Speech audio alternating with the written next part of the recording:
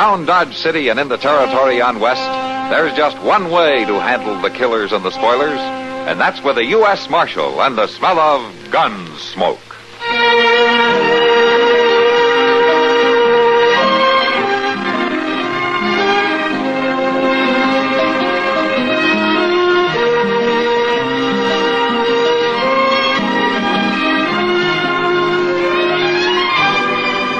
Gunsmoke, starring William Conrad. The story of the violence that moved west with young America. And the story of a man who moved with it. I'm that man. Matt Dillon, United States Marshal. The first man they look for and the last they want to meet. It's a chancy job, and it makes a man watchful. And a little lonely.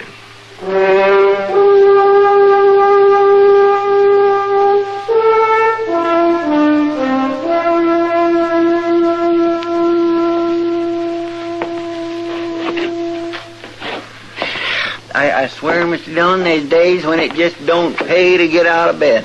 Why don't you sit down, Chester? Like today, for instance. I've been thinking back over it.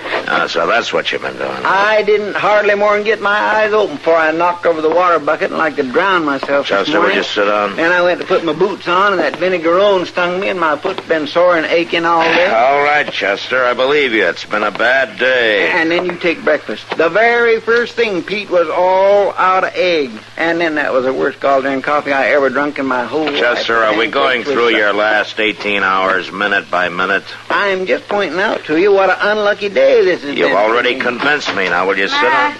Oh, Kitty. Busy? No, come on in. Evening, Miss Kitty. Hello, Chester. I can't stay, Matt. I gotta get back to the Long Branch, but... could you come over? Oh, what's the trouble? It's old Jedro Haig. Jedro? In the Long Branch? Oh, he doesn't stop in there more than twice a year. I know. He don't even come into town much more than that. Well, he's over there now, and he's been drinking a lot. All alone. Won't talk to anybody, but he's real upset about something, Matt. Oh? Yeah, I thought maybe you could straighten him out. Oh, Kitty, I'm not so sure. Well, I am, Matt. He's got a gun stuck in his belt. Oh. All right, Kitty, I'll be right over. Thanks, Matt. I'll see you there. Yeah. There you are. It's just like I said, Mr. Dillon. This day started bad, and it's gonna end bad. Well, just for once, Chester, you might be right.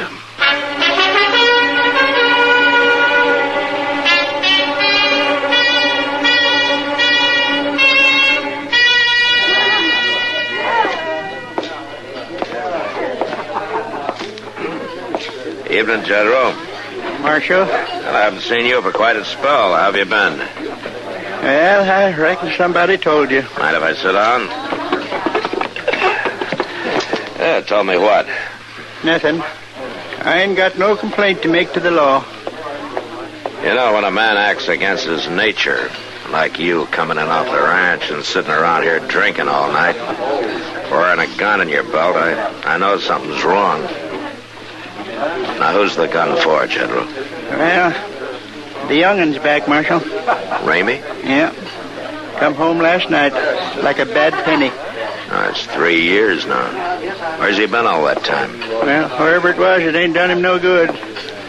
He was just ornery before and sassy. Now he's mean and no good. Friends he brung with him's worse. What friends? Oh, a couple of fellows named of Carden and King. They're gunmen, Marshal. They got the wild bunch look to them. I never heard of them before. Well, not only that, but there's others coming too, Ramey says. And they're all going to run things from now on. So the best thing I can do is keep out of the way. My own young'un. Flesh and blood, and he talks to me like that. How'd you get all those bruises on your face, Chedwick? It don't matter how. Did Ramey and his friends throw you out? Yeah, that's what they did. Out of the house. Said if I wanted back in or get something to eat, I'd have to chop wood for the stove and do the chores. Ramey done it, and they helped him. Then he laughed at me. Said that's what I used to make him do. Cut wood, things. Things are turned around now. He's still your son, Jedro. You can't take a gun to him. Well, I've been sitting here studying what to do. Why don't you sleep on it, huh? I'll ride out there with you in the morning. I got to get them 2 friends of his out of there, Marshal, on account of Diane, if nothing else. Your daughter? Oh, what do you mean? Well, she ain't safe with them around. I seen how they looked at her. She just ain't safe. But her brother's there. He'll look out for her. He's changed, Marshal. Not that much. I ain't so sure.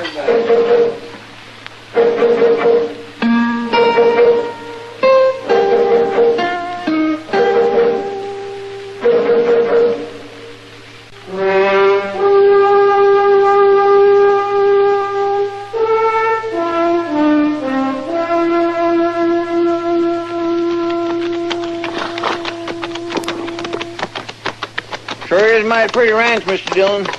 Too bad old Jedro's getting thrown out after working so hard on it. Yeah. I can't figure what young Ramey wants with it anyhow. He ain't the kind of work for a living. Maybe he's not planning to, Chester. Should make a good base for a gang of outlaws. Outlaws? Yeah, he brought 2 gunmen back with him. And there's more coming, according to Jedro. Hit the ground!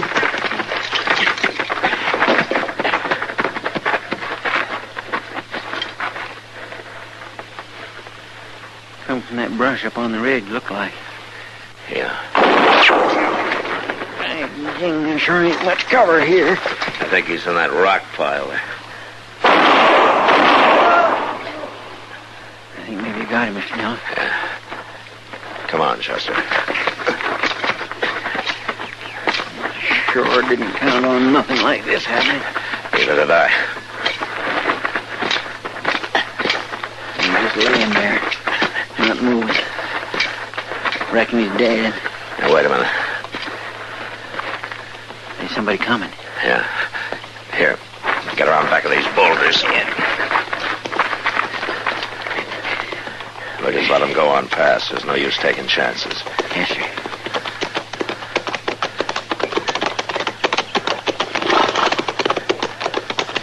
All right, hold it! Now, just sit easy now, both of you. Oh, Marshal. Well, what was all the shooting about? I was just about to ask you, Ramey.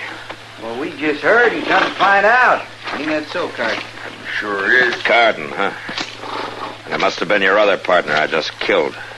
King? Now, how come you done that, Marshal? Because I don't like being dry-gulched. Did he do something like that? Big surprise to you, huh? Well, we ain't seen King since late last night. That's right, Marshal. That's funny. I kind of got the idea he might have been keeping a lookout on the trail here. If he was, we sure didn't know nothing about it. Uh-huh. It must have been drink that drove him to it. Time and again, me and Carden warned him about his evil ways. Where's your sister, Ramey? Diane? What do you want with her? I want to talk to her. About what? She's up at the house. Yeah, but if you think you're going to start any trouble... We'll ride on up to the house. You got any objections? No, of course not. All right, let's go.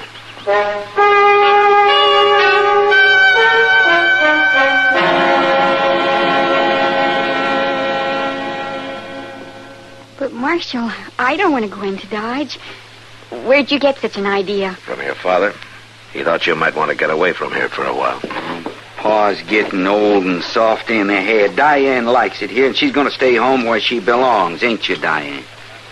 Yes, Ramey. You don't have to stay, Diane. Understand that. If Ramey or Carden here have threatened you, you can forget it. I'll see that you're protected. Threatened her? Why, I'm her brother. Marshal, I wouldn't hurt her. Ain't that right, Diane? Yes. That's right, Ramey. And old Jedro's your father, Ramey, but that didn't keep you from beating him up and throwing him out of the house.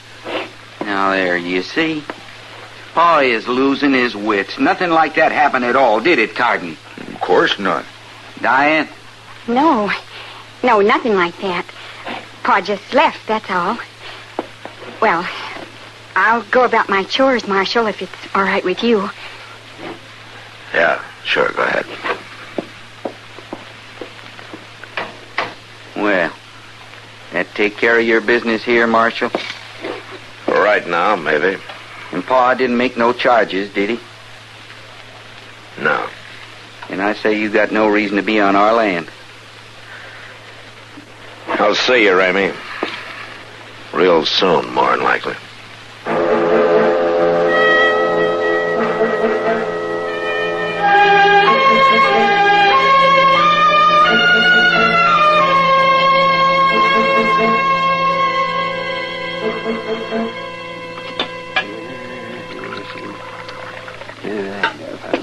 Matt, why don't you just boot 'em out? I don't figure they boot too easy, Doc. Yeah. That's never stopped you before. Ah, this is different. It's a family affair, and there's a good chance they'd slip in here some night and take it out on old Jedro. His own pa. What the tarnation's matter with that boy, Matt? That beats me. Well, what are you going to do? Just sit here pounding that swivel chair and let him get away with it? Not much I can do, Doc. No law against him coming back home. And Jedro won't sign a complaint. Says it's a family affair and he'll handle it himself. Yeah, he'll have to sober up some before he does any handling. All he does is hang around the Long Branch. I sent out some inquiries, but telegraphed. Figured there might be a chance that one of those three's wanted somewhere, and then I'd have a reason to move in on him. Seems a darn shame when the law works to help somebody like them. So, it might be a good idea to bypass the law on a thing like this, man. No. Now, you do that once, Doc, and the dam goes up. It took too long to get what law we have here to turn around and lose it. Wait a minute. What the dickens is going on up the street? I don't know. Get up here. Sounds like a fight. Quite a crowd there, Matt. Yeah. Oh, it's right in front of the Long Branch. Yeah, it is a fight. Come on, Doc.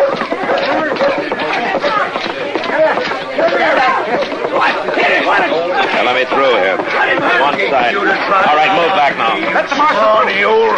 All right, hold it, Carden. Don't kick him again. I'll kick his head. Carden! I told you not to kick him. He's lucky that's all I'd done. He tried to draw on me, Marshal. I could have shot him if I'd been a mind to. But you liked it better this way, is that it? An old man half blind and half drunk. He hadn't ought to jump me, Marshal. And you hadn't ought to kicked him. You're under arrest.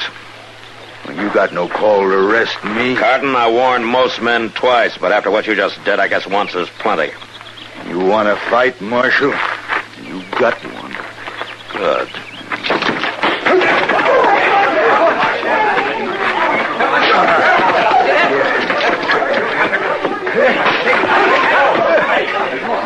Have you had enough? I'm gonna kick your guts out. And I'll tromp on him.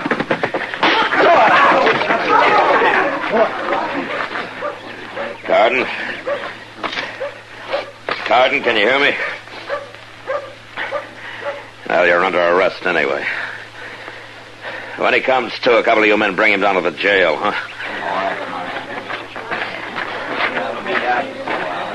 You all right, Matt? Yeah, I'm all right, Doc. What about Jedro?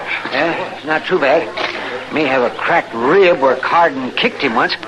He came to in time to see the finish there. I'm going to take him up to my office. Well, I'll walk with you. I want to talk to him.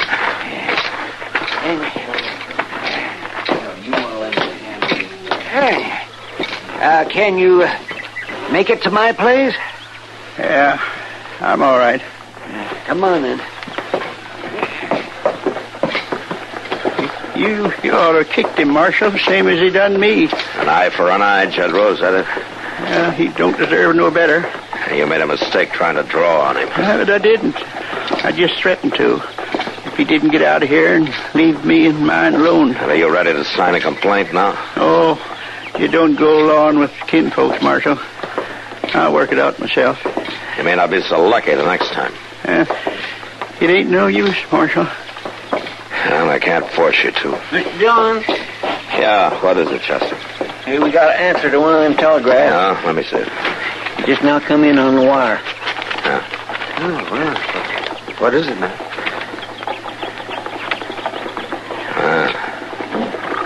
Ramey, Carden, and King are wanted in Las Cruces for the murder of a bank guard. They hadn't sent a bulletin here because they thought they were in California. Murder? Oh, my boy wouldn't kill anybody, Marshal. I'm sorry, Jedro. But I gotta bring him in now.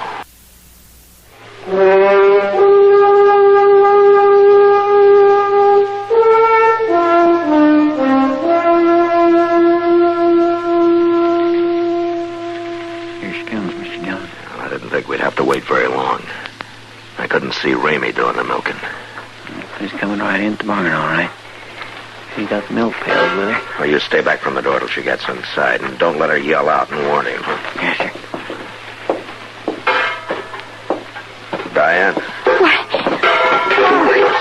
Just take it easy now. Marshal, it's Ramey. You've come here after Ramey. Grab her, Chester. Hand over her. Now, we're not going to hurt you, Diane. But I couldn't let you warn him. It'll be easier on him if you don't. If I can take him without a fight. Now, you understand me? Now, Chester's going to take his hand away. But if you try to yell, we'll have to stop you. All right, Chester. Yeah, there now. I'm awful sorry we scared you. What are you after him for, Marshal?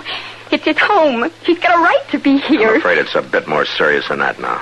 Yes, but he's still my brother. That's why I stayed to see if I could help him. Didn't he threaten you? Well, yes, but Ramey always did talk mean like that. It's more than just talk, Diane. Oh, it's not his fault, Marshal. It's them two men with Wait him. a minute. Ramey, come on out of that house. Joe Jedro. Yeah. Jesse, you stay here with Diane. I'm going out the side door of the barn and see if I can slip up there by the porch. All right, Mr. Dillon. Now, they want me to stand easy here.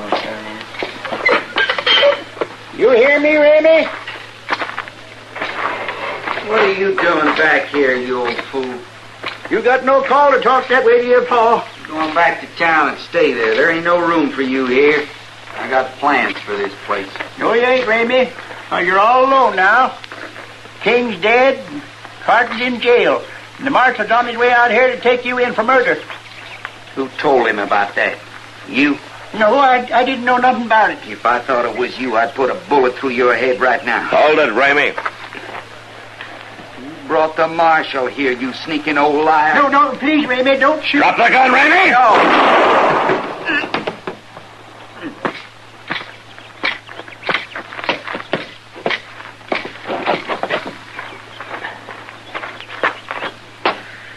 He's dead, Marshal?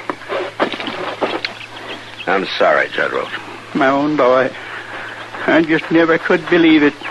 My own boy. Oh, you killed him, Marshal. You killed my brother. I'm sorry, Diane. I had no choice. He'd have killed your father. Oh, really? He was a killer already, and he'd have killed again and again. But he was still my brother, Marshal. Yeah, I know. Oh, Pa, why can't everything be like it was when we was little? I don't know, Diane, honey. I just don't know.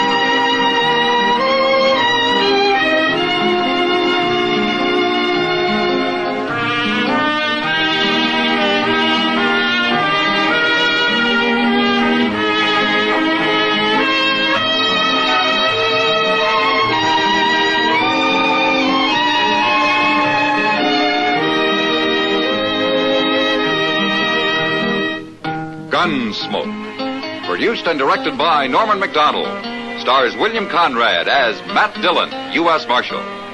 Featured in the cast were Parley Bear as Chester, Howard McNear as Doc, and Georgia Ellis as Kitty. George Walsh speaking.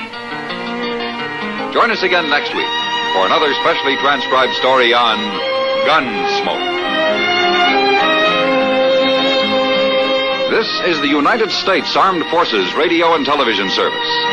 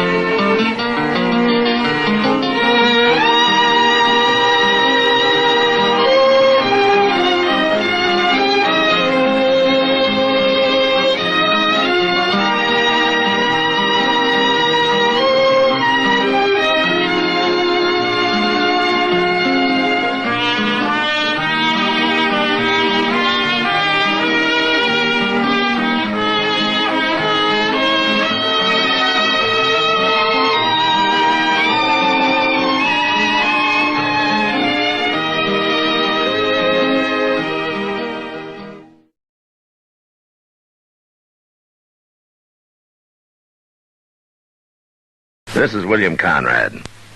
Well, tonight's the night for Gunsmoke on television. And one of Hollywood's biggest stars, John Wayne, will be on hand for the premiere. Be sure and watch Gunsmoke tonight over the CBS television network at 10 p.m. Eastern Time.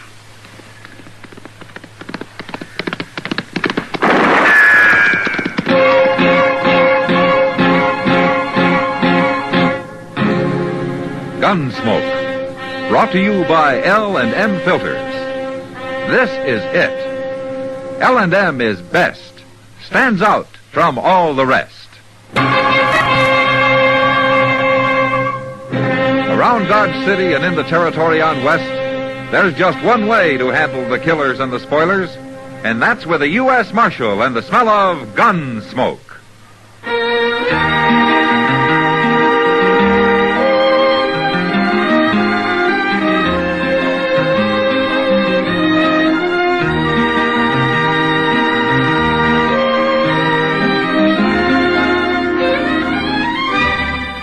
Gunsmoke, starring William Conrad, the transcribed story of the violence that moved west with young America, and the story of a man who moved with it. I'm that man, Matt Dillon, United States Marshal. The first man they look for and the last they want to meet. It's a chancy job, and it makes a man watchful and a little lonely.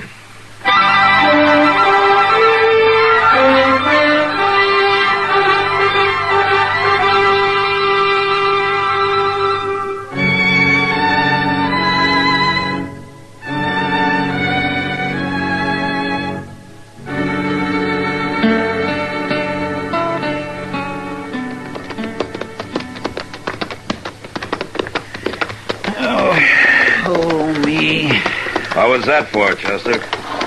Oh, I don't know. I just wanted to make a noise, I guess. It's so blame quiet out here on the prairie.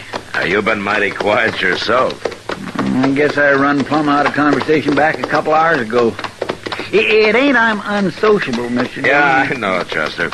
It's been a long ride. Yeah, but we'll be in Dodge by dark. Yes, sir. Just in time to go to bed. You didn't have anything better to do, did you? I guess not.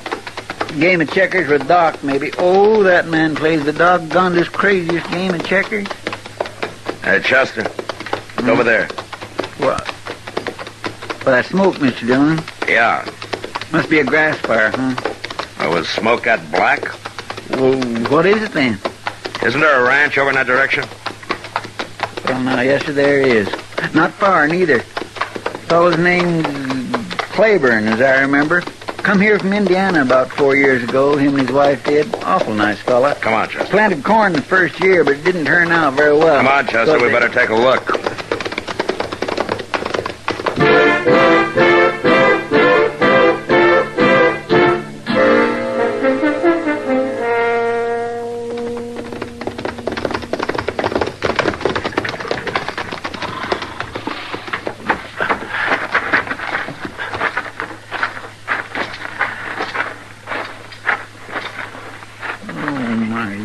Mr. Dillon, the house, barn, everything.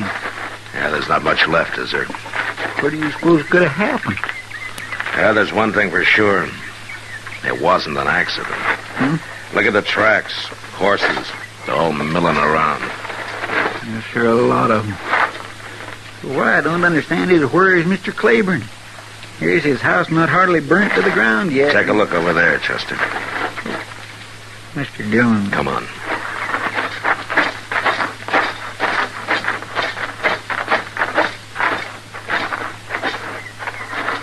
Oh, no. Yeah, he should have stayed in Indiana. And his wife, too. And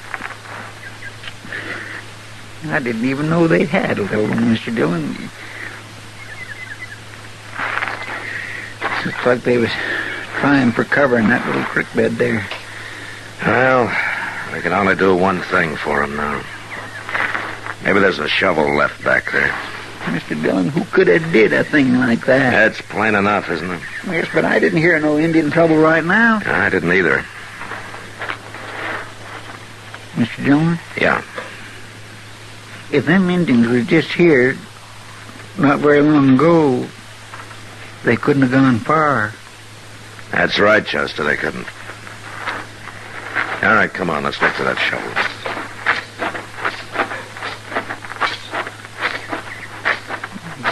Oh, Mr. Claiborne. Look out there, Mr. Dillon. What? Planted corn again, and it's doing real well, too. Yeah. Hey, wait a minute, Chester. Listen. Horses. A lot of them. Yeah. You think it could be them Indians coming back? Well, it could be. Get the rifles and we'll try a run for the creek bed. No, too late, Mr. Dillon. They're coming over the rise. Well, Mr. Dillon, it ain't Indians. It's the Bluecoats. Yeah. A patrol, a whole company of them. Oh, my, ain't they a welcome sight? Yeah, come on, let's go meet them.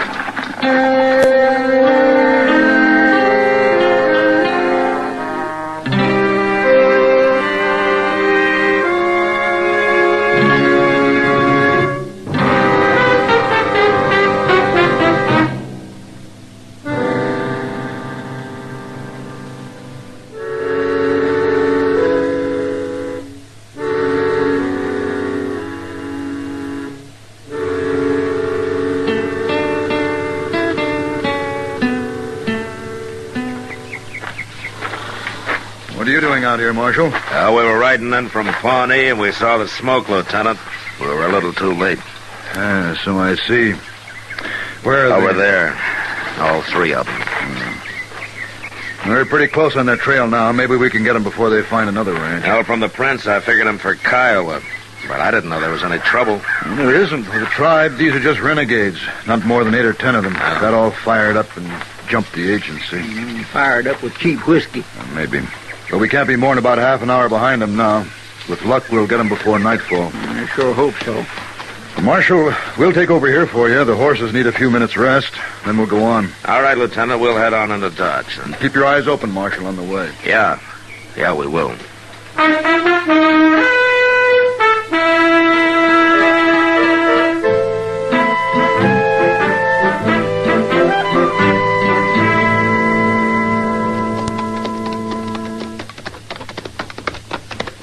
You know, Mr. Dillon, it's a cussed crying shame. Them Indians can be as peaceful as anything, and then some ornery white man comes along and sells them some of that red eye, and they just go hog crazy. Chester, an Indian's no different from anybody else with too much to drink. Now, the problem's deeper than that. What do you mean? Well, the Indians have lost a lot. They're a conquered people. That doesn't sit well with any man, Chester. And there are times when it makes him mad. Yes, sir, that's so. I guess maybe you can't blame them entirely. Not entirely. Sir. Well, say now, that's a pretty little valley. Hey, look, there's somebody down there. Yeah, looks like settlers. They do indeed, with that Conestoga wagon. They built them a sod hut, too. Well, looks like we got neighbors we didn't know we had, Mr. Dillon. Or maybe we're losing them before we get to know them. They seem to be packing the wagon. Maybe they heard about the Indians. Yeah, that's likely. Now, come on, we'll ride down and say hello.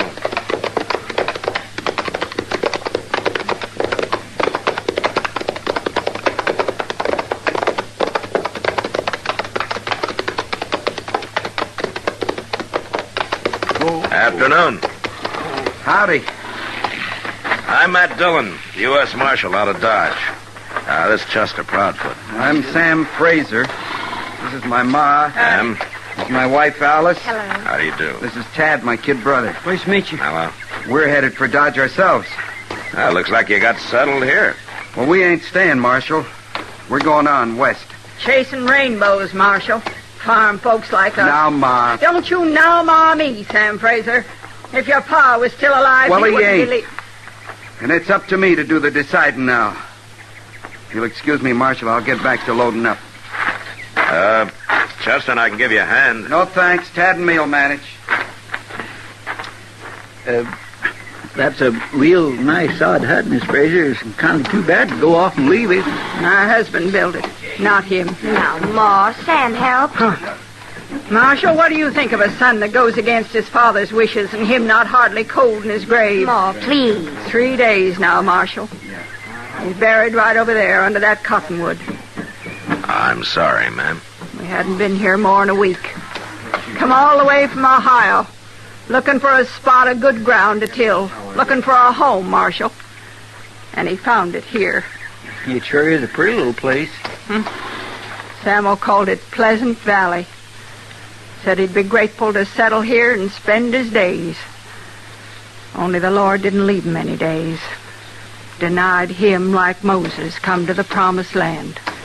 It would make a nice homestead for you folks. It would. But some folks has ideas. Oh, Ma, lay off. Mr. Fraser. What? Look, I know it's none of my business, but is there some reason why you want to give up this land and go on? Reason enough. It's because of me, Marshal. Now, Alice, you ain't to blame. Yes, I am. It's because Sam is worried about me, Marshal. No Indians would scare him off if it was just these folks, but it's me he's scared for. Me and the one coming. And what better reason? You think I want my wife and my child living in danger of murdering savages? Mr. Fraser, there's just a bunch of renegades. The cavalry will get them soon, and the danger will be over. Who's to say what they'll do before the cavalry gets them? No, Marshal, my family's going to grow up in a safe place. My ma born me in the middle of the Ohio woods, thick with Indians as fleas on a hound. We was made of sterner stuff in them days. Maybe, but my wife ain't going to live like that. Now, come on, Tad, hand that up. We're losing time. You going on west? Aye, to California, he says. Might even look for gold instead of farming, he says. Oh, my, I reckon most of that gold out there is already clean. 20 years or more. Of course, you might have luck. We can always find a piece of land. Yeah, maybe you can, but nothing better than this. Nothing half as good. This dirt's richer than molasses in the cook pot. If it was me, Well, it ain't. Now, hoist. If I was just a few years I said old... hoist.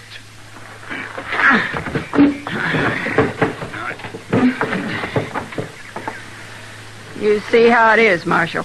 Yes'm. Maybe he's right. California might work out fine. Only it's a long way, and with Miss Fraser expecting, it's going to be kind of a hard trip. I know all that, Marshal. We'll stay in Dodge till the baby's born. It won't be long now, and then we'll go on. I just want to say one thing, Mr. Fraser. As a lawman in this territory, we have some troubles now and then, sure, but it's not as bad as you think. And in a few years, it'll be as safe here as it is in, Ohio right now, or California. And it's going to be a prosperous country. My mind's made up, Marshal. Well, all right. We better help you get loaded then. See you safe into Dodge. The worst place to be right now is out on the open prairie.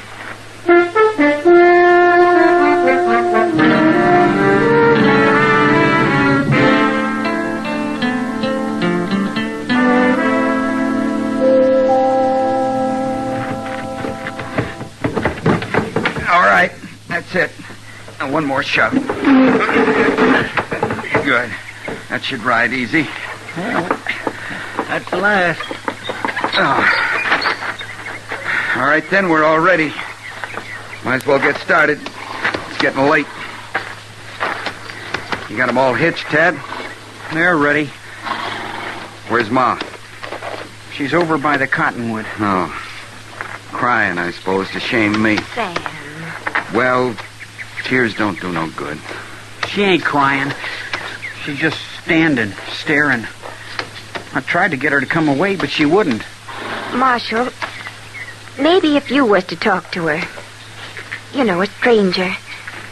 All right. Well, sure, ma'am.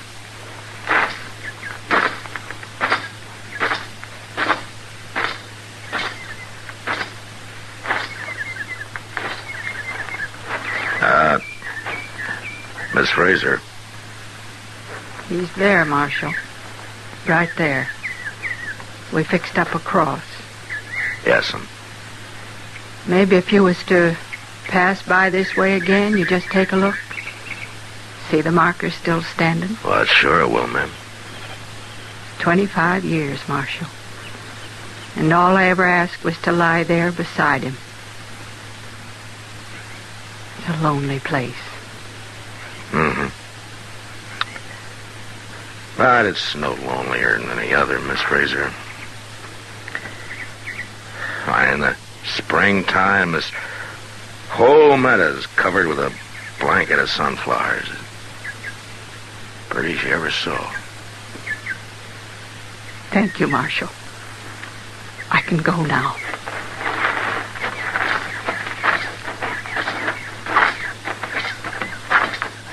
Ma, I'm sorry. No need, boy. We all do what we have to do. You're no different. Just help me up. Oh, here, Ma. All right. Now let's get this girl into town. Her time's almost come. Okay, Ma. Hey!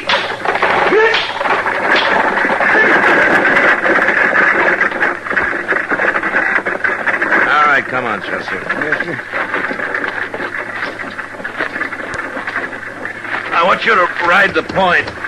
Keep a good watch ahead and to the north, huh? All right, sir. I'll cut up to the top of that hill and take a look, and then I'll ride south flank, cover that side and behind. Mr. Dillon, it sure does seem a shame. Wait a minute, Chester. Oh, my gracious, coming over the hill. Yeah. Them ain't blue coats. No, they're not, Chester.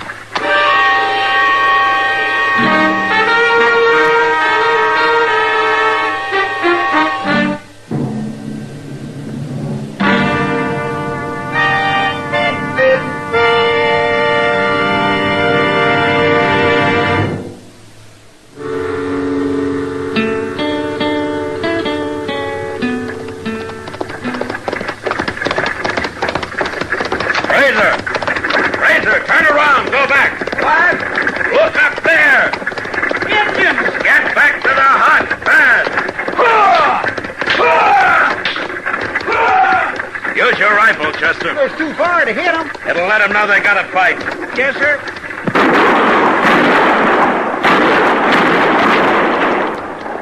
Now they've turned off. I thought they would. All right, let's get back to the Frasers. Come on.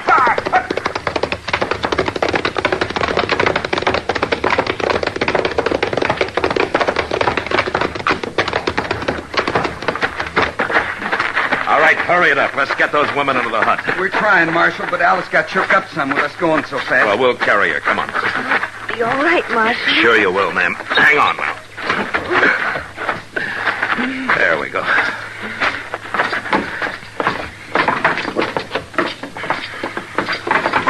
Over here. Right here, Marshal. Put her down gentle. Yes, ma'am. Alice. Now, Sam, don't you worry. I'll be all right. You go on.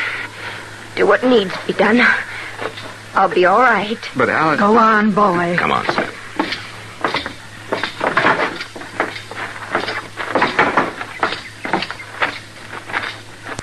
You got a rifle, Sam? Yeah, Sharp's in the wagon. Well, that'll give us 3. I ain't got one, Marshal, but I can load for you. All right, son. There'll be plenty to do. They're still up there, Mr. Dillon. Having a powwow, looks like. You figure they'll rush us, Marshal? No. They know we got rifles. There are only 8 or 9 of them, and the ground's too open. They'll either go on and leave us alone, or they'll wait till the sun goes down and come in the dusk. And there's nothing to do but wait. Well, we can use the time to unload part of the wagon. Just the things they'll need in there, though. Then we'll drive it off and cut the horses loose. We don't want them milling around in case of a fight. Sam, What, Ma? get water from the creek. Make a fire, quick. Ma? Don't stand there. You heard me. Get moving. Yes, 'em.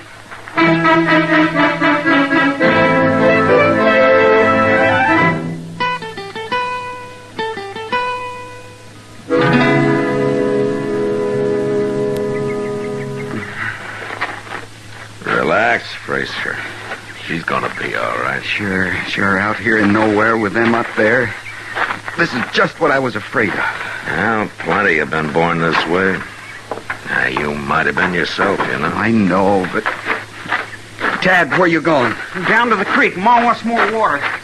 You better go with him, Chester. Yes, sir. I should have gone 2 days ago. I wanted her to have the best, nothing but the best. Yeah, I know. That's That's why I talked about hunting gold in California. You know something, Sam? A man can waste a lifetime looking for gold when it's right in front of his eyes. Where? Yeah, you're looking at it. There's wealth here for a man, too. Oh, I know it, Marshal. Tad! Yeah, come on. Tad! You're all right, Mr. Dillon. Just a nick. One of them snuck up close, but I chased him off. Tad. I'm all right, Sam. Just creased my arm. Well, it's bleeding. We'll fix it when we get him back to the hut.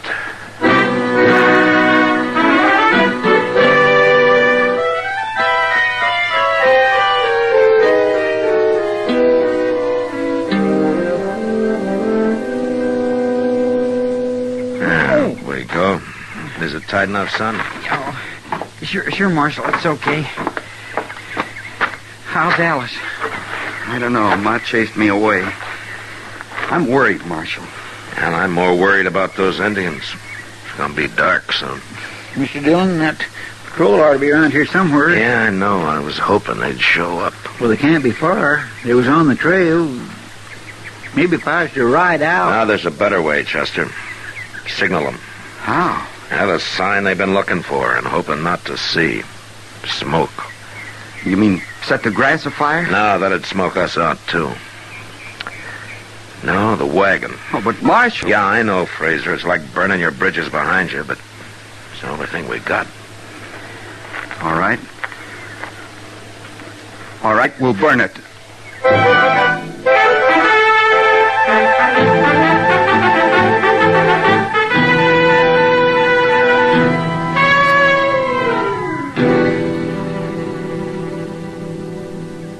That's almost out, but it sure sent up a lot of smoke while it lasted. You reckon the cavalry saw it, Mr. Dillon? Yeah, it's hard to say, Chester. Well, if they did, I hope they're hurrying. Sun's most gone, all but the tops of the hills. This valley's getting mighty shadowy. Yeah, we better sit in a circle. Each one watch his side. Marshal, out there, was that... What? No, just one of the horses, son, but you keep looking. Marshal, listen. Look, up there, it's the Bluecoats. They're here. Oh, ain't that a welcome sight? They're charging the Indians, running them off. Marshal, we're going to be all right. Yeah, Fraser. They'll get him now. Maybe if we... Sam, get in here.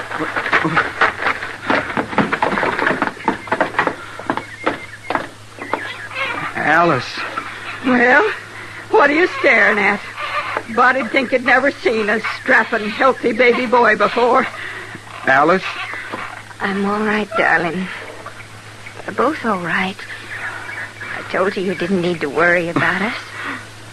All right, now, you men folk, get on out of here. Go on, skedaddle. Yes, ma'am. You too, Sam Fraser. Well, I declare. Well, Sam, Chester and I'll be getting on into Dodge. We sent a wagon out for you. Well, I reckon we won't be needing the wagon, Marshal. Sam, you mean we're staying? Well, we buried one here, and we born one here, and we shed Fraser blood in this dirt. And it is good dirt, Marshal. And it is a pleasant place. Yes, it is. You'll be welcome here any time. Both of you. Thank you, Mr. Fraser. Welcome to Kansas.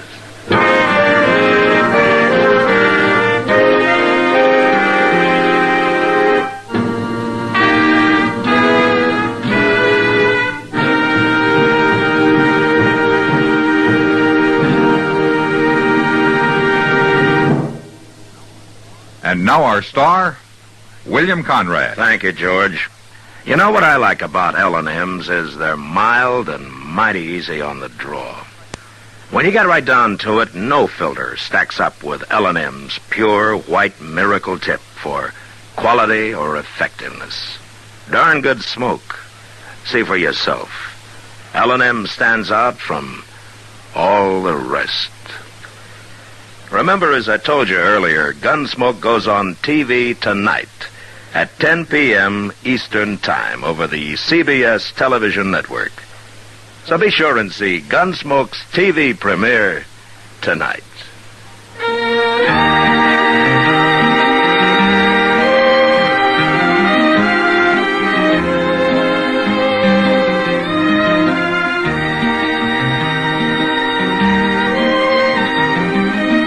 Gunsmoke, produced and directed by Norman McDonald, stars William Conrad as Matt Dillon, U.S. Marshal. The special music for Gunsmoke was composed and conducted by Rex Corey. Sound patterns by Bill James and Ray Kemper. Featured in the cast were Vic Perrin, Helen Cleve, Eleanor Tannen, Sam Edwards, and John Daner. Parley Bear is Chester.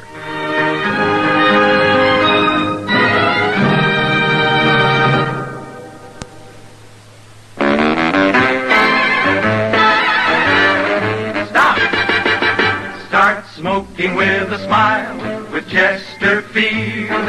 Smoother, cooler, milder, Chesterfield. Put a smile in your smoking, just give them a try. Chesterfield's best for you, they satisfy.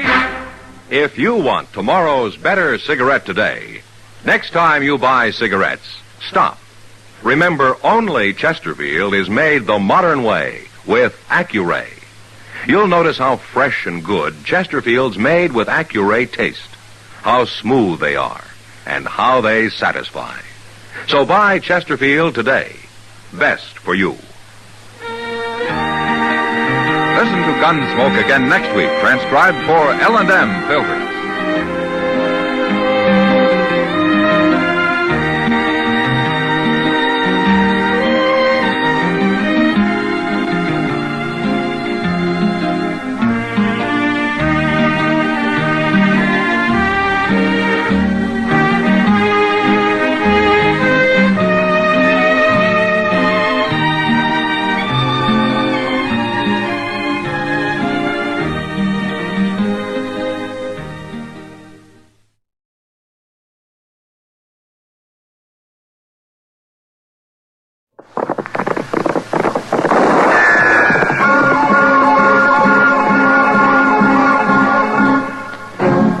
Around Dodge City and in the territory on West, there's just one way to handle the killers and the spoilers, and that's with a U.S. Marshal and the smell of gun smoke.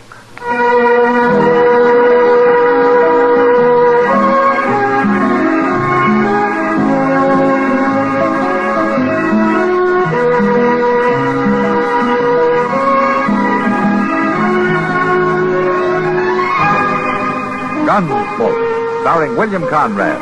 The story of the violence that moved west with young America. And the story of a man who moved with it. I'm that man, Matt Dillon, United States Marshal. The first man they look for and the last they want to meet.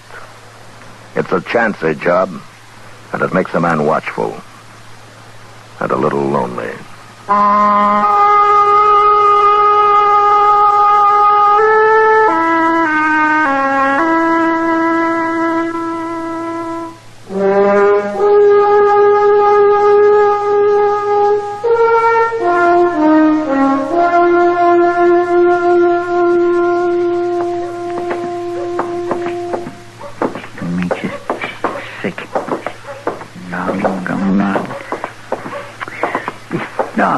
Doggone, look, Mr. Dillon, there's times a man just don't use his head for nothing except to hang his hat on. What are you talking about, Chester? I knowed better than to keep on playing, but I went right ahead and done it anyhow. Oh, the poker game last night, huh? Forget it. Forget it. Mr. Dillon, I lost $9.45 in that game. You'll live. Yes, I'll live, all right, but I'm sure going to be eating mighty low on the hog for the rest of this week. Wait a minute, Chester. What's the matter? Well, now, what's the matter with her? Flying down that boardwalk like the devil himself was chasing her. Yeah. Well, that's Sally Bogan, Mr. Dillon. Yeah, I know. Sally. Seems like she's scared of something right now. Hey, Sally, wait a minute. Wait. Well, it's too out of day to be hurrying like that, isn't it? Yes, I guess it is. Oh, what's the trouble, Sally? Why were you running? I don't know. Something scare you? Somebody I just saw man. Forget it, Marshal. I'm all right now. Well, who was he? What did he do to you? Nothing. I just didn't want him to see me. Well, why? Who was he? My husband. Ben? No, not Ben. The other one. Forevermore, the other one. The first one. Nobody knows about it. Not even Ben. What's this all about, Sally? Oh, I was 17 in San Francisco. He was second mate on a clipper. And about 4 years ago, it went down in a typhoon, and he's dead, Marshal. He's got to be dead, or else I'm not really married to Ben. You should have told Ben about it. I know, but I didn't. And now it's too late. It wasn't him. It couldn't have been him. Just somebody that looked like him, maybe. Oh, that's possible. If he wasn't drowned, he'd have come back before this. It's been 4 years. My gracious alive, no man wouldn't stay away from a pretty little... Been a long time, Sally. You're prettier than ever. Hello, Jeff. Why'd you run when you saw me up the street there? Well, I wasn't sure. No, it can't be. Oh. It just can't be. No. Hey, what's the matter? No, Jeff, don't touch me. You better take it easy, mister. She's kind of upset. Who are you, Mr.? My name's Dillon. Well, you just run along, Dillon. He's the marshal here, Jeff. We don't need no permission from the law. Jeff. Sally and me are going to spend some time together and maybe have a drink or two. And it's going to be just like old times now that I'm back. No. No. You better tell him, Sally. Tell me what? Jeff, I'm married. I ought to know better than anybody else that you're... You don't mean to somebody else. I thought you was dead. The ship was sunk and you didn't come back. And I thought you was dead. Well, you sure didn't waste no time hitching on to somebody else. She waited 4 years, mister. That's a long time for a girl to try to make out alone, don't you think? What I think is my business, Marshal. Come on, Sally. We're going to talk this over in private. Jeff, I can't. Now, this is no way for a wife to act to her lawful husband. You come on. Just a minute. Now, Sally, do you want to go with him? No, Marshal, I got to tell Ben. I got to decide what to do. All right, mister, you heard her. Are you aiming to come between a man and his wife? You call it what you like, but you're not dragging her off somewhere when she doesn't want to go. Is that so? Well, on board ship, Mr. Marshal, when a fella butts in like this, we just... Jeff, no! You better stand back now, Miss. Oh, make them stop! Oh, that wouldn't be too easy, no.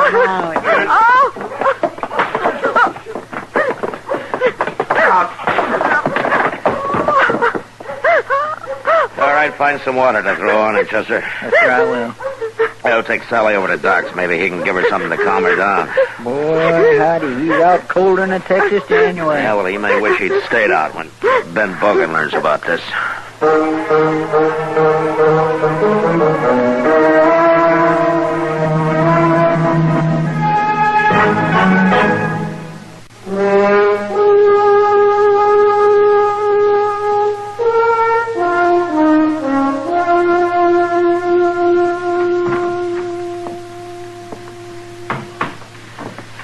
How is she, Doc? Oh, she's all right, Matt. There's nothing wrong with her. A good night's rest won't cure. And one less husband, of course. Yeah, that's quite a situation. Yeah, it sure is. It's going to be worse, I'm afraid. Why? She didn't break any law. She had plenty of reason to think her first husband was dead. No, I mean the trouble is going to stir up when Ben Bogan finds out. She doesn't want to see Ben until tomorrow, Matt. She wants to stay here in town tonight and try to figure things out. No, that's a good idea. She can get herself a room over at the Dodge House. Wonder which one of those men she'll pick. I don't know, Doc. I just hope she does it quick before the two of them meet head on. You know, Matt, if I was 20 years younger, I might get into the fight myself. Huh? An old goat like you. Goat? Oh, Matt. I'll have you know, a few short years back when I was a mite slicker and spryer, oh, my, I was a holy terror with the ladies. Yeah, I can believe that. Why, it wasn't until recently that I'd even accept a woman patient. They'd always up and fall in love with me. And a man just can't have it. Doc, what's this I hear about my wife? Hello, Ben. Oh, Marshal. Somebody said they seen you bringing Sally up here a while ago. Well, Yeah, I guess they might have at that. Well, what's the matter with There's her? nothing serious wrong with your wife, Bogan. She's a little upset, that's all. Well, what do you mean? What's she upset about? Well, I don't think the technical terms would interest you. Now, never mind the terms, Doc. What's she doing here? What's wrong with her? Well, maybe you could explain it better. What's going on here, Marshal? Well, Ben, it's kind of like Doc said. It's just... Doc, I think I'd better go over to the Dodge house, but... Ben, Sally, now, what's this all about? haven't you told him, Marshal? Well, I thought I'd better leave that to you, Sally. Tell me what, so help me. If somebody don't say something... Hey, take it easy, Ben. Take it There's easy. something wrong with my wife. There ain't nobody will say nothing, and you say take it easy. Ben, it seems that Sally here was married once before. Married? Yeah, a man named Lightly, a sailor. Sally thought that he'd been drowned at sea years ago, but, well, he turned up here in Dodge today. He came looking for her. Sally, why didn't you tell me? It was all over and done with. I didn't think it mattered. Oh, you didn't, huh? Well, you think it mattered if I whip you, son. Ben? Leave her alone, Ben. You stay out of this, Marshal. Go run that skunk out of town if you want to do something useful before I get to him and kill him. Killing won't solve anything, Ben. He's got as much right here as you have. Has he got a right to come sneaking around my wife? Could be she's his wife, Ben, if it turns out he's still alive. Well, he won't be alive long. And it's your fault, you little ducksy. I said leave her alone. I'll leave her alone as soon as I beat a little sense into her. No, please. All right.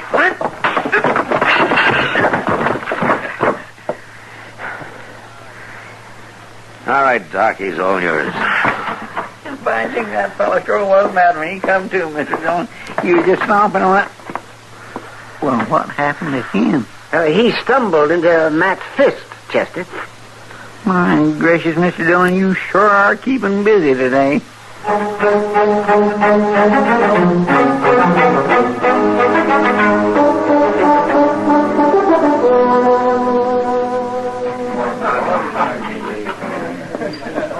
What are you going to do about it, man? Wish I knew, Kitty. You know, if those two get together, somebody's going to be killed. And I can't keep them apart forever. No. Yeah, if it was a drunken trail driver with a 6-gun in his hand, I could handle it maybe, but... I don't know. These man and wife mix-ups are... 2 men and a wife, Matt. Yeah, that's twice as bad. I was going to end up worse. Well, I sort of figured Sally was heading for trouble. Not quite like this. No? What do you mean? Well, she doesn't belong in a place like Dodge City, Matt. She's too restless, too free and easy. She spends too much time in town. Doing what? I wouldn't have said anything if this hadn't come up. Well, now, come on, Kitty. What are you getting at? Do you know a whiskey drummer named Slim Randall? Slim Randall? Yeah, I've seen him around. Well, he and Sally have been together a lot the last few weeks. It's harmless enough, I guess. Well, you know how people talk and make something out of nothing. Yeah. All right, I'll change what I said. It's 3 times as bad. Or it will be if Ben hears about Slim Randall. Matt? Oh, Matt. Yeah, what's the trouble? I want you to tell us. I want to know what you two have done with my wife. I've been trying to tell you that she doesn't want to see you tonight. She doesn't want to see anybody. She's got to be left alone so she can kind of get hold of herself. Oh, there you are, Ben. You heard what he said. You're lying, both of you. You let her get together with that low-down sailor from San Francisco. That's right, mister. Well, I've been looking for you. Well, now you found me. My name is Lightly. You dirty tin. Yeah. All right, hold it, Ben. No, Marshal, let him draw. That's all I ask. Just let him draw. I'll shoot the first man who touches his gun. Mister, I want to know where my wife is. He doesn't know any more about it than you do, Lightly. If she wants you, she'll come looking He's for got you. her locked up somewhere, so she would have. You got no wife, mister. You're a dead man. And if you ain't yet, you're soon gonna be. Oh, you like to name the time and the place, Bogan? How about tomorrow morning? In front of the livery stable. I was hoping you'd make it sooner. I'll make it right now if you... All right, hold it, both of you! All right, Lightly, you've said your piece. Now get out. See you all tomorrow. Drinks are on me.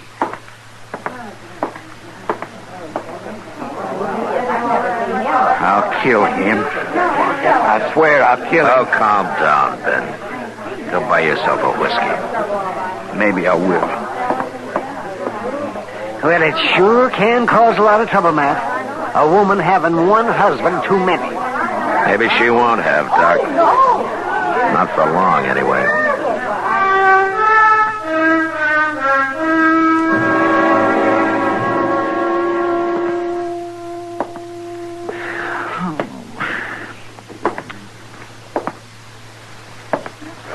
And you aiming just to sit there, Mr. Dillon?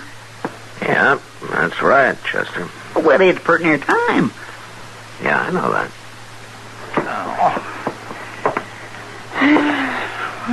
Oh, for heaven's sakes, relax, Chester. You got me just jumpy as a cat. Well, ain't you going to do nothing to stop it, Mr. Dillon? Not much I can do about it, Chester. You can stop them. No, just postpone it.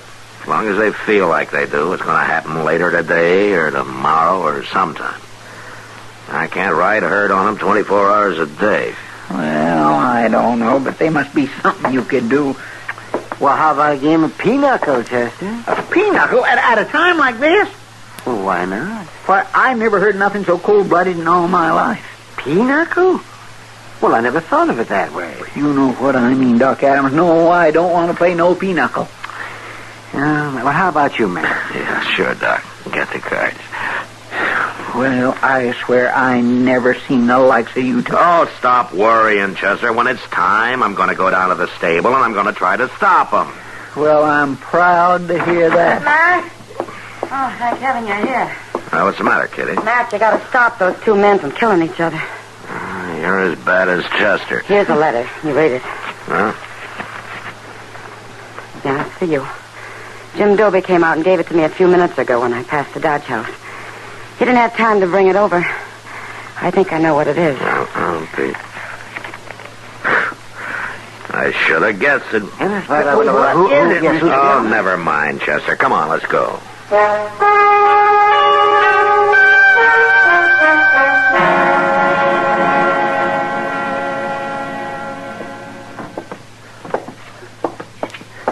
That's him, Mr. Dillon. Right in the door of the stable there. That's him. Yeah, I see him. Looks like he's just standing there waiting. Well, he picked the best spot he could. Jeff Lightly will have to come at him across the open there. I don't see Lightly around nowhere. He's not far away. You can bet on that. You stay out of this, Marshal. The law can settle up afterwards. Now, watch your gun, Ben. Now, wait a minute. I got no time to argue. Just hand it over. I mean it, Ben. All right.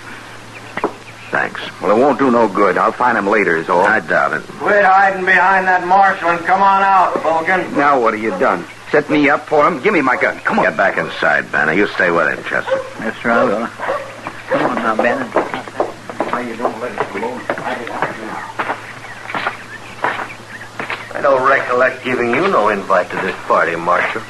I'll take that gun of yours, Lightly. Well, I ain't so sure about that. Here, now, you're pretty high-handed, ain't you? You're just lucky you didn't try to draw. Chester, bring Ben out here.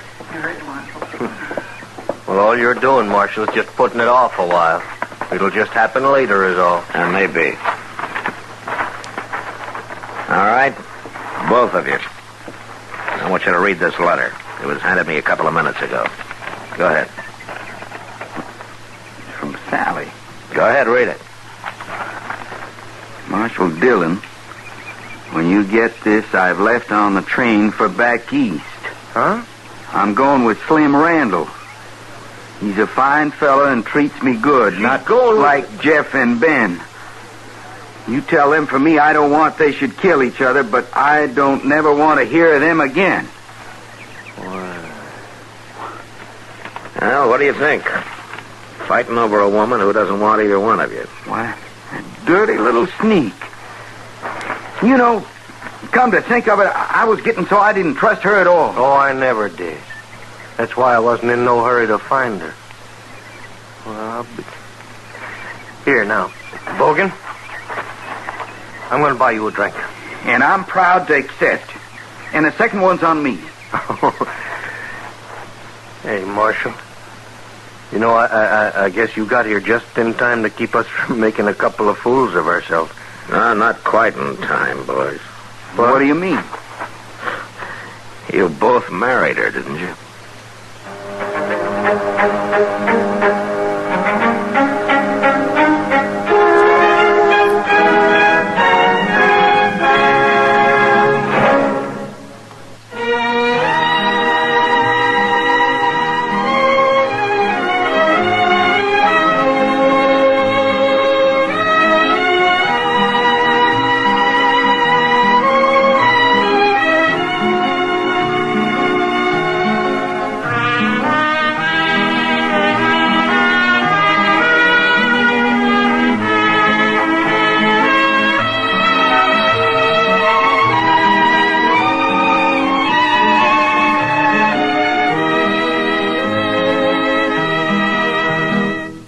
Gunsmoke, produced and directed by Norman Macdonald, stars William Conrad as Matt Dillon, U.S. Marshal. The script was specially written for Gunsmoke by Les Crutchfield, with editorial supervision by John Meston.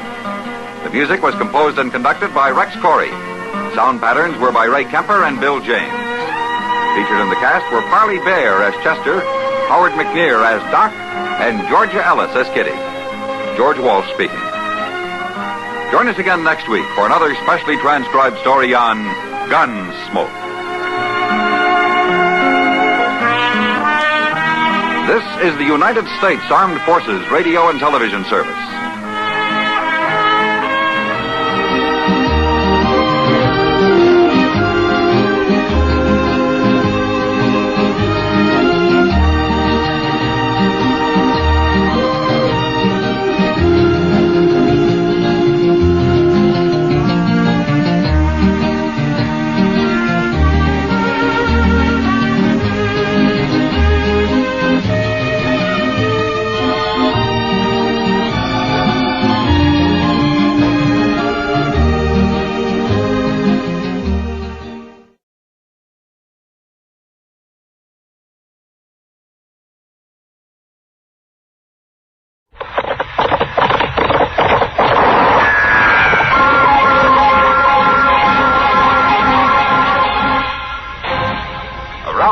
City and in the territory on West, there's just one way to handle the killers and the spoilers, and that's with a U.S. Marshal and the smell of Gunsmoke.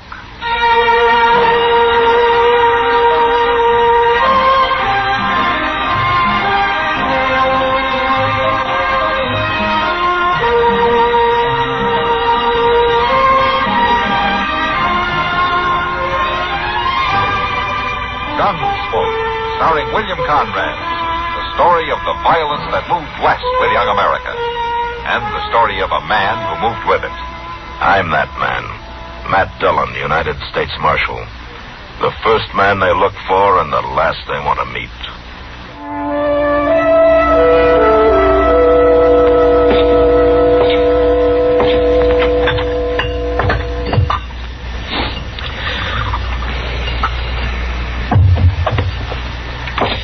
Doc, how could you get sweet-talked into a spot like this? I just can't understand it. Well, I think you've got it all wrong, Mr. Dillon. It's kindly honor. And I'm just proud to know, Doc. Oh, now, don't listen to him, Chester. Just hold up that looking glass while I try this thing on. How's this? Yeah, just a little bit to the left. Now, hold it right there. You're not going to wear that. My goodness. Well, now, what's the matter with you? You two are pretty smug. Well, now, Doc, Anyone with an ounce of brains knows that an umpire wears a stovepipe hat. Well, yes, but that's Arthur Meeker's undertaking hat. And it happens to be the only one in town. Looks like to me that Meeker's trying to promote a funeral. Wait, let me look at this again. Yes, you're right. Yes, I hate to admit it, but it does look kind of silly. Well, we've won 1 point anyway. Yes. Chester. Yeah, Doc? Maybe you'd step next door to the depot and see if anything came for me on the evening stage.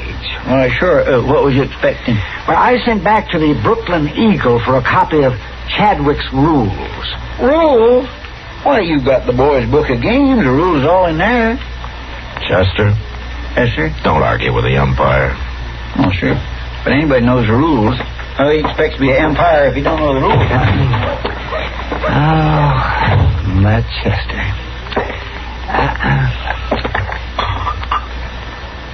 Matt, what in the world have you got such a long face for? You're not really expecting trouble. Yes, I am, Doc. But why? I just can't seem to get it through your head that baseball isn't the same game you keep talking about. It's changed. Well, the rules maybe have changed, but it's still a gentleman's game. Why, back east, the Saturdays I spent watching the Knickerbockers and the Mutuals. But those were businessmen, Doc, playing for a keg of beer and a little exercise.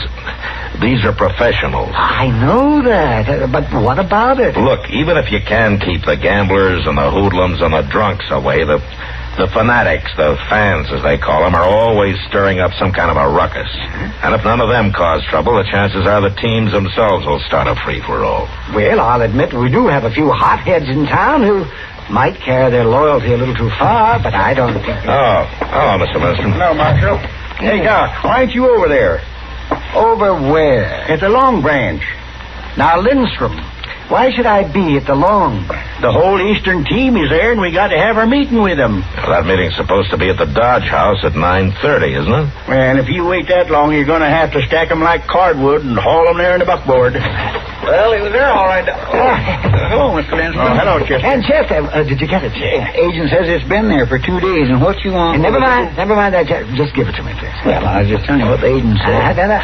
Lindstrom, you meet me at the Dodge House in 20 minutes. Where you going, Doc? Where do you think I'm going? Oh, it's starting already. And I'm coming with you. Well, that heat ain't supposed to be... Come on, Chester. We're going to the Long Branch. Yes, sir, but I thought that... Just come along. We're going to give Doc his first look at the Eastern All-Star Professional Baseball Club.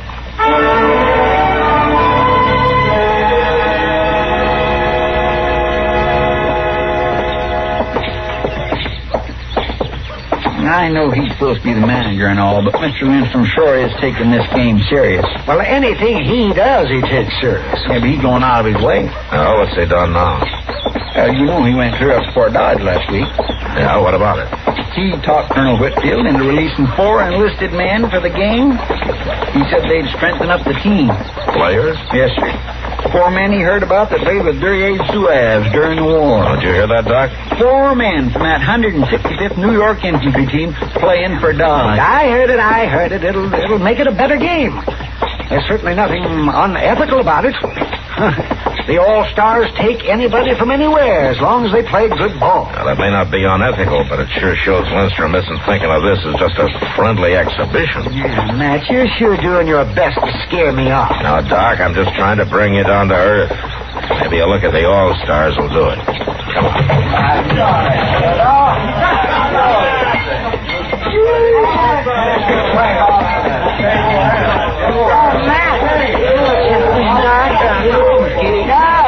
Matt, if you hadn't walked in that door when you did, I was just going to send for you. You mean the Eastern All-Stars?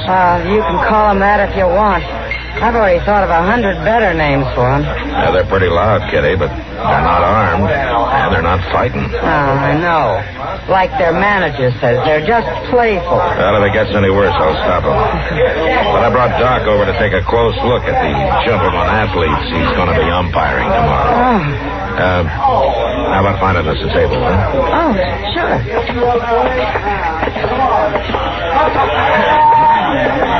How's this table, Matt? That's fine.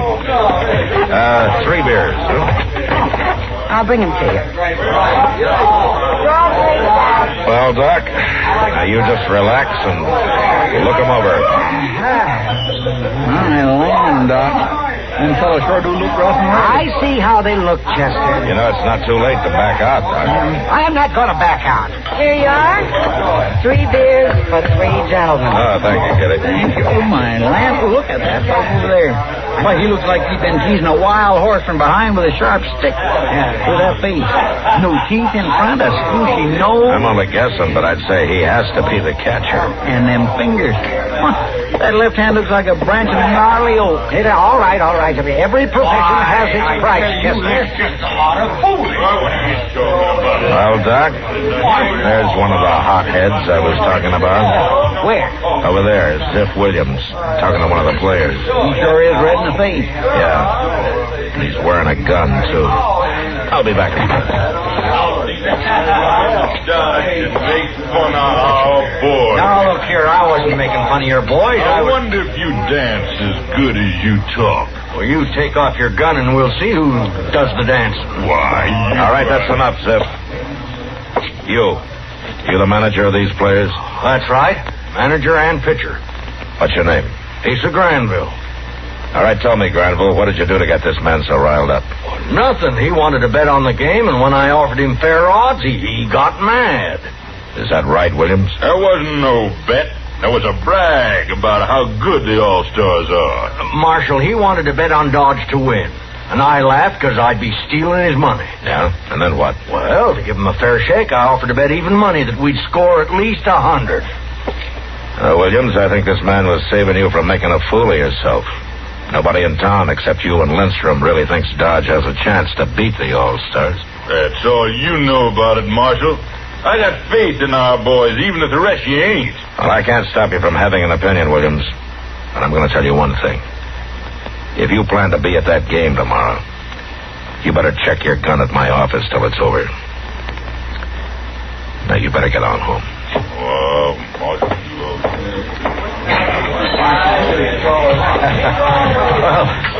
Well, thank you, Marshal. I've done a lot of arguing in my time, but I'll never against a gun. Well, I've done you a favor. Now I want you to do me one. What is it, Marshal? You seem to be the only sober one of your crowd, so see how fast and how quiet you can get your boys out of here and over to their rooms at the Dodge House. I guess they were getting a little loud, weren't they? Yeah. They should be getting to bed anyway. And when you get them put away, just remember that you still got a meeting in the lobby at the hotel. I'll be there as soon as I can. Okay. All right, boys, come on.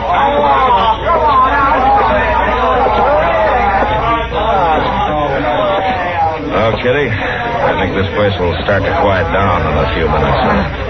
Thanks, Matt. Chester. Yes, sir? You stay in case Kitty needs you. I'm going to escort Doc here over to the Dodge House. Oh, well, thank you. Well, come on, umpire.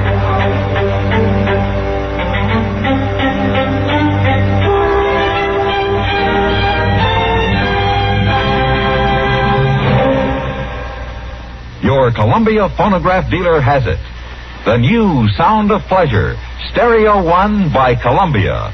#1 in the wonderful world of sound. Just wait until you hear the beautiful sound of true three-dimension stereophonic high fidelity. It's a thrilling experience that makes all your records, stereo or regular, sound better. There's a complete selection of Columbia Stereo 1 phonographs, ranging from smart new portables to handsome single and twin-unit consoles, crafted like fine furniture. And there's a Columbia Stereo 1 phonograph for every room, for every budget, and for every listening need. No matter what you want in stereo, Columbia has it. And your Columbia phonograph dealer is headquarters for Columbia phonographs. Portables are priced as low as $24.95, and elegant console models start at the amazingly low price of $129.95. See them all. Hear them at your Columbia phonograph dealer.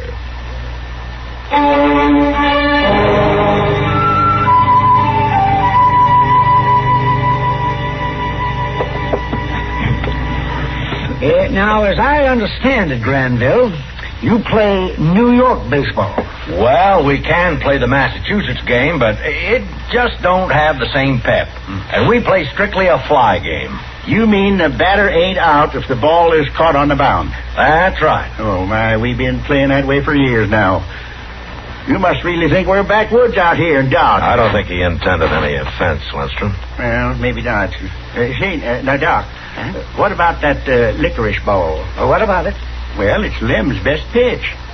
Do you Eastern fellas use it? No, not anymore. Well, how come? Well, it ain't really a rule, but generally before a game we agree that neither pitcher can chew licorice. Well, I think that's unfair. Oh, if you want to use a licorice ball, go ahead. Won't bother us none. just messy, that's all. What's messy about a little licorice on a ball? Winston, if you'll hold your mouth for just a minute. There are some other things that should be settled first, and we'll get to them. But first of all, the game will be 9 hands. Innings. Huh? They call them innings now. Oh, all right. 9 innings. 3 outs to a side per inning.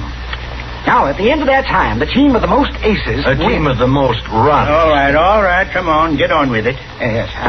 Now, Chadwick's newest rule book of baseball. I have it right here, and we shall read it. The batsman calls the pitch. That's what it says. He can call for a high ball, a low ball, or a middle ball. If the umpire decides the pitch was in the area called for, he shall rule it as a strike, even though the batsman does not swing. 3 strikes are out. Are there any questions? Well, not on that, but what about that walk thing? Oh, the walk. Well, I'd like to explain that, Doc, if you don't mind. Go ahead. Yes. Well, see, we found the game was dragging, so the association passed a rule that if the umpire calls 9 unfair balls against a pitcher, the batsman can walk to first base, and the next batter comes up. Oh, my, that sounds awful tough on the pitcher. Oh, they're even talking about cutting it down to 8 balls next year. Excuse me just a minute, gentlemen. But Chester, don't just stand there in the door wiggling your fingers. If you want to see Matt, come on in. Well, I'm sorry, Doc. I'll come out there, Chester. You go right ahead. Yeah, well, thank you, Matt. Yes, sir. Now, let me see. We will continue reading here. The pitcher shall release the ball no closer than 45 feet from home plate. His feet shall be together at the time of the pitch. The elbow shall be stiff, and the pitching hand shall not rise above the belt. Are there any questions? Yeah, Doc, I got a few questions, and they're all for Mr. Granville. Well, go ahead. Do you or your players ever bet on the games you play? Why, of course we do. Do your players ever bet against themselves? What are you getting at, Marshal? Just answer my question. Well, we do not. I'm not talking about betting whether you win or lose. I know you've never lost a game. I'm talking about sucker bets. Why, you heard me turn down a sucker bet at that saloon. And the bet I offered was square. Yeah, I know. You offered to bet you'd score more than 100 runs, and you said it good and loud in front of everybody. And made you look real honest. So after you left, your ringers could move in and clean the town. I swear, Marshal, I don't know what you're talking about. Chester, I want you to tell everybody here what you just told me. Well, there's 2 gamblers over at the Long Ranch right now, strangers in town, and they're taking all comers. The gamblers is giving good odds that the All-Stars won't score more than 50 runs. Just about everybody in Dodge is betting they will. Well, I sure don't know who the gamblers are, but they ain't very smart. Unless maybe they know something that I don't. Like what? If you and your boys are as good as you're supposed to be, you're the only ones who can make sure that you didn't score more than 50 runs. And it could just be that those gamblers are betting with your money. Well, I'm not going to answer that, Marshal. But if you want to get rich fast, sell everything you got and take the bet they're off. That's the last thing I'd do. But if I'm wrong, Mr. Granville, you'll have an apology from me before you leave town tomorrow. You better start thinking it up right now, Marshal. But if I'm right, you and your boys won't be leaving.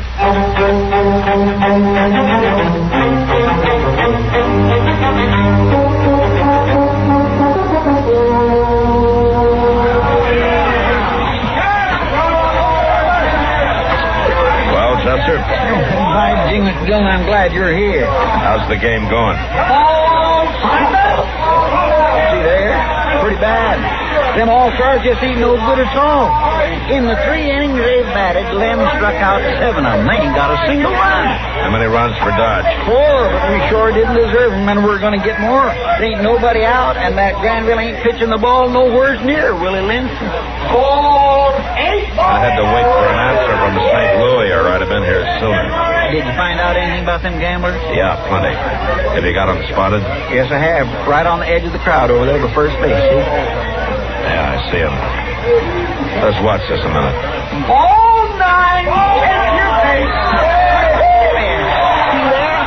He walked Willie on purpose. Yeah, who's this coming up? Well, it's one of them players I was telling you about that Linson got from Fort Dodge. I don't know his name. Tell me something, Chester. What? Don't these All-Stars look to you like maybe they're scared? Well, you look kindly nervous. Now, that's the first real hit we've had. Yeah, that's a good one, all right. At least 2 bases. That should score Willie easy.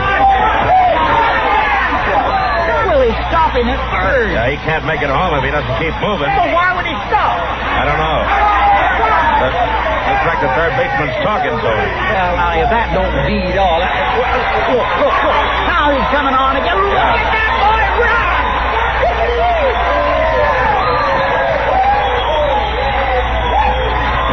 I want to talk to Willie. Come on.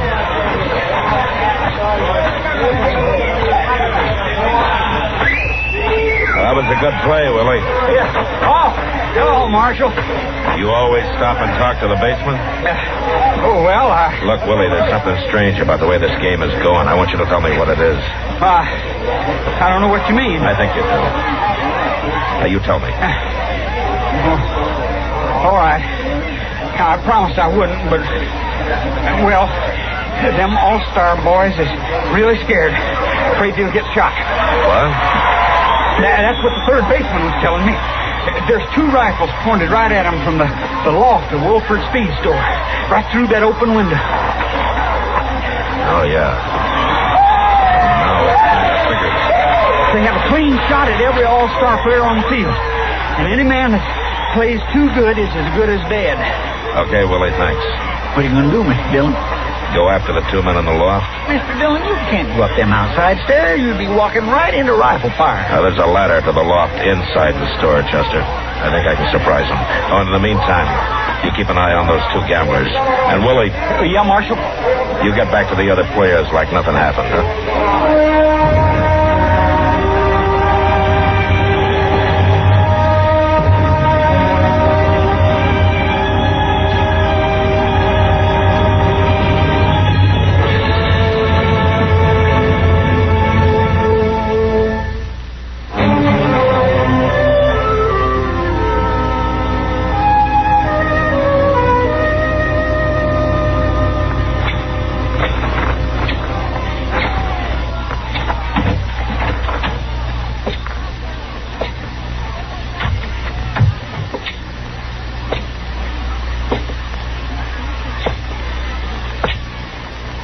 When them fellows say they're going to pay us some $50 right after the game, sure wouldn't dare pull the same thing in St. Louis. Of course not. You don't think them fellas are doing this just for the money they can pick up here in Dodge? Think? Mostly they want them all-stars to look bad here, so when the St. Louis fans read about it, they'll think their team has a chance. Then these fellas will be able to bet big on the all-stars and really clean up. That's what I call it. Drop your guns. I said drop them. Marshal, you ain't gonna... Marshal, I threw my gun down. Now, don't shoot me, Marshal. Stay away from that door. I'm not gonna do it. All right, hold it right there. It's all right, Mr. Dillon. Let him come on down them stairs. I have lots of help. Yeah, you sure have. Looks like you drafted an army. No, sir. These are all volunteers. They seen you leave and knew what was up. So they just kept playing till they heard the shots, then we come running. Let him come down, Marshal. We'll take care of him. All right, how about it, you? You want to try your luck against 18 men with baseball bats? No, I ain't running. You got to protect me, Marshal. Send him down, Marshal. Don't think I wouldn't like to. But most of you came here to see a real game of baseball played by men who make their living at it. Now, those 2 gamblers there and this hired gun and a dead one up here in the loft had a different idea. Don't you worry about the gamblers, Marshal. My boys have them. Good. Well, there's still time to start over and play a full game before dark, and I think you should get going. Any bets you made with these fellas won't hold. Now, how about it? All right, Doc. Is that agreeable with you, Lindstrom? Well, why not?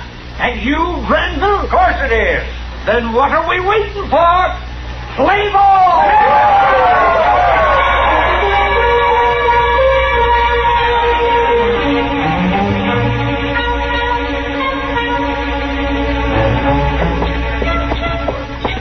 I sure am anxious to find out how poor old Doc's feeling this morning. Yeah, so am I. He looked pretty worn out by the time he was sober.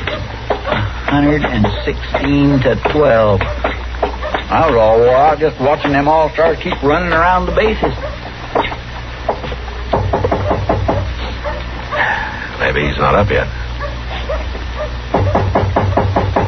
Now, please don't tease him, Mr. Dillon. I'm not going to tease him, Chester. Hey, Doc. Doc?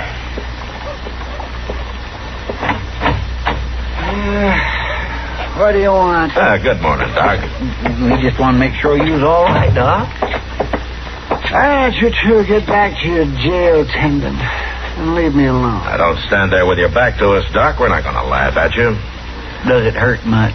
Here, let's get that shade up and get some light in here. There we go. All right, now take the towel away.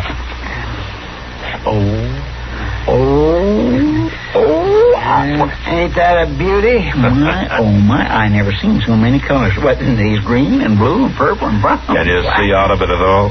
Not yet. Well, I had no idea them foul balls was that deadly. How's the one on your head? Here, let me see. It's right here. Oh, I'm sorry. I just barely touched it. At least the skin ain't broke none. Yeah, it's quite a knob, though, Doc. I'm sure sorry. Why should you be sorry? Well, I shouldn't have laughed about that stovepipe hat. If you'd been wearing it, you'd have one less bruise. Is there anything at all we can do? No, it just takes time. Yeah. Well, we got to get our prisoners fed, Doc. I'm taking all three of them up to Hayes City this afternoon. But Chester will be here. And I sure will look in on you, Doc. Doc, I just got one thing to ask you. Go ahead. Now that you're the proud possessor of Chadwick's newest rule book of baseball, can Chester and I have your boys' book of games? Why, yes, if you really want. Oh, get out of here.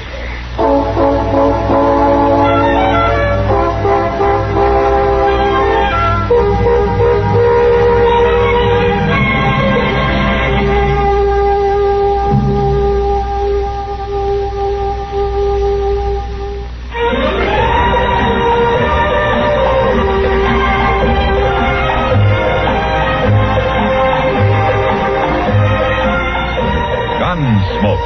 Produced and directed in Hollywood by Norman Macdonald, stars William Conrad as Matt Dillon, U.S. Marshal. The story was specially written for Gunsmoke by Vic Perrin, with editorial supervision by John Meston. Featured in the cast were Joseph Kearns, Barney Phillips, Ralph Moody, Vic Perrin, and Harry Bartell. Farley Bear is Chester, Howard McNear is Doc, and Georgia Ellis is Kitty.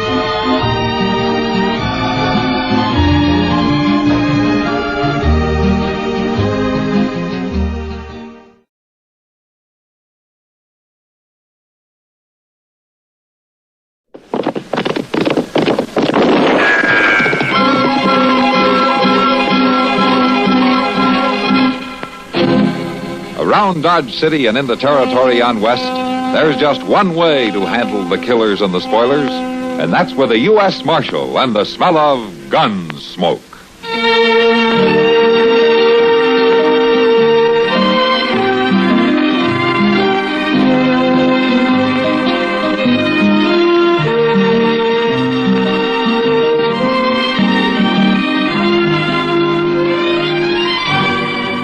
Gunsmoke, starring William Conrad, the story of the violence that moved west with young America, and the story of a man who moved with it. I'm that man, Matt Dillon, United States Marshal. The first man they look for and the last they want to meet. It's a chancy job, and it makes a man watchful and a little lonely.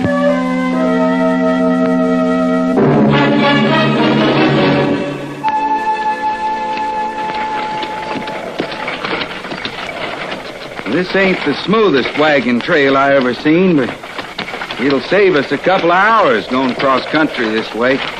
Don't worry about me, Will. I'll be all right. It's just I don't like the looks of that storm. Not this time of year. There's a lot of snow in them clouds. You think we can beat the storm to the line, Chad? Ought to. You sure? Of course I'm sure. Come on, you. Here.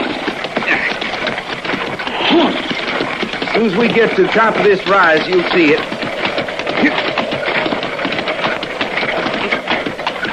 Oh, no! Oh. Burned. Every last stick of it burned. Will, what are we going to do? Some hunter, some drifter maybe left a fire without sand in it, and now it's gone. I guess the only thing is to head for Dodge, then. Well, we'd be driving all night. We can't stay out here, Will. We gotta find shelter. I know. There must be a ranch house somewhere. There's just one that I know of. Well, then let's... No. No, we ain't going there. We don't have much choice, Harmony. Will, I just couldn't. Harmony, that's the only ranch within 15 miles of drive.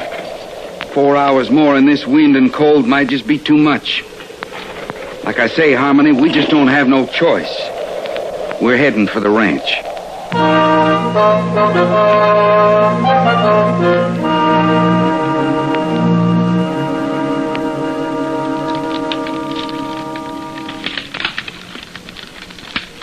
It's a good thing I toted in all that stove wood, Mr. Dillon. We're going to need plenty of it before morning. Yeah, it'll be a real cold night, it sure looks like.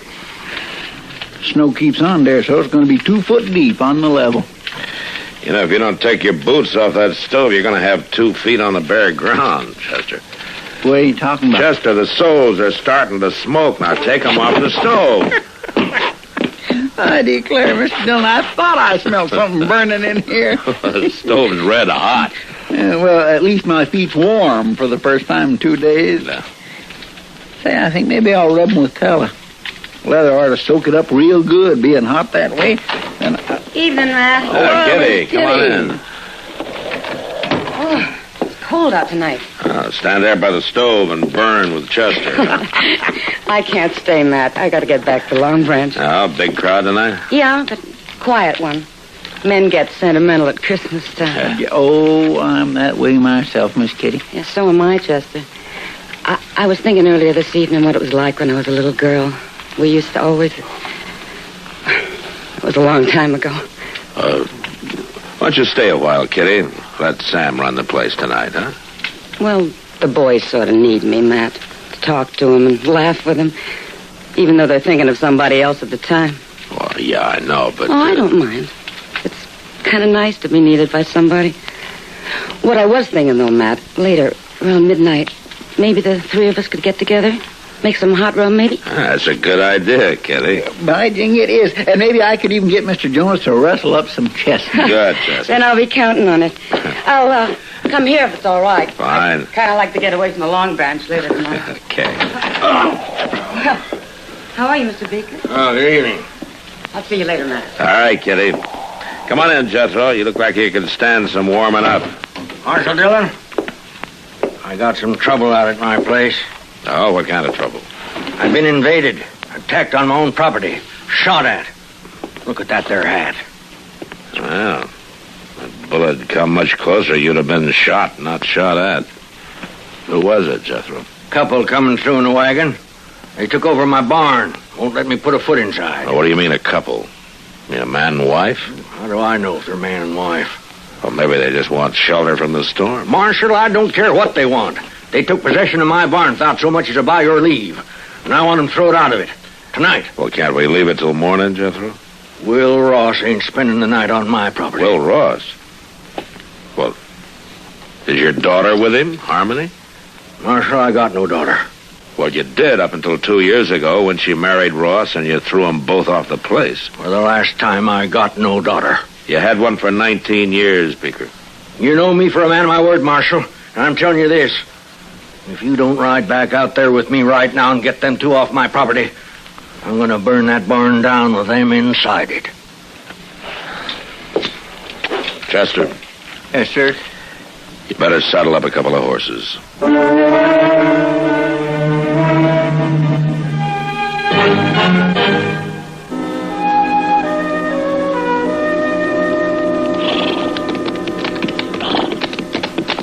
I don't see any wagon, Jethro. They halted inside the barn. Blast them, they're burning the coal oil stove in the tack room. I got a fire going in the blacksmith forge. Well, it's a cold night. Well, charcoal and oil cost money. Come on out of there, Ross. I got the law with me now. Jethro, if I'm going to handle this, I'll handle it my own way. Now, you stay right here. Come on, Chester. Yes, sir.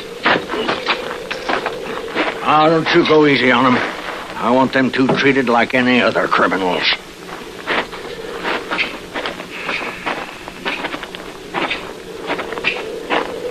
We make mighty good targets again this snow, Mr. Dillon. Yeah, I guess we do at that. I think the wind's dying down. May not turn into a blizzard after all. Mr. Dillon, I just don't like the idea of walking right into a gun. Will Ross. Who is it? Who's out there? It's Matt Dillon. Hold your fire, Will. You stay back. I'm warning you, Marshal. I just want to talk to you, Will. Now, come on, open up the door. It's cold out here. Is old Jethro with you? No, just me and Chester. Well, you can come in alone, Matt. You leave your gun out there with Chester. All right, open up. Here, Chester. Hang on to this. I just don't like this one bit, Mr. Dillon.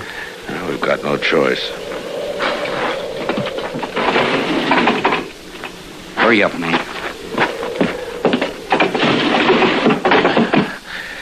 Welcome home, Will. You took a big chance walking up here like that. No, I doubt it. You wouldn't have shot anybody in cold blood before. I don't think a man changes that much in 2 years. Not unless he's pushed hard enough. Maybe. I take that gun now, Will. You said you just wanted to talk. Yeah, I do. But not over a gun sight. Now hand it over. No, stay back, Matt, or... No. Now, like I said, Will, a man doesn't change that much. No, I guess not. I wouldn't even have shot old Jethro. I figured that. We didn't aim to stop here, Marshal. We was trying to make Dodge and the storm come down on us. A man takes shelter where he can. I wouldn't even ask him for a drink of water. Not after the way he treated us when we got married.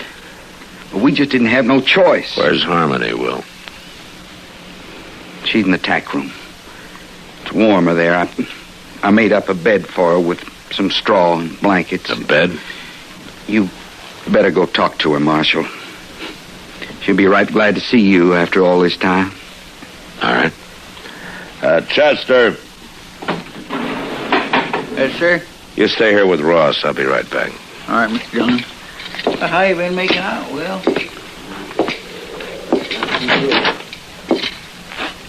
Harmony? Who is it? Matt Dillon. Oh, Matt. Well, what's going on here, young lady? Oh, everything, Matt. We're in trouble, real trouble. Oh, I see. It'll be any time now, I think.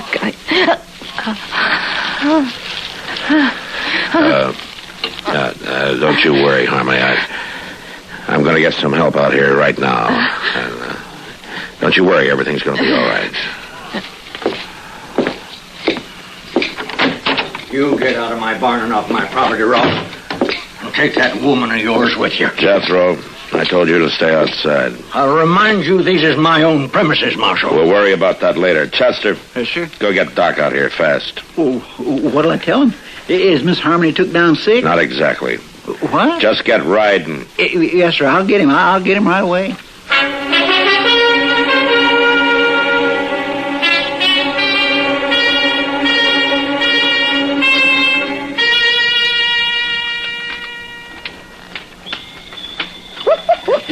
Oh, there we are. Oh, the kettle's boiling again, Doctor. It certainly is. Only be a minute now. Oh, there's nothing like a nice hot toddy on Christmas Eve. Oh, yeah, or any time. Oh, any time. How right you are, Dr. Adams. You know, since Mr. Prudlin passed on, this time of year has seemed very lonely to me. Oh, yes. Well, I always admired your husband, Mrs. Prudlin. He was a fine man, generous to a fault and kind and so thoughtful. Now, there you are. Oh, thank you. Just taste it. See if I've laced it enough with brandy. With brandy? Yes. My. That's good. Yeah, that's very good. So, you know, Mrs. Prudlin, I nearly forgot the reason for my call this evening. I'd hoped it was just social. Well, in a sense, it's business. But in a greater sense, it's the spirit of Christmas. Your bill. Oh, as a very small gesture of my affection and esteem, I tear it up. Why, Dr. Adams, how sweet. I hope you won't think me familiar or forward. It was only meant as a small indication of my regard. Dr. Adams, would you care to join me here on the settee? It might be warmer here, closer to the fire. Oh, yes, when I come to think about it, there is a chill in the air tonight. Sit still. I'll answer it.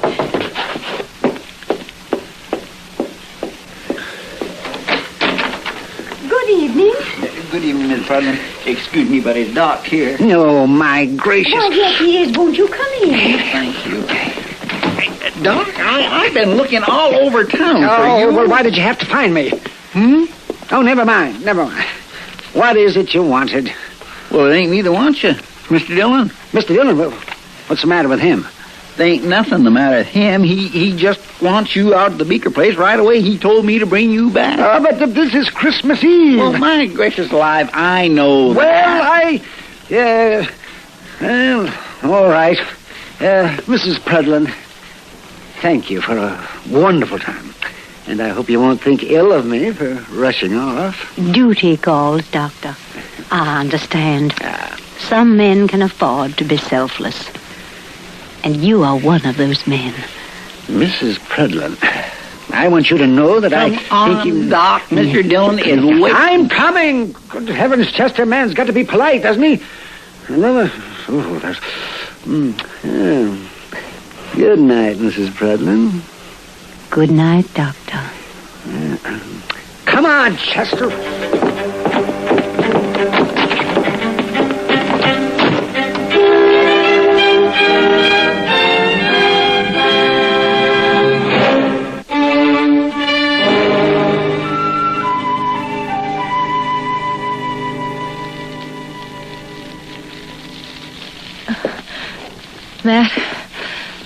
Matt, I'm scared. Easy now, Harmony. Will and Chester will be back any minute, and they'll have Doc with them. Why don't they hurry? It won't be much longer now. They got to hurry. They've just got to. Harmony, it's going to be all right. Why couldn't Chester have gone alone?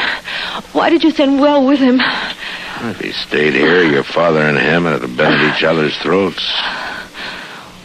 Where is Pa? Out there keeping the forge burning, heating up water. And looking sicker by the minute. Why did it have to happen here, Matt? Take it easy now. If only I had something to hold on to. Maybe if you give me your hands. Sure. There you go. There. A baby's first look at the world ought to be all love and joy. Not like this. Not with Pa hating us like he does. Now, Harmony. He does. He hates us, Will and me both. Maybe not as much as he puts on. Matt. You're right, I think. What do you mean? It's not going to be much longer. Take it easy now. If Doc doesn't get here, You'll stay with me. You'll help me, won't you, Matt? What? Yeah, sure I will. I'll do what I can, but... Well, he'll get there, though. Doc always makes it. I hope so, Matt. But I'm afraid he's going to...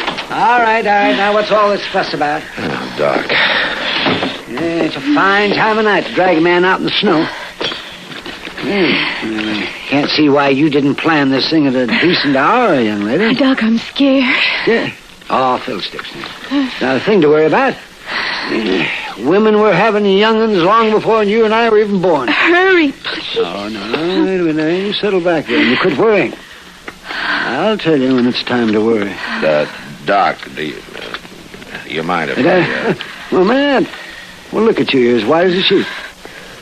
Well... Oh, you thought you were going to have to take over by yourself, didn't you? Yeah, well, all right. You go on out there and tell that old buzzard to heat up some more water. He hasn't got half enough. All right, Doc. Yeah. And then you stay out from underfoot, will you, Matt? As me and Harmony's got work to do.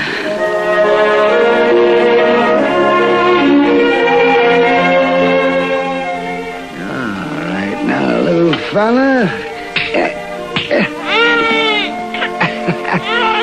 Howdy, young fella. Welcome to the world.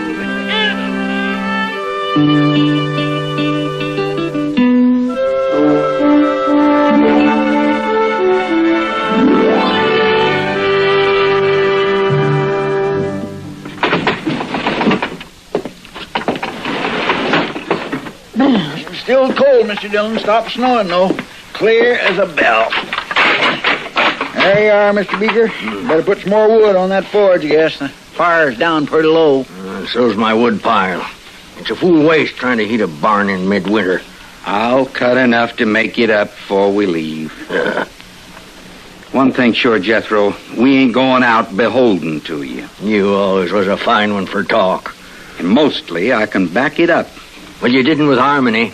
We don't need your old man's farm, you said. We'll have us one twice as big, you said. Now, we ran into bad luck. Oh, sure you did. You come crawling back with your tail between your legs. Not to you, we didn't. We got caught here tonight by accident. Bad luck, accidents. That's all you was born for. Just what I told Harmony when she defied me and up and married you. Is that so? Now, you listen to me, Jethro. All right, that's enough. Now, settle down, both of you. Well, I didn't give you back your gun just to have you start another argument. I'm sorry, Marshal. I'm just kind of on edge, I reckon. Well, you know, Marshal, I'll remind you that all of you are trespassers on my property. I thought we settled that, Beeker. I'm here because you asked the law in, remember? Well, you sure ain't done nothing. Force of circumstances. They'll leave as soon as your daughter's able to. Now, you can count on that. I got no daughter, Marshal. Well, anyway, while they're here, you're going to keep the peace. Well, there ain't no law against talking. There is if the talk leads to violence. And just remember that Harmony and Will don't like putting up with you any better than you like putting up with them. Yeah. Real high and mighty, ain't they? Without a roof over their heads. Well, a lot of folks might figure that makes you look worse than them. Hey, what kind of talk is that, Marshal? Well, a ranch this size, a big house on it, and a man your age trying to work it all by himself while his own kin roam the countryside. Some folks might figure a man like that's got a lot of meanness in him. I told her what to expect if she married this fella. You know, a man might tell somebody most anything when he's mad, Jethro, but it's plain stubbornness that makes him stick to it afterwards. Why, they come sneaking into my barn like bandits, Marshal. Didn't even knock on my door. And now you're saying I ought to go crawling to them. I didn't tell you what you ought to do. It comes to that, though. And I ain't doing it. Don't you worry, Jethro. We don't want no part of your ranch. And it ain't being offered to you. I worked mighty hard to make this place what it is. A little peace and quiet out here wouldn't do the patient any harm, you know. How is she, Doc? Is she going to be all right? She's fine. And so's the young'un. She'll live to have a dozen more.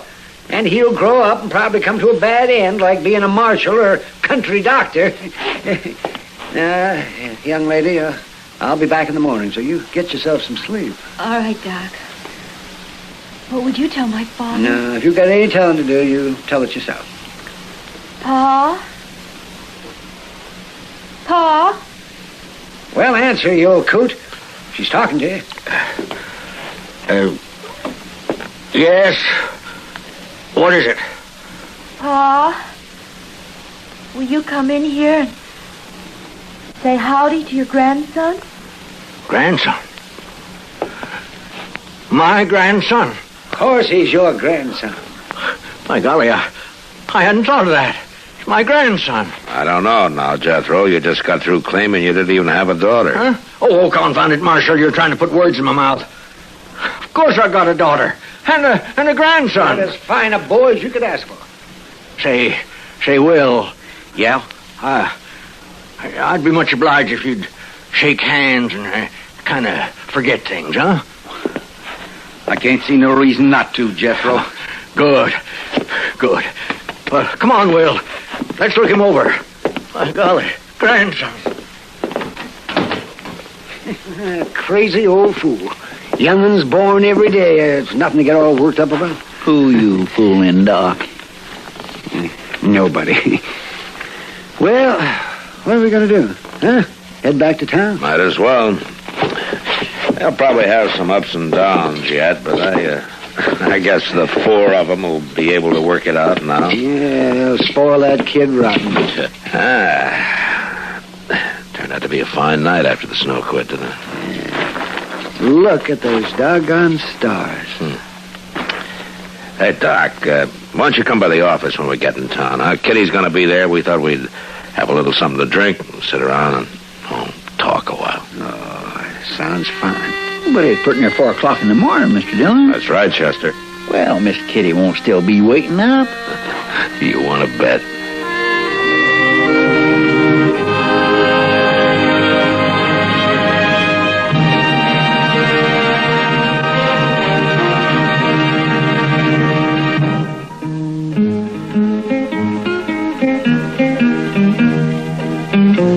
Gunsmoke has come to you through the worldwide facilities of the United States Armed Forces Radio and Television Service.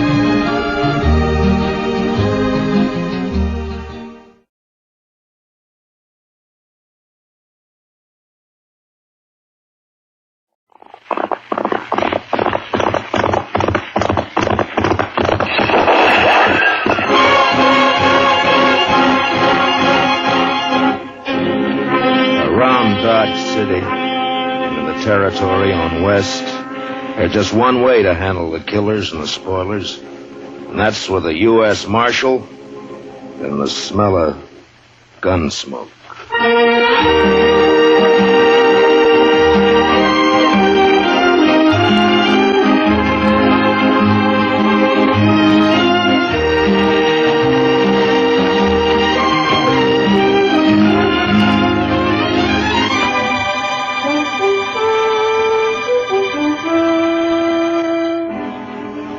Gunsmoke, the story of the violence that moved west with young America. The story of a man who moved with it. Matt Dillon, United States Marshal.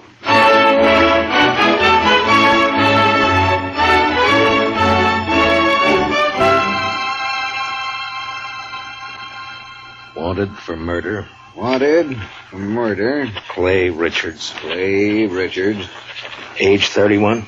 31. Height 6 feet. Eyes brown. Hair red. Eyes brown, hair red. Hey, how'd you like me to print his picture on these notices? I got a woodcut.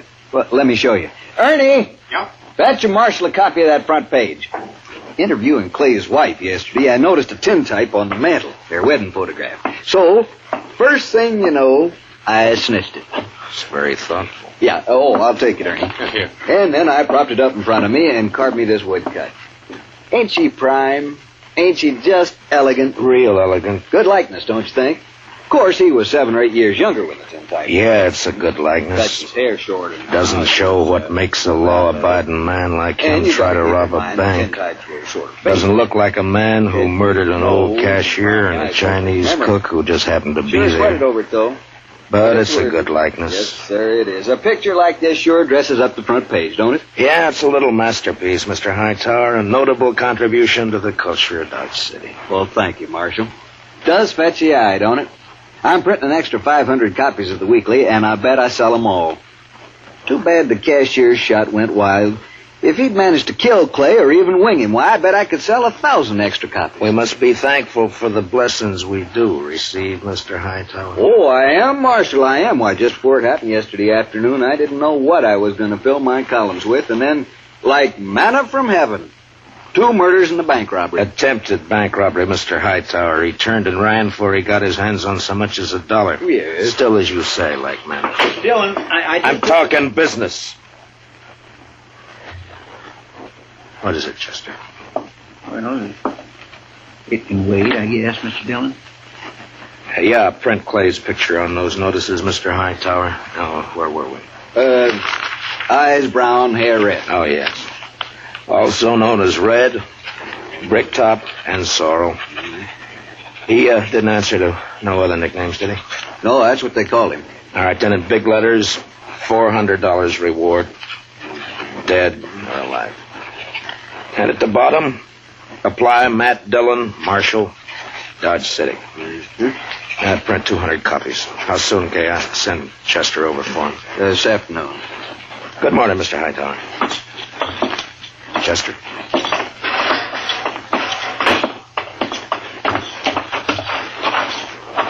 Think those posters will do any good? Richards is probably over the line into Oklahoma or Colorado by now. That strawberry roan of his is the fastest in the county. He has no money. He panicked and ran out of the bank before he got a penny. I think he'll try to get help from his wife or brother or a friend the first chance he has, maybe tonight. I say he's around here somewhere.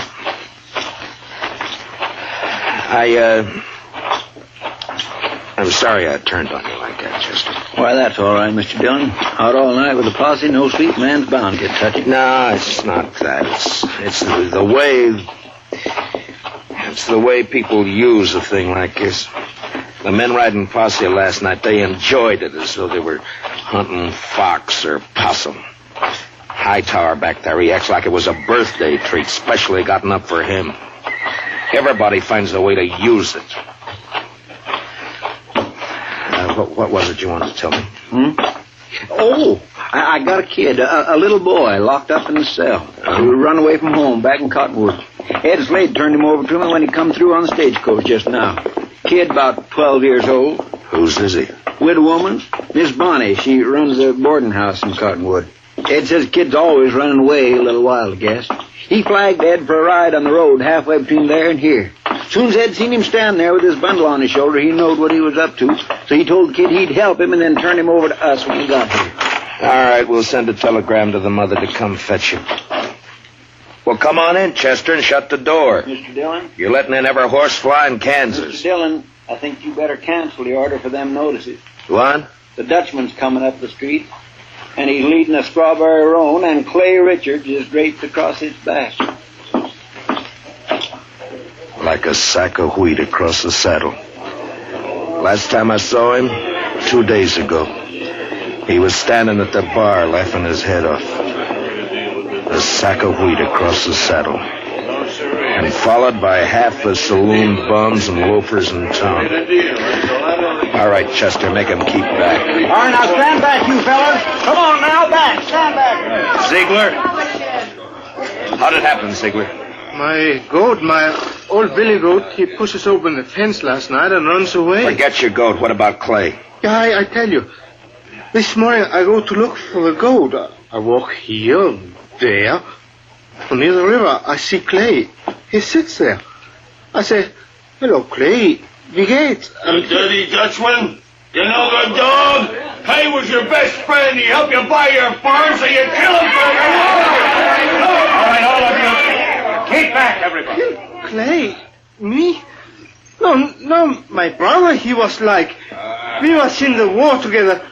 Peter, listen. You killed him for the war. Not so. I kill nobody. Not since Gettysburg. Clay is dead already when I find him. I don't even own a pistol.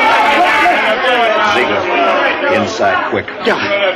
Chester, give me a hand with Clay. All right, all of you. Listen up. Shut up! I will not tolerate a disturbance. You know me. I got him, Chester. Take his leg.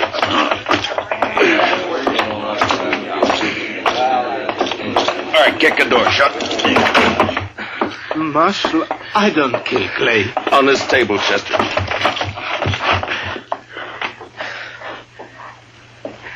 What'd you do with Clay's gun? His holster's empty. Gun? Clay's? I ain't got it. I don't even own one. Chester, see if it slipped out. His holster was empty coming up the street. First thing I noticed. Maybe it's over on the... Another customer? Why, that's 3 in less than a day. Oh, bountiful harvest. My fees this month will keep me in luxury. In luxury. Doc, I want to have an inquest as soon as possible. Well, as soon as I finish the autopsy. Shouldn't take long with the practice I've had this week, huh? No. Late afternoon all right with you? I'll take him up to my office right now. No, thank you, Chester. I can carry him all by myself here. You just open the door there like a good fella and... Yeah, Marshal, tell the city fathers I'd like to make a deal when the corpses are as famous as this one. Back in 53 in San Francisco, a fellow I knew earned a fortune exhibiting the head of Joaquin Murrieta. Tell them if they'll let me keep the remains, I'll do the autopsies for nothing. Shut the door, Chester. Ziegler, where is it you met Clay on the river? By the fort. This side by the fort. Ride out there, Chester, and see if you can find Clay's gun. Maybe he dropped it when he was shot. I did not shoot Clay. Sure. I did not. I had no reason to. I did not. Now, you listen to me. Maybe you think Dodge has got so big I don't know about everything that goes on here. Well, if you do, you're wrong. If you think I don't know about the bank having an overdue mortgage on your farm, you're wrong. $400 is reason enough for a struggling farmer like you. No.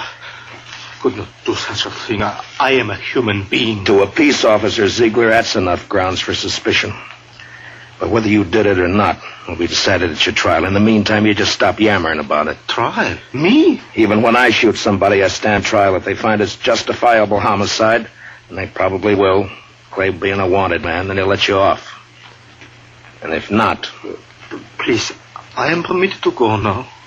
Go. Are you crazy? I found this stock. I must look after it. You sit right down. You want to be lynched? You're trying to get yourself murdered? Have you forgotten about Clay's brother, Adam? Adam would not believe I shot him. What difference does it make whether he believes it or not? His brother's been killed. Everybody's looking to him to do something about it, and he knows it. You want me to guess where he is right this minute? He's in one of them saloons lapping up courage to come in here and ask me to give you to him for a present. You want to know who's with him? Ever loafer, ever bum, ever slob in town. Slapping him on the back and telling him what a shame it is. Taking him on to kill you so that they can have some excitement and some fun. Well, maybe you deserve killing, but it's my job to uphold the law, and I'm not letting you out of here. What? You might spend your time trying to think up a better story. That is, if you intend to stay in this town. All right, now think back. Didn't Clay go for his gun before you shot him? I tell you, I didn't. If I'm not under arrest, you have no right to keep me here. I got to look after my farm. I go. All right, Chester, lock him up. Yes, sir, Mr. Dillon. Come on now, Ziegler. Help me, senor. Help me, senor. Step out, Sonny. This cage is bespoke. Who's in there, Chester? Yeah, that little old runaway from Cottonwood. Oh. Yeah, come over here, son. Come over here to me. I know who you are. You do you? You bet. You're Matt Dillon. I'm guilty. I knowed you right off. You just pointed out to me one day back home. Filler says you was the fastest gun thrower in Kansas. Wyatt Earp wouldn't be awful interested to hear that, I'm afraid. Filler says you was faster than Older. Faster than Wild Bill Hickok in Hayes City and Fat Masterson or any of them. How many fellas have you killed? You don't keep score, son. It's something you try to forget. Not me. Someday I'll be famous like you, and for every filler I kill, I'll put a notch on my gun. People will see those notches, and they'll know they better not try. Why'd you run away from home, bub? Don't you know your mother's likely to worry about you? Oh, she won't worry. She's too busy working. You ain't gonna make me go back, are you? You wouldn't do that, would you? Well... Because it wouldn't stop me for long. I'd only run away again. Oh, where are you off to in such a sweat? Oh, Texas, California, Mexico. Fella can accomplish things there, not like living in old Cottonwood. If you let me go, someday when I'm famous, you can tell people you helped get me started. Well, that's a pretty strong inducement. I'll have to think about it for a while. And, look, while I'm making up my mind, I want you to give me your word. Word of a man who'll be famous someday that he won't try to run away from me. Otherwise, I'll have to have Chester lock you up again. Oh, I'll shake on that. Good. Chester, I want you to go look for Clay's gun. Yes, Mr. Dillon. And on the way, stop off and send that telegram. You know? Hmm? Oh, that telegram. Yes, Mr. Dillon. Where's Ziegler? It's all right, Chester. Go ahead. Yes, sir, Mr. Dillon. Where's that murdering dog? Oh, there you are. You Not a single step further, Adam. I want him, Dillon. He murdered Clay, shot him down without giving him a chance. How do you know? Because Clay wouldn't have let anyone catch him off guard except a friend. A friend. And now, Dillon, give me that Dutchman. Try to take him. Just like that? It's like that. And it's true what the fellas say. You made a deal with the Dutchman to give him the reward and protect him if he'd kill Clay for you. That was the deal, was it? Yeah. The fellas say why I'd make such a deal? Dillon, it ain't no longer a secret around town that you and Francie want each other. But Clay was in the way. You had him killed so you could get his wife. Do you deny it? No. It'll serve as well as any other crazy story to work you up. You think you're safe behind that star, don't you? Well, Clay had friends, lots of them. I'm coming back with them friends, and we'll get the Dutchman and you and anyone else who tries to stop us. All right, Adam. I'll be waiting. Yeah. You wait.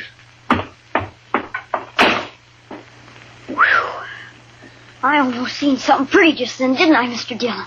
Yeah, almost. About another pint of whiskey ought to do it.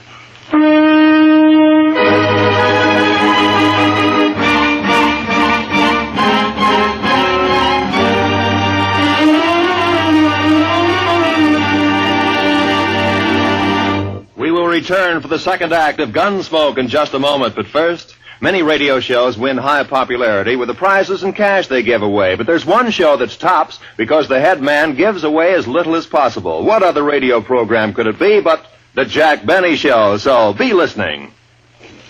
Here's the second act of Gunsmoke.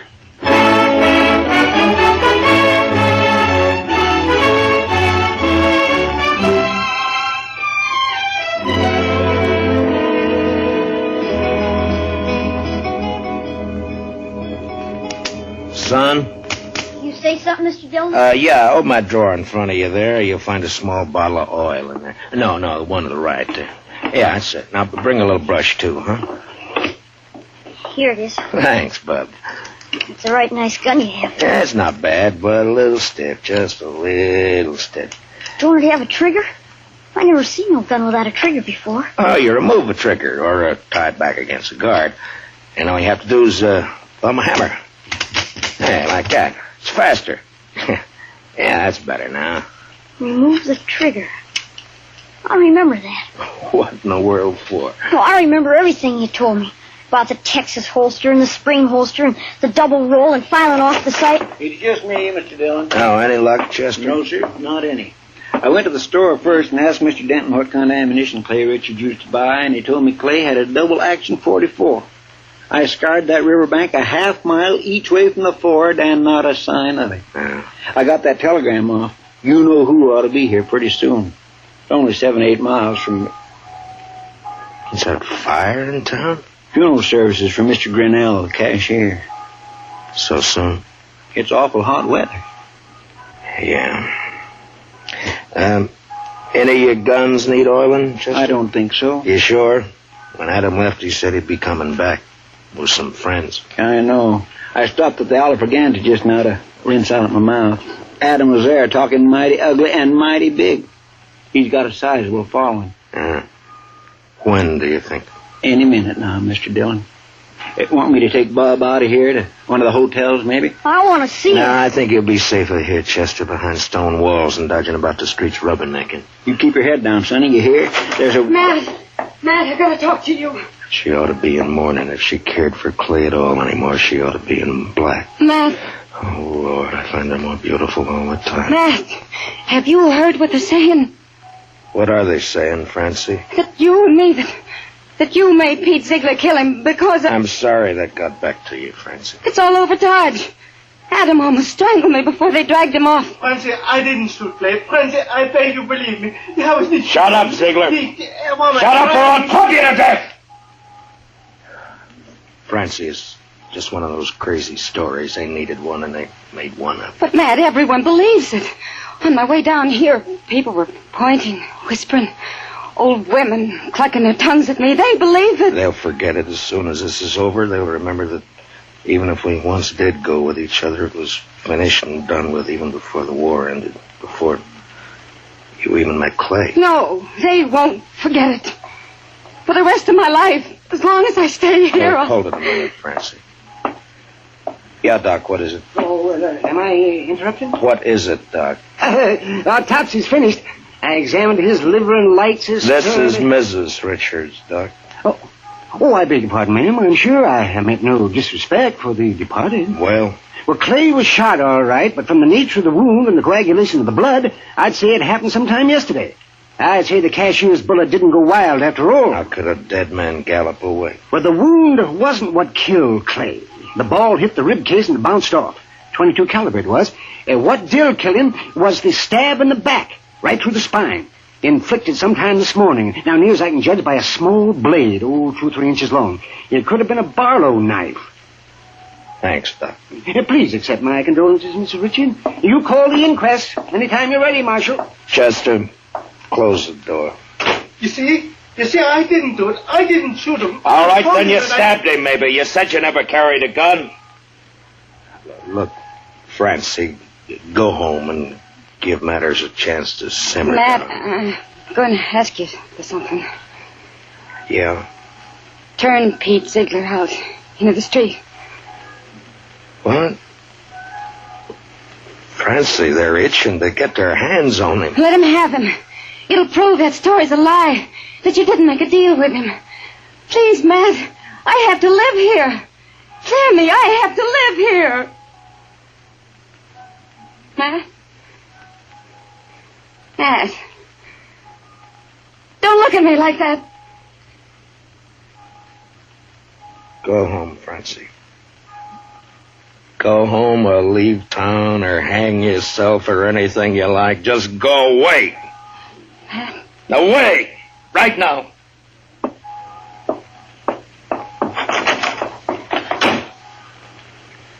I bought me a bottle at the Alfregans, Mr. Dillon. Would you care for a drink? No.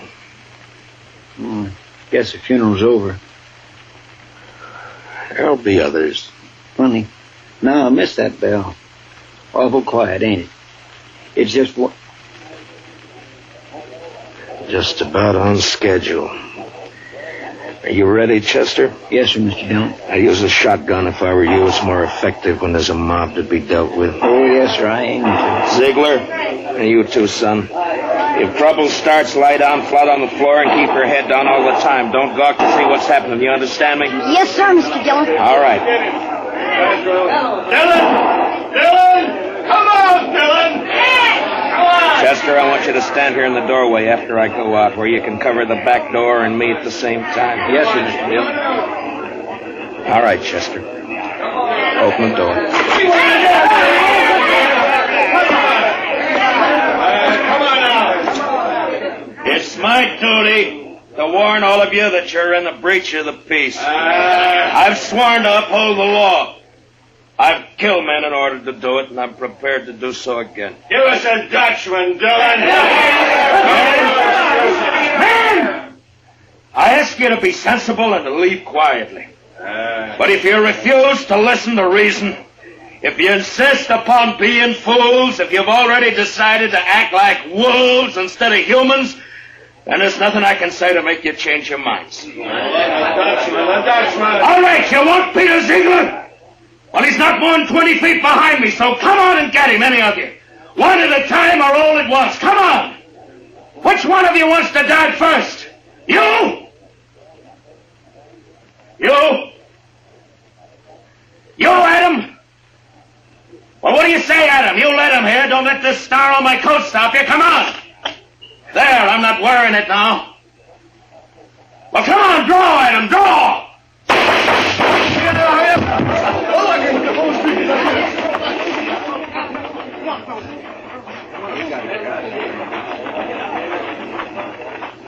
You all right, Mr. Dillon? Yeah. Get his gun. Man alive, I couldn't even see your hand move. Marshal! Oh, don't tell me. Don't tell Doc, you make one single funny remark and I'll knock you down. You just take him to your office and get to work. Well, I never do mean to offend, Marshal. In my line of work, well, bodies, they're just so much lumber. Make all the jokes about him you please, but not to me and not in my hearing. In my line of work, there's nothing humorous about death. Give him a hand, Chester. No, I can handle it, Marshal. Thank you. Thank you. Just the same. Can you direct me to the marshal's office? Yes, ma'am, right here. I'm Marshal Dillon. Well, I left Cottonwood as soon as I got your telegram. I'm Miss Bonnie. Where's my boy? Oh, we have him, ma'am, safe and sound. Here, let me help you down. Hitch that horse, Chester. Right this way, ma'am. Oh, I'm so sorry he put you to all that trouble, Marshal. The truth of the matter is he is a wild one and no mistake. Takes after his father, one scrape after another. He was no trouble at all. I enjoy children. I like to have them around. Bob, your ma's here. Son? Chester, where's the boy? Did you let him slip past you? No, sir, Mr. Dillon. He never got past me. Look, the back door's open. He seen me and he hightailed it, the devil. We'll round him up for you, ma'am. Don't worry. Oh, I don't know why I bother hauling him back. If he's run away once, he's run away 1,000 times. This time he ran because I wouldn't buy him a gun. He wanted a real one. That boy's just gun crazy, I swear. I got him a nice Barlow knife instead. Barlow knife? I reckon it didn't signify, and off he runs. Barlow knife? The kid. Chester finds that kid. Marshal, has he done something bad with it? I told him to use it careful. He promised he'd use it careful. No, never mind, Chester. He's got Clay's strawberry ruin. We'd never catch up to him. Oh, I try to bring him up right. I tell him to be good, but he don't listen. He just don't listen. Now, calm yourself, ma'am. Just calm yourself. Here's his little bundle, Mr. Dillon. What? Yeah, give it to me. That's pretty heavy. Here, you're better at knots than I am. Open it, will you? From the moment he was born, he's been nothing but tribulation to me. Now, please, ma'am.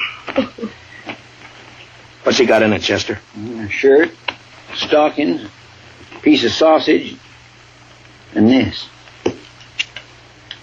44 double action. Yes, sir, Mr. Dillon.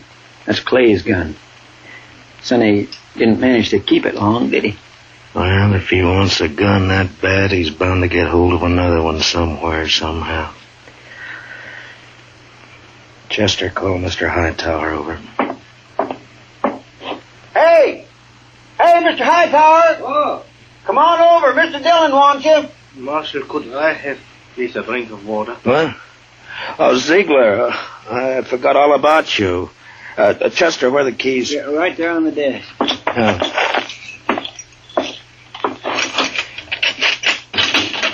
There we are. It'll be safe for you to go home now. I can go back by the farm. Yeah, that's right. I'll send for you for the trial. Oh, danke schön. Danke schön. Watch where you're going, you dumb... Excuse me. Yes, Marshal. Mr. Hightower, it appears that we can do business after all. Get some paper and a pencil. I want some notices printed. Fire away. Wanted for murder. Wanted for murder. What's the boy's name? Bonnie. William Bonnie. William Bonnie. William Bonnie. Age 12. Height about 5 feet. 5 feet. Hair light. Eyes blue. Mm-hmm. I don't suppose he's known by any other name. I know. Everybody just called him Billy. Or the Kid. Also known as Billy. The Kid.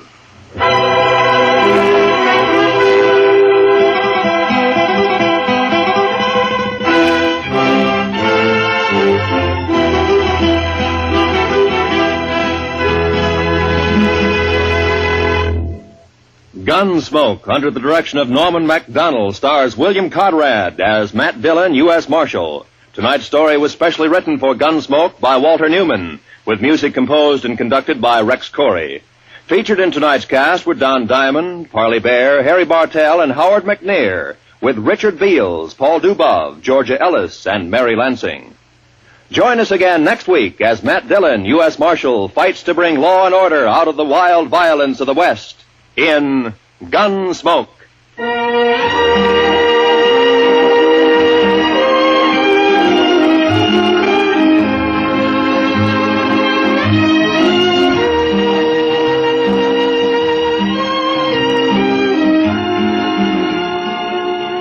Those longtime favorites, Amos and Andy, are rising to new heights in their CBS radio series on Sunday nights.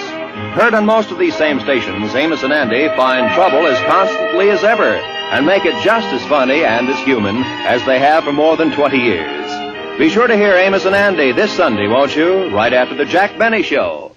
This is Roy Rowan speaking. And remember, there's fast, funny quizzing on The Bob Hawk Show every Monday evening.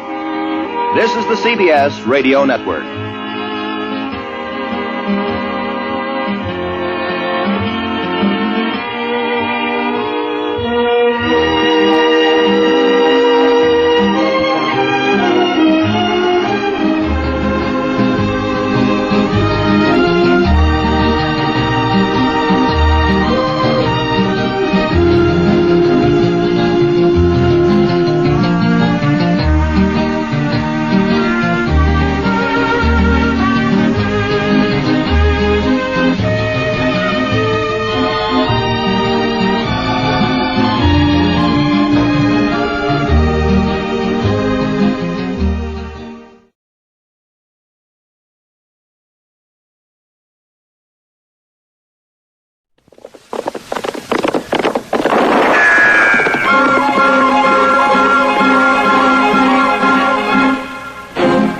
Around Dodge City and in the territory on West, there's just one way to handle the killers and the spoilers, and that's with a U.S. Marshal and the smell of Gunsmoke.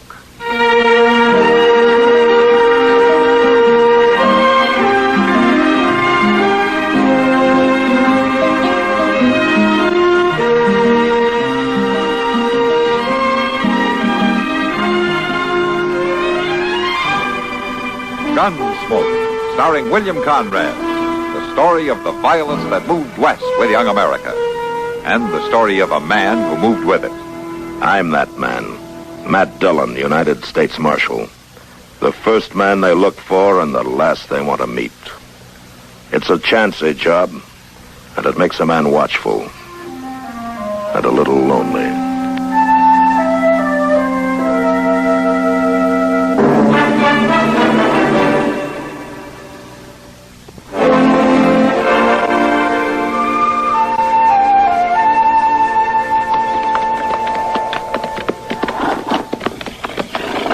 I swear, Mr. Dillon, that cussed Hayes City kindly reminds me of a puffed-up horny toad. Ah, how's that, Chester? Well, what I mean is, it's all blowed up clean out of proportion. People running around every which way and nobody knowing where they're running to. Well, I guess that's what happens when a town grows fast. Well, I'd just soon spend a week in a buffalo war. Hey, Mr. Dillon, look yonder. Yeah, I see him. Seems like them folks' wagon broke down, don't it? Uh-huh. Well, come on, maybe we can give him a hand.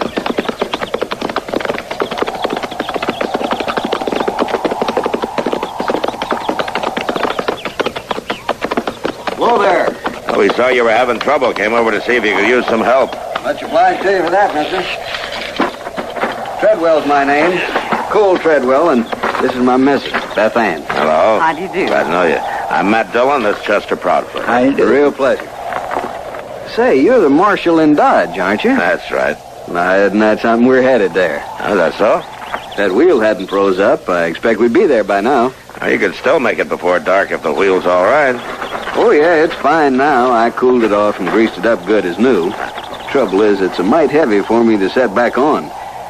One man just can't get the job done. Well, three of us won't have no trouble, Mr. Treadwell. How about a cup of coffee before you men start breaking your backs?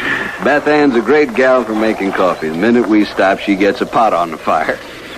Well, it's got a right good smell to it. Well, there's plenty of it, too. Oh, thank you, ma'am. I sure wouldn't want to pass up a good cup of coffee. I don't get one very often. What?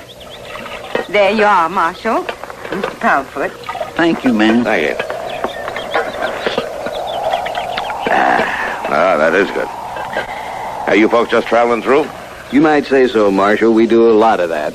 Traveling, I mean. Stopping a town here and a town there. Well, you mean you ain't got no home or nothing? Oh, someday we'll find ourselves a place that seems right. Then I guess we'll settle down for good.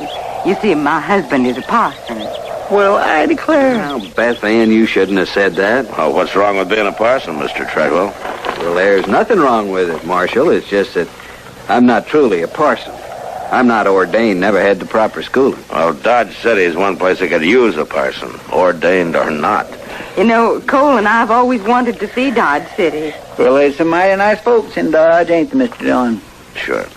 They're nice people everywhere. Hold on now, Beth Ann. You start lecturing the Marshal and Mr. Proudfoot, they may change their mind about helping me with that blame wheel. Well, my apologies. Thank you for the coffee, Miss Treadwell. With our pleasure, Marshal. Well, come on, let's get to work on that wheel, or it'll be dark before we hit Dodge.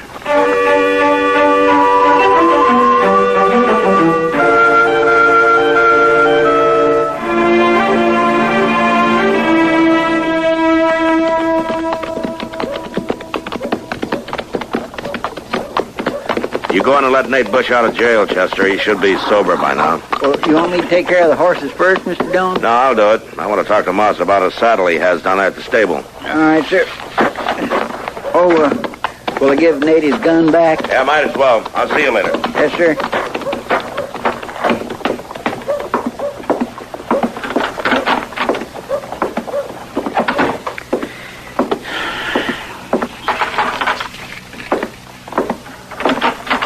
It's about time you come back and let me out of this flea pen. You got any fleas, Nate Bush? You had them long before you got throwed in that cell. How come you gone so long anyways? I could starve to death. Oh, if you wasn't so ornery, you wouldn't be in jail in the first place. And besides, Delmonico's brung your meals while we was gone. Delmonico's. Call that slop food that wasn't fit for a hog. I notice you had it. It's your concerned pleasure to get rid of you. Yeah. Well, just you let me tell you something, Chester Proudfoot. You ain't rid of me. No, sir. Not by a long sight you ain't. And just what's that supposed to mean? I got a special hate for smart Alex. Well, if you got such a special hate, you better tell Mr. Dillon about it. He's the one who throwed you in here. Yeah, and you was the one who told him I was raising a ruckus. You was the one who caused me to be here. What? Well, now, that's the craziest piece of thinking I ever heard. All the same, you just better watch yourself, because I might have a score to settle with you next time we meet.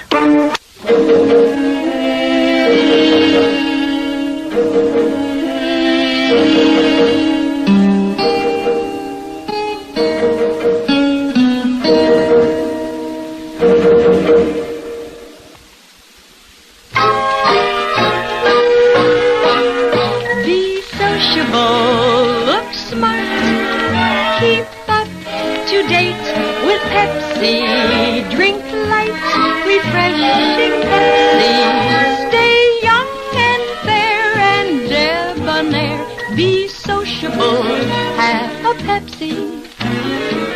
When friends drop in, let your hospitality show you're sociable in the modern manner. Pepsi, you know, is the favorite of the smart and young at heart. Be sociable, look smart. Keep up to date with Pepsi. Drink light, refreshing Pepsi. Stay young and fair and debonair. Be sociable, have a Pepsi. Have you tried a Pepsi lately?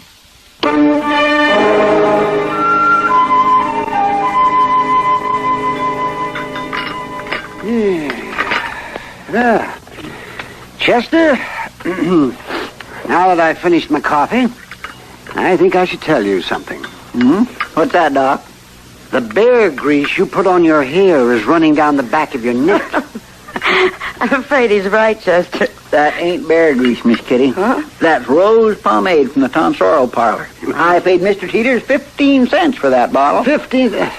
Well, you were cheating. Besides, why put on so much of the stuff? Well, it's my dang cowlick up there. I've been having trouble keeping it down. Well, I think you got it beat now, Chester. Chester, where in the world are you headed for, all dressed up that way? Black coat, boiled shirt. Must be something pretty special, huh? Well, as a matter of fact, it is. You know, Mr. Treadwell's been mighty busy, and he asked could I escort Ms. Treadwell to prayer meeting. Oh, well, then, no wonder you're so slicked up. Yeah, she's a mighty attractive woman. And a good cook, too. And he's the best checker player in town. He beat me last night. Well, I do declare. I didn't know anybody could do that. It beat you, I mean. Not as sly as you are. Sly? Just what do you mean by that? Nothing. Well, I better be going. Don't want to keep Miss Treadwell waiting. Thank you for the breakfast, Doc. You're welcome, Chester.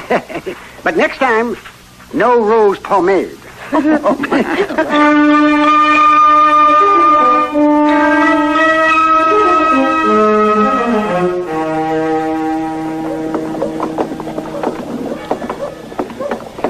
It's nice of you to escort me, Mr. Proudfoot. I sure do wish you'd call me Chester, Miss Treadwell. Everybody else does. Well, all right, Chester. I swear I think the whole town turns out now when they hear that school bell of a Sunday. I never seen nothing like it. It's wonderful the way everyone's treating us. Letting us use the schoolhouse for a church and all. Well, my land, it was just going empty on Sundays. You know, if we could build a home and settle somewhere, Cole could finish his schooling and then truly become a minister. Well, you ought to settle in Dodge. You've been here more than 6 weeks already, and folks would be mighty disappointed if you was to up and leave. Well, we have been thinking about it. Hey, you. Chester. Who in the world is that? Chester. Just keep on walking, Miss Treadwell. Don't pay no attention to him. I'm talking to you, Hey, now, Chester. look I here. told you I was going to fix you, and now I'm ready. I think I'll start by pinching your nose off. Nate, you better just go on along. Hey, who this you got with you? Well, what a little thing, ain't she? Miss Treadwell, you best go on without me. Oh, ain't you brave now? You're going to send the lady away so she won't see no blood, is that it? You're a bully, Nate. And you're drunk, too. And you don't scare me one bit. But this is a lady I'm with, and you keep talking like you are, and I'm going to kick your belly right out through your backbone. Please, Chester, don't fight on my account. Let's walk on. Well, I'm not going to stand by you. All right, man. You're sure a mighty big talker, Chester. But that's all you are, just a talker. That feller sure does need a lesson. Don't you pay any attention to him, Chester. A fight doesn't prove a thing. Maybe not, but it sure would make me feel better.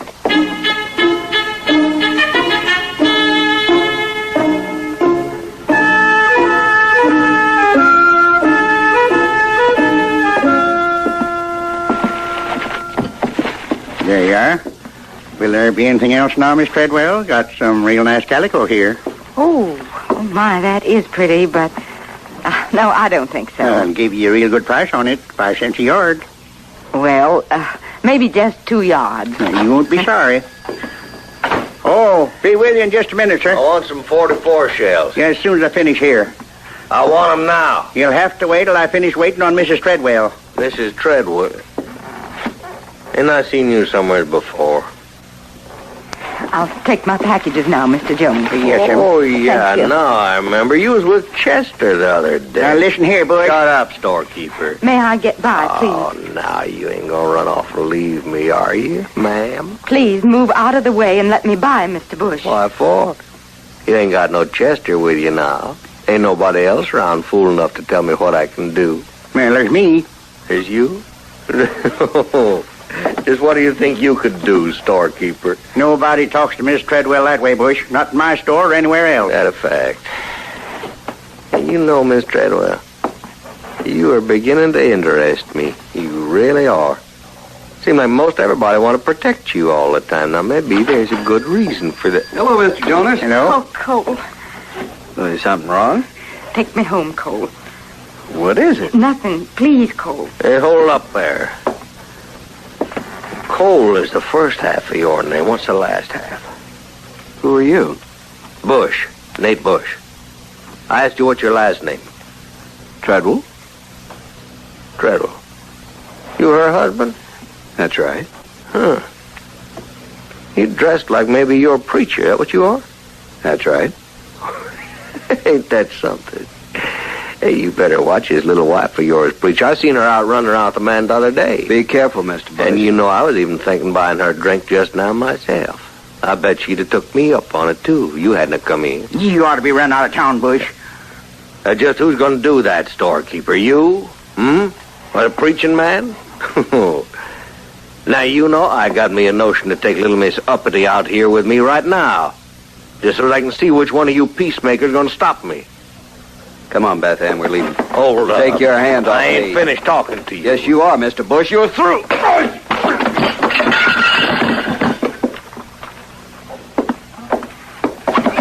Get your hands. I'm sorry you made me do that, Mr. Bush. But I want you to understand something. Nobody mistreats my wife. Nobody insults her. Mr. Jonas, I'll pay for any damages. Nah, you forget about it, Parson. It was worth it just seeing that. Come on, Beth. Hold it right there, preacher. Cole. I don't carry a gun, Mr. Bush. That's the only reason you ain't gonna die now. But you're gonna get a bullet in both your legs. Maybe it'll keep you from standing up preaching for a while. You better think real careful before you pull that trigger, Bush. Because the second you pull it, I'm going to blow you in two with this shotgun. Now, you put that gun back in your holster real easy. I sure ain't gonna argue with no scatter gun, storekeeper. Now, you get out of here. When you walk out that door, you better just keep right on going. Because if anything happened to the Treadwells, you might find yourself hanging from a tree. I got me something to say to Mr. Treadwell. Now, you just get out. That's all right, Mr. Jonas. Let him speak. There's something about you. I seen you somewhere before. I can't remember where. But I don't think you was no preacher.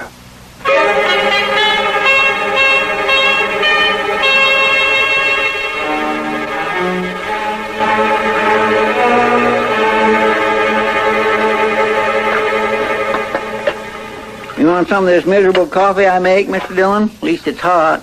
Oh, thanks, Chester. Say, did you hear about the fracas Parson Treadwell and Nate Bush had in Mr. Jonas' store yesterday? Mm-hmm. I heard. I sure would like to have saw that. Well, I guess Bush got what was coming to him. He ought to be run out of town. Hey, Marshal. Speak of the devil. What's on your mind, Bush? Tell you what's on my mind. That preacher, Treadwell? Well, what about it? Well, he ain't no preacher, is what, and his name ain't Treadwell.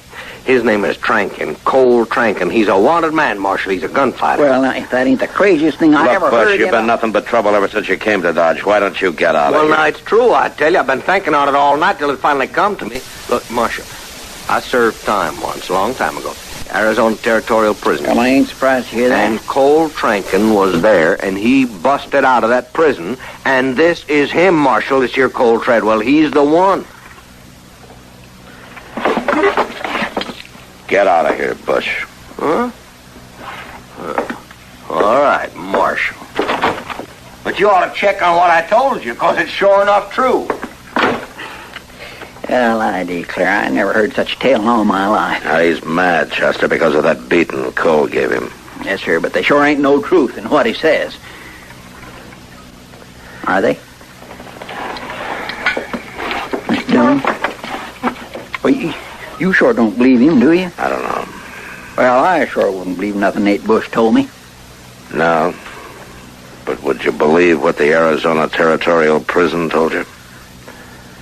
I guess you do have to check, don't you, Mr. Dillon? Yeah. Yeah, I have to check.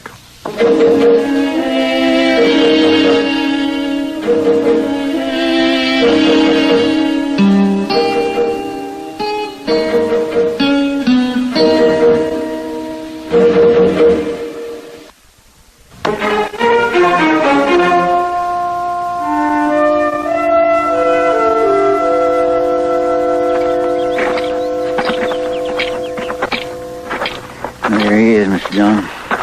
Out working in the yard. Yeah.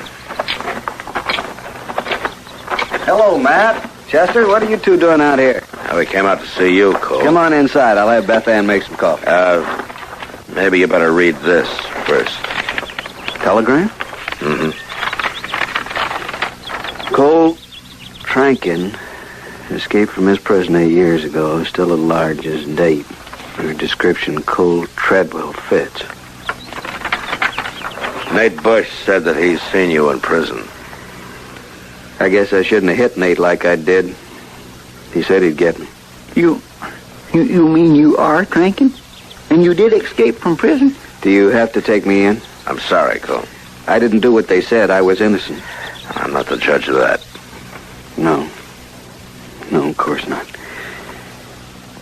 Matt, what about Beth Ann? You mean she doesn't know about this? But you're being Trankin? She came from gentle people. She's never known me as anything but a traveling preacher. I couldn't tell her. I just couldn't. Well, you're going to have to now, Cole. I know, but please let me do it alone. If it came any other way, it would kill her. I know it would. Will you come down to the office afterwards? As soon as I talk to Beth, I promise you I'll come. All right, Cole. Come on, Chester.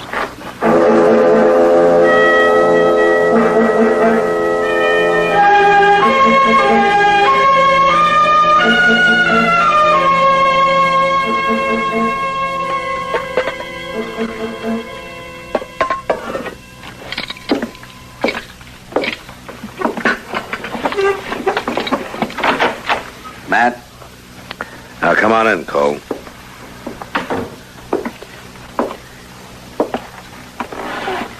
I couldn't tell her. I just couldn't do it. She has to find out, you know that. No, it'll kill her if she knows. Don't make it worse than it already is, Cole. All my life I wanted to be a minister. Ever since I can remember. But my pa and brother, they didn't hold with preaching, so they taught me to use a gun. As soon as I was old enough to hold one, they taught me. Did they teach you good? Too good, maybe. I got in some scrapes later on, and then I was put in prison for killing a man, only I didn't do it. And after you broke out, you turned to preaching, huh? That's right. For the first time in my life, I started doing what I really wanted to. And it's been that way ever since. I've done a little good, I think. You have in this town. A lot of people are going to be disappointed. Matt, do they have to know? Does anybody? Can't you send a telegram to Arizona and tell them I'm not Trankin? Oh, you know I can't. I only came back here to your office because I promised you I would. Now I'm going to ask you just one favor. Let me get Beth Ann and leave Dodge. Give us a head start, that's all I ask. Just that one favor, please. I'm sorry, Cole. Beth Ann's not going to know. I won't let her know. There's no way to keep it from her, not now. There's one way.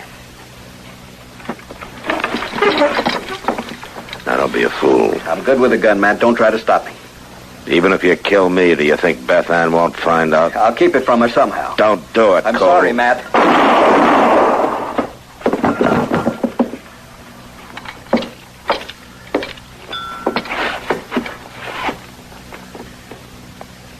Been a long time since I used a gun. Matt? Yeah. Don't tell him, Matt. Please. You can make up a story. Anything, only don't tell her. I'll try, Cole. I'll try real hard. You're funny. All my life, I could face anything. Anything at all, but...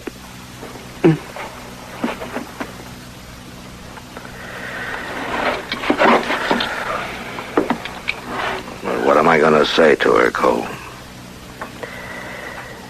You didn't tell me.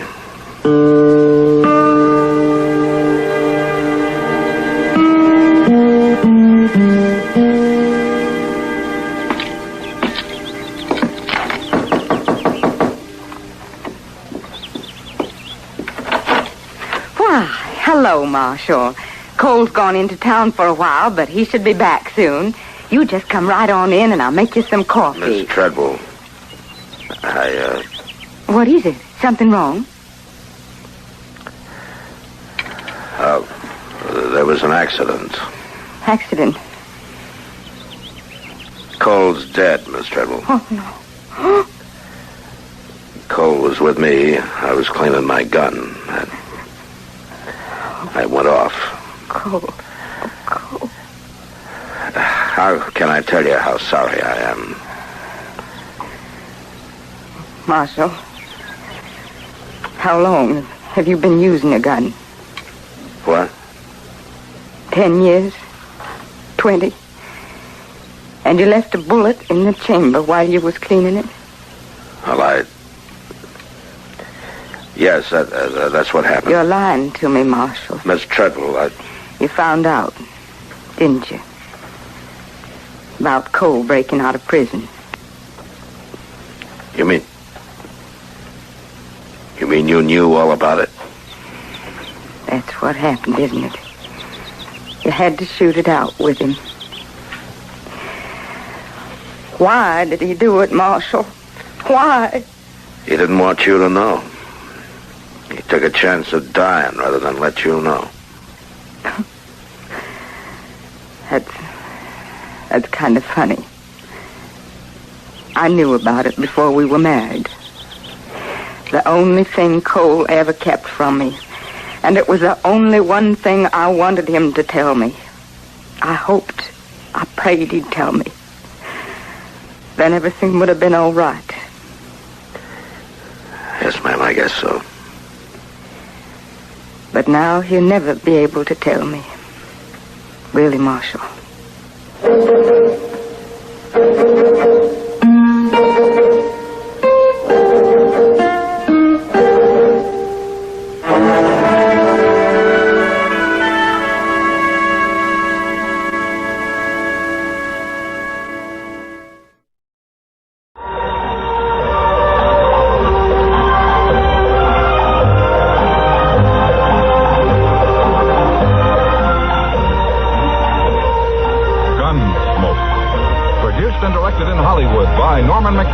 Stars William Conrad as Matt Dillon, U.S. Marshal.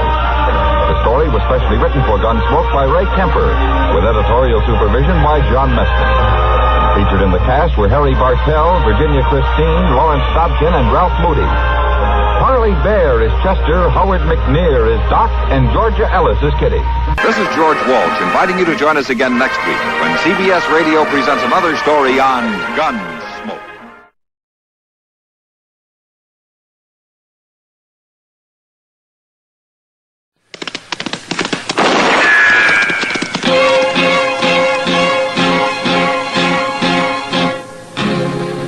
Gunsmoke, brought to you by L&M Filters. This is it. L&M is best, stands out from all the rest.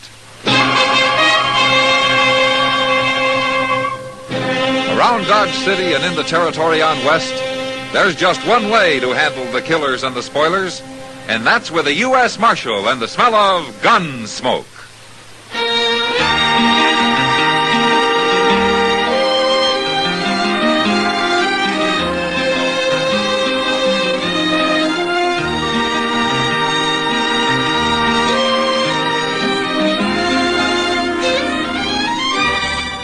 Gunsmoke, starring William Conrad. A transcribed story of the violence that moved west with young America. and the story of a man who moved with it. I'm that man, Matt Dillon, United States Marshal. The first man they look for and the last they want to meet. It's a chancy job, and it makes a man watchful and a little lonely.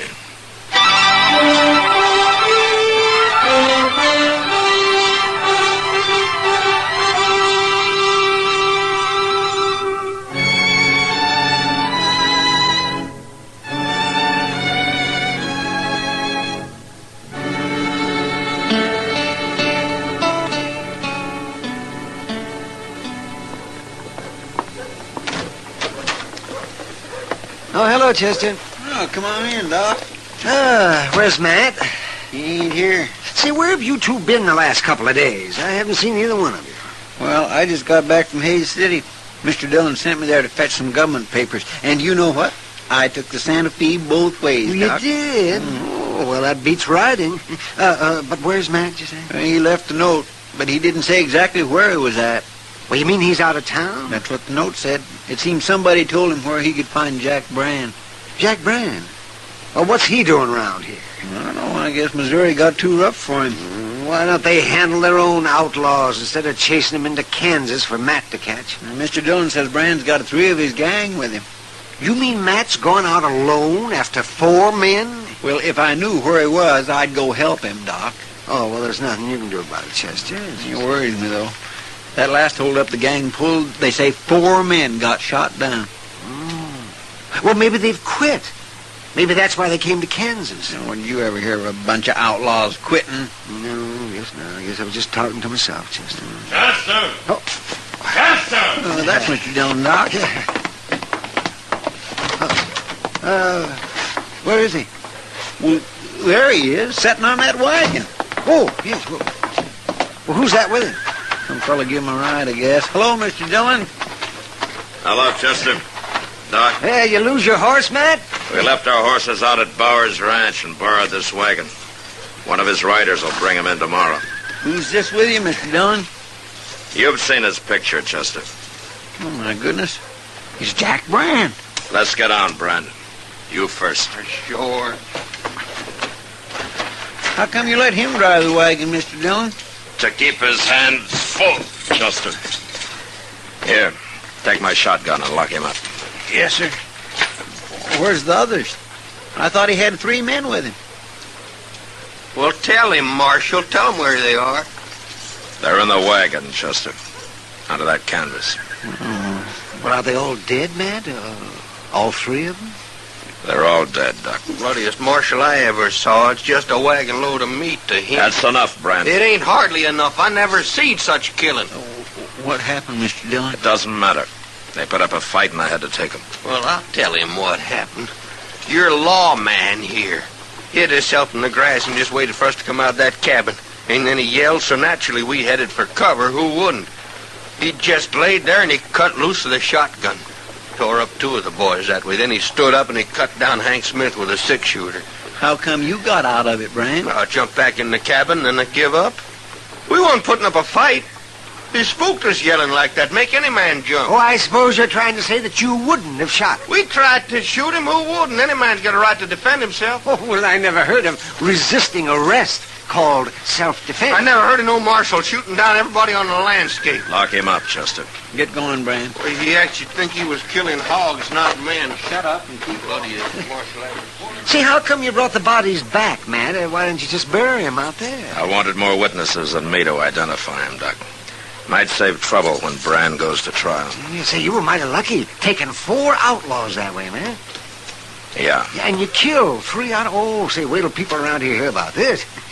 Brand's right, Doc. It's a lot of killing. An awful lot. Oh, no, you don't. Don't get to thinking about it too much, now, man. It's your job. You did it, so it's over. It's over? Wait till tomorrow or the next day. There'll be somebody else. There's always another man to kill. Oh, no, that's not the way to look at it, man. I've never heard of you shooting anybody you didn't have to. No, I never did. But sometimes that doesn't help much. So you look tired, man. Well, I haven't slept since I rode out of here 2 days ago. Well, now you get some rest, and you'll feel better. Sure. Brand's snug in jail, Mr. Dillon. He don't like it much, but I told him not to try kicking his way out, that I'd be sleeping in the office. We'll both be sleeping in the office, Chester. I'm too tired to walk to my room. Take care of this wagon. And what's in it, will you? Mm-hmm. You and Doc can identify those men. We'll write it out on paper in the morning. All right, sir. I'll be coming to bed about midnight, but I'll be real quiet. Nothing could wake me, Chester. Not tonight.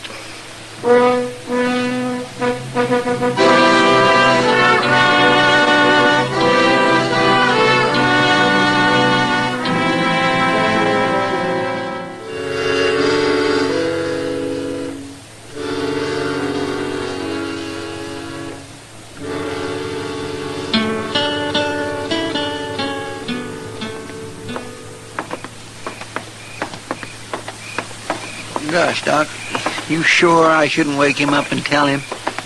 It can wait until morning, Chester. Matt's too tired to do anything about it tonight, anyway. I guess you're right. Of course I am. Okay. Good night, Chester. Good night, Doc.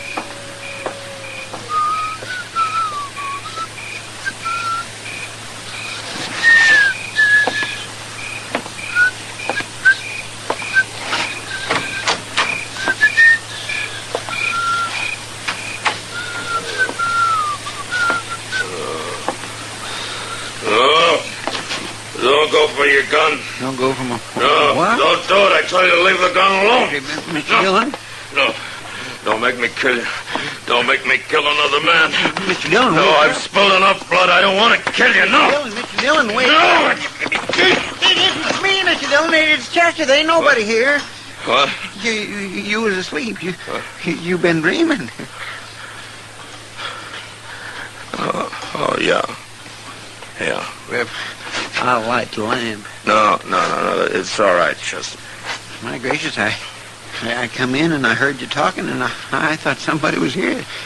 That moonlight ain't too bright. I couldn't see good at first. Sure.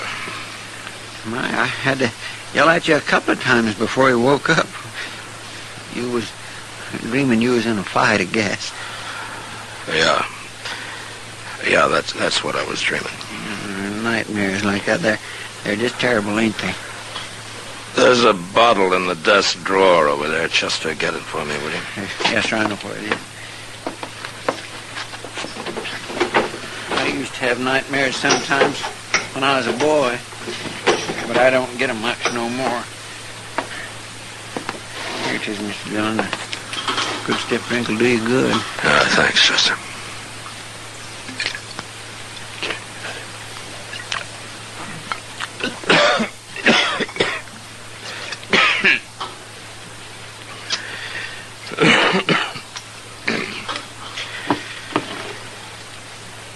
What time is it? A little past midnight. Jack Brand awake? No, he'd be bellering if he was. But, Mr. Dillon, now that you're awake, there's something I ought to tell you. Oh, what? Well, me and Doc was having a drink over at the Alfregans, and a fella come in there and started talking real loud. Talking about what? Well, sir, mostly about how he's going to tree dodge and how he's going to tell you, too. Oh? He says he's a friend of Jack Brand's, and he's heard about how you caught him and all. What's his name? Stanger. Joe Stanger. Yeah, I know him. Well, do you think he'll cause trouble? Probably. But I'm not going to worry about him tonight. Yeah, no, sir, that's what me and Doc figured. He won't try nothing tonight. All the same, keep your gun handy, Chester. Now let's try to get some sleep.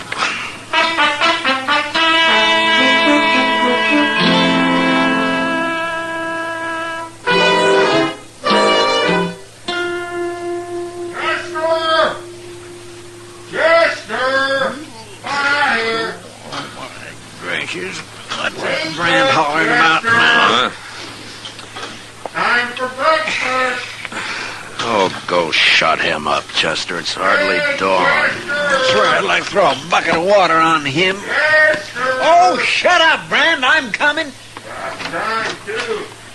Come on, baby. Cut the yelling, Brand. What's the matter with you? Come on over here. Just unlock this cage, Chester. What? holding a gun on you, can't you see it? Where'd you get that gun? Come on over here, I said. Well, the keys ain't over here. They're hanging on the wall down here. Don't take your own sweet time about it.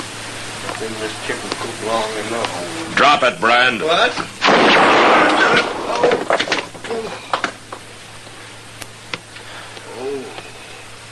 You're not hurt. I hit the gun. I got the keys, Mr. Dillon. I'll get his gun out of there. All right, go ahead. Stand back, Brand. You like to bust my hand. You're lucky. Lucky you didn't kill me, I suppose, just like you kill everybody. Shut up. I got it, Mr. Dillon. It ain't no good anyway. Not now. Where'd you get that gun, Brand? I made it, Marshal. Don't be smart. Oh. Wait a minute. Joe Stanger brought it to you. He tossed it to you right through those bars on the window. I didn't know Stanger was in town. Didn't you? Chester, get some boards and nail them over the window so nothing can get through it. I'll fix it, Mr. Dillon. Oh, wait a minute, Marshal. That's the only window in here. You can't board it up. You'll get enough here. Nobody'll be dark. I don't like it dark. Don't you? When you get it fixed, we'll go to breakfast, Chester. It won't take long, Mr. Dillon.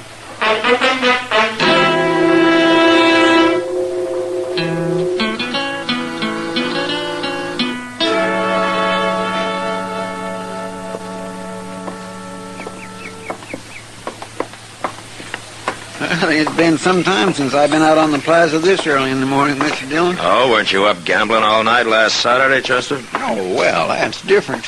Oh, how? Well, I've been asleep all night this time. Things looks different when you had a good night's sleep. Yeah, they sure do. You didn't have no more nightmares last night, did you? No, but I didn't sleep well. Yeah, you ought to take some time off. Go out buffalo hunting or something. Yeah, maybe I ought to take a lot of time off. Wait a minute, Chester. What? That's Joe Stanger coming there. Say, by golly, it is. What's he doing up so early? Maybe he wants to find out why Jack Brand hasn't shot his way out of jail yet. Well, he won't throw him no more guns, not the way I got that place boarded up now. Get out of the way, Chester. Yes, sir.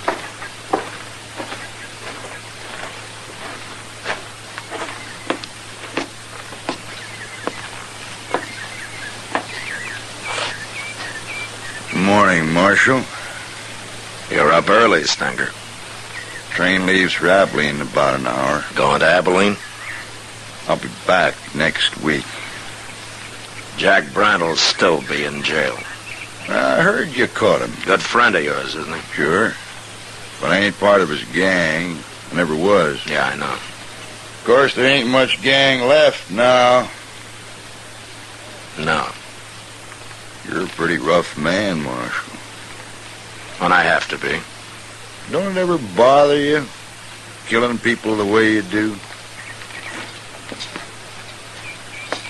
Stanger, I shot a gun out of Jack Brand's hand this morning. You come by the office later and I'll give it back to you. Now, what would I want of a smashed-up six-shooter? It's yours, isn't it? I'm wearing mine. I ought to throw you in jail, too. What for? To get you out of sight, if nothing else. I wouldn't go to jail, Marshal.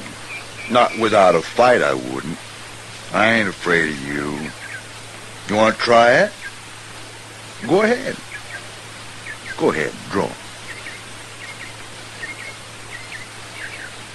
No. What's the matter, Marshal? I thought you liked killing men. What's holding you back? You're gonna have to fight me sooner or later. Get out of here, Stanger. Go get on your train. Wait till I tell everybody about Matt Dillon. How he's lost his nerve. Get out, I said. Well, I don't want to shoot down a man that won't draw. Not today, anyway. But I'll be back, Marshal. Next week.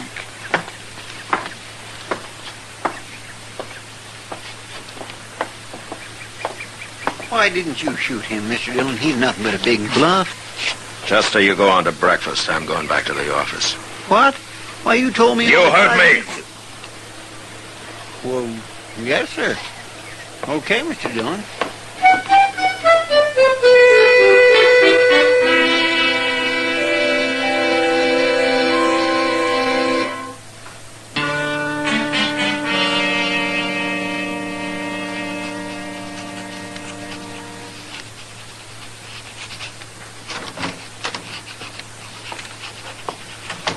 brought you a can full of coffee, Mr. Dillon. Thanks, Chester. I'm going to put it right here. What you doing, writing a letter?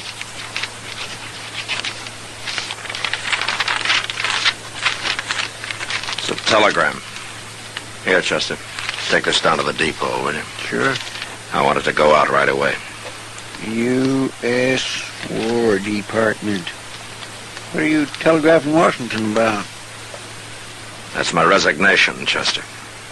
What? I'm quitting. Right now. Why, you can't do that. I've done it. Oh, I don't believe it. You're funny. A man can quit a job, Chester. I've quit jobs before. Well, I know, but this is different. What's different about it? The government doesn't own me. But think what'll happen if you ain't Marshal here. There are other men can be Marshal. Mr. Dillon. What?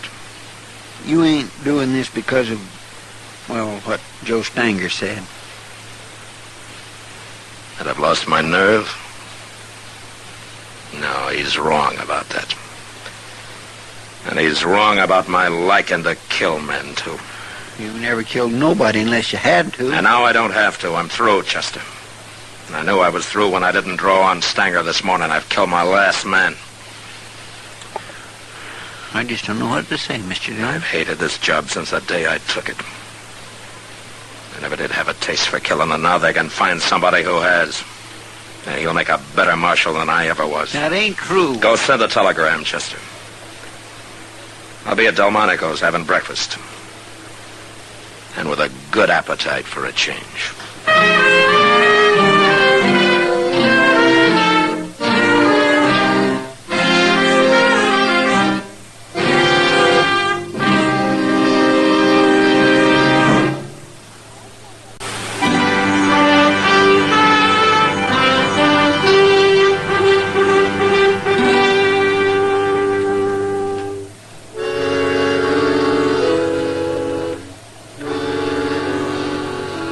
After breakfast, I went to my room and got some of the sleep I'd missed the night before.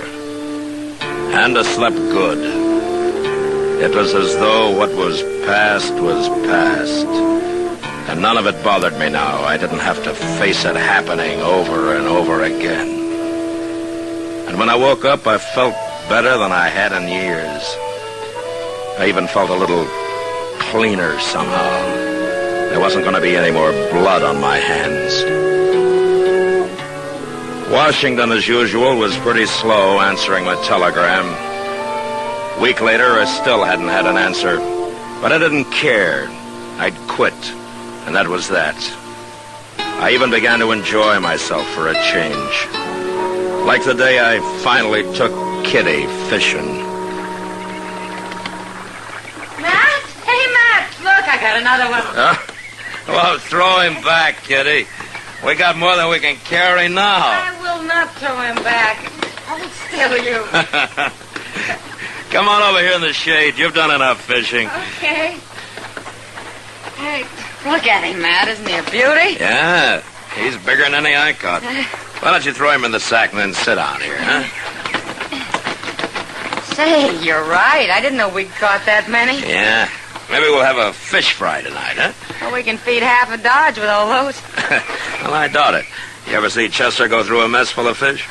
The last time he starved himself a couple of days in advance. Maybe we can kind of sneak up on him tonight. No. He knows we're out here. Maybe you ought to go into the business, Matt. Oh? What business? Fishing. You could do it for a living. Well, I am going to have to find something to do for a living, I guess. Well, it won't hurt you to loaf for a while, Matt. Yeah. I'm enjoying it. You know something, Matt? What? I think this is the first time I've ever seen you that you weren't wearing a gun. It is. And I'm enjoying that, too. Someday maybe nobody will wear guns. Yeah, maybe. You know something? I'm sleepy. You're lazy. So lazy you're probably going to starve to death before you find a new job. I don't care. Matt, look, somebody's coming on horseback. No? Uh-huh. Hey. Well, that's Chester. Oh, he's as lazy as you are. Imagine taking a horse to come this far. Oh, Chester hates walking. Besides, he looks like he's in a hurry. Oh, maybe he couldn't wait for that fish fry. Mr. Dillon? Hello, Miss Kitty. Look in that sack, Chester. We got about 30 catfish already. Well, that's fine, Miss Kitty, but Mr. Dillon, Joe Stanger's in town. Oh? Well, it doesn't matter to me, Chester. But you don't understand. Understand what? What I come to tell you. Stanger's at the Alfraganza. A while ago he had words with one of the girls there, and she slapped him, and he pulled out his gun, and he killed her. What? Who was the girl, Chester? Kate Hawkins. Oh, no. That's who it was, Miss Kitty. And then the bartender tried to stop him, and Stanger shot him, too. And I hear he's going to die. I grabbed a horse off the hitch rail and come right down to tell you, you've got to stop him, Mr. Dillon. I'm not Marshal anymore here, Chester. I quit. Oh, that don't matter. It does to me. You mean you're going to let Joe Stanger walk around Dodge and shoot everybody that gets in his way, including women? I'm through killing. I told you that. Who's going to stop him, then? You're the only man around here that'll go up against him, and you know it. That may be true. But I'm still not going to do it. Wait, Mr. Dillon. Wait a minute. I've been thinking a lot about all this lately, and there's something you've been overlooking. Oh? Men like Stanger and Brand, they got to be stopped. I'd do it if I could, but I can't. I ain't good enough. Most men ain't.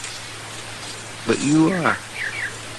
It's kind of too bad for you that you are, but that's the way it is.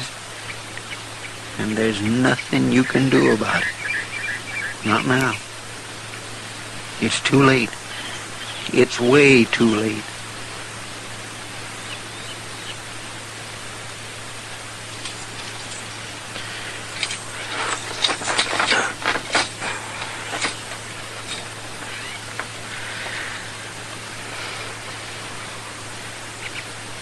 Give me your gun, Chester. Chester? Want my holster? I'll carry it in my belt.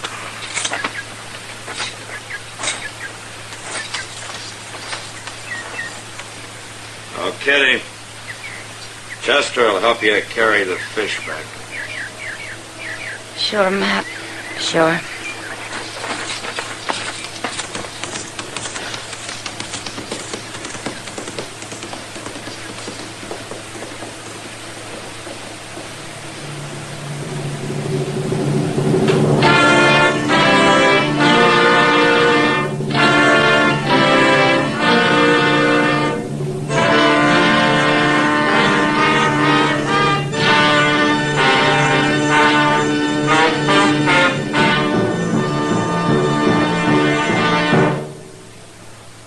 And now our star, William Conrad. Thank you, George.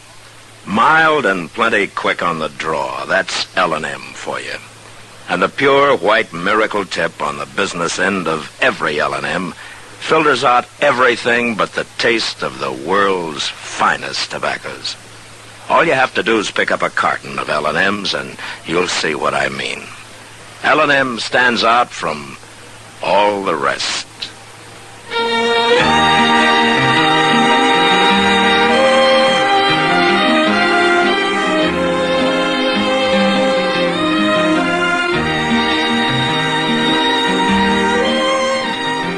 Gunsmoke, produced and directed by Norman MacDonald, stars William Conrad as Matt Dillon, U.S. Marshal. Our story was specially written for Gunsmoke by John Meston, with music composed and conducted by Rex Corey.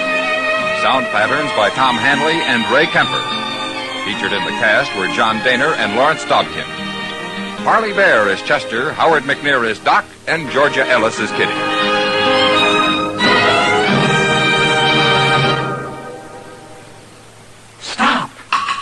Start smoking with a smile, with Chesterfield, smiling all the while, with Chesterfield. Put a smile in your smoking, just give 'em a try. Light up a Chesterfield, they satisfy. Put a smile in your smoking. Buy Chesterfield. So smooth, so satisfying.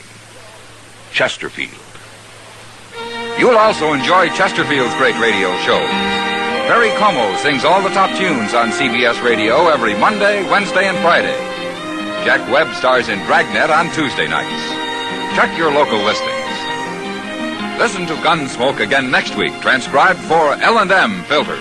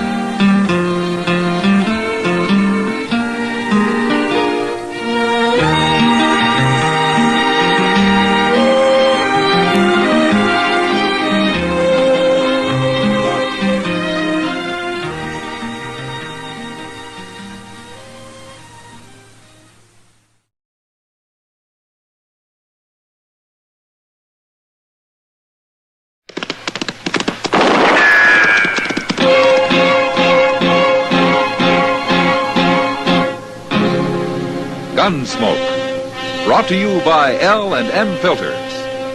This is it. L&M is best, stands out from all the rest. Around Dodge City and in the territory on West, there's just one way to handle the killers and the spoilers, and that's with a U.S. Marshal and the smell of Gunsmoke.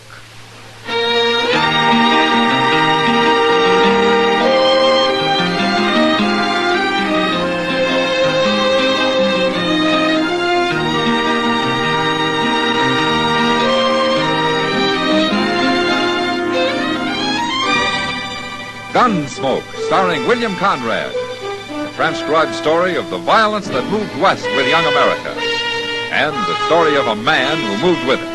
I'm that man, Matt Dillon, United States Marshal. The first man they look for and the last they want to meet. It's a chancy job, and it makes a man watchful and a little lonely.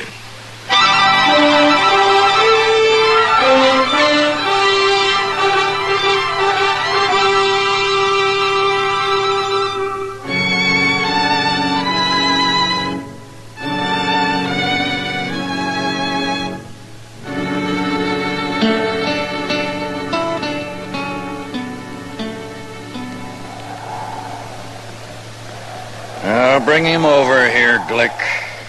We're ready for you, Digger. Start walking. We'd be lucky to find you so near this cottonwood grove. Don't know what we'd have done otherwise. Oh, you'd have thought of something, Glick. Like what? Well, you ain't above shooting a man in the back, are you? You can make me mad talking like that, Digger. That worries me a lot. You shut up. Oh, hurry up, Glick. Let's get this over with. We've been waiting on you, Pate. Now, what's Robo looking so long-faced about? It's what I told you before. This ain't right. You're telling me it ain't right to hang a horse thief?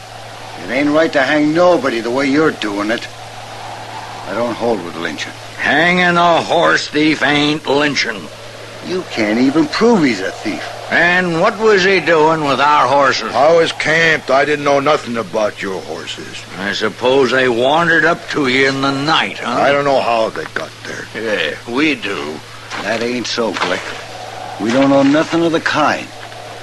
I've lost horses the same as you and Peyton. I don't like it any better than you do.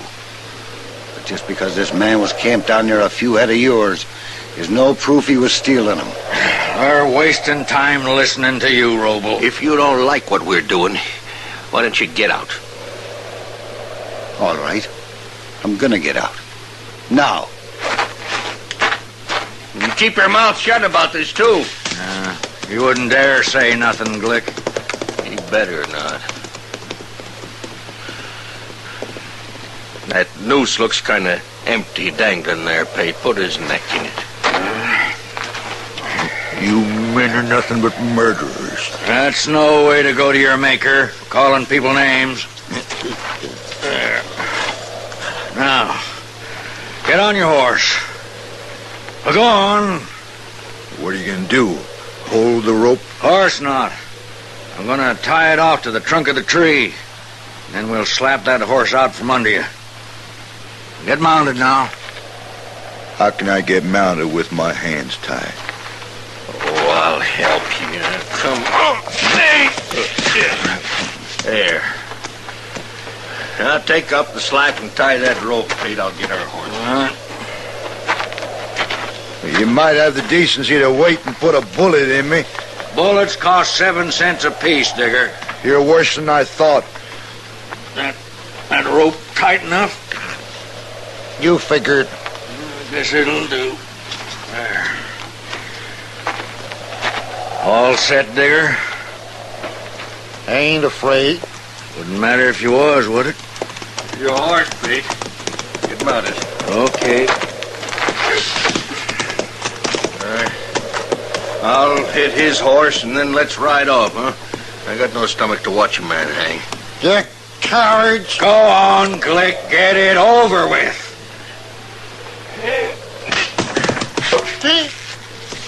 Let's go, huh? Here.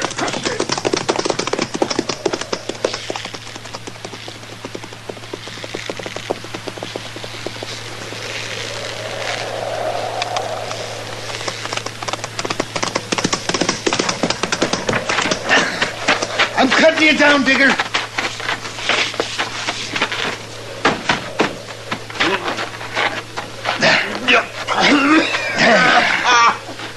Now you can breathe. It wasn't long. You'd hardly passed out.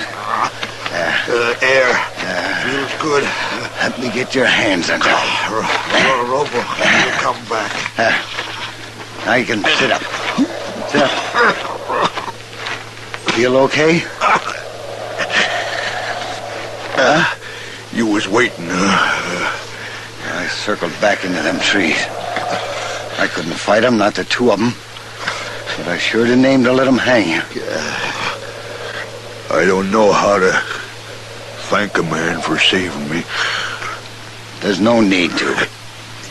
It's the truth, Robo. It's the honest truth. I ain't a horse thief. I never thought you was, Digger. Look, we ain't but 10 miles from Dodge. I'd be proud to buy you a drink. All right, I'll go with you. I got something mighty interesting to tell you on the way.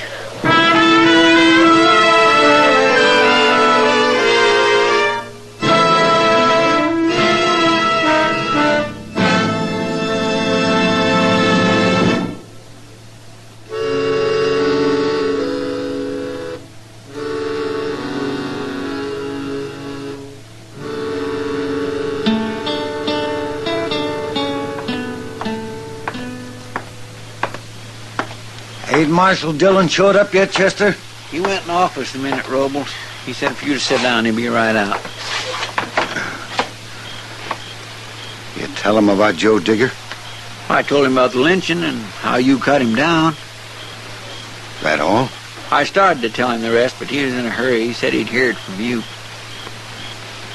It's bad, ain't it? Well, you're doing everything you can about it. I hate informing on people. Murder's worse. Here he is. Evening, Robo. Hello, Marshal. Chester told me about what happened. That was a fine thing you did, Robo. I don't hold with lynching, Marshal. No. And I don't hold with murder either. Now, what do you mean? He's gonna kill him, and he says he don't care how he does it. This Joe Digger, you mean? That's what he said, Marshal. And he meant it, too. Well, you sure can't blame him much after what they done to him. Where is he, Robo?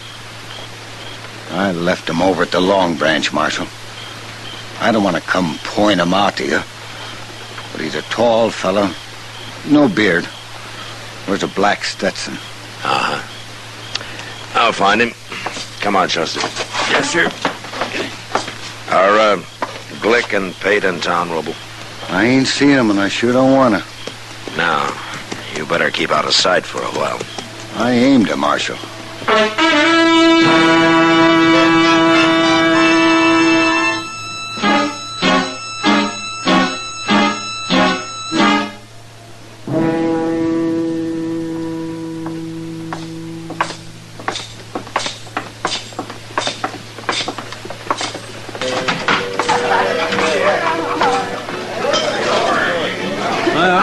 I don't see nobody in here like he described, Mr. Dillon. Now, there's Kitty. Let's go ask her. Maybe he's already left town looking for Glick and Hank Pate. And then we'll have to ride out after him. And I hope he ain't left. Hello, Matt. Chester. Oh, hello, Kitty. Sit down and tell me who you're looking for. How'd you know we was looking for somebody? I saw how you came in. Kitty. Huh? Did you ever hear of Joe Digger? Not till the night, Matt. Have you been talking to him? Bill Roble brought him in. He went next door for some tobacco. He'll be back directly. Oh, good. I take it you know what happened. Yeah. And what are you doing here? Why aren't you out after Glick and Hank Pate? Well, one thing at a time, Kitty. Well, if you don't believe it about Joe Digger now, you will when you see him. He's got a mark around his neck like a black snake. That's a horrible thing, Matt, to lynch a man. That's about the worst thing I know. What about those two men? I mean, since they really didn't hang him. Well, they came close enough for me. Oh, there he is. Just came in. He's headed for the bar. You see him? Oh, yeah. You stay here, Chester. Yes, sir.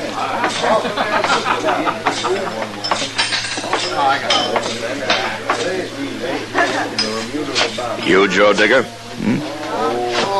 That's me. I hear you ran into some trouble today. Yeah, I seen you talking to Miss Kitty. Yeah, I came in looking for you. What for? I'm a marshal. Oh? Yeah, somebody tries to lynch a man, I want to know about it. It's all over, Marshal. They didn't kill nobody. You'd like for me to forget about it? Is that it? Nothing happened. I'm alive, ain't I? You take it pretty easy, Digger. An ordinary man might be kind of mad. Ah, they made a mistake, Marshal. They thought they was doing right. Oh? Little rope burn ain't gonna hurt me. You're wasting your time lying to me, Digger. What? I came here to tell you to leave Glick and Pate to me. Which one you going after first, Marshal? So you can get the other one? They don't deserve a trial. They're gonna get one. And so will you if you kill either one of them. I've been lucky so far. Look, Digger, I know how you feel about this, but stay out of it. From now on, this is my business. You're denying me what's mine. That kind of thinking's gonna lead you to the end of another rope, and it's not worth it. But to me, maybe it is. Don't be a fool. Now, you think about it. Okay. I'll think about it. It's midnight now. I'll think about it till tomorrow night. But by then, you better have him in jail, Marshal. Sure. Them or you.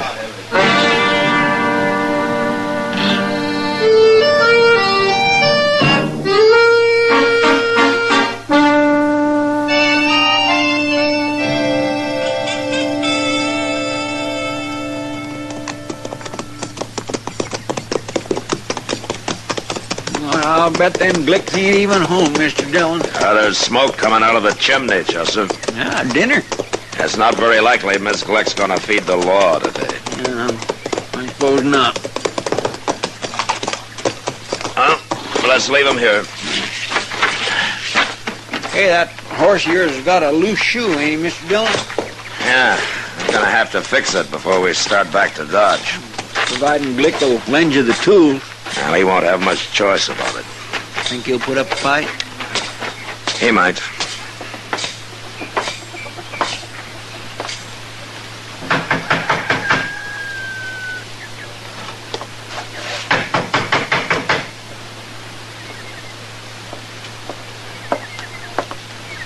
Hello, Glick. I'm Marshal Dillon. Chester, what you doing here? Well, aren't you going to ask us inside? Oh, sure. Come on in. The woman's done with dinner, but I'll tell her to find something for you. Don't bother. I want to talk to you. Yeah? What about? You and Hank Pate. Me and Pate? Yeah, we'll go pick him up when we leave here. What do you mean? I'm taking you both to jail. Oh, now, wait a minute, Do I have to explain it to you? Well, it might help. You walk into a man's house and arrest him. You ought to know what it's about. Didn't you and Pate murder a man yesterday? What man? Joe Digger. I never heard of Joe Digger. Then you shouldn't go around lynching strangers. Yeah. Oh, that's what this is about. Well, I seen that feller, Marshal. I was riding by there yesterday, and I seen him hanging. I don't know who did it. It sure wasn't me and Pate. Digger says it was. What? He says you and Pate lynched him. Oh. Roble told you. No, Roble cut him down. Digger's alive. Oh. What are you after us for? Attempted murder. You'll get at least 20 years, Glick, but it'll save your life. What do you mean? Digger's after you, and he's gonna kill you if he gets a chance. I beat him here, and now I want to get to Pate's before he does. Oh, Pate's in Dodge today. Yeah, we better get moving. You're a prisoner, Glick. Good thing we got here before he put on his gun, Mr. Dillon. Yeah, keep an eye on him, Chester. I'm going to take my horse around to the barn and fix that shoe, then we'll leave. All right, sir. Now, you just sit easy there.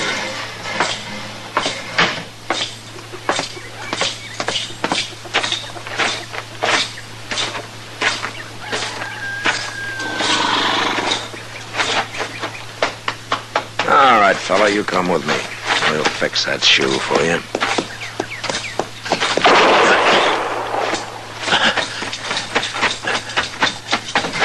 What happened, Chester? Where's Glick? Well, he run out back towards the barn. Oh, we better stop him before he gets on a horse. Come on. Yes, sir. Now, you've been hit, Chester. Well, he got me in the arm. His wife hollered to him from the kitchen, and he went to the door, and she slipped him a gun. He snapped off a shot at me and run out back. And she stood in the door so I couldn't shoot. How's your arm? Oh, it just tore up a little. Yeah. She must have stood out there in the kitchen and heard everything that was said. I never thought about her aiming to help him. Wait a minute. Right, the barn door's open. Well, we gonna walk right up there? No, we can't do that. We'll wait here. You get on behind that rain barrel. Might as well. I sure ain't much use, sir. I hope there ain't a back door to that barn. Well, he's seen us. Don't try to stop me, Marshal. It's no use to run, Glick. Stop, Glick! Stop, I said!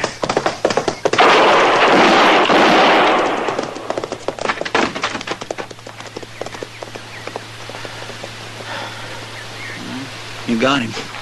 Yeah.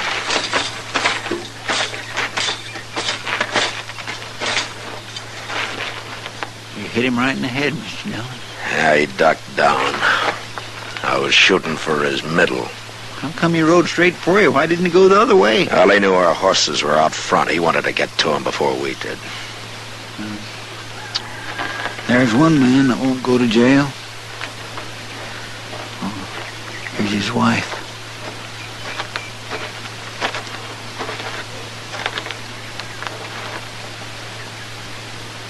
He's dead, ma'am.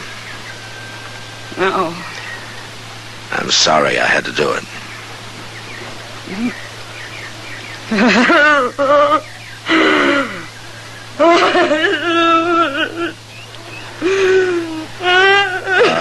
Ms. Glick.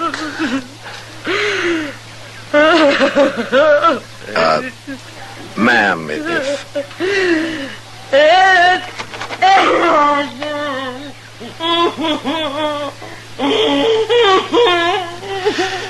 Come on, Chester.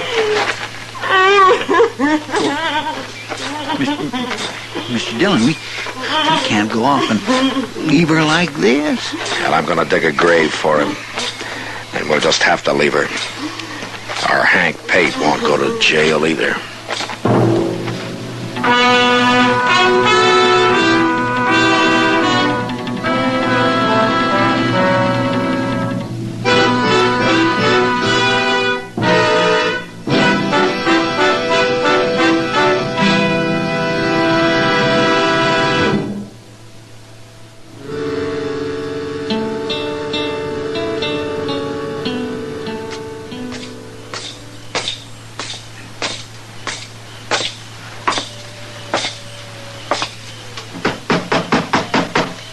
Come in, come in. Hello, Doc. Well, all finished, Matt. Yeah, Doc says a couple of weeks and I can start using it again, Mr. Dillon. Good, Chester. Providing you keep it in that sling, Chester. Well, I will, Doc. I'll be real careful. Is it all right, Doc? Oh, it looks clean, Matt, but I'll change the dressing every day for a while so as I can watch it. You get the horses put up, Mr. Dillon? Yeah, I took care of them. Then we better start looking for Hank Pate. It's near midnight, Chester. You better go to bed. I'll find him. No, sir, I'm going with you. I know I ain't much help, but I can look one place while you're looking another. Well, it's up to you. Up to him? Well, I've heard of cases where this sort of thing was up to the doctor, not the patient. Well, I ain't no patient, Doc. Oh, you are? Well, maybe you'll begin to feel more like one when I give you my bill. You gonna charge me for pouring that smelly old stuff on my arm, then wrapping it up with a couple old rags? Your bill's just gone up $1, Chester. Oh, no, Doc, I didn't mean it that way, honest. But if you're gonna You better shut up for... and come with me, Chester. It'll be cheaper. Yes, Come sir, on. I'm coming, Mr. Dillon. I sure am. We'll see you later, Doc. Is there going to be a shooting match? Well, I don't know, Doc. Tell you what, you better not go to bed for a while yet, huh? I'll be here.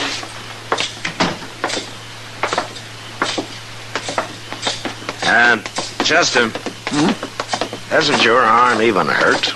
Well, sure it does. But that helps keep me awake. You know, I don't think it hurts at all. You'd be yelling your head off. Well, it does hurt, too. Terrible. You just don't realize how brave I am. And I'm trying to get you to go to bed, Chester. I know you are. Where will we look first? Yeah, the Alafraganza's closest. I guess if anything had already happened, Doc would have heard of it, wouldn't he? Yeah. Maybe if we run into Joe Digger first, you ought to lock him up, temporary like. Yeah, I aim to. Of course, Pate might have left town already and gone home. They told me his horse is still in the stable, Chester. I guess he's not planning to go home tonight. You'll be disappointed if he is. Hey, that was in the Alafragans, Mr. Dillon. Yeah. Look there. There's Joe Digger, Mr. Dillon. He just come out. Yeah, you stay here, Chester. Yes, sir. Digger. You're too late, Marshal. Did you do that shooting? I waited. I told you I would. You waited for what? To kill Hank Pate. It's after midnight, 5 minutes or so. I figured you wasn't going to do nothing about it. You figured wrong. Were both those your shots? Sure they were. I didn't even wait for him to draw. A man like that don't deserve a chance. You should have let the law decide about that, Digger. I'd have arrested him. He'd have gone to jail. And why hadn't you done it? I was busy. Busy doing what? Trying to take Glick. Trying? Where is he? He's dead. I guess I beat you to him. Well, you didn't beat me to Hank Pate, Marshal. For your sake, I wish I had. Digger, you're under arrest for murder. No. That ain't fair. I warned you. No,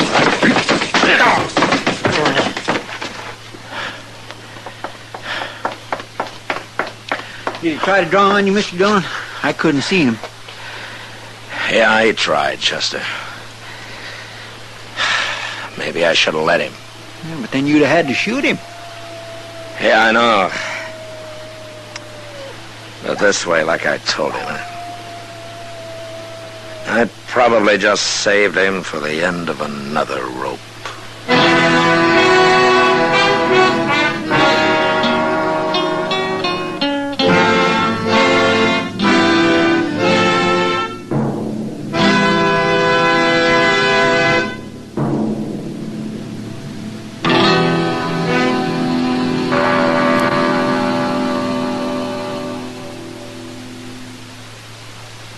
And now our star, William Conrad. Thank you, George.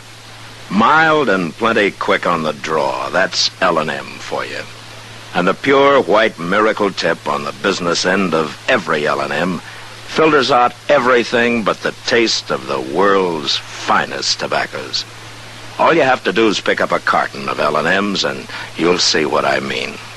L&M stands out from all the rest.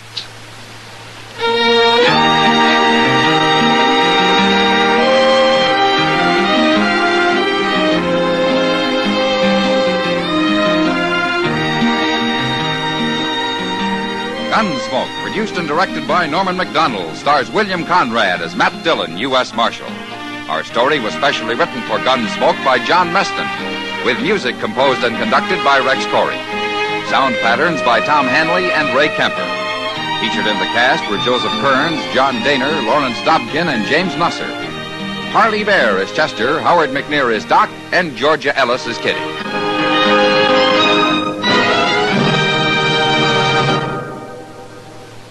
Stop. Start smoking with a smile with Chesterfield, smiling all the while with Chesterfield. Put a smile in your smoking, just give 'em a try. Light up a Chesterfield, they satisfy. Put a smile in your smoking. Buy Chesterfield. So smooth, so satisfying. Chesterfield.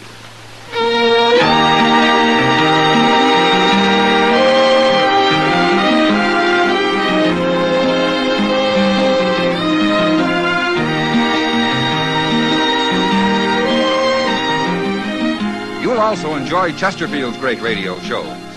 Perry Como sings all the top tunes on CBS Radio every Monday, Wednesday, and Friday. Jack Webb stars in Dragnet on Tuesday nights. Check your local listings. Remember, listen again next week for another transcribed story of the Western frontier when Marshal Matt Dillon, Chester Proudfoot, Doc, and Kitty, together with all the other hard-living citizens of Dodge, will be with you once more. It's America growing west in the 1870s. It's drama. It's Gunsmoke. Brought to you by L&M Filters.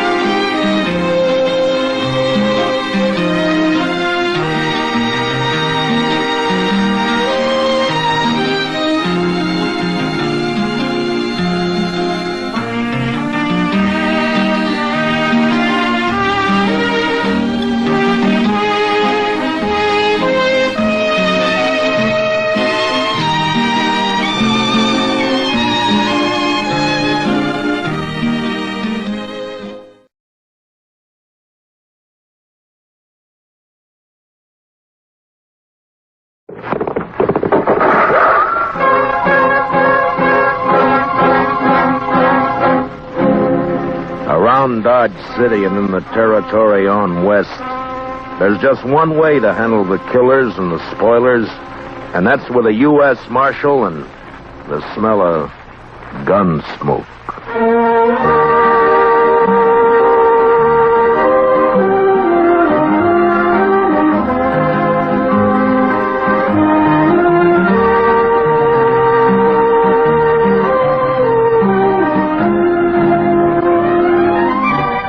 Gunsmoke, starring William Conrad. The story of violence that moved west with young America. The story of a man who moved with it. Matt Dillon, United States Marshal.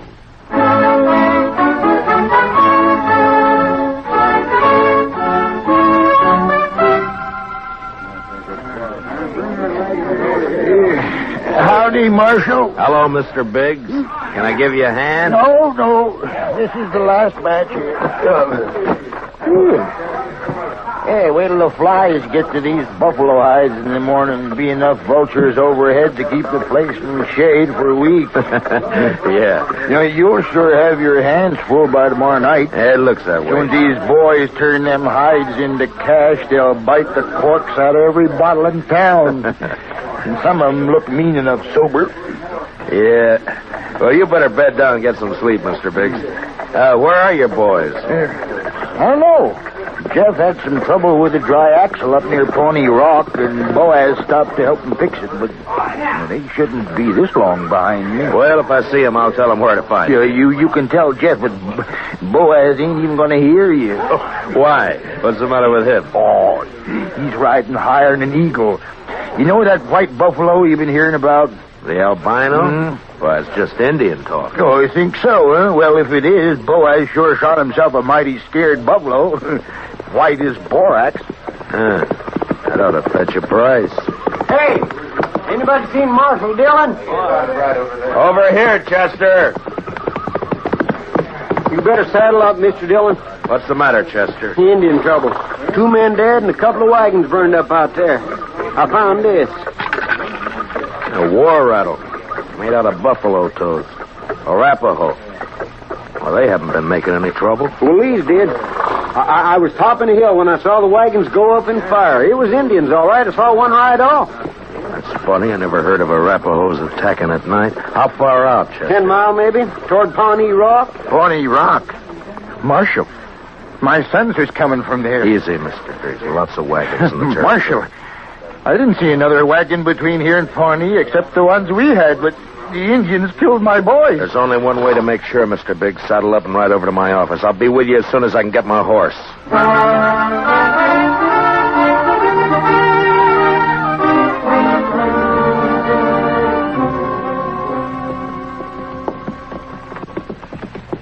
I cut back through those button willows over there when I spotted the wagons being fired. We must be close to it, then. Just over there. Right down yonder. See him? Yeah. I see him. We rode up and dismounted. The last glint of hope in Mr. Biggs' eyes died. His boys were there, all right. And it wasn't nice to see. Kill him. I'll get him first. I'll murder every redskin in the territory. We gotta bring your sons in, Mr. Biggs. You know what the morning's gonna be like. You don't want to leave them out here. Now, come on. Hey, look. Down there by the stream. Yeah, 4 of them. They're not saddle horses. Mr. Biggs. Mr. Biggs. You recognize those horses down there? Yeah. I know. Teams belong to Boaz and Jeff. Indians must cut them loose from the wagons before they fired. Doesn't that seem curious to you, Chester? In what way, Mr. Dillon? Why didn't they take the horses with them? Yeah. What are you thinking, Marshal? No burned hides in those wagons. So they stole them. Yeah, they stole them. But Boaz and Jeff both have their rifles there beside them, and the horses are left behind, too. Horses and guns are the first things Indians would go for. What are you looking for, Mr. Dillon? Those buffalo hides weren't carried off without wagons. Yeah, here. Marks the 2 other wagons here, and they're fresh. I didn't see any other wagons, only these. Well, they'd finished and gone before you got here, Chester. Well, yeah, but I'd have caught up to any wagons on the trail to Dodge. Did you go by regular trail? Well, no, I figured the Indian I saw wasn't alone. I didn't want to get bushwhacked further on. You didn't see any Indian, Chester. But, Mr. Dillon, just as plain No Indian would leave guns and horses. This job was done by white men. It didn't take anything that could be recognized or identified. You mean somebody's in Dodge by now? With the hides my boys worked and sweated to get? I'm afraid so, Mr. Biggs. Well, there'll be more than 300 buffalo hunters there by morning. It could be any of them. We'll find the right ones. Oh, how? The albino. Whoever killed your sons will have that white buffalo hide.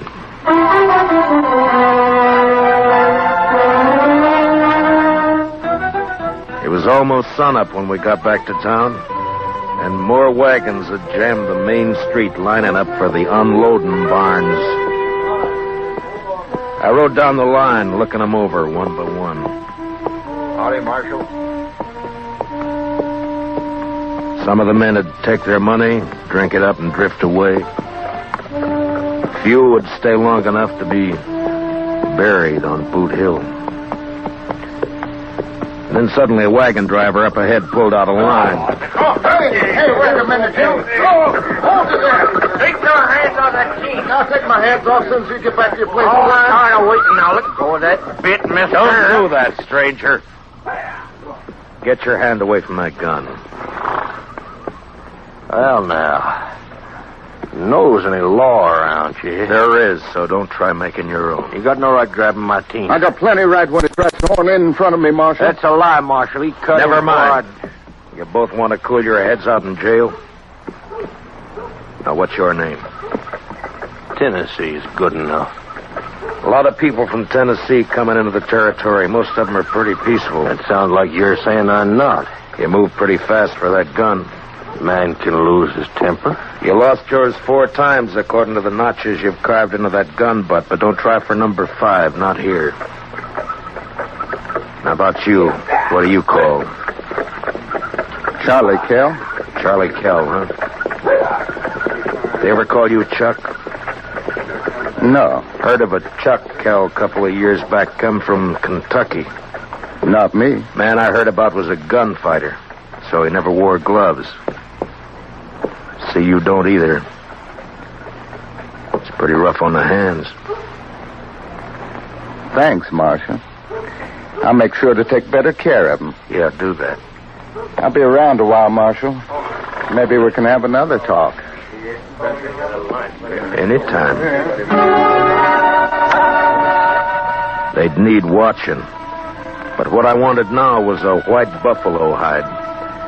Searching the wagons wouldn't do. There wasn't time, and the search had let the killers know that something in the hides they'd stolen could be identified. The time to find out would be when the buyers checked them. I got Biggs and Chester to cover 2 of the unloading barns, and I covered the 3rd one. And then finally daylight came, and the haggling started. Son, you want to sell those hides? Better learn how to handle his skinning knife a little better. They're as good as any. And full of holes, they ain't. Give you $4 a hide for the bunch. You gave that last fellow 8. He looked tougher than you. 6. I'll take 6. 4. Take it or leave it. You think you can rob me, mister? Watch your mouth, boy. Here, none of that. Let me go! Easy, son. Go! Let me have that gun just so you won't be tempted. There, that's better. Give me that. Give it back. You can pick it up at my office whenever you're ready to leave town. Yeah, you look like a city boy to me. Where are you from? St. Louis? None of your business. When something's got you beat, son, there's no shame to admitting it and going home. Sometimes that takes a real man. Don't tell me what to do. Why don't you watch your own job? Why don't you leave me alone, Marshal? I ain't got a white buffalo hide. What'd you say, boy? You heard me. What do you know about a white buffalo hide? What everybody else knows.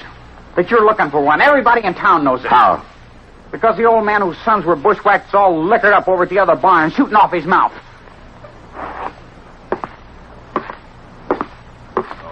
Don't go away mad, Marshal.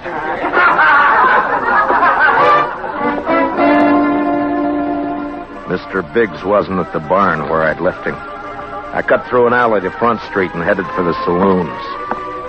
I never got to him. Mr. Dillon? Mr. Dillon? What's the matter, Chester?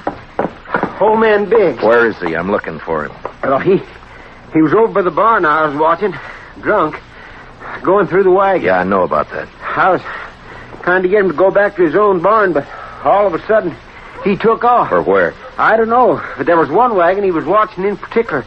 The driver walked away from it with a package of some kind. That white hide? It could have been, I don't know, but Big sure thought so. He lit out after the fellow with blood in his eye. Which way? Down there where the boy's been hitching the empty wagon. Well, let's go. Old boy's drunk enough to make trouble. He's liable to kill somebody. Or get killed.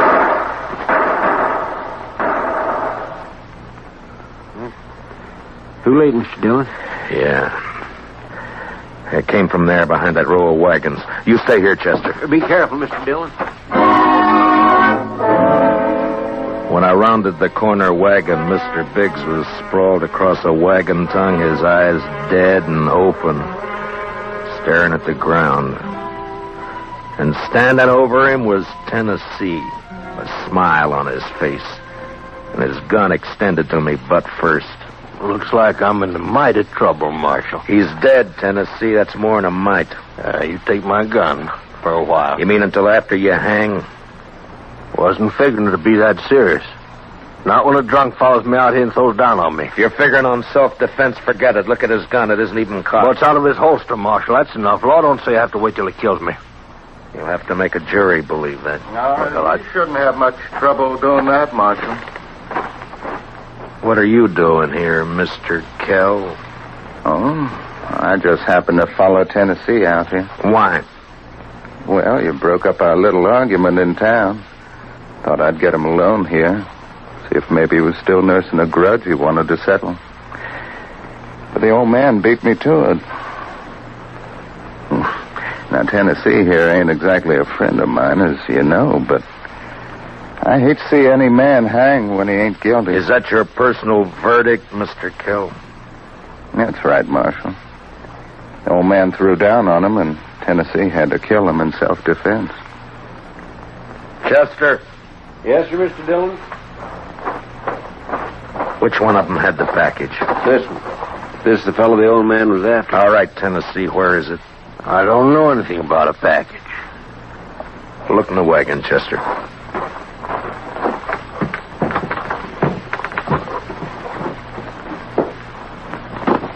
See anything? Nothing here. I reckon you can give my gun back to me now. All right, Tennessee. Here. Thanks. But if you decide to use it again while you're in Dodge or any place else in Kansas, I hope I'm there when you do. Well, now, don't you fret, Marshal. I'm sure you will be.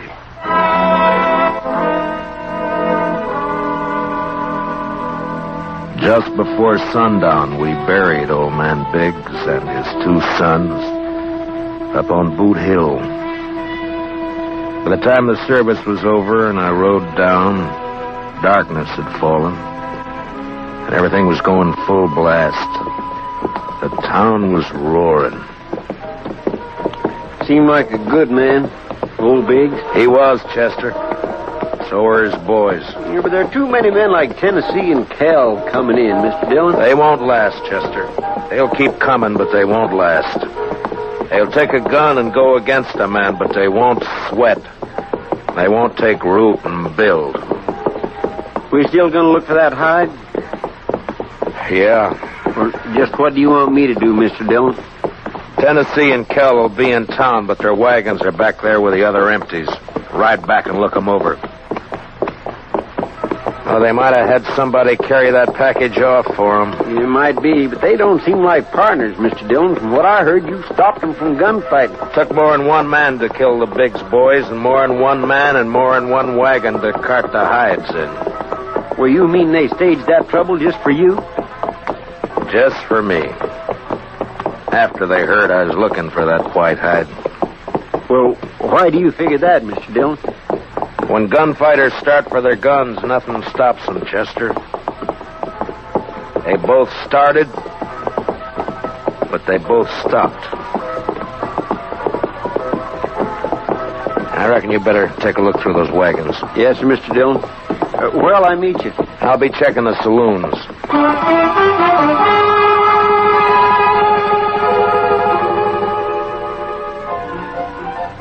One by one, I made the stops. The Long Branch, the Alafraganza, the Texas Trail.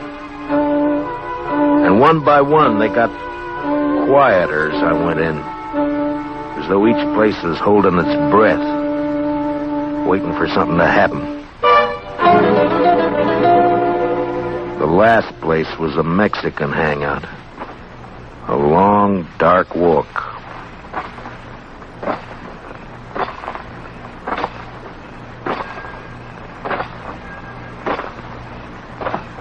Hello, Marshal. can't see me, can you, Marshal? No. No, I can't see you, son. Too bad. Because I got another gun. They sell them around here. And I ain't going back to St. Louis. You'll fire once, son, and if you don't kill me with that, and I'll kill you. I'll gamble on that, Marshal. Marshal!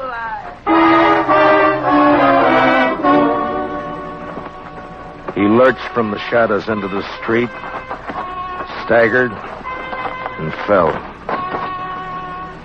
And then he rolled over on his back, and his eyes struggled for a minute like they were trying to remember something.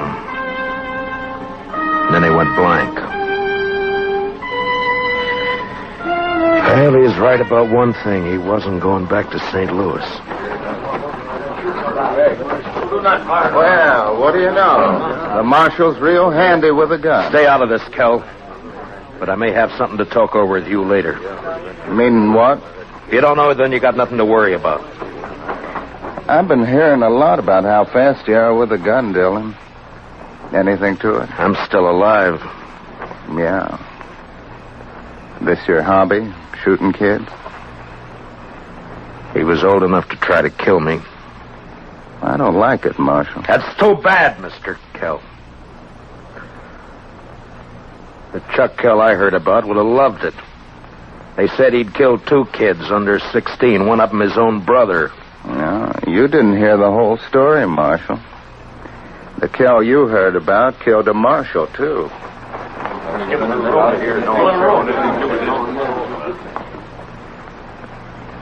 You made the bid, Mr. Kell. And you got a gun. Use it or I'll take it away from you. Come and get it. Anytime. Here it is.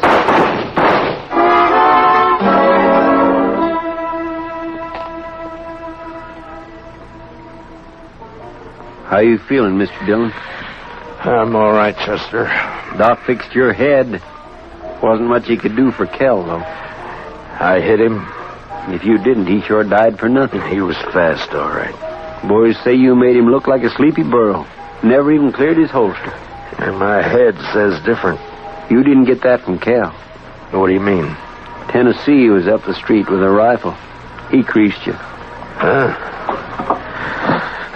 Where is he now? I don't know, Mr. Dillon. He rode out of town before I could stop him. I was the only one who saw him. I was coming up street to find you. All right. Let's get out of here.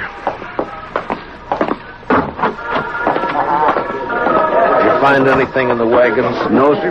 But I found Tennessee's wife. Wife? That's right, Mr. Dillon. In a small wagon next to his. He's a squaw man. His wife's an Indian girl. Well, let's find her.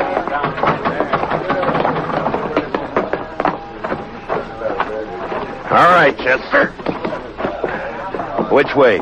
Edge of town, Mr. Dillon. Well, let's go.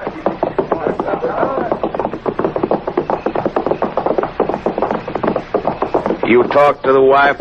Yes, sir. Found out Tennessee and Kell were friends, all right. They left her here night before last and arranged to meet her here today. She said they were driving empty wagons when they left her. Ask her what tribe she belonged to? Didn't have to ask, Mr. Dillon. I could tell by her beads. She's an Arapaho.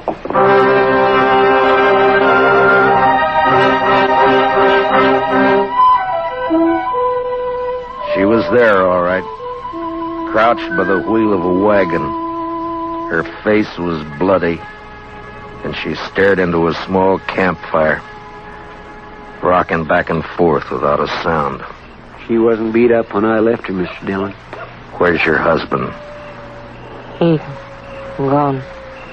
Gone where? He gone. Tell me which way he went, and I'll bring him back to you. No. You lawman. Your husband had a white buffalo hide, didn't he?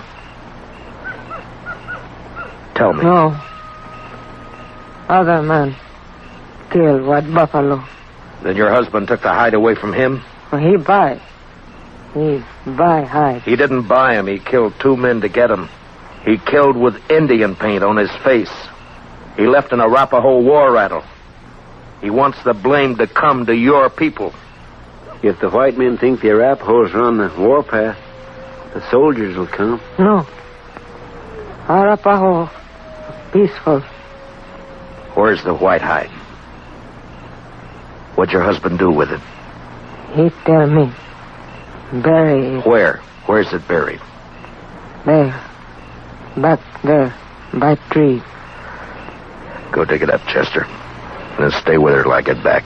You going after him, Mr. Dillon? Yeah, as soon as she tells me which way. All right, Mr. Dillon. You're white man. No good. Now tell me which way he went. You let him go. He not come back. I can't let him go.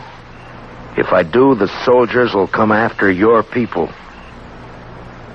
He beat you, and he ran away from you. Now he'll bring death to your tribe unless I get him. Where did he go?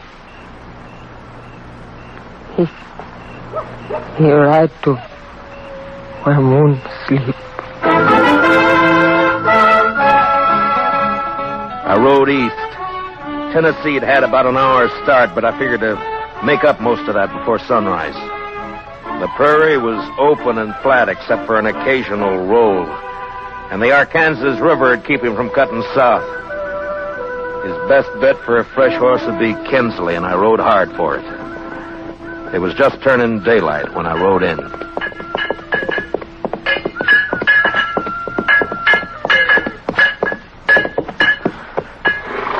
Well, howdy, Marshal.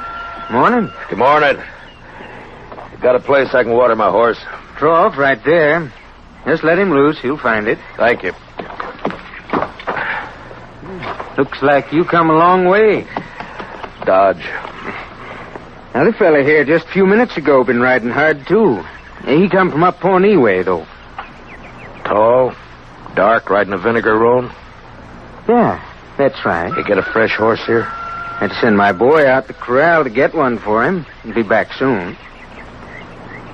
You mean he's still here in town? Yeah. Asked about breakfast, so I sent him over to the Widow Hilliard's place. Right over there, across the road. Thank you. I'll be back. Say, you after that fella, Marshal?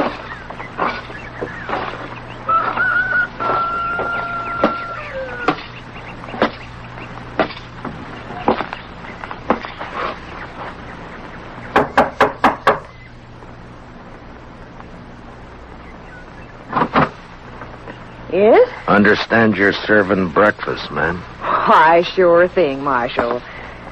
Dillon! That's right. Give me a clear way out the door, or I'll kill you. Come by me, Tennessee. I'll come shooting. That's all right. But just be sure you get me this time.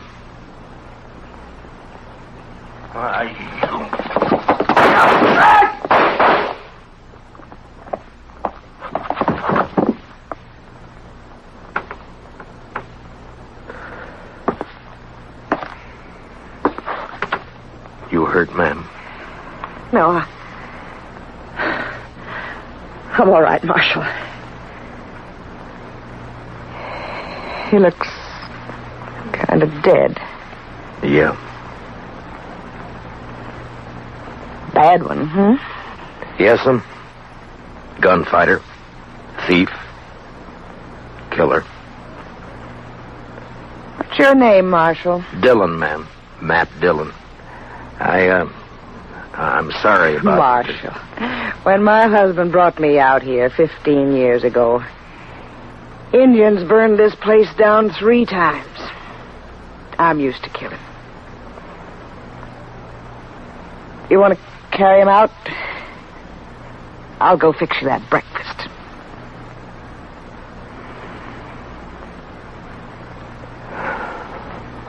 Thank you, ma'am. long ride back to Dodge.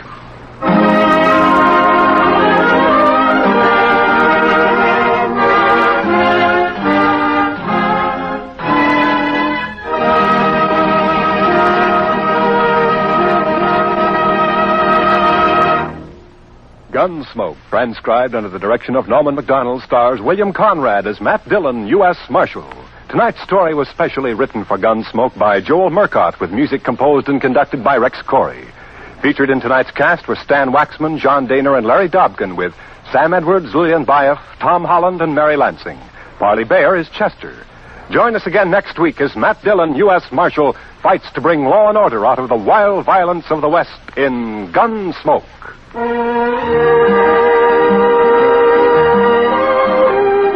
Something new in CBS radio newsroom coverage. World News with Robert Trout presents as a special weekly feature an interview with a crack CBS radio news correspondent. This correspondent flies in from his post overseas to give you his authoritative eyewitness viewpoint on latest developments. Tomorrow afternoon on most of these same stations, World News with Robert Trout. This is Clarence Cassell speaking. And remember, from now to November, you'll find intensive, impartial campaign coverage on the CBS Radio Network.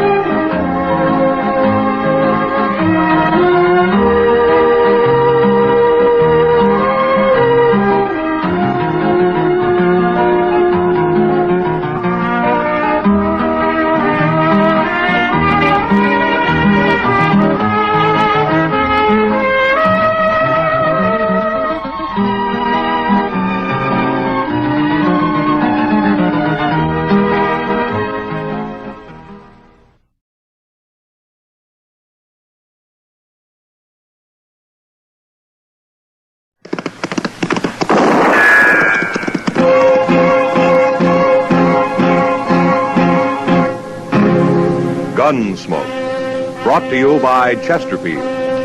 Chesterfield packs more pleasure because it's more perfectly packed, thanks to Accuray. They satisfy the most.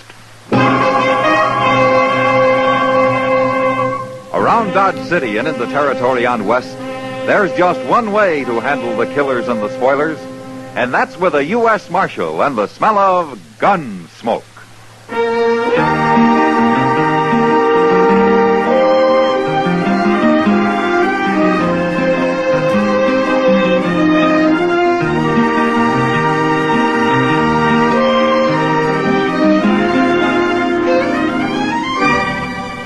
Gunsmoke, starring William Conrad, the transcribed story of the violence that moved west with young America, and the story of a man who moved with it. I'm that man, Matt Dillon, United States Marshal. The first man they look for and the last they want to meet. It's a chancy job, and it makes a man watchful and a little lonely.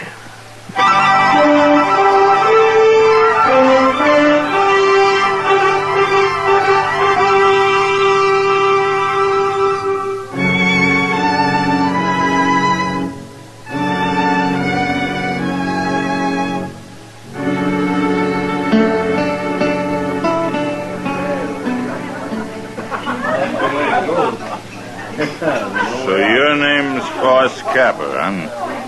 Yeah, that's right, mister. Well, you say your name out like you got nothing to hide. Well, now you're right again. Well, I guess a man wanted to hide something. He'd be wearing a gun to help him do it. Maybe. Well, are you agreeing with me, or ain't you agreeing with me? Any way you want it, mister. Yeah, you're big, Capper, but I ain't afraid of you. There's no reason you should be. You're awful big. Man'd be a fool to go against you without a gun, wouldn't he? Well, wouldn't he? Mister, have a drink. No. Here. You have this instead. I always carry an extra gun in my belt. I don't want your gun. Well, I can't fight you letting you have a gun. You're too big. We got no cause to fight, mister. Now you take your gun back. You're afraid. You're a coward.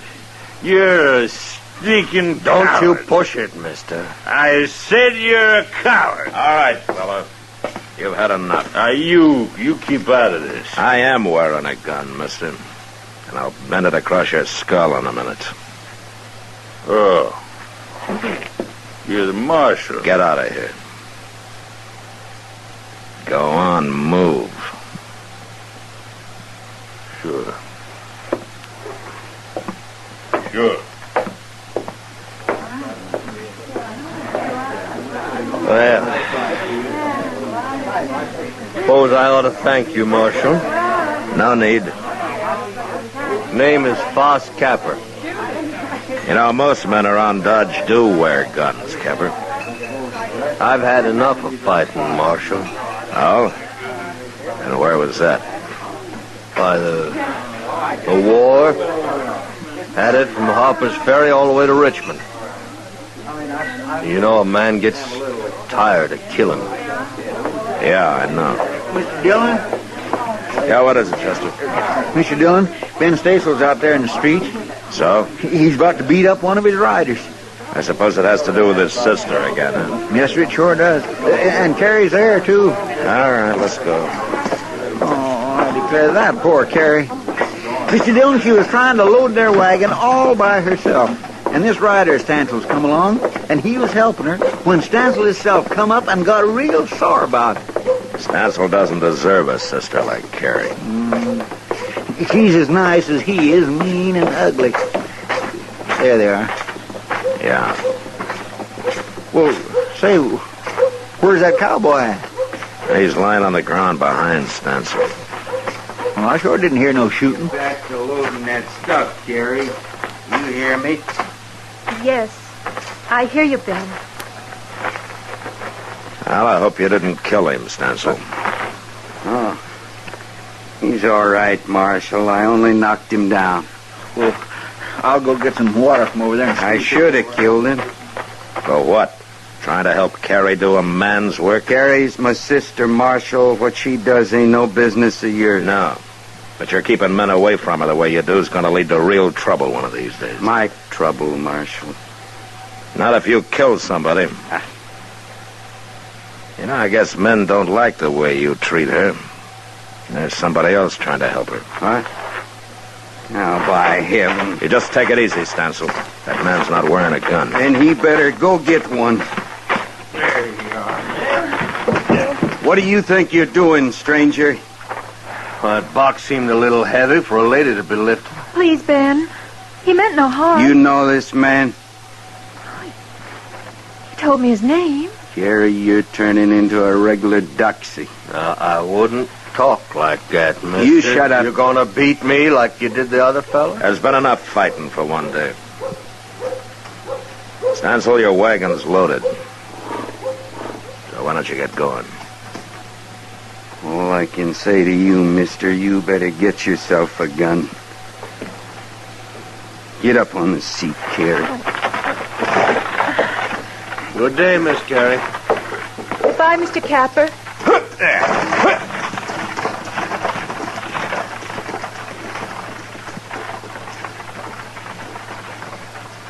Well, how did you get mixed up in this, Capper?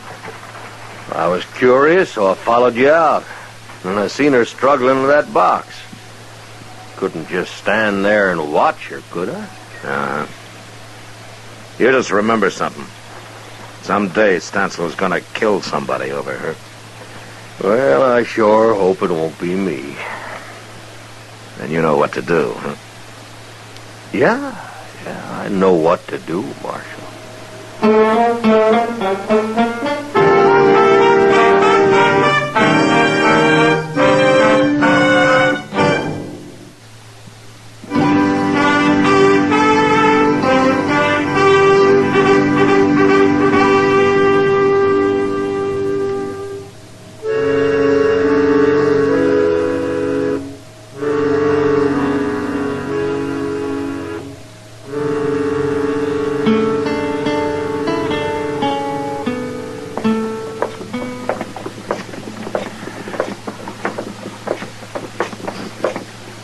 Hello, Matt.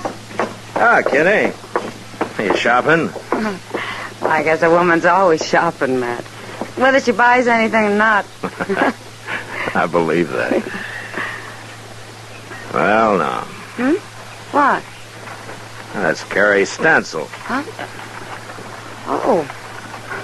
Well, sure. But isn't that Foss Capper driving her wagon? Well, where you been the last few weeks, Matt?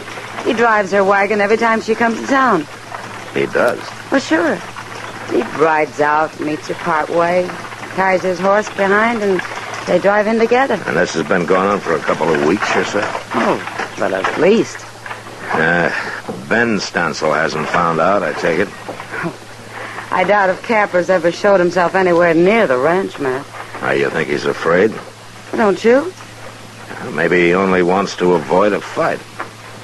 Isn't that the same thing? No, not necessarily, Kitty. Well, if he wasn't a coward, he'd be wearing a gun, wouldn't he? I don't know, Kitty. I haven't decided about Foss Capper. Look at them, Matt. They're so wrapped up in each other they don't even see us. No, Mom. This is the last time it's got to be. I don't want to bring you no trouble, Carrie, but I ain't going to stop seeing you. She's smarter than he is. Yeah, maybe. You know, I guess she'll never be able to get away from that brother of hers. Oh, Matt, look. Yeah. There's going to be trouble, Matt. Stansel looks awful mad. Well, I don't like to interfere in family matters, but this time I guess I'd better. Yeah, you better hurry, too. Yeah, I will.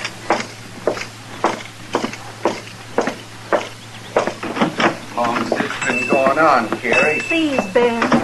Let's talk about it at home, not here. We're going to settle this here and now.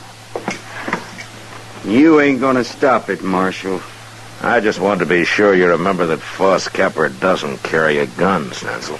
Dirty coward. Of course he doesn't. A gun wouldn't solve anything, Stansel. It'd get you killed. That'd solve things. Maybe for you, not for Carrie. I don't even want to hear you saying her name. You're going to have to hear it. Now, it's gone on long enough, Stansel, the way you treat her. What I do with Carrie ain't no business of yours. I want Carrie to marry me. Boss, you never told me that. Well, I've been thinking on it, Carrie. I figured to wait, but I guess there ain't time now for waiting. Oh, boss. Carrie's worked hard for you, Stansel. And you never gave her a thing of her own. You kept everybody from her for fear of losing her. She ain't a woman to you, a sister. She's nothing but cheap labor. I'll kill you sure now. No, you won't, 'cause you'd hang for it. I'll get you, Capper, one way or the other. Carrie, Yes? you go on back to the ranch and get what things you need. I'll be waiting right here for you tomorrow noon. No, Carrie, you no. can't stop us, Stansel. You're going to be free, Carrie. You make up your mind later about marrying. But you're going to be free. Carrie. Stansel, you shut up. And don't you lay a finger on her, or I'll just beat you to death. Go on now, Carrie. All right, boss. Noon tomorrow, Carrie. I'll be waiting. And you mind what I said, Stansel. Don't you try to stop her. I won't try to stop her. It's you I'm going to stop.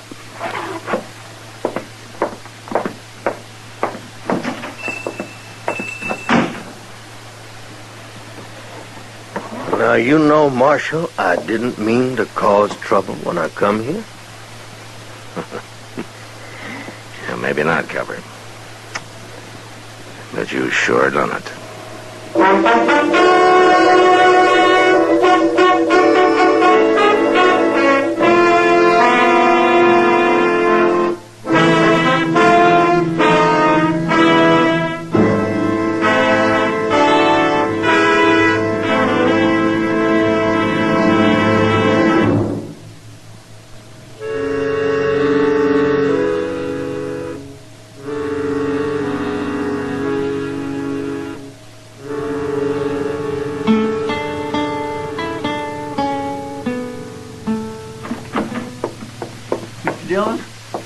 What is it, Chester? You better get on out there quick. It's fixing to happen. Ben Stansel just rode in with 2 of his men. What? Has Carrie showed up yet? No, sir, she ain't. But Foss Capper was waiting for her when them others come in. Yeah. I didn't think Stansel would let her go without a fight. Oh, there's going to be a fight, all right. Of some kind. Look how they're crowding him. Get out of this now, Capper. We can fix you good. I see you brought plenty of help. Ah, you're too big for one man to handle. If the 3 of us can do it. No, you don't, Stansel. You keep out of this, Marshal. You don't think I'm going to stand by and watch 3 men work over 1, do you? Wait, Marshal. Yeah, what, Capper? Now, there ain't no other way. I'll take them on, all of them. It's got to be done. Wait a minute. Look who's coming yonder. It's Carrie. I told her to go back home. What in the world's the matter with her? She looks like she got drugged. You keep away from her, Captain. Shut up, Stansel. Leave him be. Carrie, what happened to you? They caught up with me. At the edge of town. Here, I'll help you down. I got here anyway. He couldn't stop me. Did your brother do this to you?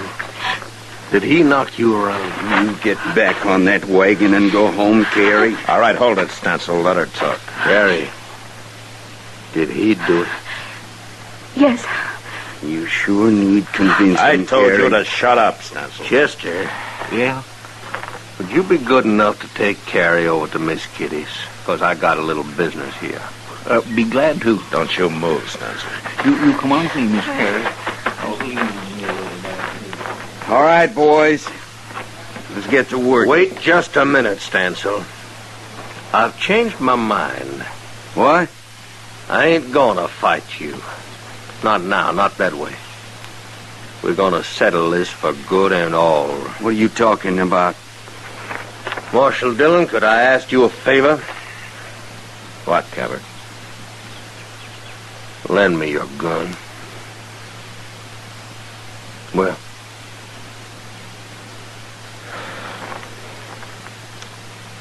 all right.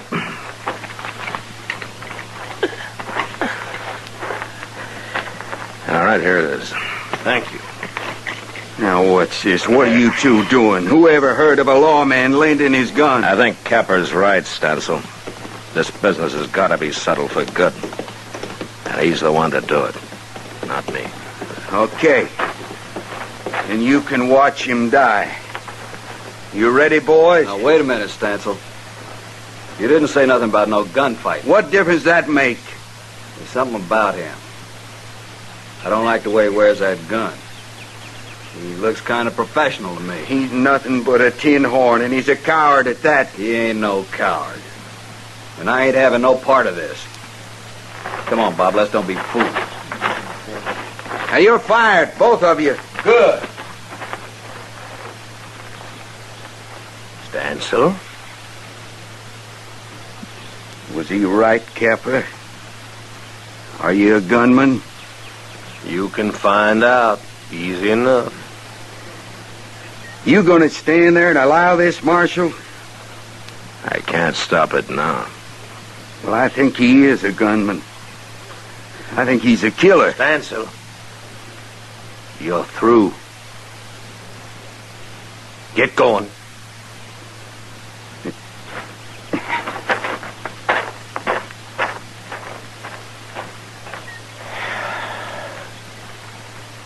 Yeah. Marshal, your gun. I thank you. Sure. You remember I told you how a man gets tired of killing? I had a feeling it was more than the war that did it, I Capper. thought I was all through wearing a gun. That's why I asked Carrie to marry me. So? You tell her for me, Marshal. Tell her I was ready to kill her brother. I can't ask her to marry me now. A day will always come when I'll have to put on a gun again. Not against Stansel. Well, there's others. A man like me's got enemies.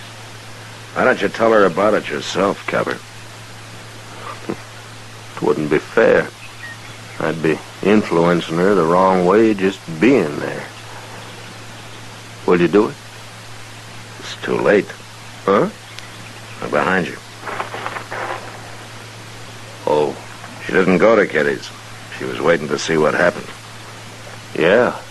She saw you, Capper, gun and all. She doesn't look like she's coming to tell you goodbye. No. Oh, she doesn't, does she?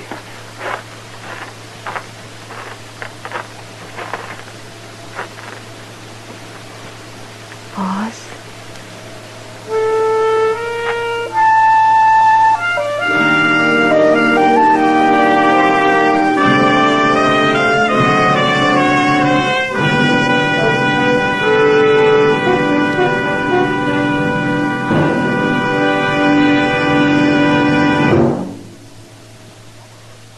In a moment, our star, William Conrad. Chesterfield packs more pleasure because Chesterfield's more perfectly packed. A cigarette made better and packed better, smokes better, tastes better. And Chesterfield is more perfectly packed by Accuray. This electronic miracle removes human error in cigarette manufacture. So Accuray Chesterfield is firm and pleasing to the lips. Chesterfield, mild, yet they satisfy the most. You know, writers like Ned Buntline drew exaggerated word pictures of the West, yet they did no real harm. But next week, 2 writers from New York come to Dodge under the cause of an Indian massacre. And that was the West. Good night. Gunsmoke. Produced and directed by Norman MacDonald, stars William Conrad as Matt Dillon, U.S. Marshal. Our story was specially written for Gunsmoke by John Meston, with music composed and conducted by Rex Corey. Sound patterns by Tom Hanley and Bill James. Featured in the cast were Lawrence Dobkin, Vic Perrin, Gene Bates, Barney Phillips, and Harry Bartell. Harley Bear is Chester, and Georgia Ellis is Kitty.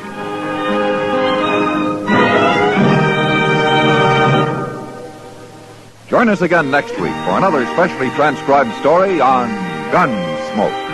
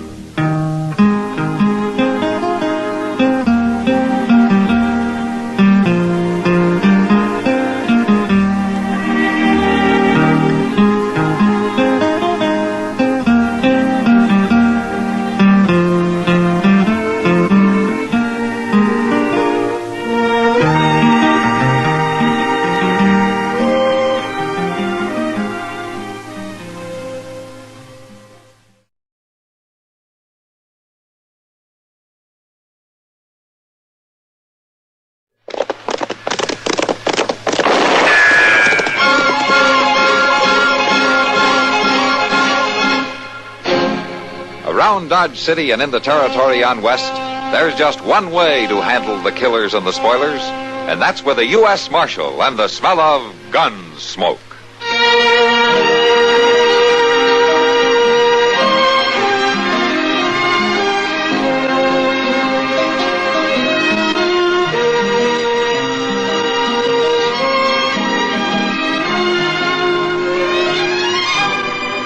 Gunsmoke, starring William Conrad, the story of the violence that moved west with young America, and the story of a man who moved with it. I'm that man, Matt Dillon, United States Marshal. The first man they look for and the last they want to meet. It's a chancy job, and it makes a man watchful and a little lonely.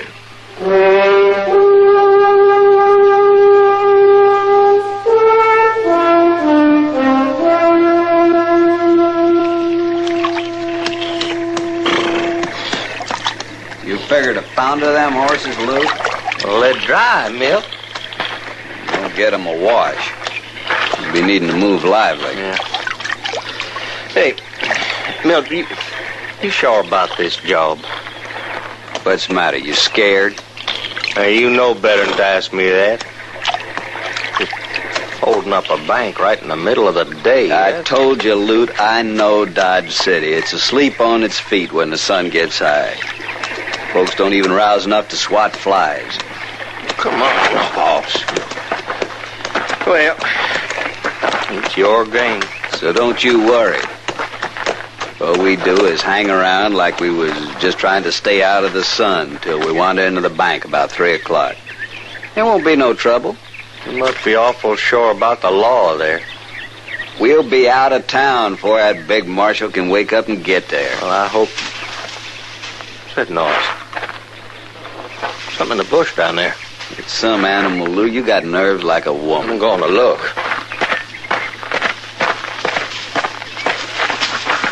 Hey, you there. Don't you move. No. All right. Who you got, Luke? Somebody sneaking through the brush. What are you doing here, mister? I just been fishing's all. It's Chester. Oh. Oh, Milt. You been here long? Oh, dang, I don't really know. I fell asleep. A body gets mighty drowsy fishing in the sun. Look to me, you got mighty big ears. You hear us talking, Chester? I told you I've been to sleep. He's lying, Milt. He couldn't help hearing. He's been right under our feet the whole time. Mm-hmm. Lute, put down the gun. Well, we let him go. We ain't got us a Chinaman's chance to We kill him, the whole of Ford County will be out looking for him. He works for Marshal Dillon, Lute. Oh. Well then, tie him up. Leave him here. Somebody find him sometime, maybe. Lute, it's the same thing. If he don't get back, the marshal will start looking. He might start looking just the wrong time. You can just bet he'll start looking. I'm supposed to be back there at the office at noon, and Mr. Dillon ain't want to just sit around Well, I and still wait. say our best bet is just to kill him. Now, wait a minute. And then maybe we can use him. You're a pretty good friend of the marshal, ain't you? Mr. Dillon's my best friend, and I'm proud of it. Why? You see a lot of the folks he sees, don't you? Like the doc, for instance. That woman, the one at the Long Branch. Well, I see Doc and Miss Kitty. Of course I do. What are you getting at anyway? Well, it just seems to me like maybe you wouldn't want to see nothing happen to him. To any fault of yours, that is. Just a minute here. You wouldn't want somebody to take a shot at one of them while they was walking down the street, would you? Why, no. Of course, I wouldn't want to do it if I didn't have to. But you're the one who's going to make me decide if I have to. Now, you listen, Milt. I ain't going to have nothing to do with shooting Doc or Miss Kitty. Then you better do what I say. What You better see that the marshal's out of town this afternoon at 3 o'clock. A good long way out of town. Why, I can't do that. You'll do it. You'll do it, or you'll have 1 or 2 dead friends. And I don't ever talk idle. Not about shooting, he don't. So it wouldn't be healthy for the marshal's friends if you was to tell them what you heard out here, you understand? Yes, sir. Reckon I do. All right. Go on now, get your horse and head back to town. And you and the marshal had better be a long way off at 3 o'clock. You ain't no good, Milt Cole. You ain't no good at all. Then just you remember that. Now get.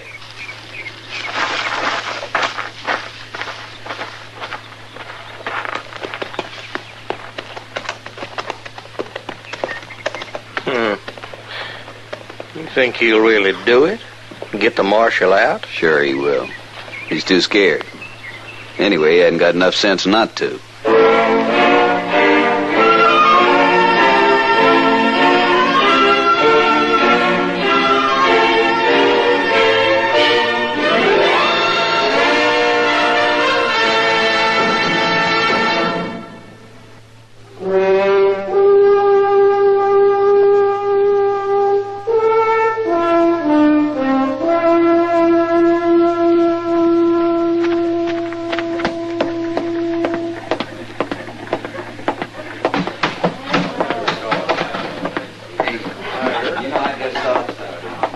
Sam? Sam, I gotta find Miss Kitty quick. Well, she's right over there, Chester, over at that table. Oh, thank you.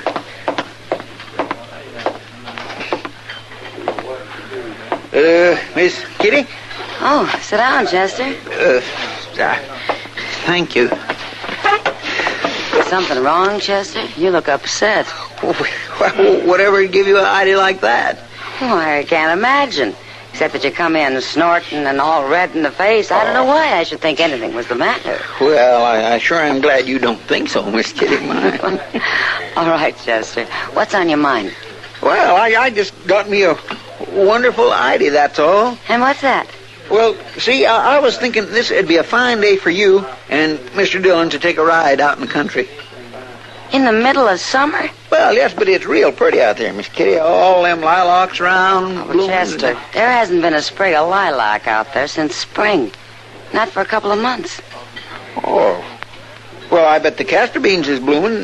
They're a mighty pretty sight in castor beans. Not to me, they aren't. They're about as poor an excuse for a flower that I can think of. Well, Miss Kitty, Look, getting sunstroke isn't going to do me any good, Chester. Well, but now sunstroke Chester, I'm not going out in that sun this afternoon with Matt or anyone else.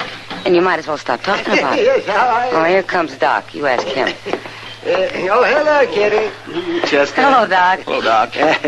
Well, what are you two doing to pass the time of day? Why, Chester's trying to talk me into going out riding with Matt this afternoon. Oh, wow, right. A pretty hot day for traipsing around the country, Chester. I just thought it might maybe do him some good to get away from town for a little bit. You were just acting silly about it, Chester. Well, maybe I got a good reason for it. There's no good reason for sending folks out into the prairie sun. Yes. Well, if you was as smart as you think you are, you'd go along, too. Oh, for heaven's sakes. Don't worry, Kitty. I'll take Chester off your hands. Come on, Chester. Come on, let's have a bite of food. It's getting toward noon. Yeah, maybe you'll feel better after you have something to eat, Chester. Miss Kitty, food ain't got nothing to... Come on, Chester. Goodbye, Kitty. Goodbye, Doc. Some other time, Chester. Another time ain't the same thing. Well, I sure did try. Yes, it seems to me you tried too hard. Doc, I thought you folks were supposed to be my friends. You ain't got no call to act so smart alecky and stubborn. You know, it sounds like you got a touch of the sun yourself. Where have you been this morning, anyway? Fishing. Fishing? I always thought that was supposed to calm a man down. What happened to you? Nothing. Hey, Doc? Doc, have you got somebody real sick out in the country? You driving out there this afternoon, maybe? Well, not that I know of now, but it could happen. It seems some of the biggest belly aches come on the hottest days. Sure, they do not. Now, I expect that can be mighty worrying, can't it? What do you mean? All that driving by yourselves. It seems a body should have some company. Oh, Chester, if you think I'm going to go back there and try to get Miss Kitty to go driving with me this afternoon, you're... No, Doc. No, you told me yourself it wouldn't be good for Miss Kitty. I ain't thinking about a thing like that. All right, then. I was thinking it might do Mr. Dillon some good to get off with you this afternoon. Oh, now, Chester... Well, he could even help you, like lifting a sick person up or holding him down. Oh, Chester, you stop this nonsense right now. Just what is it that you've got on your mind? Nothing. You've got some reason for wanting Matt out of town. Now, is that it? No, Doc, no, it ain't nothing like that. All right. Let's hear no more about it. Now, come on in here. Come on, let's get some food. Yeah, no, I ain't got no time to eat, Doc. I'll see you later. Good, but wait, where are you going? Chess? Oh, my, that boy. What in the world's the matter with him?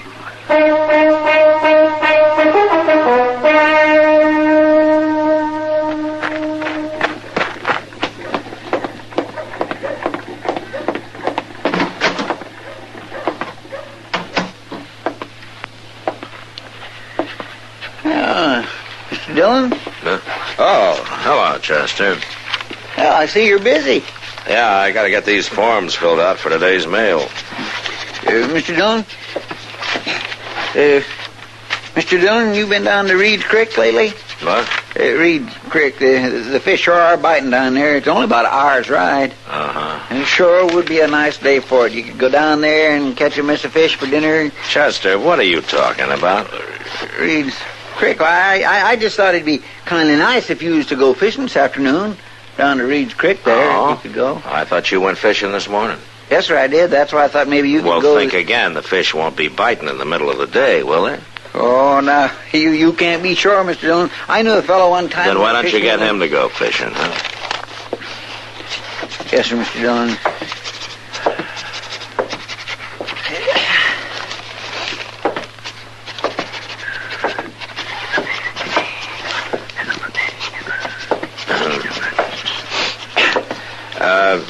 Chester. Yes, sir. Why don't you light someplace? You're worse than a horsefly. Yes, sir.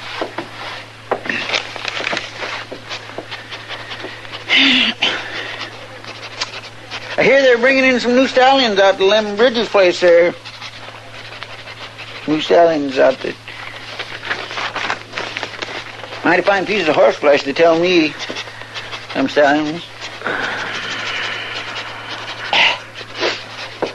Make a nice little ride this afternoon to go out there and Chester. see them. Yes, sir? I'm not going fishing. I'm not going out to Lem Bridges' place. I'm not going any place but to Hayes City, and I'm late right now. What'd you say? I'm going to Hayes City, and that's all. Oh, Hayes? You're going... Now, do you think maybe you might stop talking just long enough to take these envelopes to the post office for me? I gotta get going. Oh, yes, sir, I sure can, Mr. Dillon. Yes, sir, yeah, I sure can. Is it Mr. Dillon? Yes, what is it now? Mr. Dillon, I just want you to know, well, if anything was to come up while you're gone, I sure would do my best to take care of it. Yeah, sure. I don't want to worry you none. I'll handle things. Sure, Chester, I know. Reckon I'll say goodbye. All right, Chester, goodbye. Mr. Dillon, I'd kind of like to shake your hand if it's all the same to you. Chester, will you get on down to the post office with those letters, will you please? Huh? Yes, sir. Yes, sir, I'm going. Bye, Mr. Dillon.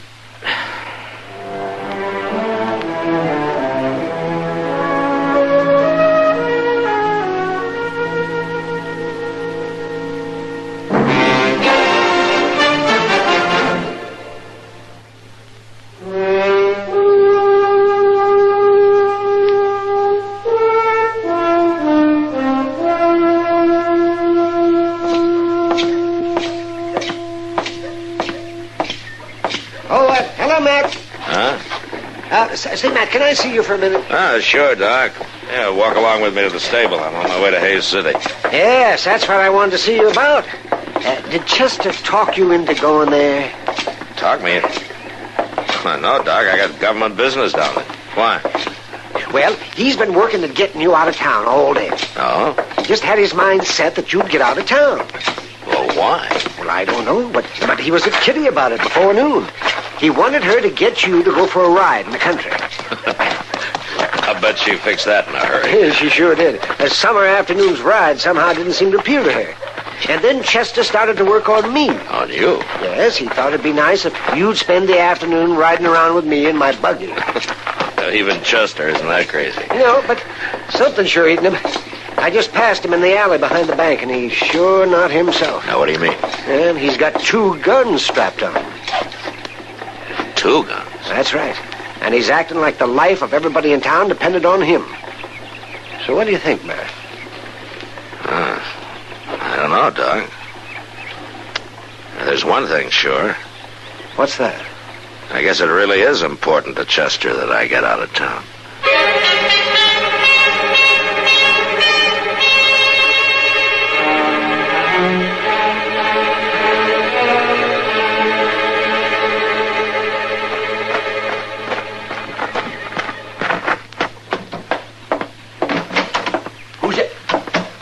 Well, for land's sake, Chester, you could scare a fella half to death.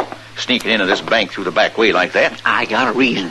Now, if I didn't know you better, I'd think you come in here to rob us. You wearing 2 guns. Well, you ought to be glad I'm wearing them now. You listen to me, Alvin, and you won't get hurt if you do what I say. What are you talking about? I ain't got much time to do any explaining. I'm just telling you that this bank is about to be held up. Held up? I was talking to the fellas that's going to do the job. Well, why isn't the marshal here then? He had to ride out to Hayes City. You mean you knew the bank was going to be held up and you let the marshal ride out of town? I had to do it, Alvin. Look, I come to take care of things. Now, you do like I say. You go right on up front there like nothing was happening, and I'll carry you from back here. I sure you hope you know what you're doing. You don't need to worry none. I got you covered. And I got you covered. Now drop them guns. Loot. Wait, mister, now. You drop them. It was real smart to get the marshal out of town. I seen him ride out. But you should have quit when you was ahead. Oh, I should have had more sense. I should have told him. Milt's out front waiting.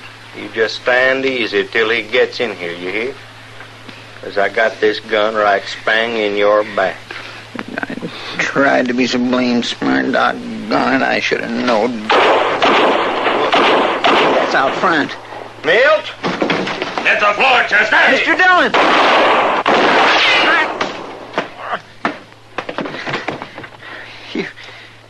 You got him, Mr. Dillon? Yeah. Only 'cause you jolted his gun hand. Where'd he get you, Chester? In the leg here. Huh? Right there. It ain't nothing. What about the other one? Milt? Well, he's dead. I caught him on his way in.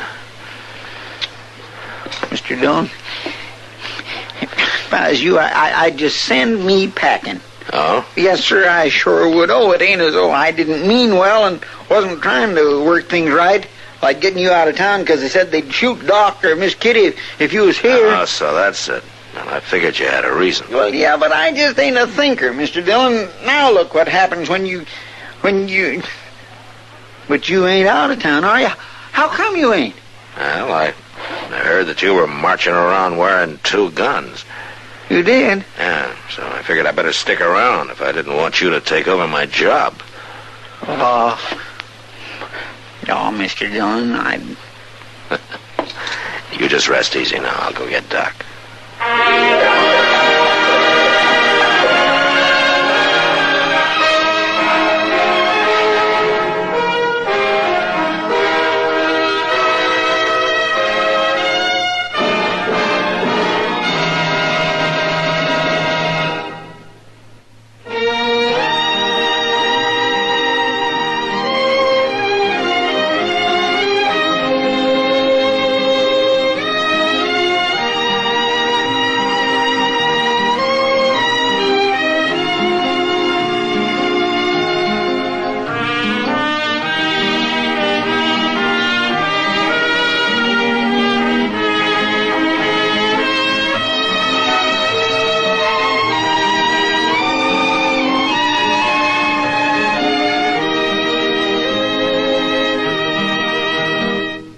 Gunsmoke. Produced and directed by Norman McDonald.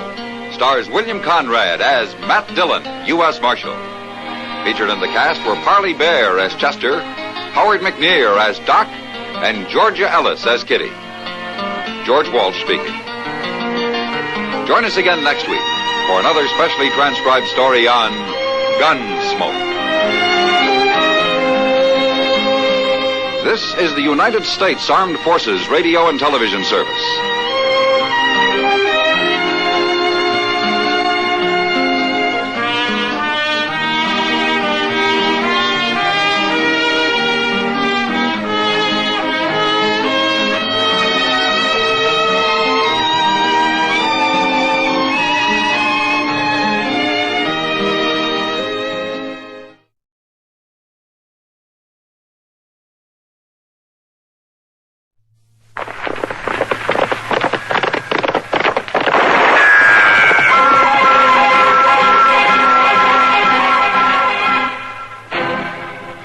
Dodge City and in the territory on west, there's just one way to handle the killers and the spoilers, and that's with a U.S. Marshal and the smell of Gunsmoke.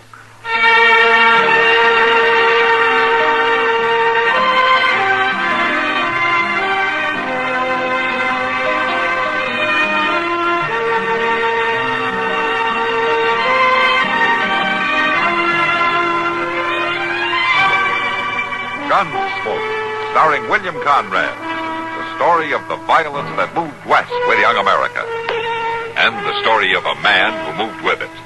I'm that man, Matt Dillon, United States Marshal. The first man they look for and the last they want to meet.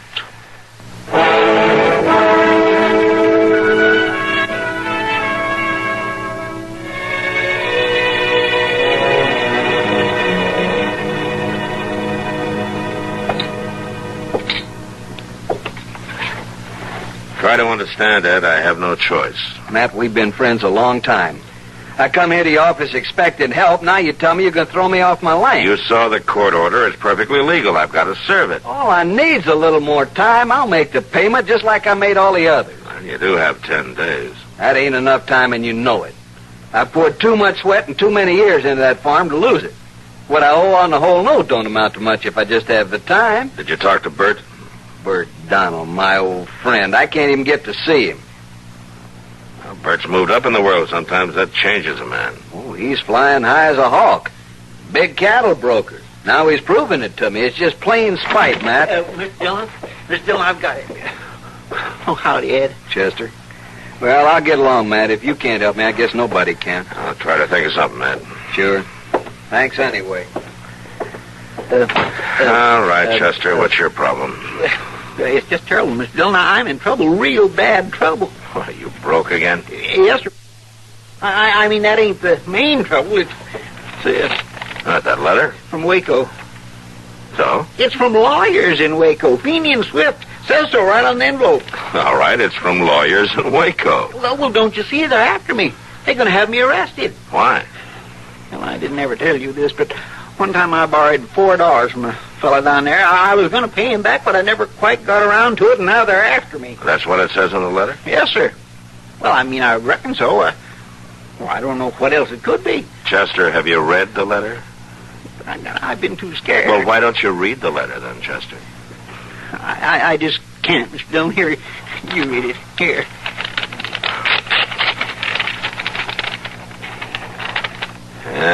Mr. Chester Wesley Proudfoot, dear sir. Chester, would you take your hands away from your ears? Well... Dear sir, we regretfully inform you of the demise of your cousin, Clarence Webley Proudfoot. Demise? That means he died, Chester. Oh, poor cousin Clarence. I never did like him much. Said Mr. Proudfoot. What? What, Mr. Dillon? Please be advised that probate of the will of said Mr. Proudfoot has disclosed a bequest in your behalf in the sum of $368.63. What? A cashier's check in this amount will be forwarded to you shortly. Ah. Well, what's the matter, Chester? Well, now that's a mighty puny joke to play on a man sending that kind of letter. Well, it's no joke. You've inherited $368.63. It's got to be a joke. No, it doesn't, Chester. You think they really ain't joxing? Well, of course not. Well, I don't know. Cousin Clarence always was pretty tricky. He might have changed there at the end, but the United States mail is going to have to prove it to me.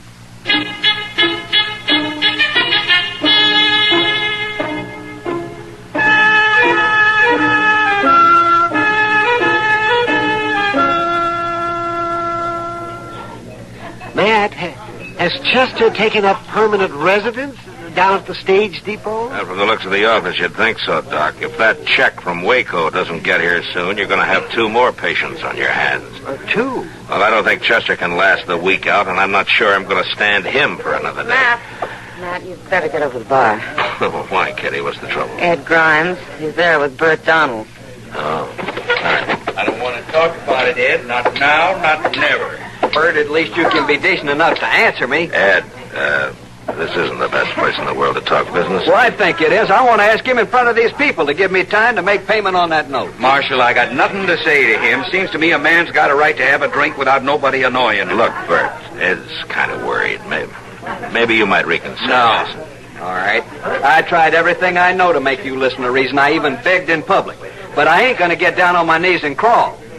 You ain't a man no more, Bert. You're something slimy. You ought to be stepped on. That's enough, Ed. A man like him don't deserve to live. Somebody's going to kill him. If nobody else does, it just might be me. All right, get out of here, Ed. Go on home right now. Go on.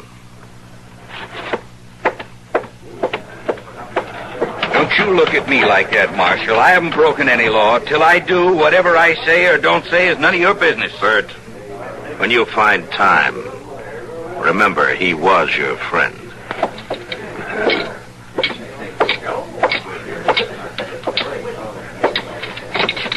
I just can't figure out what's happened to Bert. Matt, aren't there any legal steps that you can take? I'm not a lawyer, Doc. Miss Dillon, it's here. The letter, the one from Waco, it's here. Look here, I got it. The letter from Waco, it's right here. The letter. Yes, I see it, Chester. Sit down and open it. You better do it. I got a pure D case of flutter. All right, let me have it. Yeah, there it is. A cashier's check for $368.63 made out to Chester Wesley Proudfoot. Well, congratulations, Chester. Yeah, Sam, a round of beers on the house. $368.63. Looks like your money worries are over, Chester. Chester. $368.63.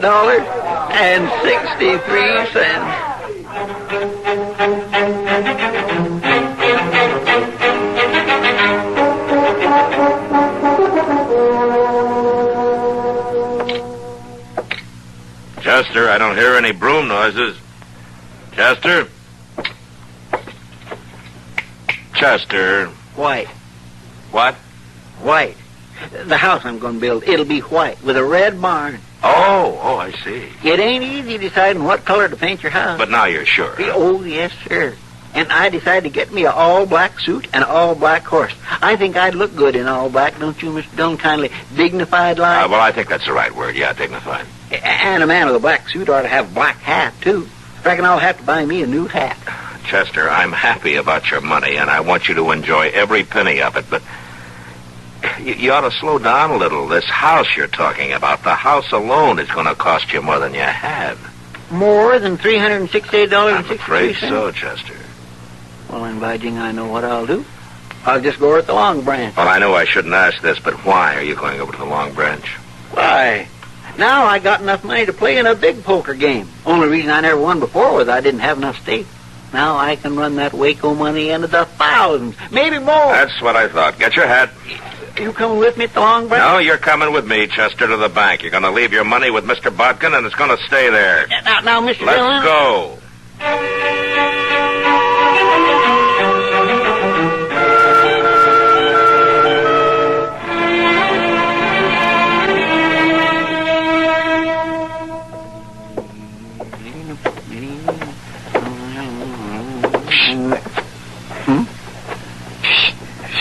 Over here. Oh. Dudley. How come you'd have pissed me? Well, I want to talk to you, Chester. I heard about your money. Well, you did, huh? Sure, it's all over town. Well, I reckon when a man gets all that money... Oh, now, I want to talk to you about a plan I got. You know I've been driving freight for Wells Fargo, don't you? Oh, well, everybody knows that. Sure, now I made a lot of money, too, Chester. Through rain, sleet, and snow, I drove them wagons and never lost nary one. Well, good for you. Sure. Now, Chester, don't you see? Now, you and me can open our own freight line. We can? Yeah. We wouldn't need more than one wagon to start. With all the money we made, we could buy more wagons and carry more freight. Pretty soon we'll be millionaires.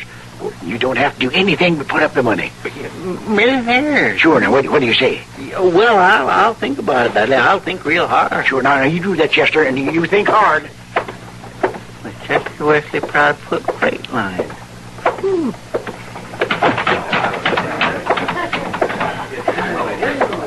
Well, old Moneybags has decided to join us. Yeah. Sit down, Chester. Thank you. Miss Kitty, hello, Doc. Hello, Chester. Miss Dillon, you know Dudley Cheever is the fourth fella in 2 days with a good idea for investing my money. Well, I hope you haven't done it. Well, not yet. I gotta have time to think it over. Good, because I have something here for you to think over. What's this? That, Chester, is a statement. An accounting. A bill. Balance due $23. What for? What for? Well, I can't remember all of it, Chester, but just offhand I can recall the times you came to me with back miseries, heaves, stomach aches, shooting pains, and wheezes. Well... And then there was a time you broke your toe kicking the can that had a rock in it. Well, and the splitter that I had to remove when you sat on the rear seat. I know, Doc, but them wasn't official calls. Not most of them was. Well, according to my calculations, that bill represents just about 1/10 of what you really owe me. Well, I never... I'm ready for another beer. How about you, Matt? Oh, I think that's a fine idea. Me too. Chester, now that you have money, I think you should consider your responsibilities. My what? Like buying a round of drinks for the house. Wait, You don't mean for all them spongers and everybody? Well, it's usual when a man has money like you have. That's well, right. Now, that could come to $5 or better. Well, you can afford it. Well, now, wait a minute, Kitty. I think you're leading Chester into bad habits. When a man has wealth, he should use it wisely. He should contribute to his community. Now, for example, you take the U.S. Marshal's office. Now, there's an old stove there. That stove works? Well, if you know the right combination, but it smokes up the whole place. Now, there's the Marshal's mattress. Well, for yes, but now example. the government ought to take care of them things. Yeah, but they don't, Chester. So I thought that some wealthy, public-spirited citizen would. How about those drinks? Yeah, how about my bill? The mattress. Well, I sure didn't never believe my best friend would dog a man just because all of a sudden he's got rich. Well, who's dogging you? You are, all three of you, and I'm downright disappointed. You know what you are? What? You ain't nothing but fortune hunters.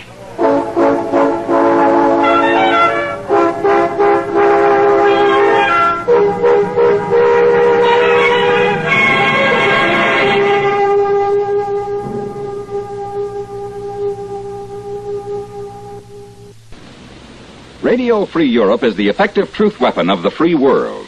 It is effective where other means of communication fail. Radio Free Europe gets its broadcasts through the Iron Curtain and keeps captive peoples informed about events around the globe. Without these broadcasts, the captive peoples would become easy propaganda victims of the communists. They could then become ready tools in the communists' drive to undermine freedom where it continues to exist. Radio Free Europe is a privately supported institution. It depends for its continued operations on the enlightened generosity of free peoples, chiefly in the United States. You are asked for your support and your truth dollars. To continue this vital program, send what you can to the Radio Free Europe Fund, Box 1961, Mount Vernon 10, New York.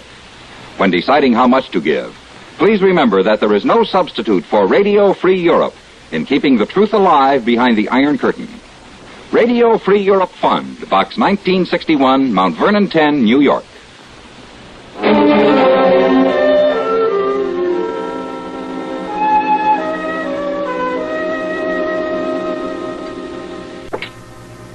Chester? Chester?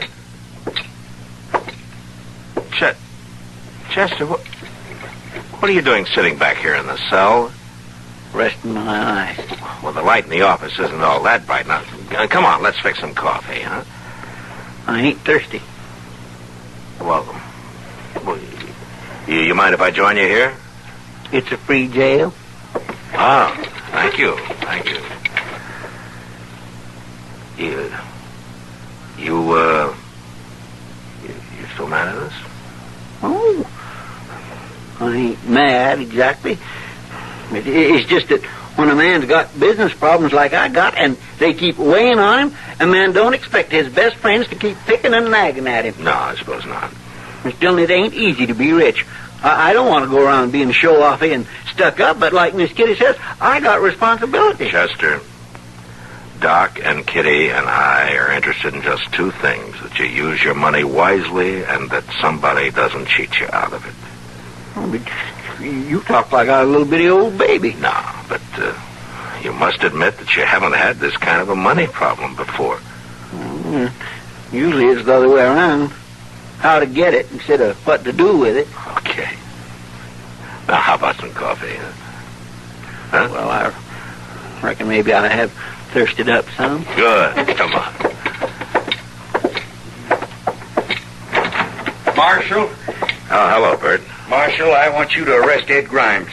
What? Why? He tried to kill me. I was driving home from town. He bushwhacked me. Put a bullet right through my hat. Another inch and I wouldn't be here, and I want him arrested. Well, what makes you so sure it was Ed Grimes? Did you see him? Well, no, I just seen a man ride off, but Ed's the only one that'd want to kill me. You heard him say he would. Where'd all this happen? Turner's Crossing.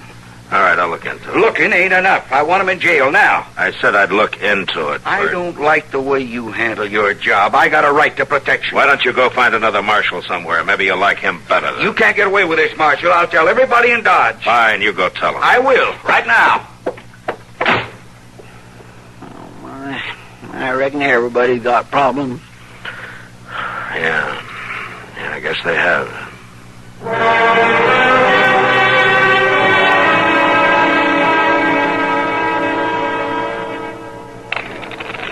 You, Chester, you've been standing there long enough. You gonna sit in? Me? Well, no, thank you. I don't think so. Game too rich for your blood? Well, it ain't that. There's a chair open if you think you can afford it. Oh, I can afford it. From what I hear, you're strictly a penny ante man. Now, that ain't so. There's nothing to be ashamed of. When it comes to poker, there's boys and there's men. You can always play with the boys. Play with the boys? Just you don't let nobody take that chair. I'll be right back. I'll show him. Boys, huh? I'll just get me a clutch of my money out of that bank and I'll show that tin horn. I'll open for $10. $10? Yeah, $10. He'll be showing off, so he'll raise. I call. I got 3 kings, so I draw 2 queens. Full house. I got him. I bet $25. He raises. I just look at him kindly cold like. Hello, Chester. I raised $50. What? Oh, Ed, I was thinking about something. Where are you going? I don't know. I really don't know. Did you hear about Bert Donald? That story here about being bushwhacked and all? I heard he accused me, but I couldn't shoot a man from ambush, not even Bert Donald.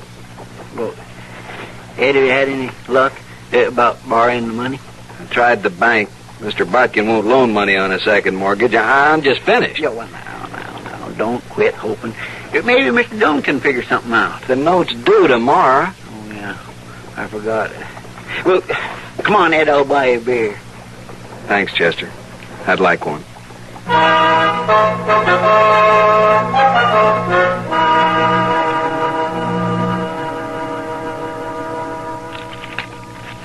$330, $40, $50. All right, Bert, you just mark that note paid in full, and I'll give it to Ed. Where'd he get the money? Rob the bank? Never mind. You got paid, and I'll sign it and get out. I'll sign it. But I ain't finished with him. It's still a matter of him trying to kill me. How do you take me for a fool, Bert? What do you mean? That hat of yours with a bullet hole. Well, what about There it? were powder burns on the hat. I seen him. It'd have been pretty hard for a man to miss you if he were close enough to cause powder burns. Well, he did. You did the shooting, Bert. You took your hat off and you shot a hole in it, and you were too stupid to back away. It was grind. You say so, I think different. Now, you got your money, go buy yourself a new hat. Dillon, I'll see to Bert, it. I'm getting real tired of you. Get out of here and stay away from Ed Grimes, or I'm going to break you in two.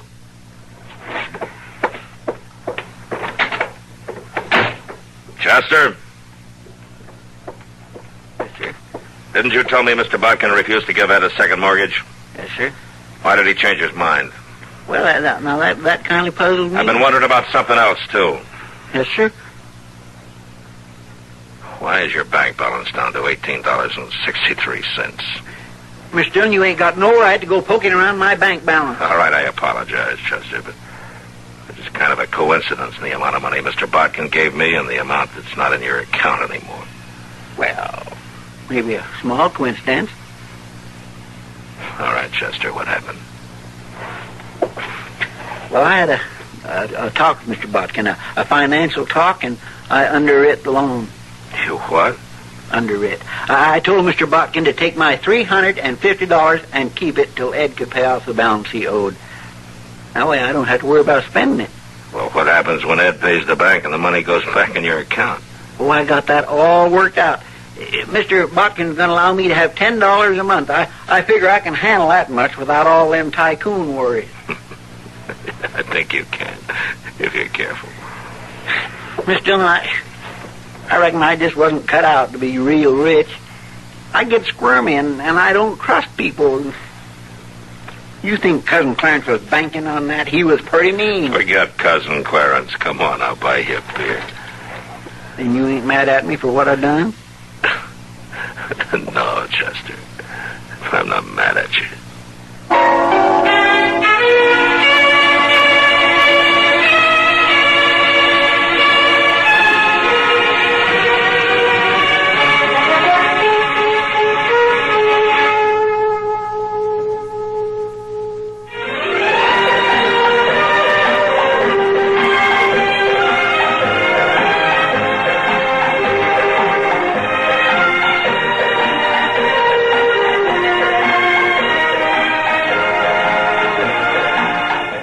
Gunsmoke, Produced and directed in Hollywood by Norman McDonald, stars William Conrad as Matt Dillon, U.S. Marshal. The story was specially written for Gunsmoke by Vic Perrin and Harry Bartell, with editorial supervision by John Meston.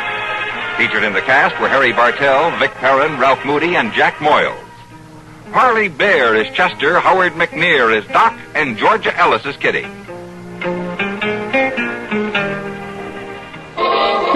People today think young, make more time for fun at home, family style. This is the life for Pepsi-Cola. Light, bracing, clean-tasting Pepsi. So think young. Say, Pepsi, please. So go ahead and fix a drink that lets you drink young as you think. Yes, get the right one, the modern light one. Now it's Pepsi for those who think young.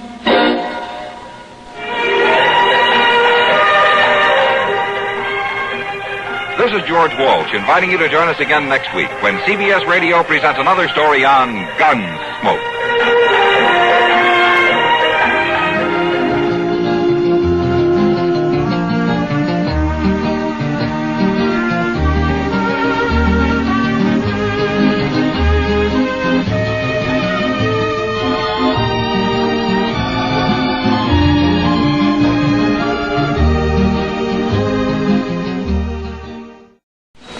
Gorgo, the greatest monster picture ever produced.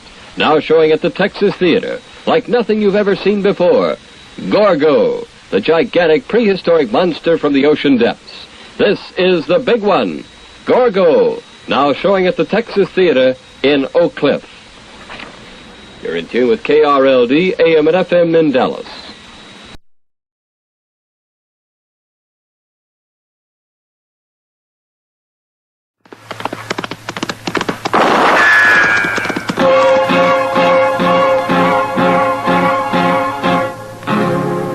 Gunsmoke, brought to you by L&M Filters. This is it. L&M is best, stands out from all the rest. Around Dodge City and in the territory on West, there's just one way to handle the killers and the spoilers, and that's with a U.S. Marshal and the smell of Gunsmoke.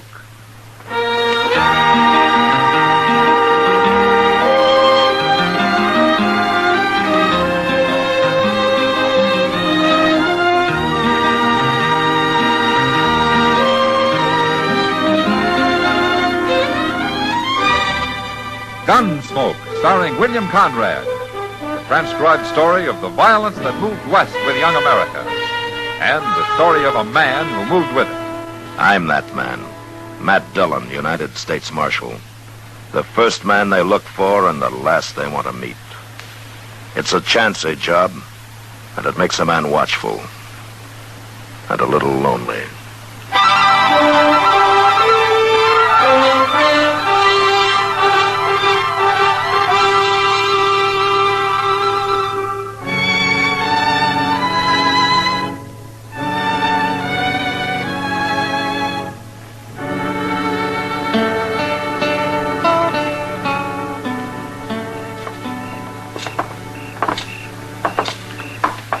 There's a couple of chairs, Matt. Let's sit down and watch the plaza for a while. Okay, Doc. You'd look better sitting than standing anyway. Well, I'd feel better, that's for sure. Oh, yeah. An attack of the ague always leaves a man weak, Matt. You got over yours darn fast. Well, I still feel kind of raveled out, Doc. Stupid and mad at the same time. Oh, well, ague doesn't improve a man's temper. Oh, I haven't had a good night's sleep in a week, I'll bet. Marshal Dillon? Yeah. Marshal, you don't know me, but I've seen you around lots of times. My name's Jake Bewley. I've seen him, too. Hello, Doc. You know. No, what can I do for you, Bewley? I heard you was in the market for a good horse, Marshal. Yeah, I'm always in the market for a good horse. Well, that's what I do, Marshal. Ride around the country looking for extra good horses. I don't make much profit off them, but keeps me from working steady. And I don't buy horses very often, Bewley, even good ones. You like buckskins? Sure. But I don't want to look at him tonight.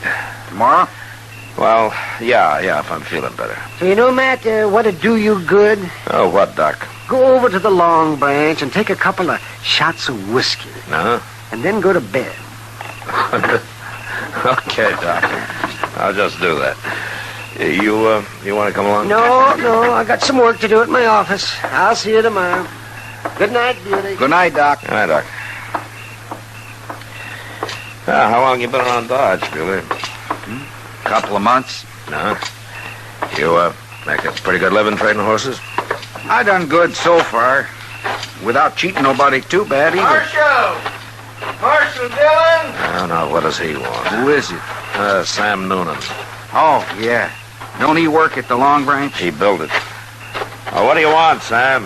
Hurry up, Marshal. Oh, what's the trouble? Out back. Gonna be a fight. A fight? Who?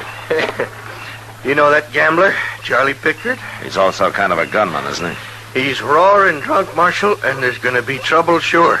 Now, come on, we'll go up the alley. That Pickard's always getting in trouble. Who's he after, Sam?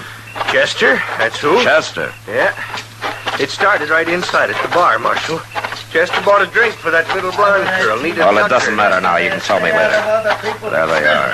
Don't be a fool, Pickard. Shooting people ain't gonna help nothing. I didn't bring you out here for talk, Chester. Now, everybody get back. You're drunk, Pickard. I ain't so drunk I can't shoot you. Pickard, Marshal Dillon. don't touch the gun, Pickard. What are you doing here, Marshal? I'm stopping a fight. I ain't gonna fight you. All right, then give me your gun. Take it. I ain't that drunk. Chester. Yes, sir. Throw him in jail. Now, wait, Marshal. Shut up. Take him around the other way, Chester, out the next alley. I'm going inside for a minute. Then I'll be over. There ain't gonna be no fight. I think I'll go to bed. I'll be around with that buckskin in the morning, Marshal. Yeah, sure. Sure, Buick. It ain't fair to put me in jail, Marshal. I ain't done nothing. You're drunk and you were about to shoot a man, Pickard. I'm doing you a favor throwing you in jail. That's true, Pickard. All right. Put me in jail. But wait till I get sober, Chester. Wait till tomorrow. I'll get you. You'll see what I'll do. You're not going to do anything, Pickard. All right, take him along, Chester. I'll follow you, Pickard. Go ahead. Walk slow. It won't be so easy next time. Marshals. What are they going to have marshals around for? Oh, you'll forget it by morning. No, I won't. You'll see, Chester. All right, Sam, tell me now, what's this all about? Well, I started to tell you, Marshal. Chester bought a drink for Nita Tucker at the bar in there. You know her. Yeah, I've seen her around. Well, she's really Pickard's girl. He kind of watches out for her, you know. Yeah. Well, she don't seem to like it much, but that don't stop him. And he's real jealous if anybody gets anywhere near her, especially if he's been drinking, like tonight. So he was going to shoot Chester because he bought Nita a drink, huh? Yeah. Well, that's a great reason for killing a man. Oh, that Pickard can be awful mean, Marshal. It wouldn't surprise me a bit if he makes more trouble tomorrow when he's sober. And I'll keep him in jail till he forgets about it. Can't keep him there forever. No, but I can always run. Come from that alley there. Yeah, come on. Must be Chester. Hey, looky, Marshal. That's Pickard. Chester shot him. What's the matter with you, Chester? Did he knife you or something? Here, come on. Stand up. Come on. Pickard's dead, Marshal. Are you hurt, Chester? What happened? Come on, tell me, what happened? I got hit. And here's Chester's gun, Marshal. Laying right at his feet. Did he jump you? Is that what happened? No, he didn't jump me. Well, then why did you shoot him? I didn't shoot him. Somebody hit me. Well, that don't make sense. Of course you shot him. This here's your gun. It's been fired. I didn't shoot him. Somebody jumped out from back of that rain barrel and hit me. You ain't bleeding nowhere. Well, he hit me back here, behind my ear. Didn't knock me out for long. I heard the gunshot, but I couldn't do nothing. Who was it, Chester? I didn't see him. I started to turn, and he hit me. You're going to have a hard time proving that, Chester. I didn't kill him, Sam. He swore he was going to get you tomorrow. And looks to me like you killed him for that. I got hit, I tell you. You believe me, don't you, Mr. Dillon? Sure, Chester. But Sam's right. It's going to be hard to prove. You're not even marked up. Well, let Doc look at it. He can tell I got hit. Well, I wouldn't kill nobody like that. Sam, get somebody to take care of Pickard's body, will you? We're going over to Doc's.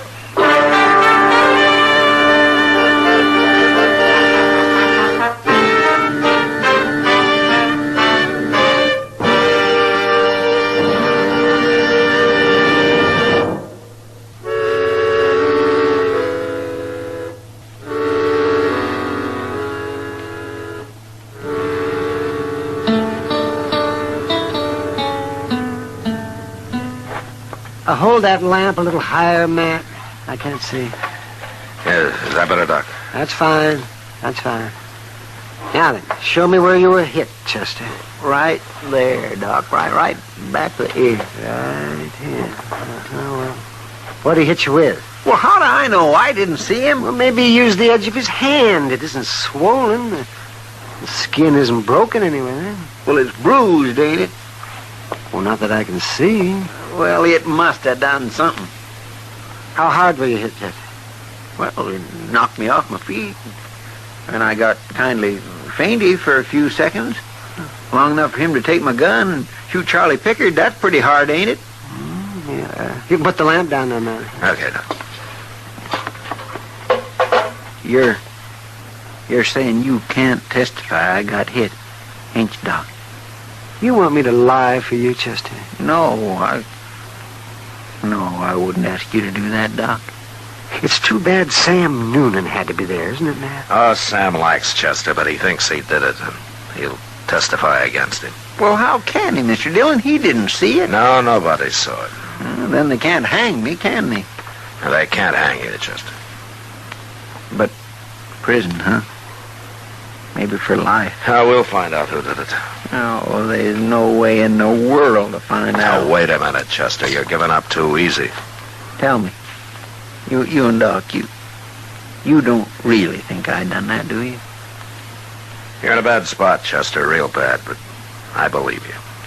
What about you, Doc? Oh, of course I believe you, Chester. Thanks, Doc. And you too, Mr. Dillon. I'd feel awful if you didn't believe me. Well, worrying about it won't help, Chester. Well, I gotta worry about it. If we don't find out who done it, I'll have to stand trial. And I won't have a chance if I do. Are you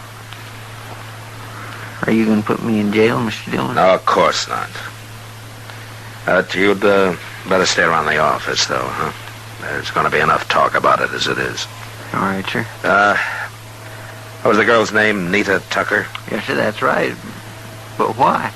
Well, maybe she knows who wanted Charlie Pickard dead. I'll be back later.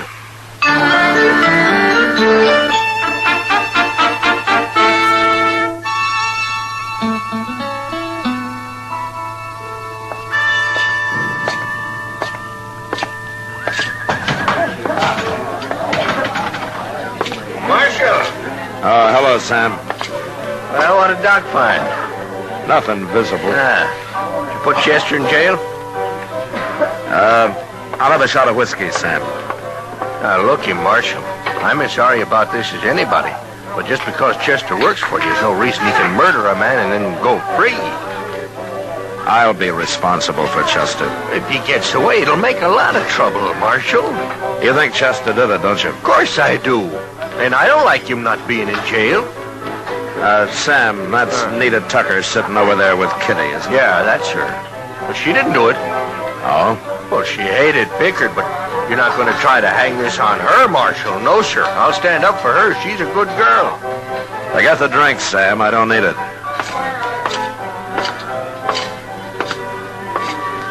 Hello, Matt. Evening, Kitty. You know Nita Tucker, Matt? No. How do you do? Marshal, sit down. Oh, thank you. I'm sorry about Charlie Pickard, Nita. Sounds terrible, Marshal, but I'm not very sorry. I hated him. Charlie didn't treat women very good, Matt. Well, that wouldn't excuse murdering him, though. I'm not so sure. Marshal, you're not thinking I had anything to do with it, are you? Now, Chester says he didn't do it, and I believe him. I wouldn't kill anybody, even him. Where were you when it happened? I was in here. She was at the bar, Matt, and I was standing right next to her. Okay, I guess that clears you, Nita. Tell me, who else hated Pickard? A man like him has enemies, Marshal. There must be a lot of them. Anybody in particular? Not that I know of. Look, I'd like to help Marshal. If Chester didn't do it, it isn't right. He should be in jail. No, it sure isn't. It looks bad for Chester, don't it, Matt? Yeah, Kitty, it does. Well, good night. Good night, Nita. Good night, Matt.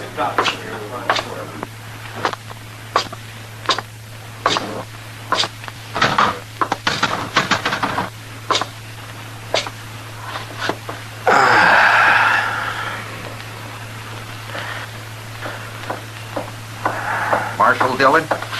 Hello, Bewley. I heard about Chester, Marshal. I'm awful sorry about it. Oh? He's always seemed like such a nice fella. Sure is too bad. Yeah. People are going to wonder why you don't lock him up. No, they are. Well, not me. I understand, but Sam Noonan was saying something about it inside there a minute ago. I see. Well, that's what I wanted to tell you. He's going to make trouble about it. I told him not to be a fool. Just a minute, Bewley. What do you care? Is Chester a good friend of yours? Well, no, I don't know him very well, but I don't like to see no trouble start. Well, if it does, I'll handle it. I know you will, Marshal. I just wanted to tell you what the talk is. I'll bring that buckskin by in the morning, huh? Okay. Good night, Bewley. Good night, Marshal.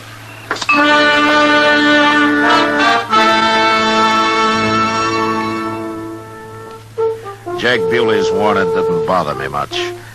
But still, I couldn't delay filing murder charges against Chester forever. And after 10 days of useless search for the real killer, I had to do it. And then having written him up, I really began to worry. Chester did too. He'd sit quietly in the office and look at me as though I'd just kicked him. So I stayed out of there as much as possible. Like today, I went into Mr. Jonas' general store for nothing but to kill a little time looking around. Matt! Hey, Matt, come here. Wow. Hello, Kitty. Nita. Hello, Marshal. Well, are you girls going to buy that whole pile of dresses you got stacked up there?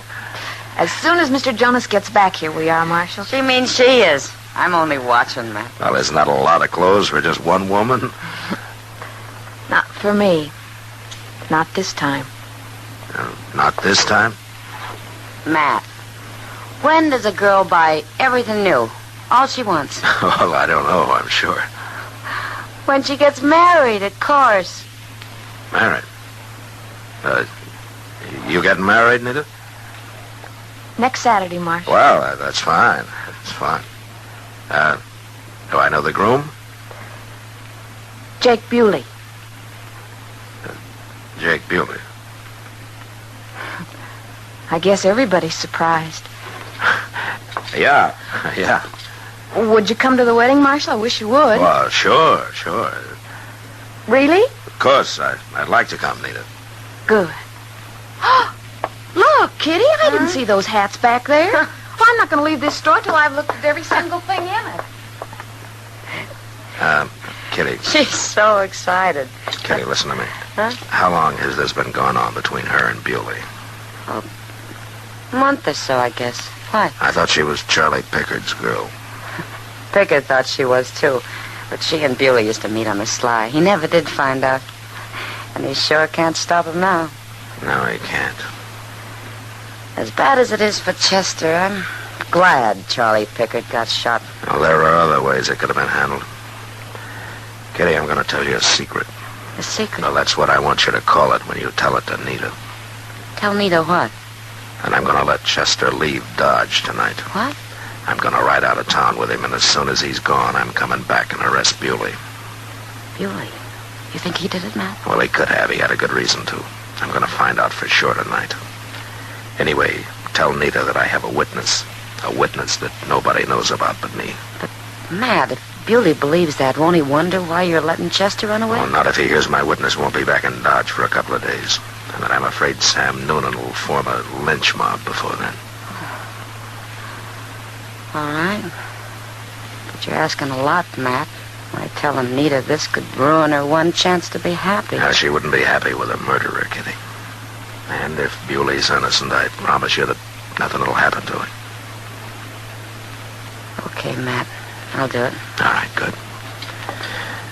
Now, Chester will be riding out of Moss Grimmick's stable about midnight tonight. With me.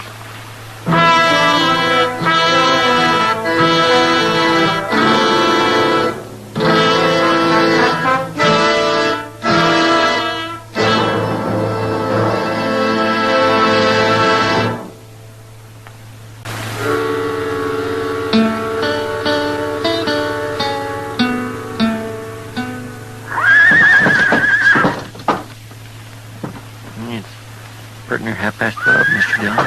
Yeah. Guess there ain't no use waiting here much longer. No. And I was hoping he'd come into the stable just so we'd have a better chance at him that way. Yes, sir. Well, it's me he's going to be after. I'll go out first. I'll cover you the best I can, Mr. Dillon. Now, look, he doesn't know which direction we're going to be taking, so I expect he'll be hiding pretty close to the stable. Mr. Dillon, you're risking your life just to keep me out of jail. I'm catching a murderer, Chester. No, sir, that's only part true. You're catching a murderer. I'm going to lead my horse out the main door now. You stay here in the shadows. And I'm going to turn back and call to you so that he'll know it's me that's out there. Well, ain't there some other way we can catch him, Mr. Dillon? I swear I don't know what I'd do if anything happened. I'm going to go now. Yes, sir.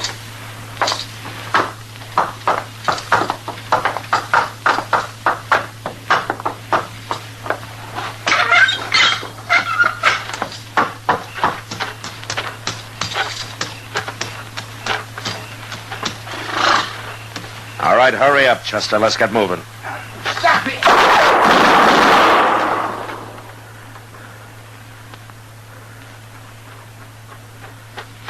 He's in that alley, Mr. Dillon. I seen his gun flash. Don't shoot, Chester. Wait a minute. Come on.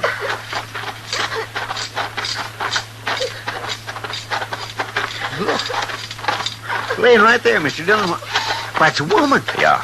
Don't kill me. Don't, please don't kill me. It's Nita. You hurt bad, Nita. Where did I hit you? My arm. Here. Let me take a look. Well, it's not broken. We'll get you up to Doc's right away. She tried to kill you, Mr. Dillon. No, it wasn't me. I followed Jake here. And I tried to stop him. Get on, Chester. What? Where is he, Nita? I couldn't stop him. He's a murderer. Where is he? Tell me. That rain barrel at the end of the alley. He said he was going to hide in there and for me to shut up. All right, you stay with her, Chester. Yes, sir.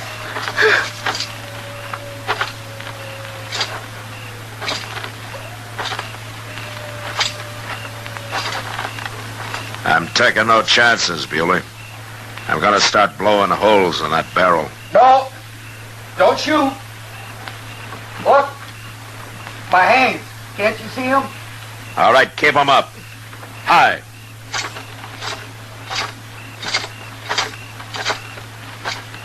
All right, now stand up. I ain't gonna try nothing, Marshal. I'll take your gun. Give it to me. All right, now climb out of there. Sure. I wasn't gonna shoot nobody, Marshal. You made a big mistake. Especially shooting a woman like Shut up. Start walking. Sure.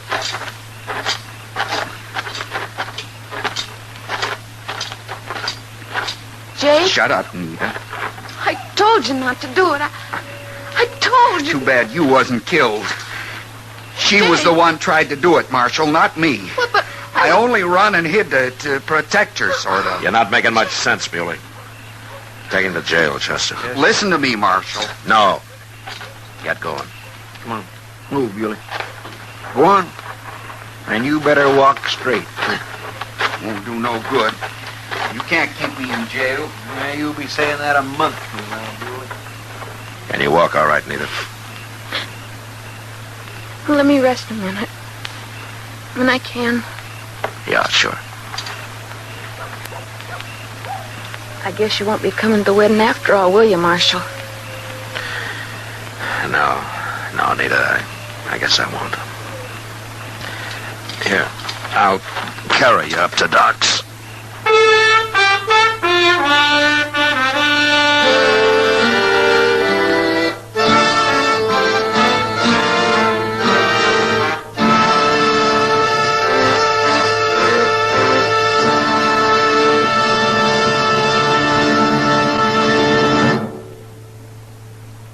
Now our star, William Conrad. Thank you, George. Today, there's one filter cigarette that stands out from all the rest. L&M stands out for flavor, for effective filtration, for highest quality tobacco. L&M's got everything. That's what makes it America's best filter tip cigarette. Try L&M's king size or regular. I know you'll go for them.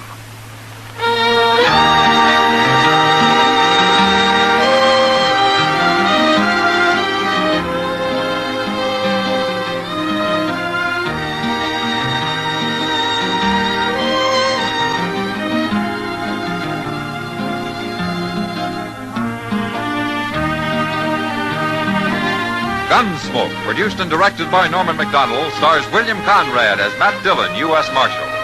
Our story was specially written for Gunsmoke by John Meston, with music composed and conducted by Rex Corey. Sound patterns by Tom Hanley and Ray Kemper. Featured in the cast were Vic Perrin, Lawrence Dobkin, James Nusser, and Joyce McCluskey. Harley Bear is Chester, Howard McNear is Doc, and Georgia Ellis is Kitty.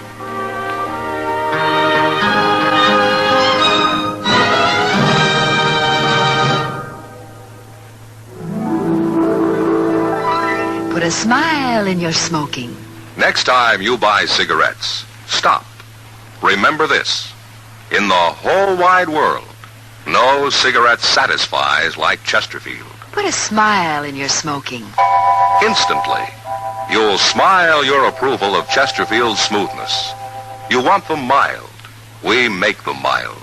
Mild and mellow, with the smooth and refreshing taste of the right combination of the world's best tobaccos. Put a smile in your smoking. Try Chesterfield's today. Listen to Chesterfield's two great radio shows every week. The Perry Como Show every Monday, Wednesday, and Friday, and Dragnet, Tuesday nights on another network. Remember, listen again next week for another transcribed story of the Western frontier when Marshal Matt Dillon, Chester Proudfoot, Doc, and Kitty, together with all the other hard-living citizens of Dodge, will be with you once more. It's America growing west in the 1870s. It's drama. It's Gunsmoke. Brought to you by L&M Filters. This is the CBS Radio Network.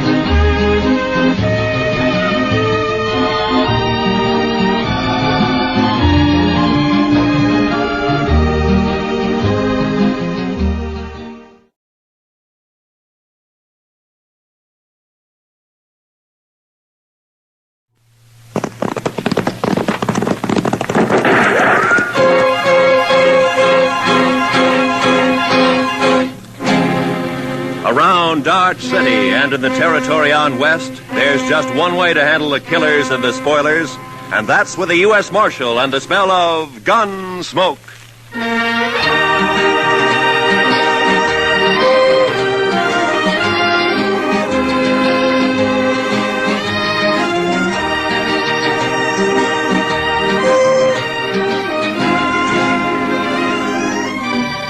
Gunsmoke, starring William Conrad. The story of the violence that moved west with young America. The story of a man who moved with it. Matt Dillon, United States Marshal.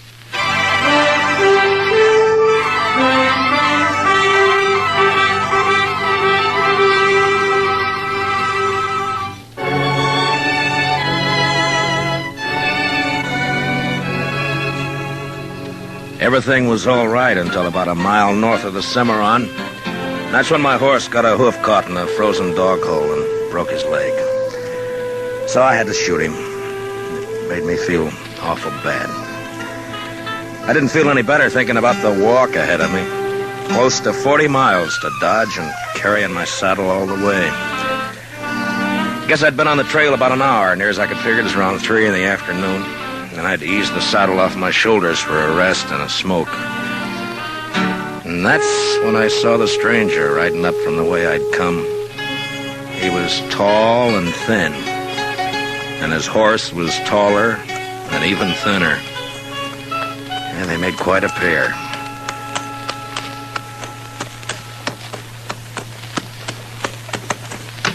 Hi. How are you? You lost? No. My horse busted his leg a way back.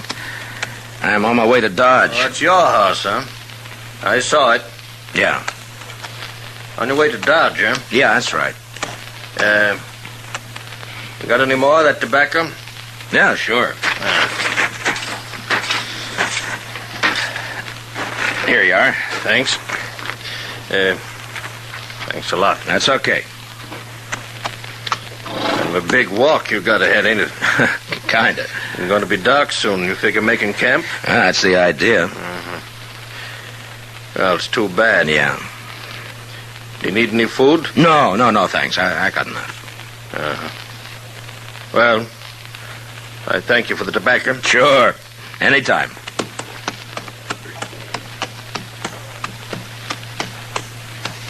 Hey. Yeah? Not saying this beast won't drop dead from the shock, but do you want to climb on behind? Save you a piece of boot leather for a while, anyway. Well, I'd be much obliged if you think that animal of yours can carry us. Well, she won't mind. She should have been dead a long time ago, except she don't know it. She don't mind. Well, okay. Thanks. Here, will you hold my saddle till I get up, huh? Yeah, give it here. Yeah. Can you manage the saddle? Yeah, give it. Yeah, I got it. Yeah, let's go.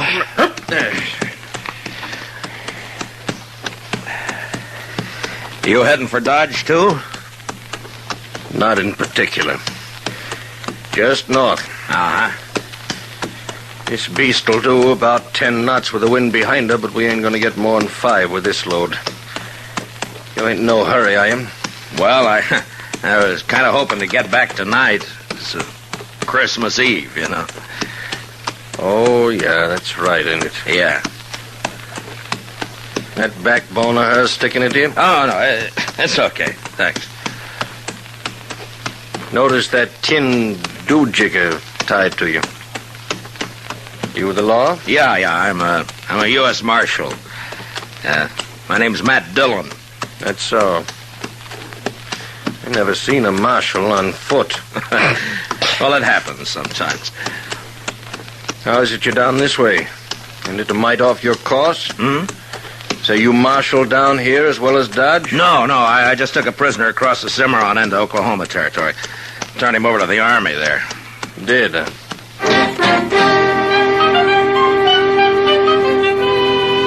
And then he shut up tight. We must have ridden a couple of miles without a word. I got to thinking about Dodge and Chester, Doc, and Kitty, and the rest of them. You know, there's something pretty special about any place at Christmas time. The backbone on the stranger's nag was just about to split me in two when he talked up. My name is Cowley. Amos Cowley. Better heave to a spell. She's breathing mighty hard.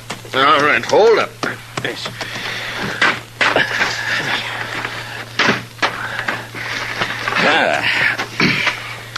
Yeah, it's getting a little chilly, isn't it? Yeah. Could I trouble you for another smoke? Oh, sure. Here you are. I thank you. Say, what's it like in Dodge? What? Dodge. What's it like? Oh, it's like any other town, I guess. Pretty big, huh? Well, yeah, I guess so. Not so big as New York, though. Oh, no, not as big as that. You know, I haven't been in a big town now for more than 10 years. Oh, is that so? No. Been down in the territories, drifting. Thought I'd move up north this time. Maybe go back east. So you're from the east, huh? Some time back. Say, what's it like? What? Well, Dodge, any town. At Christmas. Same as it used to be? Well, I guess so. What do you do? Well, same as most people, I guess. What most people do at Christmas. Well, that ain't saying a lot. What are the folks like? And what does it look like? I just kind of like to know. Well, I don't know. Well, there's Front Street. That's most of Dodge right now. Of course, it's getting bigger all the time. Do you have any kids? No, I'm not married. Kids have fun Christmas. Yeah, they do. That's certain. In Dodge, they sometimes have a party for the kids a couple of days before Christmas. Kids like that. And then everybody gets feeling good, looking forward to Christmas Eve. Like last year.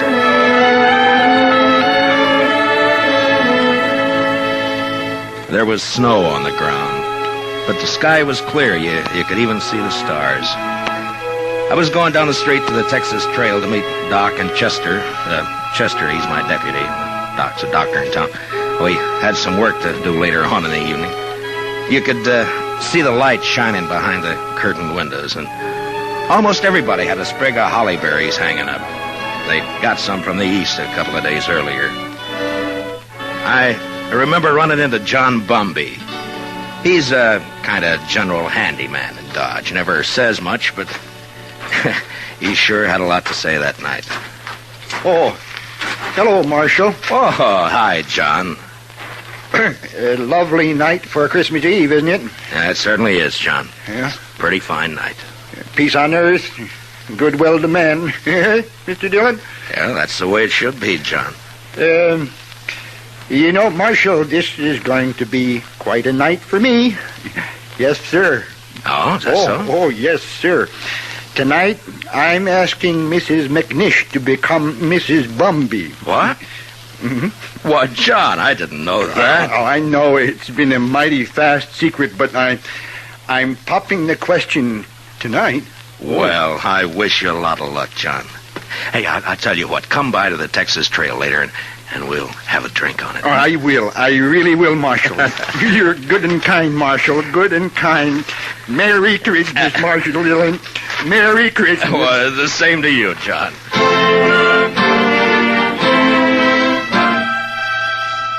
That may sound kind of funny to you, but John Bumby's a good man. A little peculiar sometimes, but good as they come. And they don't make enough like him. Of course, most everybody in Dodge suspected Doc and Ms. McNish were sweet on each other. But it just goes to show you. I'll tell you about John and Ms. McNish a little later. So I went on down the street. You know, it's a funny thing about those words, Merry Christmas. Men say it to each other, and, well, it makes them feel kind of good. I know what you mean. Used to be a seafaring man myself. When you're on the sea and it comes Christmas, things like that can count a lot. Yeah. And we might as well get underway again, huh? Sure. Yeah. All right. You want to take my saddle? Give it here. Okay. Give it to me. Okay. I guess you'll miss it in Dodge tonight. Won't you? Well, if you could get a little more out of this nag of yours, we might make it tonight. No, there's not a chance. She'll be on her beam ends pretty quick. She's been on a long reach since sunup. Oh. Mighty bare country up this way. Oh, it depends on what you're used to, I suppose. Mighty bare where I've been, too. It's not like the sea. That's always different. How come you left it? I always heard a sailor doesn't ever get it out of his blood. The sea? I guess you can get it out of your blood, all right. You got the right reason you can. Yeah, I guess so. Hey, you trying to get something out of me? Well, no. Get what? I would just remark. You want to ride with me? I don't want any talk about the sea. Well, you brought it up. Get it.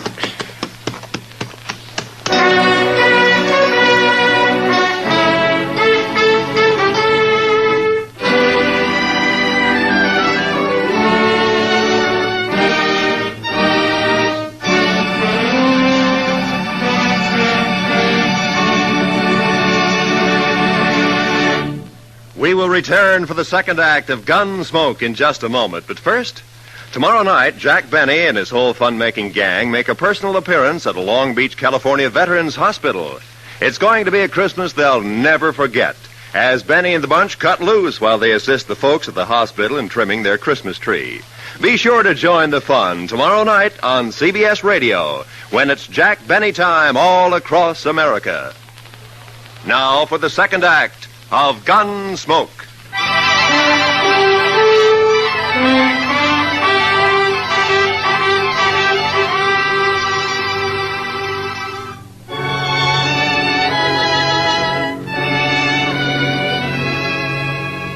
Amos Cowley sulked his way along the trail for the next while. And then it was almost like he couldn't stand the quiet. Or maybe he had things on his mind. He turned his head. Go on. What? Go on. Tell me some more. Oh, about Dodge? Yeah. Well, I don't know. Well, you try some more, huh? Well, they got a little pine tree in the Texas Trail. Tree? Yeah, come down a long way from the north. Kitty Russell, she's a hostess in the Texas Trail. Well, she got a lot of ribbon and gewgaws and made it look real nice. That was last Christmas. A star at the top? A star? Yeah. Yeah, I think so. It looked like a star, I guess. It sure looked pretty. And there was a difference in the place that day. Everybody was celebrating and feeling real good. The doors would swing open and somebody would come in and, maybe somebody you just knew to nod at, but because it was Christmas Eve, he'd come right up and say, hello. Oh, maybe that's a good reason, maybe not. I don't know. All right, I'll tell you. Anyhow, it was still kind of early. Just wait till you take Kitty and Chester were standing off, looking at the tree. Hi, Matt. Good evening, Mr. Dillon. Hi, Kitty. Chester. How do you like it, Matt? Christmas tree. Oh, that's real pretty. Only tree but one in the whole town. Yeah, Kate's got one over at the Alphaganza. Oh, well, I'll have to see it later. You're next. Where's Sam? I don't know. Maybe he started celebrating too soon. Oh. Doc's taking over the bar. Yeah, that's right. You want a drink, Kitty? Sure. All right, I'll get you a drink. I'll get you. You haven't forgotten anything, have you, Mr. Dillon? Forgotten? What, Chester? There. What did I tell you, Miss Kitty? I knew just as sure as my nose that you forgot. That. No. I hadn't forgotten. Oh. Well, I thought as soon as they get Sam sober enough to take care of the customers, we could go on over to Doc's like we planned. Sure, we'll do that, Chester. Here you are, Matt. Thanks, Doc. Yeah, well, it's still snowing out? No, it's not. Where are you going, Kitty? All right. Just want to look outside.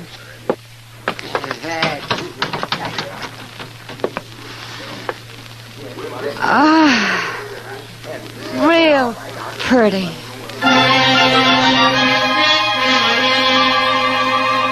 Man thinks of a lot of funny things that don't mean much. Kitty standing at the door, sniffing the cold air, and the warmth inside, and the whiskey in me.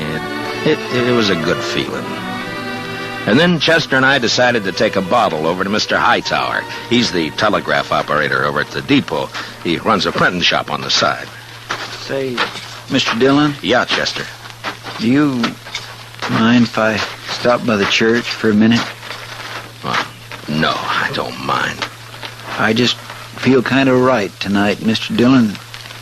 Figure I ought to thank somebody for it. Sure.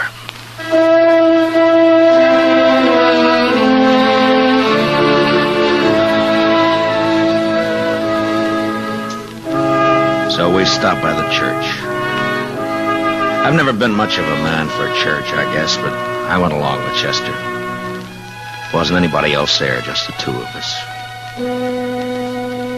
Guess we sat for 10 minutes in that place. Chester a little way off with his head bowed. You know, there's a lot of peace in a church. Maybe it's the quiet. Maybe it's the good that people find in there. Whatever it was, it made a man feel glad about pretty much everything.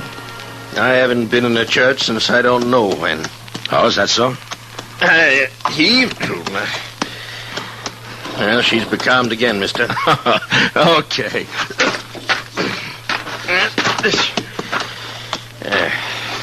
She sure wasn't built for it, I'll tell you. You ever see anything like that?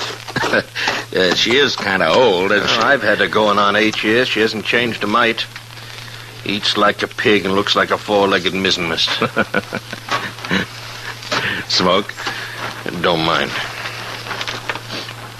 Hey, what about that fella Hightower? Did you get that bottle to him? Oh, sure. Yeah, I guess it was lonely over in the depot all alone. He was glad for the company. There was a wood fire burning in the stove, but it didn't keep out the cold.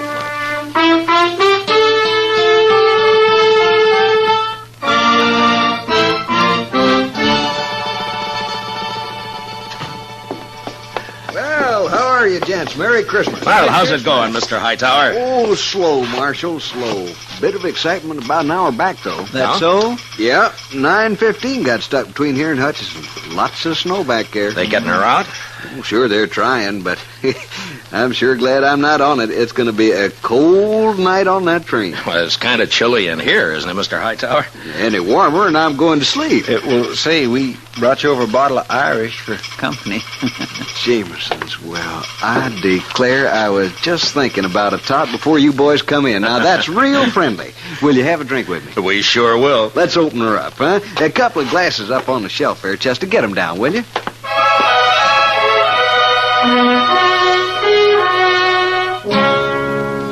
I don't know if you get an idea about the folks in Dodge or not. They're not any different than any other people, nor the town either. I guess maybe it's a pretty small place at that. The depot, the hall, a few stores, a church, Doc's office, a Texas Trail, Alafraganza, my office. Not much, but it's where you live, you know? Sounds all right. I lived in a town once back east. Small. I know what you mean. Well, maybe you'll be going back. Maybe. Say, the kids, they still believe in St. Nick? Oh, sure, I Mighty suppose. few kids down where I've been. Injun kids, they don't believe in St. Nick. No reason they should, I guess. I used to believe in it, you know that? Well, I guess most people did one time or another. Hey, you figure we come maybe 10 miles? Maybe. Yeah, it's getting dark. Yeah. Well, come on. You want to ride the saddle for a bit? Oh, no. That's okay. Well, then, okay. We rode on, and I thought about last year, about Kitty, Doc, and Chester, and me going over to Doc's place after Doc got tired at Tendon Bar at the Texas Trail. It was about 1:45, and we stood around and sang Christmas carols. And I remember how it sounded that night, how it looked. The glow in the stove in the middle of the room, and frosty windows. On a cold winter. Yeah, it was Christmas Eve, all right. Was so deep. Noel, Noel, Noel, Noel. Born is the King of Israel. Say, that was fine. That was just fine. Yes, it was. Oh, gee. Say, now, what do you say if we... Hey, Listen. Huh? Oh. Merry Christmas. Merry Christmas. Merry Christmas. Merry Christmas. You know, I feel sentimental. That's exactly what I feel. I feel sentimental. I know what you mean, Doc. I surely know. Okay, Doc. Bring him out.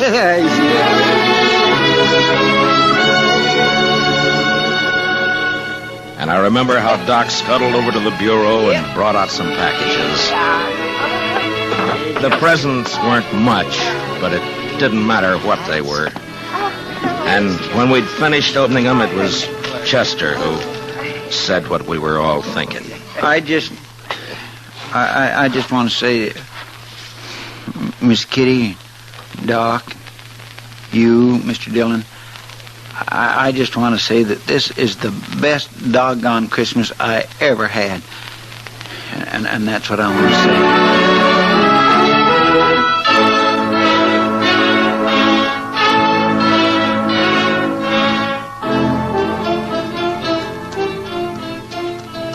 Say, you was going to tell me about that fella John was courting that woman. What was her name? Oh, yeah, Ms. McNish. That's right. Well, she said yes, and you've never seen two happier people in your whole life. Yeah, she's Ms. McNish Bumby now. Oh, that's good.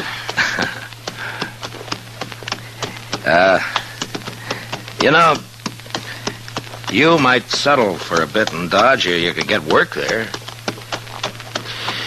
Sure would be fine if you could get back tonight, wouldn't it? Well, it can't be helped. I'd be a lot further away and a sight more tired if you hadn't come along. Yeah. Now, listen. How far do you figure before there's a place you might pick up a horse? Oh, I don't know, 15 miles or so, maybe. Oh, we're not going to make any 15 miles in this nag tonight, that's for sure. Oh, that's all right. Now, I tell you what. You go on alone, you see. Oh, no, forget it. Now, you go on. on alone. She'd hold out with one man on her. And then you get a fresh horse and you ride into Dodge tonight. Well, thanks. That's very I'm kind. telling you, I want you to go. I'll be fine. I've walked before. Probably make it almost as quick as you. Look, it's real nice of you, Mr. Colley, but no thanks. Now, Christmas don't mean nothing to me. You got friends waiting for you. Well, I'll see them tomorrow. You're a fool. Well, that may be. All of them nice folks. You're going to make them feel pretty bad. Look, I'll stay. If you want to go on along, thanks for the ride. Well, might as well make camp then. I guess so. And listen, you want to tell me some more about what you was telling me before we turn in? Well, sure. I take it kindly, mister. I'll get yourself settled. I got some stuff in my pack we can eat and maybe get a fire going. Then after we eat, you can tell me some more.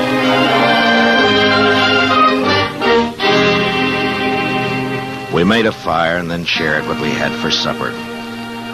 He seemed to soften up after that, and we talked for a couple or 3 hours.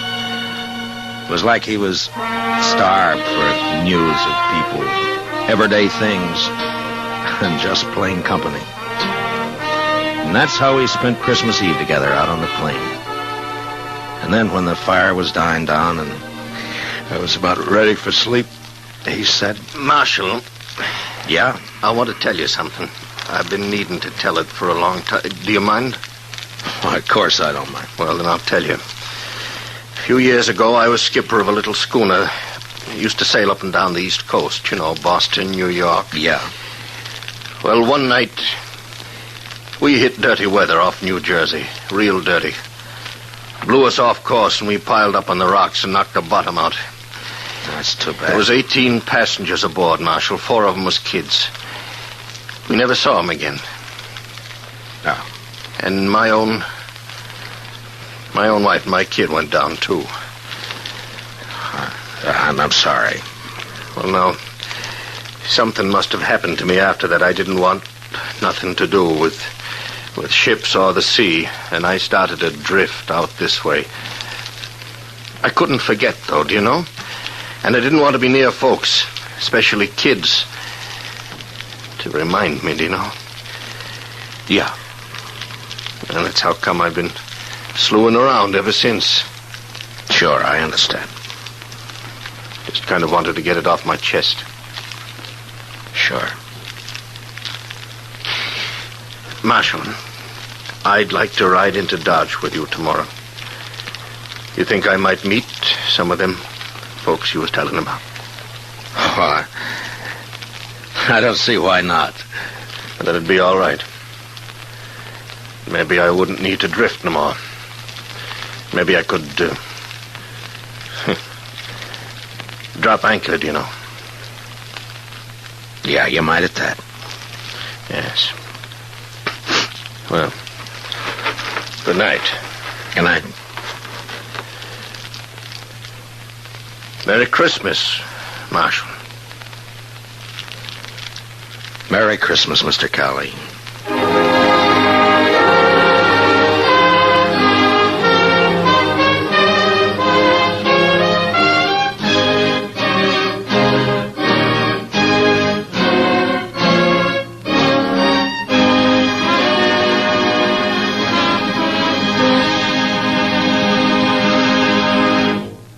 Gunsmoke, under the direction of Norman MacDonald, stars William Conrad as Matt Dillon, U.S. Marshal. Tonight's story was specially written for Gunsmoke by Anthony Ellis, with music composed and conducted by Rex Corey. Featured in the cast were Lawrence Dobkin, with Harry Bartell and John Daner. Parley Bear as Chester, Howard McNear as Doc, and Georgia Ellis is Kitty. Gunsmoke is heard by our troops overseas through the worldwide facilities of the Armed Forces Radio Service.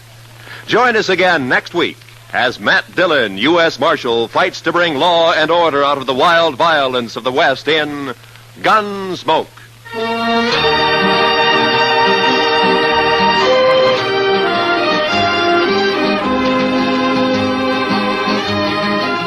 Tomorrow night, Edgar Bergen's real-life daughter, Candy, pays him and you a visit on The Edgar Bergen Show with Charlie McCarthy. Candy and Charlie hit it off fine, but Edgar has cause to regret his hasty decision to invite his 6-year-old daughter into the show, especially when she starts throwing her voice. Sounds like fun tomorrow night on most of these same stations when CBS Radio presents The Edgar Bergen Show with Charlie McCarthy. This is Roy Rowan speaking. And remember, Eve Arden, as our Miss Brooks, teaches you how to laugh every Sunday on the CBS Radio Network.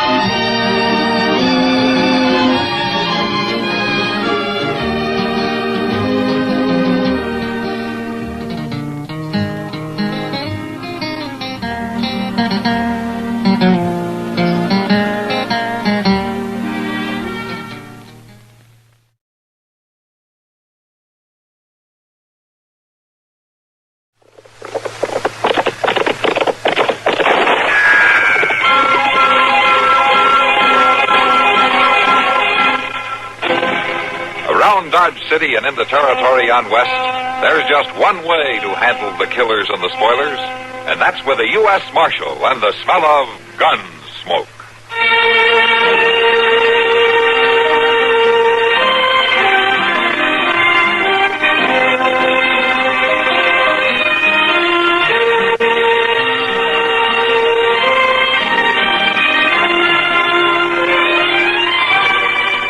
Gunsmoke, starring William Conrad, the story of the violence that moved west with young America, and the story of a man who moved with it. I'm that man, Matt Dillon, United States Marshal. The first man they look for and the last they want to meet. It's a chancy job, and it makes a man watchful and a little lonely.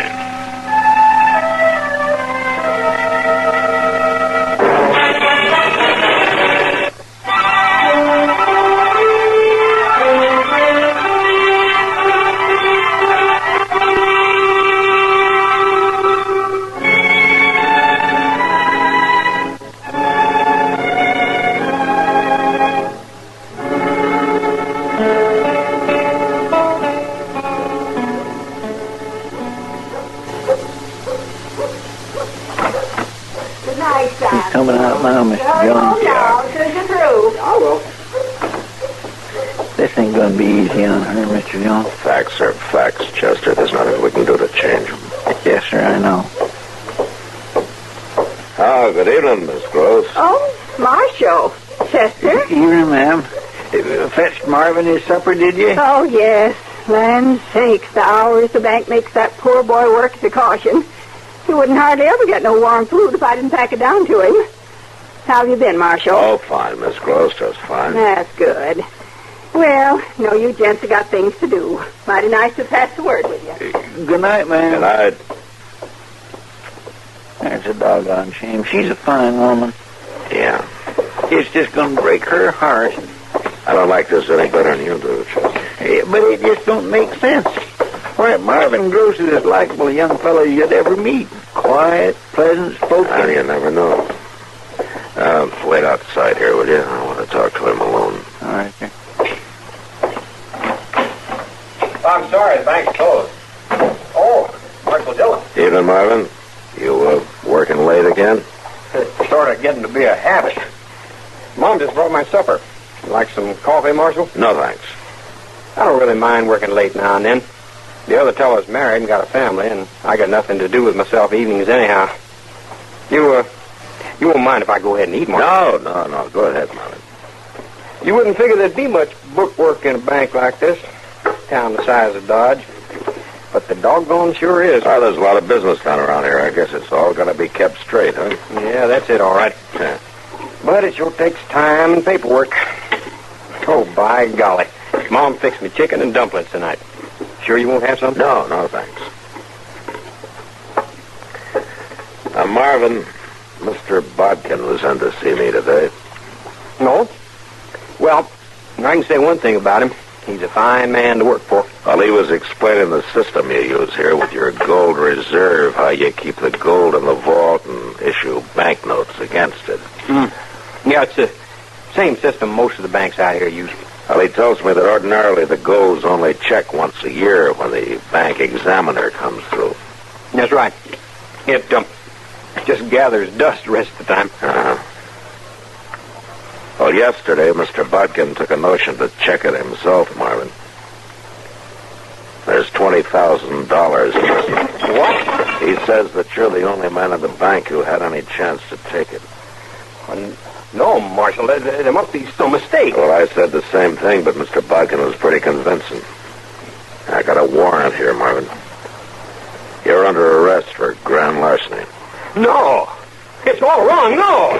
Don't be a fool, Marvin. I'm not going to jail! Here, give me that gun. Drop it! Drop it! Yeah!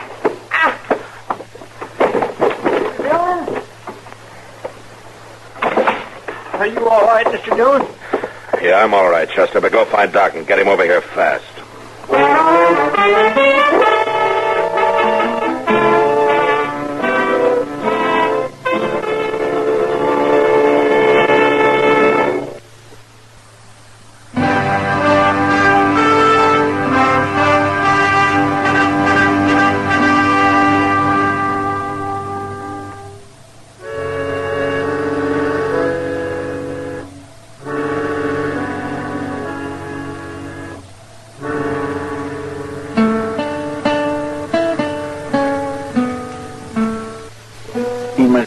mighty bad shape, Mr. Dillon. Doc's been in there pretty near half hour. Well, I guess a bank office isn't the best operating room in the world.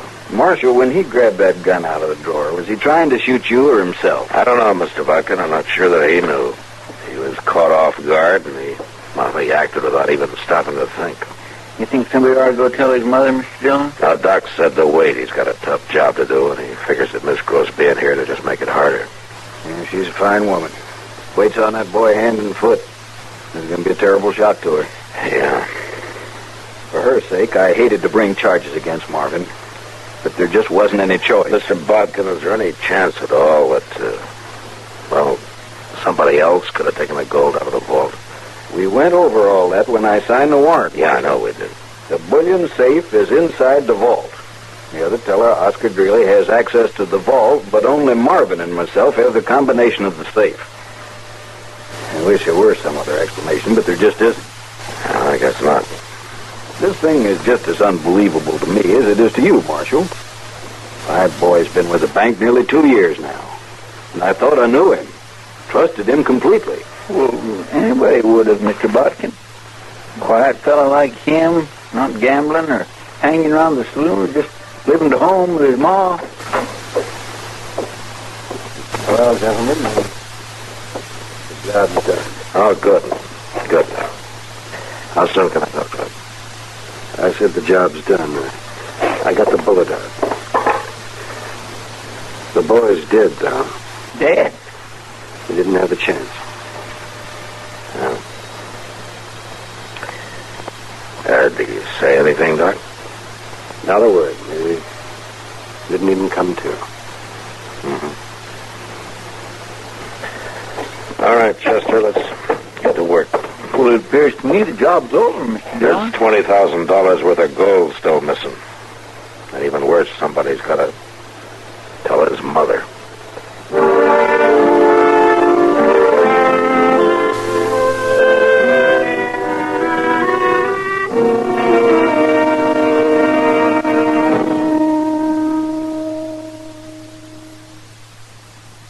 Dad. I'm sorry, Miss Gross. Oh, I don't believe it. Marshal, it's not true. Well, I wish it weren't. My son's dead. Shot to death. Accidentally, Miss Gross. Resisting arrest. He was shot with his own gun. It happened about an hour ago in the bank. Oh, no. Here, grab her, Chester. Yeah, I'm not. Oh, easy, man. There now. Oh, you just lean back a minute and catch your breath. Marvin, dead. Well, you stay right there now. I'll go get you a dipper of water. Oh, it was less than 2 hours ago. I took him his supper. Chicken it was. Flour dumpling. I told him to come right home as soon as he finished. I'm sorry, man. Here you are, Miss Gross. You can just drink this now. It'll help to settle yourself. Yes, all right. Could you do some more? No. No, I'm much obliged to you. I'm mighty sorry to have to bring you the news, Miss Gross, but... Well, what's done is done, and, turning away from it won't change anything. You said Marvin was shot. Resisting arrest. Yes, ma'am. Well, arrest for what? What had he done? Well, that's the second thing I hate telling you. Well, my son never committed a crime in his life, Marshal. I'm afraid he did, Miss Gross. There's $20,000 in gold missing from the bank vault. Marvin's the only one who could have taken it. Oh, it's a lie. Well, if it were, there'd have been no reason for Marvin trying to resist arrest, now would there? Well, I've always known everything he thought or done. He told me everything. I'd have known if he'd done anything like that. Maybe this was the one thing he didn't tell you. Did he say he done it? No, ma'am. Oh, did you catch him with it? Did anybody see him take it? No, ma'am, nobody saw him. We haven't found the gold, but Well, then I say it again. It's a lie. Look, Miss Gross, I hate to do this, but we're going to have to search your house. He's bound to have hidden it somewhere. All right, Marshal, search it. Tear out the walls and dig up the floor if you want. But you won't find nothing because there's nothing to find. I know my son. I know my son. Yes, ma'am. All right, Chester, let's get at it.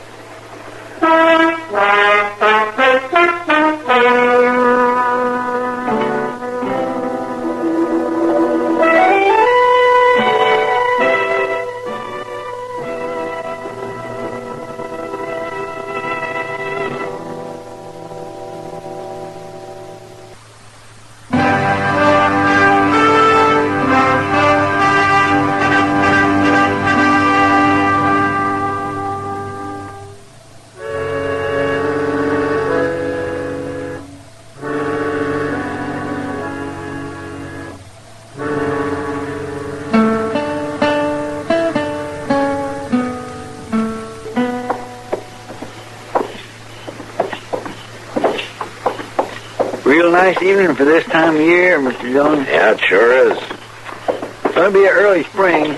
I seen a whole passel of meadowlarks this morning out south of town. Oh, they probably wintered here. Oh, sure, there's too doggone many of them, too. Uh-oh.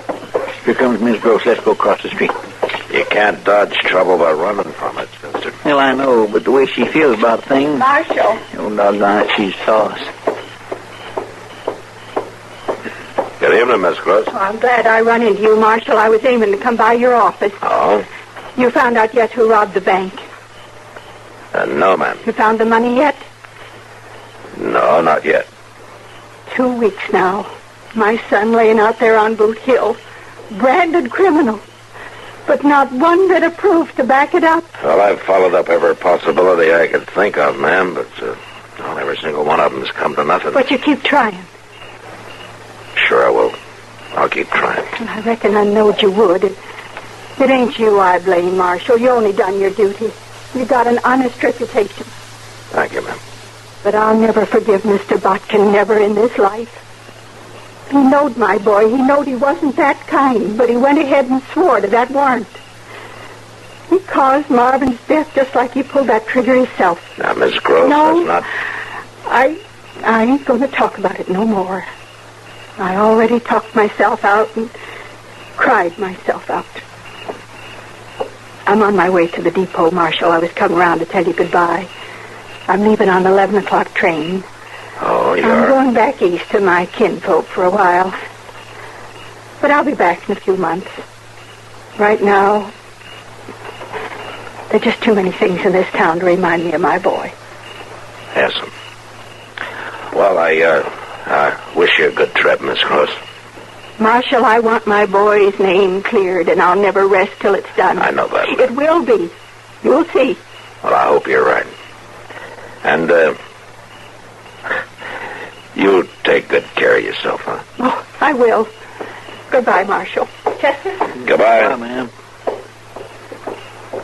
My, she just won't give up, will she? Now, she's his mother, Chester. And even closer than most. For Marvin wouldn't hardly take a breath without her say so. Yeah, I know. Well, hey, how'd you like to have a drink, huh? Well, I'm buying. Come on. Well, sir, now, I thank you. You know, she'll feel better once she gets shut of Dodge, won't she? Back there with her own kin.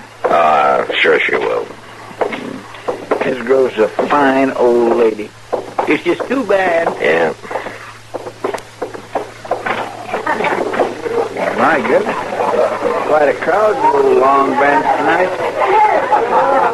Over here, Matt. Come on over here. Enjoy it. And there's Doc, Mr. Botkin. You want to join him, mister? Yeah, might as well. Would you pardon me, please? Hello, Matt. Good to see you. Hello, Kitty. Can I get you something? Yeah, as a matter of fact, you can. The usual, if you don't mind. The same for me, Miss Kitty. We'll be over at the table there with Doc. All right, fine. I'll join you. Good. Pull up a chair, Matt and Chester. Join us solid, respectable citizens for a change. Well, there's some who would agree with you, Doc. How are you, Mr. Wagon? Fine, Marshal. Can I buy you a drink? Well, I got one coming, thanks. I just saw Miss Gross outside. She tells me she's going back east. Well, I can't say I'm sorry to hear it. For some reason, she seems to blame me for what her son did. Yeah. Well, as a matter of fact, she just suggested that maybe you'd rob the bank yourself. You search my house, Marshal. You surely don't. No, of course not. She was just talking out her hurt. Well, she knows there's no sense to it. Well, I hope you don't put any stock in anything she said. Oh, I don't. The boy was guilty. His whole reaction going for that gun and all. Well, it showed he was. She just won't accept the fact, that's all. Well, a mother's relation to her son gets to be a funny kind of a thing sometimes. Especially when it's as close as that one was.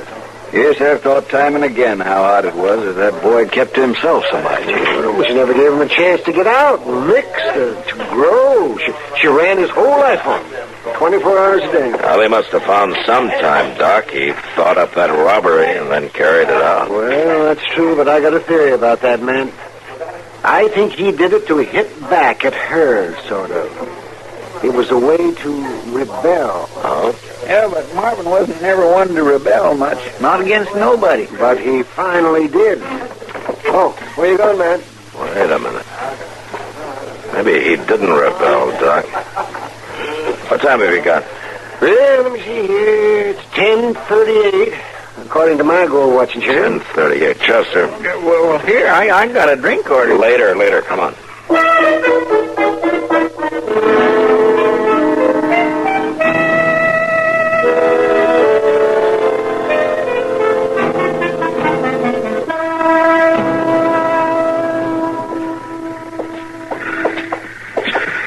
There she is, Mr. Dillon. Standing there with the mail sack counter. Yeah, I see her. Things like this upset me something terrible. I swear to goodness, one of these days, I'm going to turn to dry farming to make a living. Sure you are, Chester, when they figure some way to take the work out of it. Miss Gross. Oh? Oh. Why, Marshal, that's quite a surprise. Yeah, I imagine it is. What? You know, you nearly got away with it. Another hour or so, and you'd have had it safe out of town. What are you talking about? I got to thinking about Marvin, the kind of boy he was, and how he always did what you told him to. He was a beautiful son, Marshal. Sure. And when I talked to the two men who carried your trunk here to the depot, they said they could hardly lift it. What? It's pretty heavy, I guess, with 100 pounds of gold in the bottom of it. That's a lie. I just opened that trunk, Miss Gross. You had no right to. It was Marvin's trunk. I didn't know what was in it. Your things are packed right in with the gold. Things I saw in your house the day I searched it. Miss Gross, you're under arrest, accessory to grand larceny. Arrest? That's right. That stupid young fool. Getting himself shot. He could have swore to some story that had cleared me and took all the blame himself. I tell you, he'd have been glad to do it for his old ma. He died for you, didn't he? What more do you want?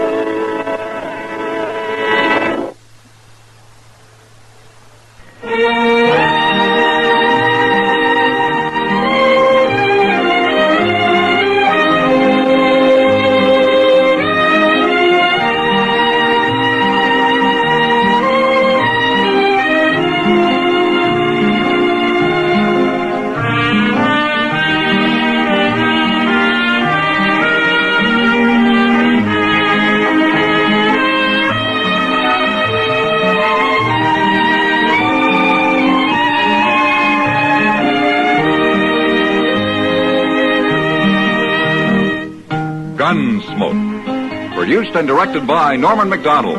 Stars William Conrad as Matt Dillon, U.S. Marshal. Featured in the cast were Parley Bear as Chester, Howard McNear as Doc, and Georgia Ellis as Kitty. George Walsh speaking. Join us again next week for another specially transcribed story on Gunsmoke. This is the United States Armed Forces Radio and Television Service.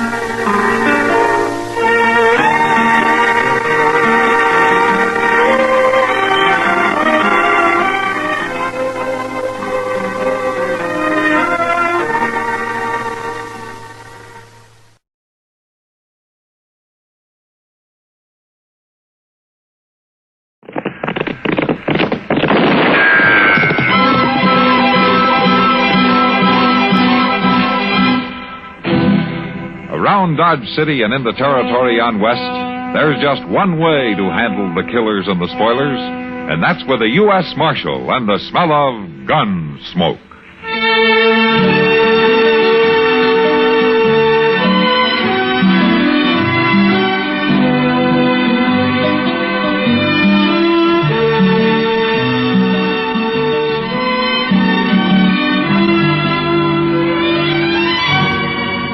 Gunsmoke, starring William Conrad, the story of the violence that moved west with young America, and the story of a man who moved with it. I'm that man, Matt Dillon, United States Marshal.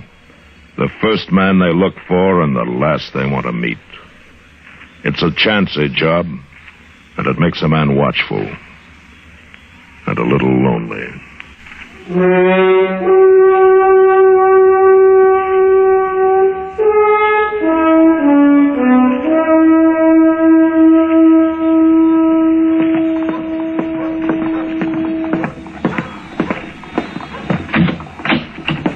Marshal Dillon?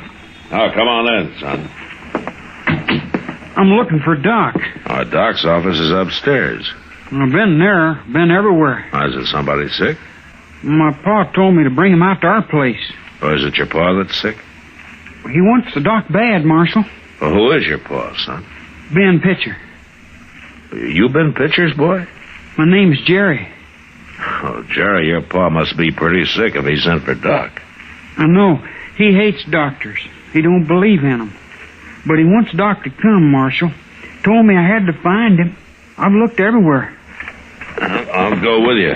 Well, you don't have to go. I'm going to ride out there with him, Jerry. When your pa sends for a doctor, something's really wrong. Come on.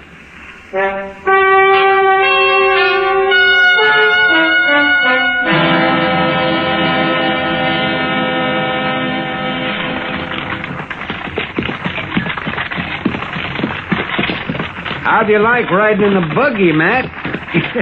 Make you feel important? Sure it does, Doc. But the way you drive, I'd feel a lot safer on a horse. You'll get used to it. Oh, I hope not.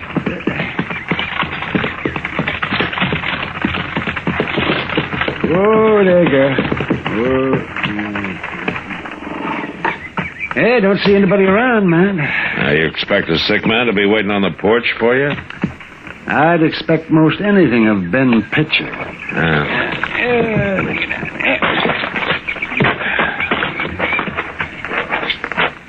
You know, a man can change, Doc. Not him. Not Pitcher. Well, we'll find out soon enough.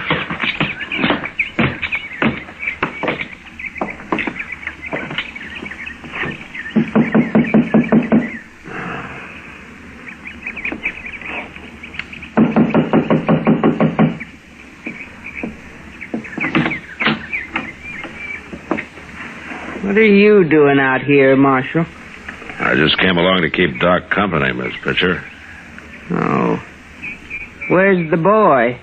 Jerry said tell you he'd be along directly. Why didn't he come back with you?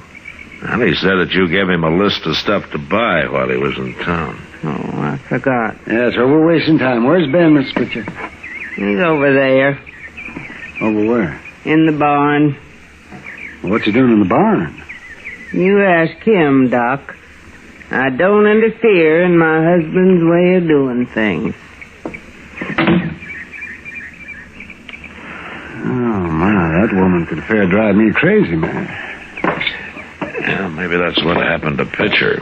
Between the two of them, it's a wonder the boys made out at all. Jerry seems okay so far. Yeah, if they have their way, they'll make a spook out of them yet. They could, all right. Pretty good barn he's got here. Yeah. Doc, I'll go in first, huh? What? You follow me.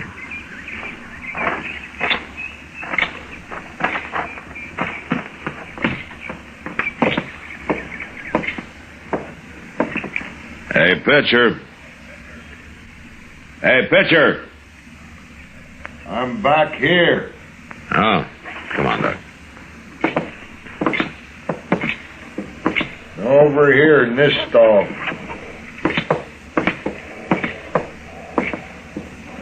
I thought it was Doc.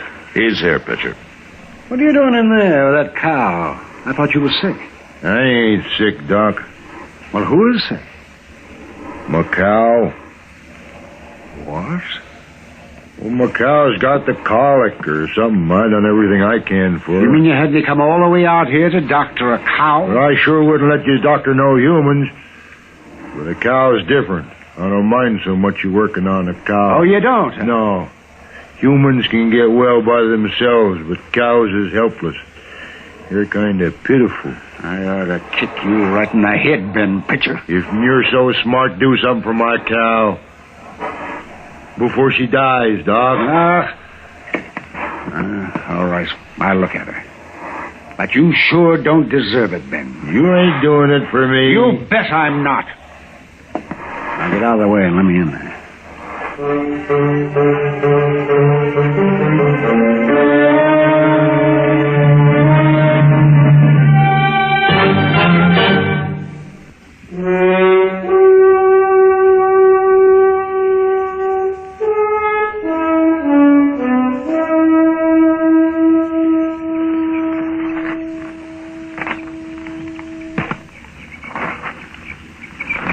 What's he doing in there all this time, Marshal?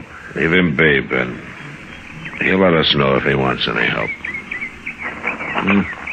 I guess he's through. How's my cow, Doc?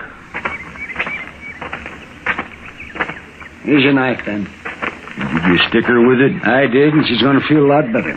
You can give her all the water she wants, but don't let her eat anything for a day or two. Is she going to live? I don't know, Ben. If she dies, I ain't going to pay you. I wouldn't take money from you anyway. What's wrong with my money? It's not your money. It's you. What do you mean? Hey, Paul, I'm back. I got all the stuff Ma wanted. You better have. Oh, Doc. Marshal. Jerry. Say, Doc, you missed all the excitement. Yeah? What's that? It happened just after you left.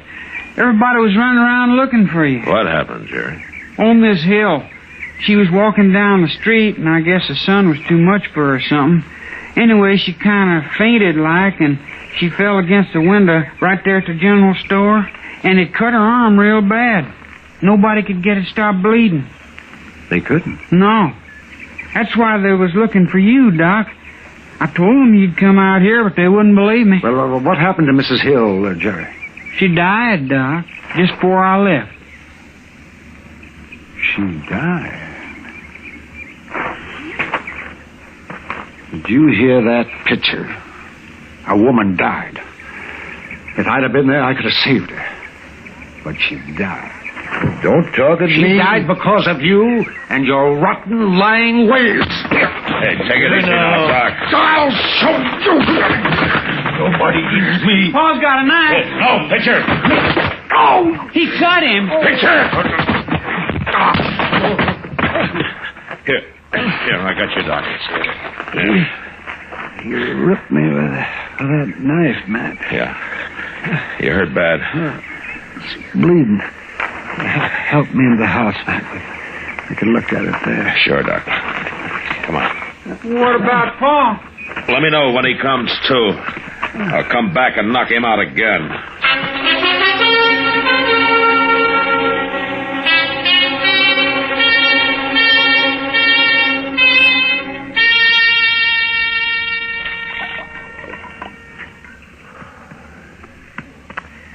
Yeah, it's pretty clean now, Doc. Yeah. Looks better. Still bleeding a little, though. I don't care for the mess you're making on that bed, Marshal. Go get me another pan of hot water, will you? You ordering me around my own house? I said do it. All right.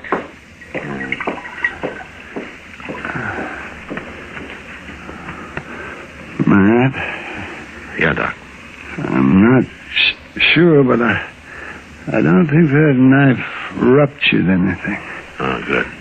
But a couple of those veins have to be tied off. And then I got to be sewed up. Oh? There are needles and thread in my bag. Oh, I'd do it myself, but I can't reach it easy enough. Oh, you mean you want me to do it? Well, I'll tell you how. You think I can? Oh, it's easy. Especially for a gunfighter. Yeah, that's what I was thinking. Yeah, I can bleed to death this way. Yeah. I won't have any trouble, Doc. I'll go get your bag. Now, here, you hold the cloth on it, huh? I've got it.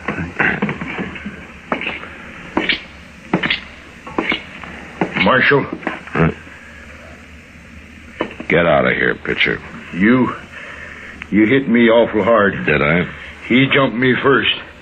You saw him. I was protecting myself. Pitcher, if Doc doesn't come out of this all right, I'm going to quit being a marshal, and I'm going to come after you as a plain man looking for revenge. You're threatening. Now, I know it's wrong of me, but I'm going to kill you, Pitcher. Now, where? Get out of here. Now, you stay out. Out of this house. I'm going. I'm going.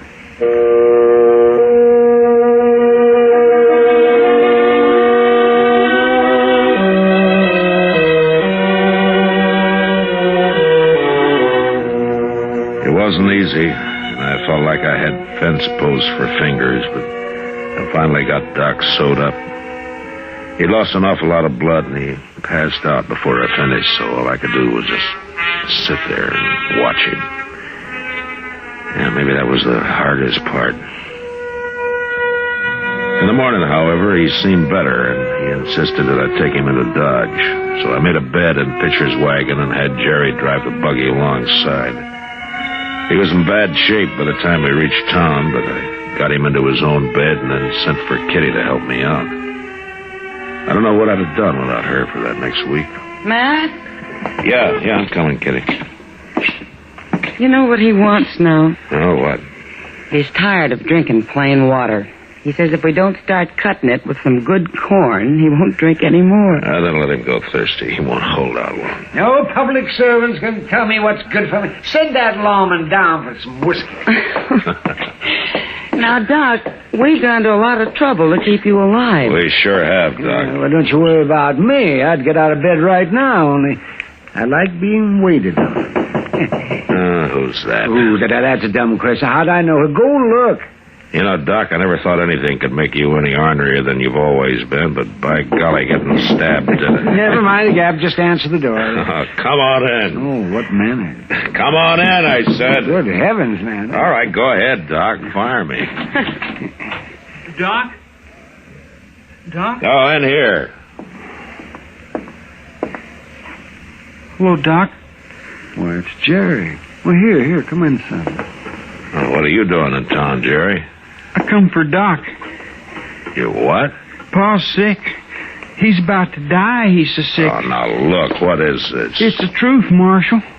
Pa made me lie last time, but he don't even know I'm here now. He doesn't know you're here? He's too sick, Doc. It's like he's out of his head. He don't know nothing. Well, what about your ma? She know you're here? I didn't tell her. She'd have stopped me. Doc? Look, Jerry, your pa tried to kill Doc the last time. Now, Doc's still in bed. He can't go anyplace. Please, Doc. Why should he risk his life for your pa? Wait. I'll come, Jerry. No, Doc. No. A man's dying. Doesn't matter what man. I'm a doctor. I knew you'd come. I knew you would. You're crazy, Doc. You'll open that wound riding out there. Besides, you're not strong enough. You're taking an awful chance. Jerry? What? How'd you get to town? I figured you'd need it, so I brought the wagon. I thought so. Well, you gonna help me, Matt? All right, I'll help you, Doc.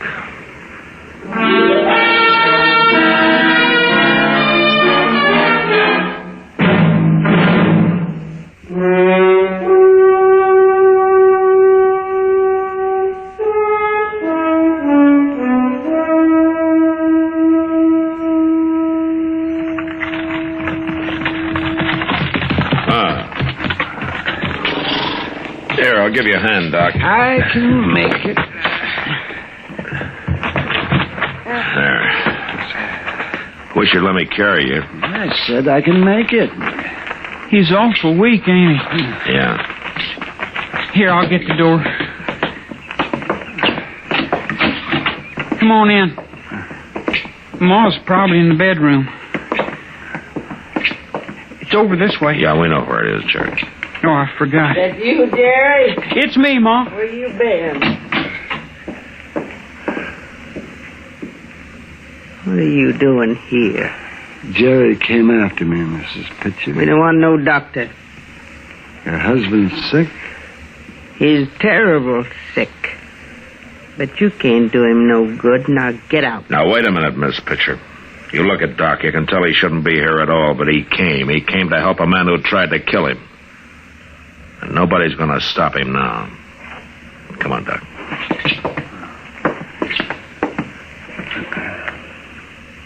Miss Pitcher, you get out of the way.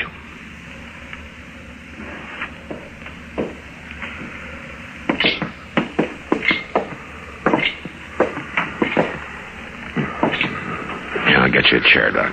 Thank you. There you are.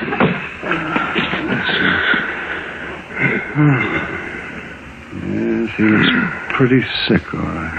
Marshal, let's go, Jerry. Now what? He's got a gun, Marshal. Let's go, I said. Here. I got her, Jerry. I'll kill you. You and Doc both. Here, give me that. No. There. Now, you sit down. Go on.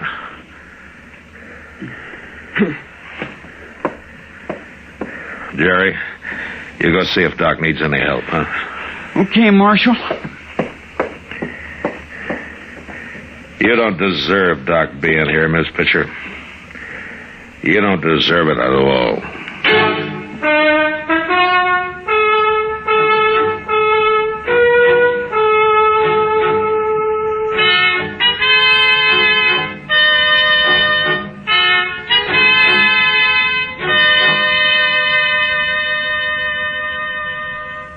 Marshal.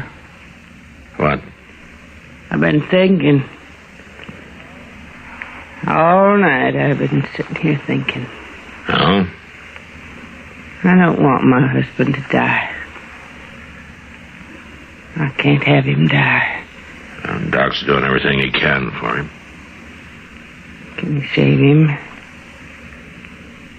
Do you think he can save him?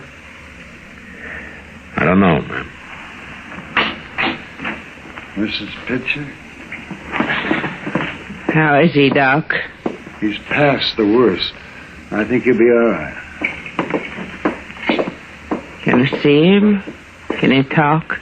Yes, but not for long. He needs a lot of rest now.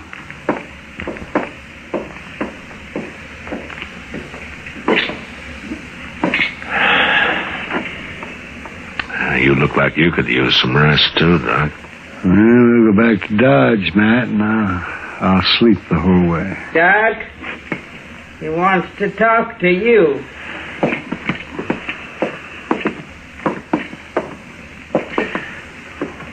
What is it, Pitcher? Ma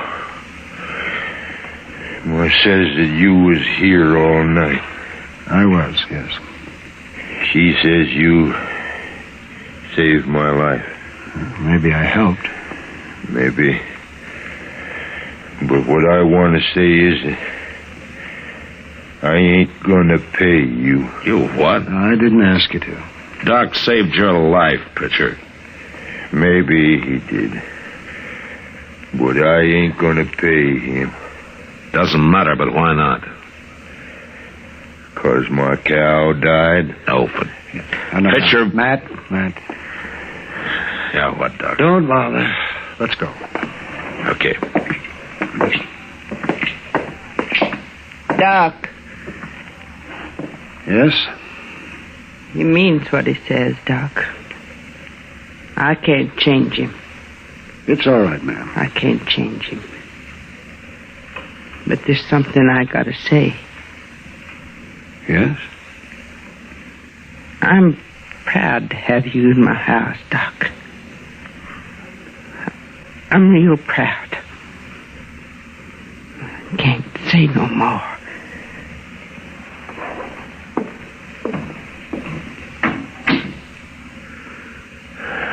Well, Doc? I've been paid, Matt. Paid pretty good.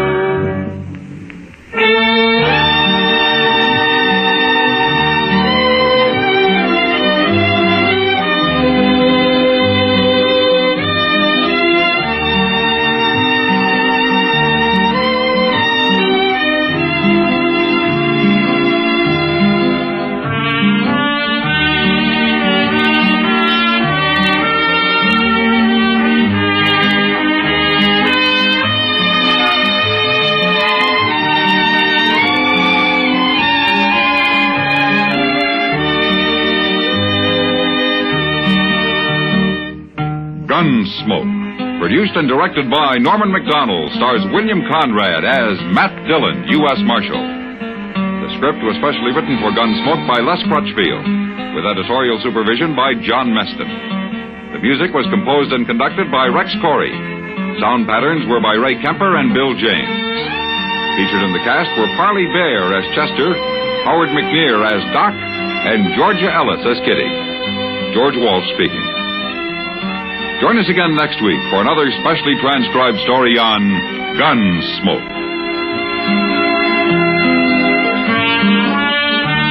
This is the United States Armed Forces Radio and Television Service.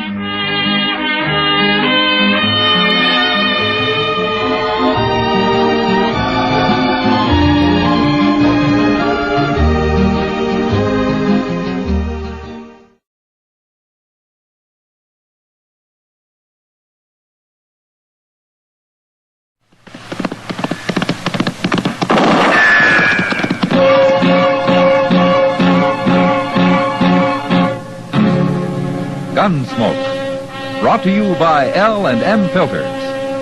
This is it. L&M is best, stands out from all the rest.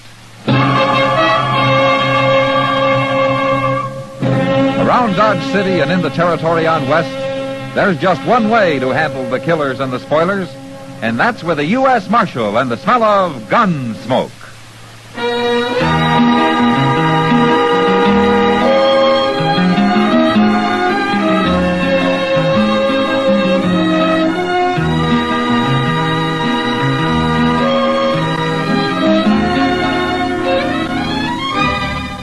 Gunsmoke, starring William Conrad, the transcribed story of the violence that moved west with young America, and the story of a man who moved with it. I'm that man, Matt Dillon, United States Marshal. The first man they look for and the last they want to meet. It's a chancy job, and it makes a man watchful and a little lonely.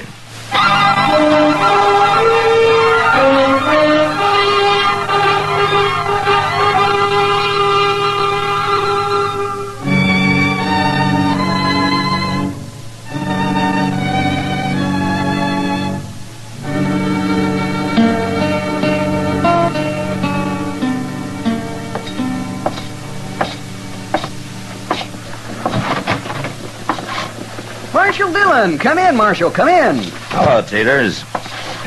You got time to give me a haircut? You're the only customer I've had in an hour, Marshal. Oh. You hang your coat and your gun belt right over there. I'll get things ready for you. Okay. Say, haven't seen you around town lately, Marshal. Well, I've been over in Abilene for a week. I just got back late last night. Oh, must have come in on the midnight Santa Fe, huh? Yeah, that's right. I wish I could get out of Dodge once in a while. Well, not the way I have to do it, you wouldn't. Maybe you're right, Marshal. Maybe you're right. Hey, this is a new chair you got, isn't it? Yes, sir. The finest barber's chair west of St. Louis. That's pretty fancy. Here, try it. Ah. Comfortable? Well, I'll tell you after I find out if you've raised your prices to pay for it. Here, let me get this cloth over you. Here you are. Haircut's still a quarter, Marshal. What about shaves? The price of a shave's gone up a dime, Marshal. A dime? Now, Marshal, you wouldn't stand in the way of progress for the sake of a dime, would you? Yeah, but whose progress? Anyway, you don't need a shave, not today. That's a good thing. Say, Marshal, you know Mabel over at the Long Branch? Yeah? Well, last Wednesday night... Oh, take a chair, stranger. I'll be with you in a few minutes. Last Wednesday night... A few minutes. Yeah, that's right. You're next, right in line. Barber, What? I ain't next. Why, of course you are. Nobody's ahead of you. I said I ain't next. You mean you won't wait? That's right. Oh, I sure won't you wait. will. I work fast. It won't be longer than 10 minutes at the most. Now, you just sit down. I I'll want be... to shave. I want to right now. You can cut his hair later.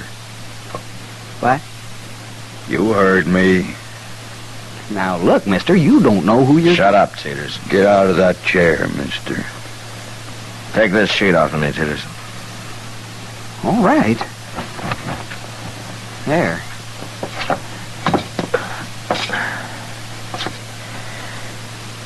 Okay, mister, I'm out. And move.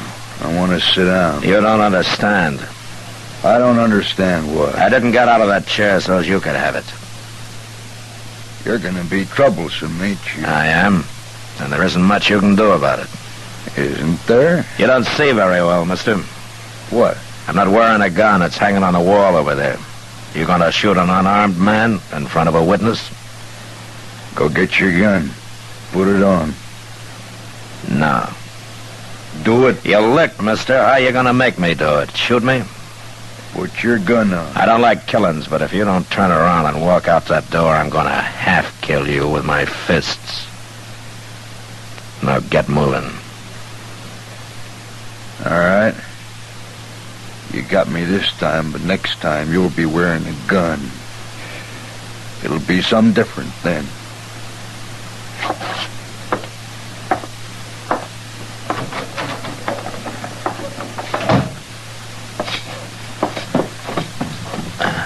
Oh, my goodness, Marshal, you took an awful chance. Who was he, Teeters? I never saw him before, but he might have killed you, Marshal. Ah, that'd have been murder. You can get hung for murder. Now, quit shaking. Let's get this haircut over with. He won't be back.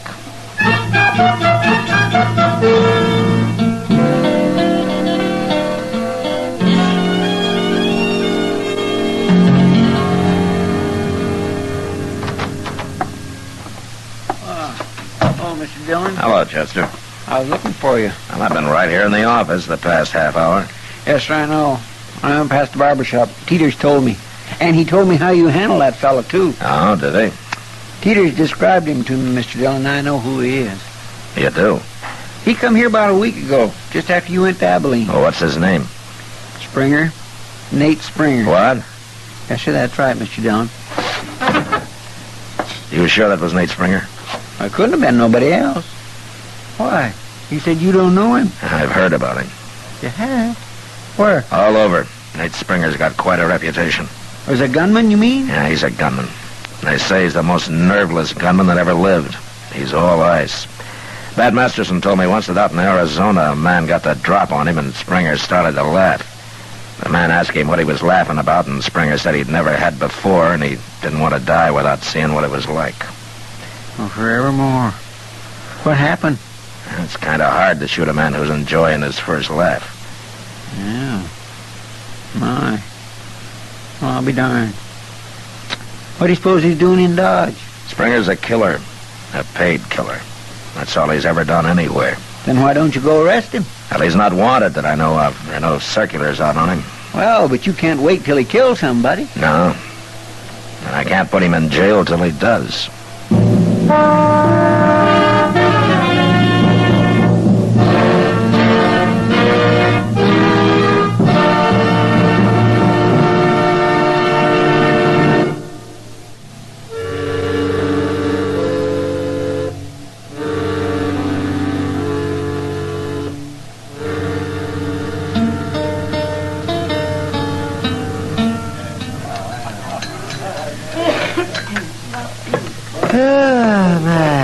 You got time for another cup of coffee, Matt? Well, I'll take time, Doc. That's good.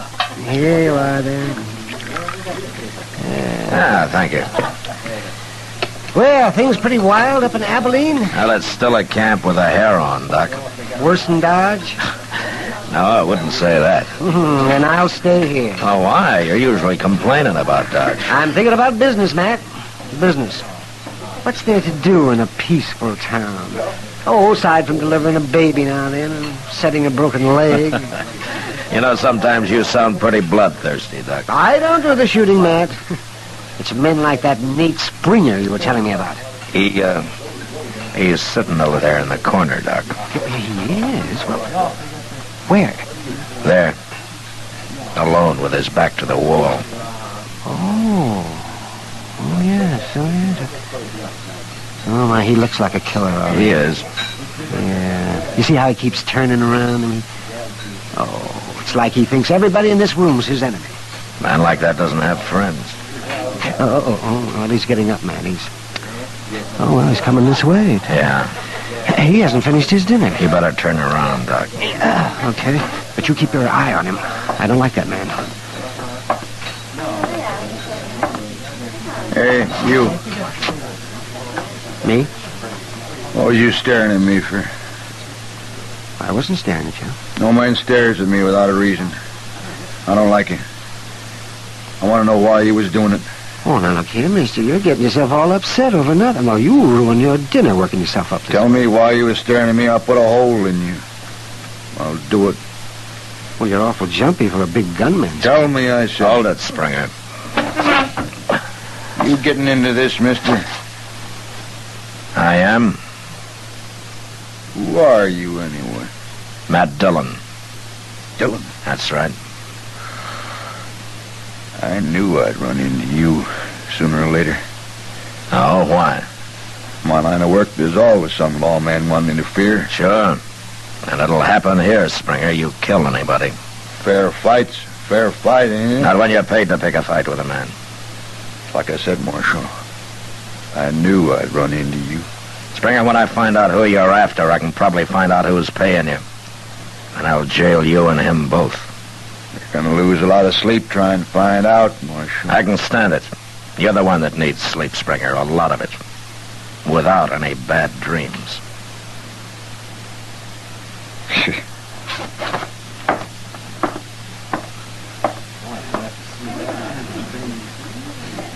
Oh, well. Looks like the man of ice is starting to melt, man. Yeah. You know, something's happening to him, Doc. And whatever it isn't good.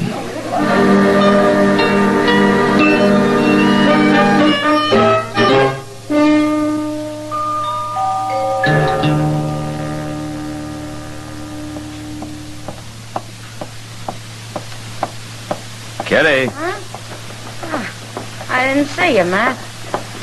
Yeah, sit down, if you got time. Well, I don't have to go to work till after sundown. Good. Guess I might as well sit here and watch Front Street with you as do anything else. A little air is good for you. And a lot of it'd be even better. Well, you ought to buy a horse, Kitty. Take a ride up the river every day or so. I'm too broke, Matt. Well, I'll lend you one. I got a little bay that's pretty gentle. Imagine having more than one horse. That's about all the government gives me, Kitty. A couple of cheap horses. I seen you riding your own. Well, I gotta keep him in shape in case I decide to quit. The day you quit, that horse will be as old as a man. I hope you're right, Kitty. Hey, look, Matt. What? Walking down the middle of the street. Yeah, Springer. Now, who'd expect a man like Springer to have a little yellow dog? I don't know the dog's his, Kitty. Maybe he's just following him. He's right at his heel. I don't think Springer knows it. Oh, he's trying to sniff at him. Matt, he shot him. Poor little dog, he didn't do anything. I'll be back, Kitty.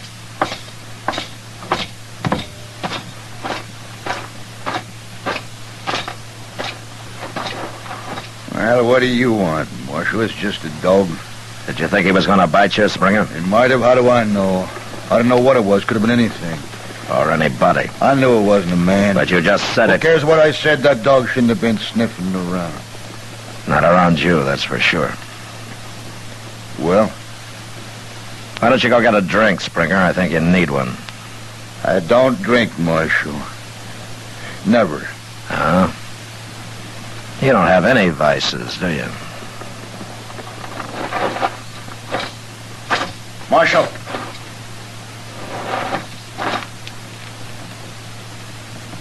Nothing. Go ahead.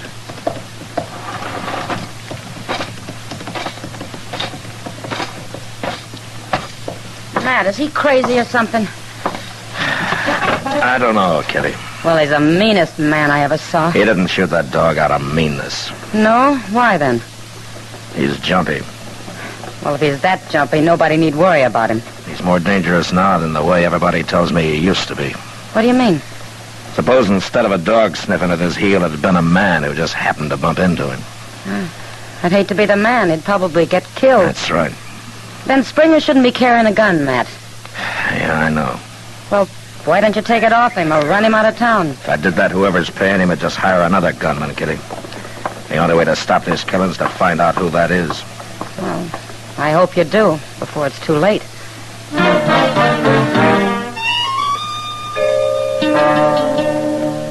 That night, I had Chester follow Springer around, keep an eye on him. But all he did was to buck the faro bank for a few hours and then go to bed earlier than the most respectable citizens. The next day, Chester went back to trailing him while I sat in the office and tried to figure a way to trap him into telling me who'd hired him. By mid-afternoon, I was no further than when I'd started. The only idea I had was to choke it out of him.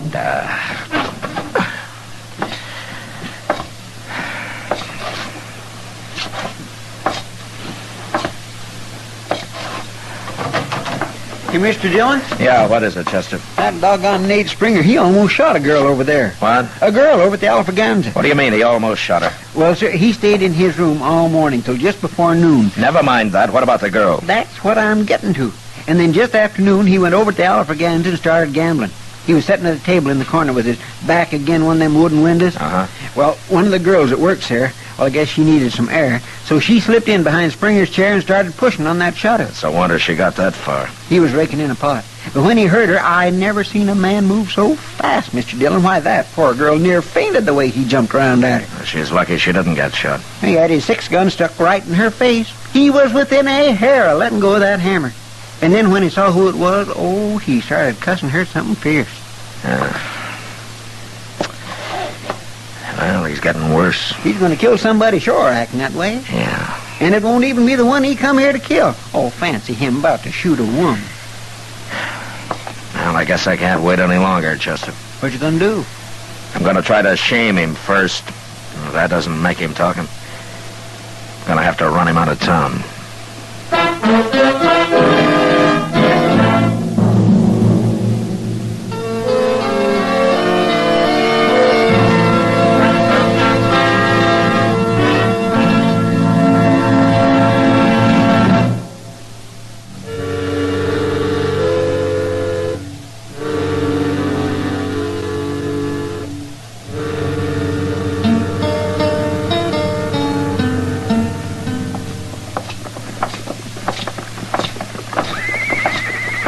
Mr. Dillon, I can't help thinking all your friends who told you about Nate Springer was mighty poor judges. He's about the uncoolest gunman I ever saw. I agree about that, Chester. Who told you about him last? I don't remember. Been 2 or 3 years. Well, maybe it was just a lot of rumor. You know how talk gets started sometimes. Wyatt Earp was the first man who told me about him. Oh? Look, when we get inside here, you go to the bar and stay there, huh? Yes, sir.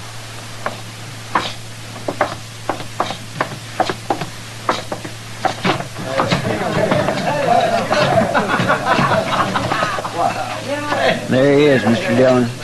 I see him. All right, sir.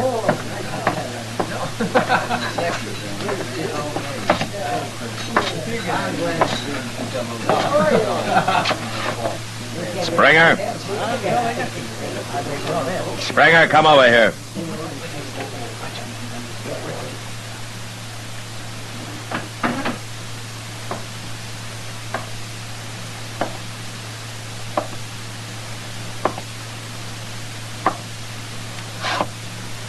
You're interrupting my game, Marshal. Your game's over, Springer, for good.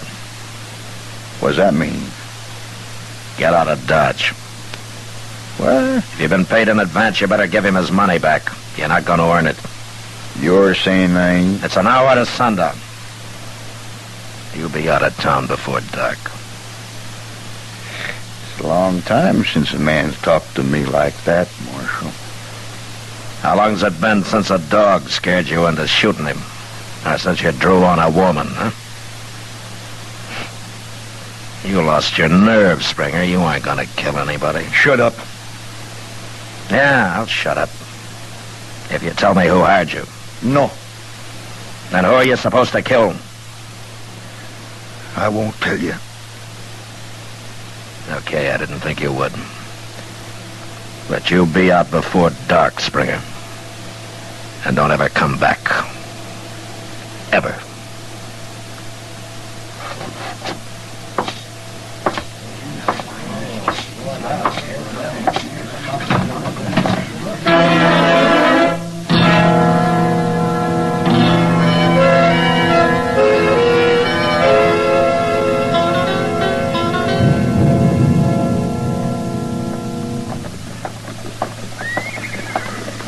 Oh, hello, man.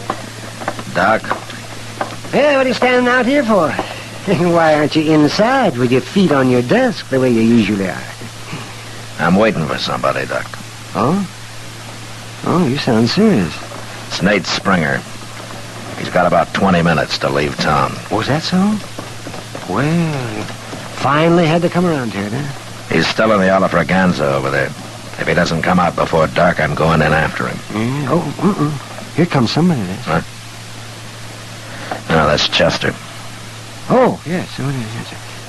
Is there going to be a shooting, man? I doubt it, Doc. Springer's already backed down. Well, you never know. I'm going to get my things ready just in case. Sure, Doc.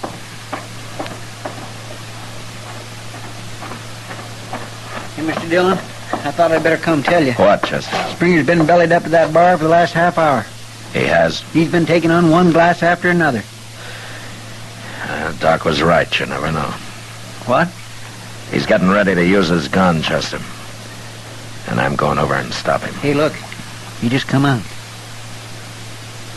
Yeah. He's headed this way. You stay here.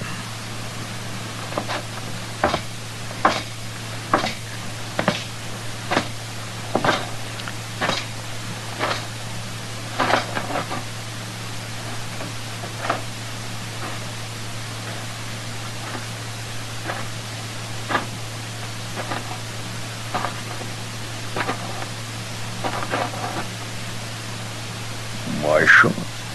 I thought you didn't drink, Springer. I never did before. Well, you started too late. You haven't time to find your man. You're leaving town. I've found him. What? You I'm going to kill. Who hired you, Springer? Let's draw, Marshal. I feel like it now. Let's draw. Don't be a fool. You're drunk. Not that drunk. I can kill you. And I'll be all right again. Now? No!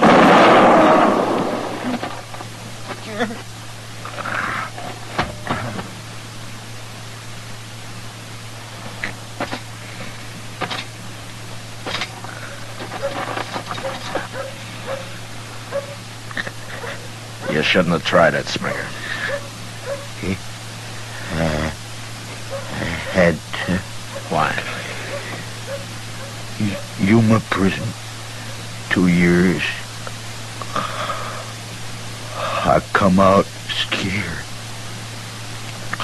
lost my nerve in that prison. Then why did you take this job? I had to. Who hired you, Springer? I did, Marshal.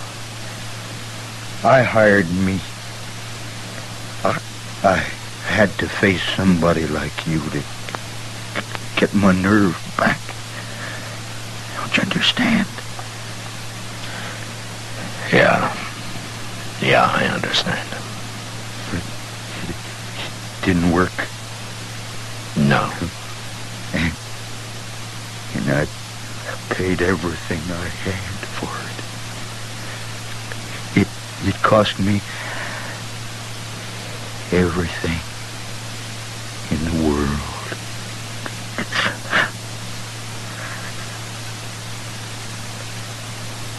Springer.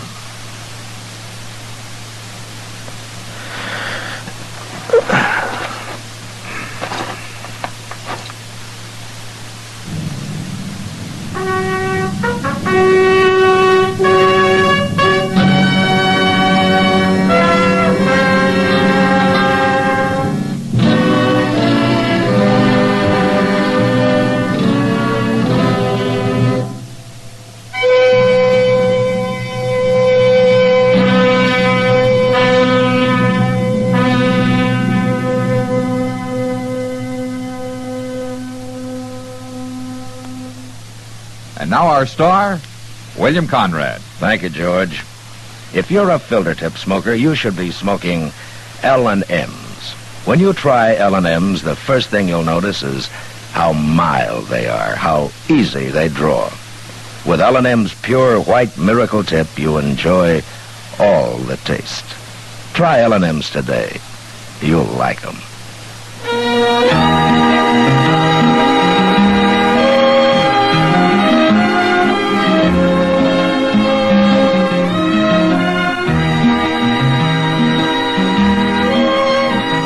Gunsmoke, produced and directed by Norman Macdonald, stars William Conrad as Matt Dillon, U.S. Marshal. Our story was specially written for Gunsmoke by John Meston, with music composed and conducted by Rex Corey. Sound patterns by Tom Hanley and Ray Kemper. Featured in the cast were John Daner and Harry Bartell. Harley Bear is Chester, Howard McNear is Doc, and Georgia Ellis is Kitty.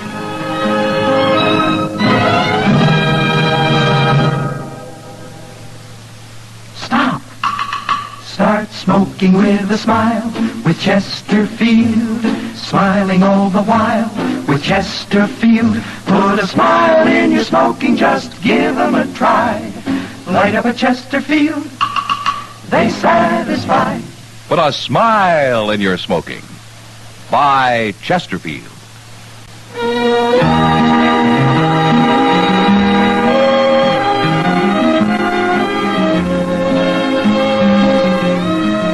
You'll also enjoy Chesterfield's great radio shows. Perry Como sings all the top tunes on CBS Radio every Monday, Wednesday, and Friday. Jack Webb stars in Dragnet on Tuesday nights. Check your local listings. Remember, listen again next week for another transcribed story of the Western frontier when Marshal Matt Dillon, Chester Proudfoot, Doc, and Kitty, together with all the other hard-living citizens of Dodge, will be with you once more. It's America growing west in the 1870s. It's drama. It's Gunsmoke. Brought to you by L&M Filters.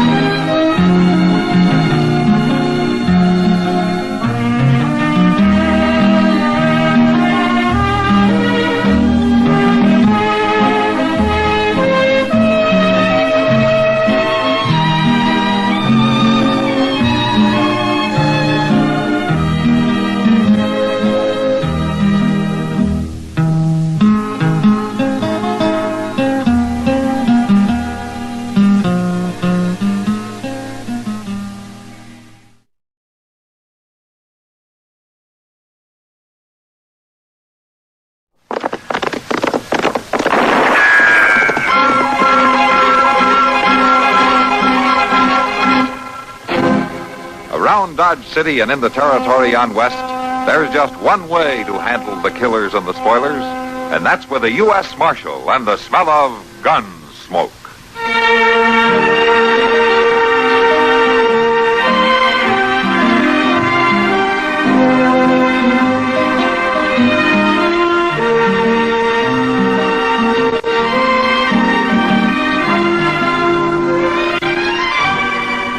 Gunsmoke, starring William Conrad, the story of the violence that moved west with young America, and the story of a man who moved with it. I'm that man, Matt Dillon, United States Marshal. The first man they look for and the last they want to meet. It's a chancy job, and it makes a man watchful and a little lonely.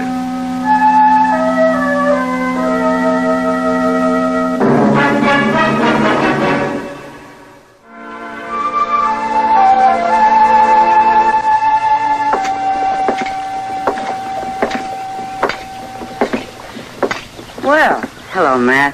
Hello, Kitty. Something the matter? You look like you've lost your last friend. And I could use a drink. Come on in.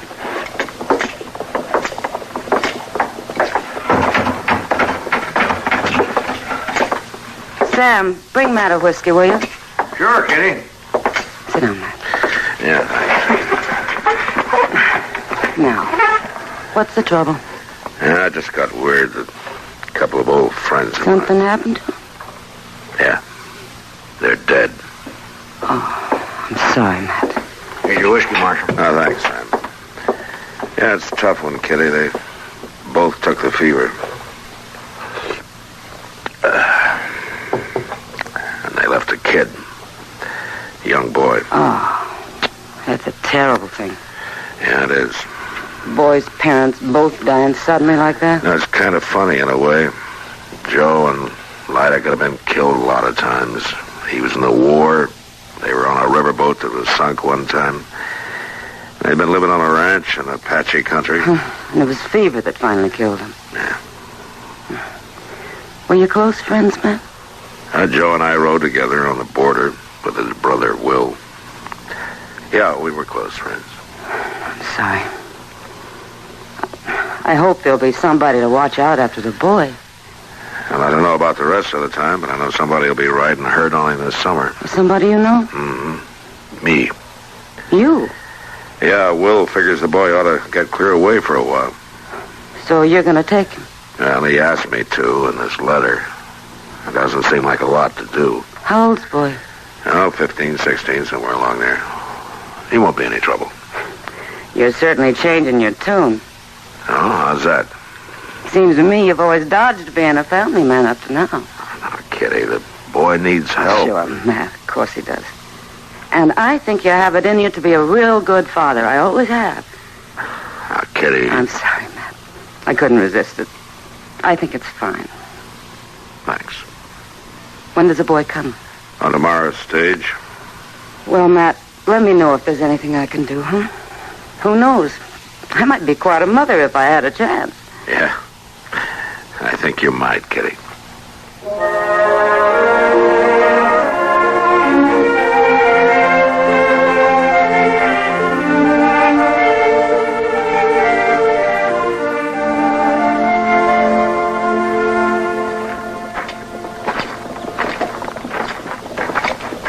How'd you have a good trip, Dave? Weren't nothing to it at all. I'd rather rode. You what? Well, the stagecoach wasn't bad, but I'd rather rode my own horse in. That was kind of a long way for that, wasn't it? That's what my Uncle Will said. But I could have done it. Maybe you could at that. We heading for your office, Marshal? Mm-hmm. That's where your headquarters will be most of the time. Might as well go there first. Well, that's fine with me, Marshal. I like to be around guns. No? Well, we keep the guns locked up in the office. All the time? Well, unless we're using them or cleaning them. Oh, well, then I can help clean them. Yeah, maybe you can. I know how, Marshal. My pa learned me. He knew how to teach you, all right. Your pa was a good man with a gun. I'm sorry about that, Dave, about what happened. You must miss him a lot, your ma and pa. I guess I do. I ain't gonna let it bother me none, though. Kind of hard not to, isn't it? Well, a fella's got to do his growing up, Marshal. Can't be thinking on his ma and pa. I suppose not. I wouldn't have stayed at home much longer anyhow. You know, Marshal, Pa used to wear 2 guns. Yeah, I remember. Why don't you, Marshal? Wear 2. Guess I figured one was heavy enough to pack around. All the real good men with a gun wear 2. Why... I just meant you might get where you'd need to wear 2 sometime. I didn't mean no... That's all right, Dave.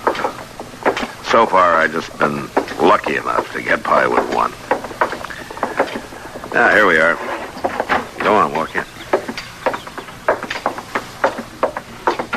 Well, hello, Mr. Dillon.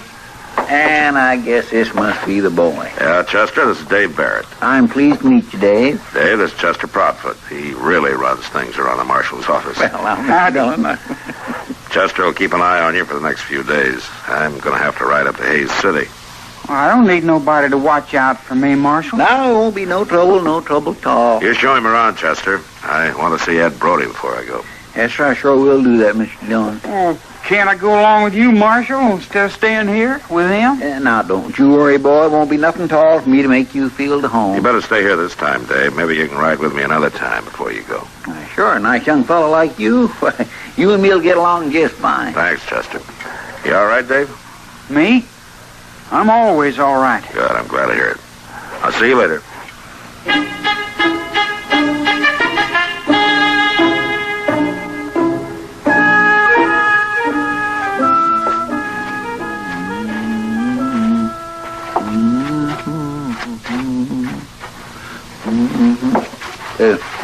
Excuse me, boy, I gotta sweep under that chair you're sitting in. Just scoot your feet out there.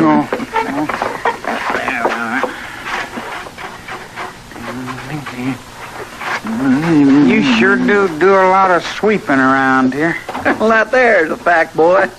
Seems like folks brings mud on their boots all the way from Texas and the Territory just so as I can sweep up after them. That ain't no job for a lawman. Well, a lawman's got a right to live clean just like anybody else. Well, if I was helping the Marshal, I'd do better things than that.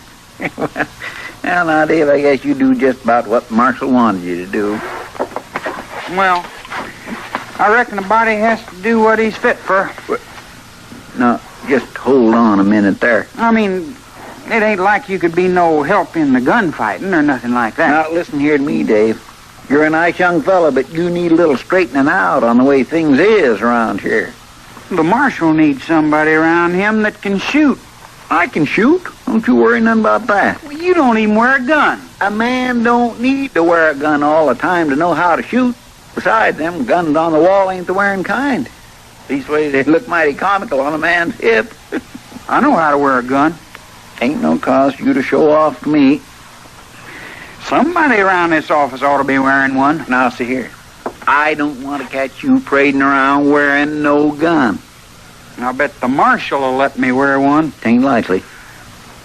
He see how good I can shoot, he'll let me. Well, just don't let me catch you wearing one. Well, you ain't the Marshal. No, I ain't, but he left me in charge of things for the next couple days, and one of the things he left me in charge of is you. I can draw real fast. I don't want to hear no more about it. I don't want to see you wearing no gun, and that's all there are to it. Now move away from them windows so that I can red up the rest of this office.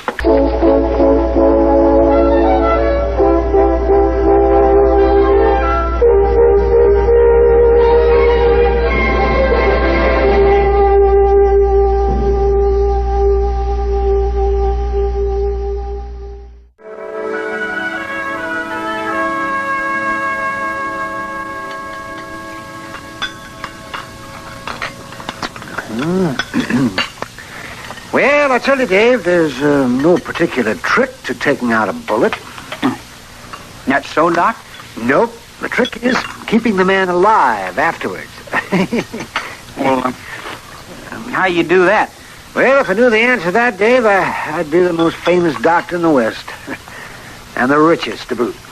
Sure would be nice. There's so many things to consider. The size of the wound, How much blood has been lost? Infection? Suppuration? Doc? Huh? I ain't so sure it's a good idea to go on about things like that. Why not? Well, we're eating our dinner, Doc. Oh, what's the matter, Chester? You getting squeamish? Me? Why, I'm as unsqueamish as they come, Doc. I can listen to your talk even though I am eating rhubarb pie. Oh, what's the trouble then? Well, Doc, it's the boy. He ain't used to hearing that kind of loose talk. Oh, well, yes, you may be right. You don't cause to worry about me. I ain't squeamish. Oh, no, of course you're not, but Chester's right. It's a matter of good manners. Yeah, that ain't no bother to me. It ought to be, boy. It ought to be. Chester, where in tarnation have you been? Well, I've been right here eating my dinner, Mortrees. I ain't exactly hiding out, you know. Well, seems there ought to be somebody taking care of things in the marshal's office. Oh, just ease off, Mort. I'm taking care of things. What's all the caterwauling about, anyway? Well, they want you down at the telegraph office.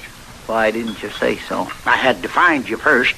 They got a message that's got to be answered right away. All right, Mort, all right. Keep your braces up. I'm coming. I'll take care of it all right. I'll see you back over at the office, Dave. Shouldn't take me very long to handle this. Well, do I have to go right back to the office? Ain't it all right if I mosey around a little? Well, now, you know you're Oh, not give the supposed to boy be his head, for heaven's sakes. He's no child, Chester. I sure ain't. Well, I guess it'll be all right. Come on, Chester. I'm a-coming. Oh, But mind you be back there for supper, boy, here? Sure, I'll be there. Oh. Well, you wander around all you like, Dave. Chester gets more like a mother hen every day. I don't need no mothering. Of course you don't. Sometimes, though, it seems that Chester has more talent for that than for marshaling. Yeah, it sure does.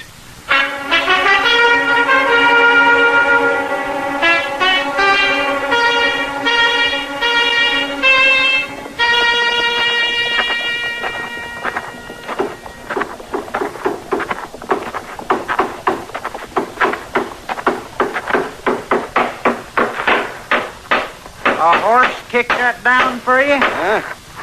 Oh, hello, boy. Oh, some fool drove a rig right into the side of the door. Some folks rent a rig and just don't care what happens to it. Else it just can't drive. I can drive. That's so? You're a new boy in town, ain't you? I'm visiting the marshal. Matt Dillon? You better be good, boy. He'll run you in. I ain't afraid of him. You better mind your manners just the same. I wouldn't want to start no nonsense with Matt. I'm going to help him. Well, now, I'll bet he's glad about that. I wish I had somebody to help me around this stable. Hello, Feely. Hello, Moss. Take care of the horse, will you? You want I should feed him? Yeah, go ahead and feed him. I ain't fixing to be back for him till tomorrow. Gonna make a night of it, are you, Feely? I sure am. I got to find the marshal first, though. He ain't in his office. Ask the boy where he is. He's staying with him. Why, so? You know where he is, boy? Sure do. Up to Hayes City for 2 days. I might have knowed. Trouble, Feely? That's Hob Frank. He's out there at the old Prentice place, shooting everything in sight. You better get Chester, then.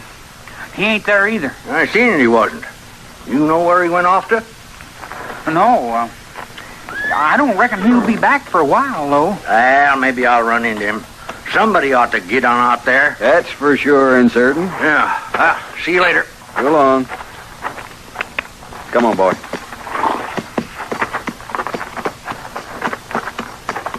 You know where the Prentice place is? Sure. It's just south of the river, about a mile. Got a big old fallen down house on it. Nothing to see. What do you want to know for? Why, I want to be able to tell Chester where it is, that's all. Church boy, Chester knows the Prentice place. Everybody around Dodge knows it. Oh, yeah, sure, I should have known. Here, boy. Hold this bridle. Yeah. Say, mister, would you leave me have a horse? I got only one rule about that, boy. I'll leave you have it if you can pay for it. Oh, I can pay for it. I got money. See? Here. Then you got a horse. You can have that one in the back stall. You can ride him all right. I can ride him all right. And I can do a lot of other things just as good.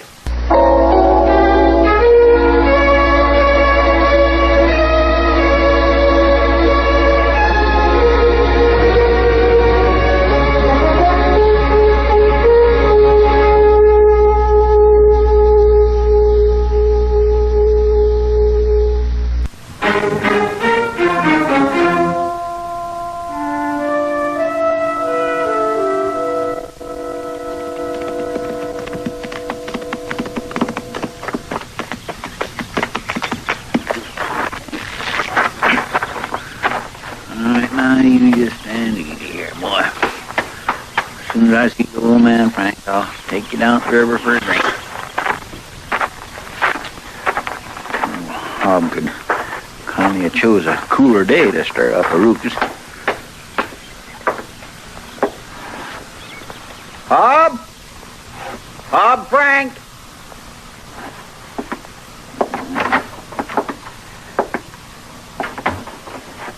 All right, now don't you go playing no hiding games, old man. Not after I rode all this way out here. And don't you start shooting off again, neither. You'd ought to be ashamed of yourself, all the stirring up things the way you do. What the... Well, I might have knowed. Liquored yourself up till you lost your senses. There. Come on. Gotta wake up some, Hob. Wake up so that I can ride you back to Dodge. Come on now, old man. It's time again for you to spend a night or two in the lockup, and then we'll get... Oh, my gracious mercy. You've been shot. He's dead. Dave, what in the world are you doing out here? I told folks I could help the marshal, and I done it. You done what? Well, while you was lollygagging around town, I come out here and I rode right up through the gunshots, and I took care of him. You shot Hob, Frank? I knowed you couldn't have done it, not wearing a gun and all. He was shooting something fierce when I rode up, but I just kept on coming. You blame young fool. It was him or me. That's the way it has to be with a gunfighter. Hob Frank ain't no gunfighter. He was... What do you mean? Hob Frank never harmed nobody in his whole life, except maybe himself. The shooting he used to get himself liquored up regular every 2 or 3 months or so and take his old gun and shoot it off just to hear the noise of it. But he never done it where folks was around. He never pointed it at nobody. But I thought... Yes, sir, you thought. You thought's all tarnation much as you just rode out here and killed a man. I didn't mean... It's too late to think about meaning. Come on now, help me get him out of here. No. No. Come on now, we can't leave him just laying here. You ain't gonna take me in for no killing. Go on, then. Run away from the old man you killed. You can keep right on running the rest of your life for all of me. It's all right, Hob. I'll fix you up so it's nice and decent for you. Nice and decent.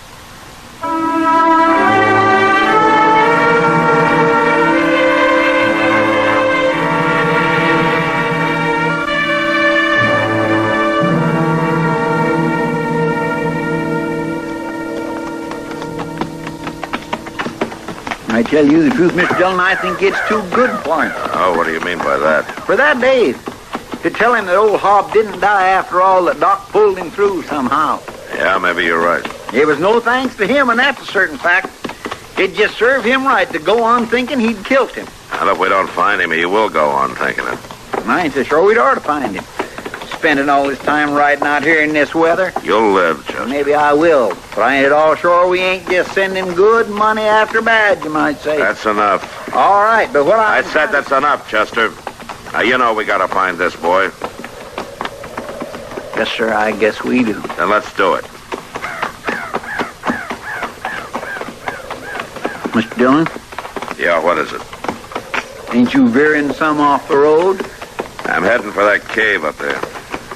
You think he's hid out there? I know that if I was a boy running away, a cave would look pretty good to me as a place to hide.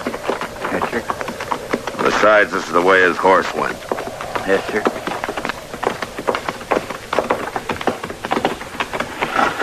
right, Chester, we'll stop here.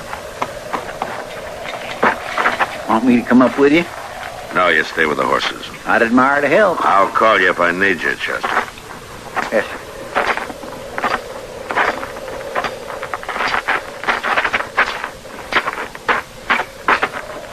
Dave! Marshal Dillon!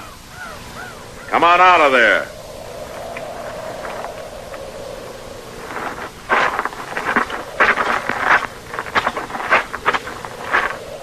You might as well come out, Dave. You left a plain trail. I ain't coming. Come on, Dave. I ain't coming out. Never. If I have to come in and get you, I'll do it. I ain't gonna hang, Marshal. I ain't gonna hang. No, you're not gonna hang. You're lucky. What do you mean? The old man didn't die. Now come on out. You ain't just trying to trick me. I don't have to waste my time tricking a smart-aleck kid like you. Now come out of there before I drag you out.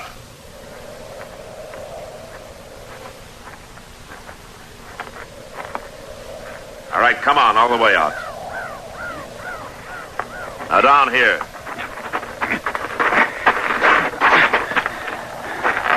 Now where's the gun?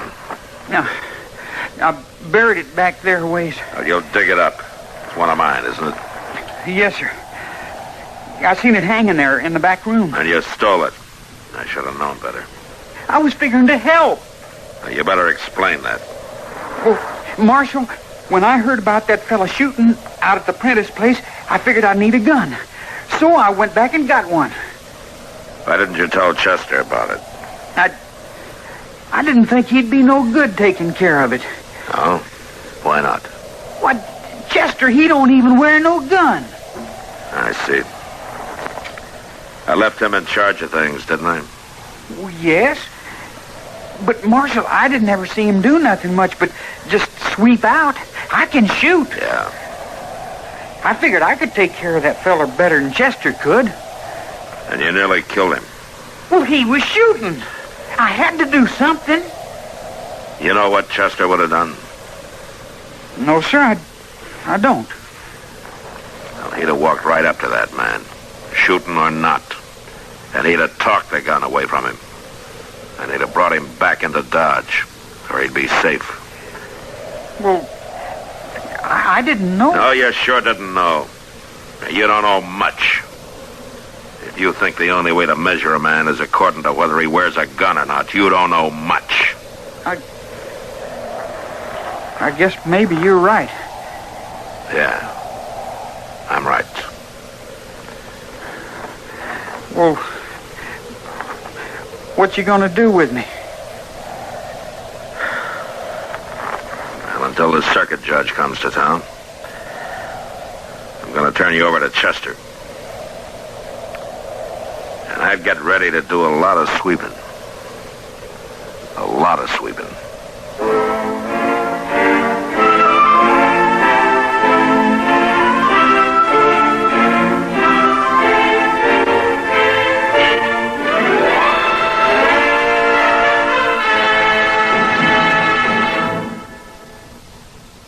Gunsmoke. Produced and directed in Hollywood by Norman McDonald, stars William Conrad as Matt Dillon, U.S. Marshal. The story was specially written for Gunsmoke by Marion Clark, with editorial supervision by John Meston. Featured in the cast were Sam Edwards, Harry Bartell, Joseph Kearns, and Ralph Moody. Parley Bear is Chester, Howard McNear is Doc, and Georgia Ellis is Kitty.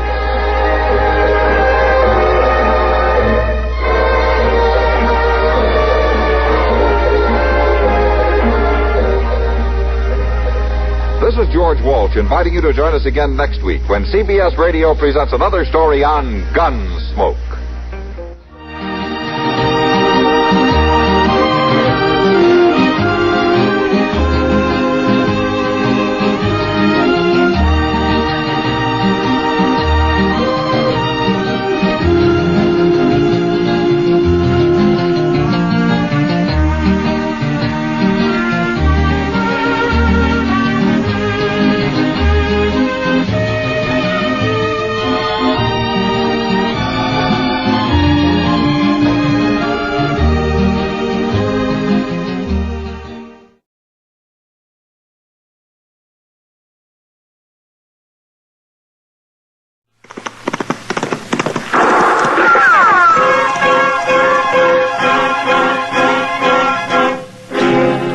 Around Dodge City and in the territory on west, there's just one way to handle the killers and the spoilers, and that's with a U.S. Marshal and the smell of gun smoke.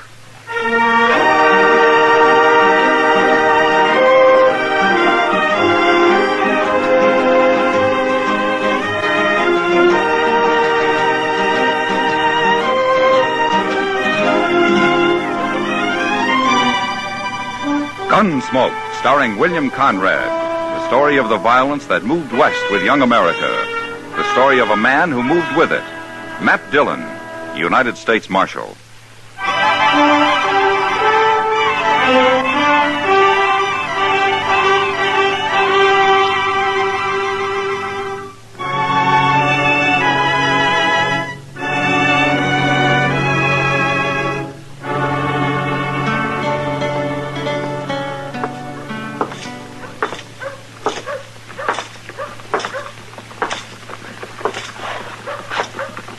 Chester? Bissell's in the barber shop, Mr. Dillon. There's 3 of his boys waiting outside and a couple more in with him. All right. You think we might better take care of them separate than all together, Mr. Dillon? Can't take care of them at all, Chester, unless they do something. I'd as soon not wait for it to happen. Have they seen you? No, sir, I don't think so.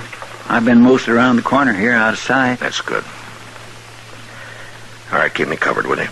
Now, here, you ain't going in there alone. Yeah. Now, you can't do that. They take one look at your badge and they'll draw. I don't think there'll be any shooting, Chester. Yes, sir.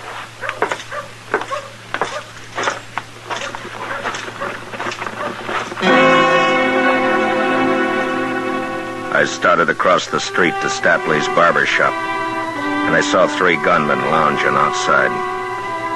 They didn't directly look at me, but they knew I was coming over because their hands slipped down and hung an easy distance from their guns. One of them I recognized as Buffalo Mason, a cowboy who found more money working for Frank Bissell as a gunman than driving cattle up from Texas. The other 2 I'd never seen, but I knew the kind. By the time I'd crossed the street, they'd moved, stood on either side of the door. You want something, Marshal? I hear your friend Frank Bissell's inside. He might be. Seems to me I told you you weren't to show your nose around here again, Mason. You remember? Not rightly, Marshal. Did you say that? Yeah, I said that. Get away from the door.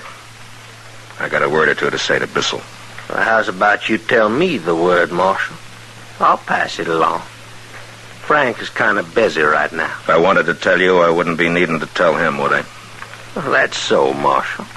How come you to take all this talk, Buffalo? Why don't you just kick him out in the street? What's your name? Hey, man! Joe. All right, you 2. Take your pal over to the water barrel there and cool him off. Move. Come on, get his shoulder, Buffalo.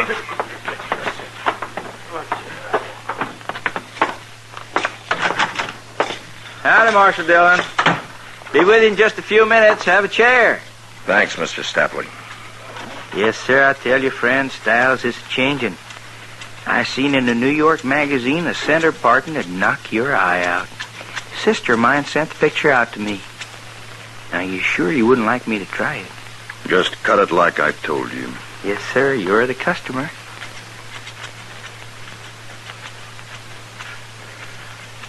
Tom. Yes, Hank? Tell Mr. Dillon to step around here where I can see him.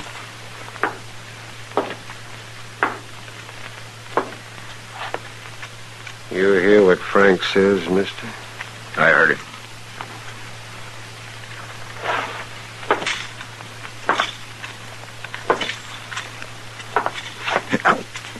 Take it easy, Barber. You're pulling my hair in the back. Oh, I'm sorry, sir. You know what I can see in the mirror, Mr. Dillon? A lot of things, I guess. I can see outside the door. I saw a friend of mine out there a minute ago, and I saw a fella whip him on the head with his 6-gun. That's funny. I saw the same thing. My friends don't like being buffaloed. Well, they should have done something about it. They should. Maybe they will.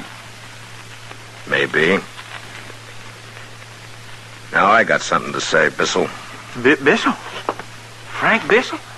Keep on cutting, Barber. I ain't cut no killer's hair. No, sir. If I'd known who you was, I never... You heard him. Finish. It's all right, Mr. Stapler. You go ahead. Yes, sir. I know your reputation, Bissell, but right now I got no cause to arrest you. So far as I know, you're clean in this territory. But you're not staying here. As soon as you're through in that chair, you and your pals are getting out of Dodge. Well, we just got here, Mr. Dillon. We thought we'd put over for a spell. Here you got mighty fine entertainment here. It doesn't start till after nightfall. And you're going to be gone by then. Funny thing, Mr. Dillon, I've heard a lot of talk about you. Buffalo Mason says he had a run-in with you a few months back. I thought you were a different man to what I see. So? So, you're not much. Kind of windy, but not much. Tom, give the marshal a $5 piece and show him the door. That's for your duty, Mr. Dillon. Are you all through with him, Mr. Stapley? Yes, sir. I'm all through. Okay. Now get up out of that chair, Bissell. I knew what they meant about Frank Bissell when I saw him smile as he got out of his chair.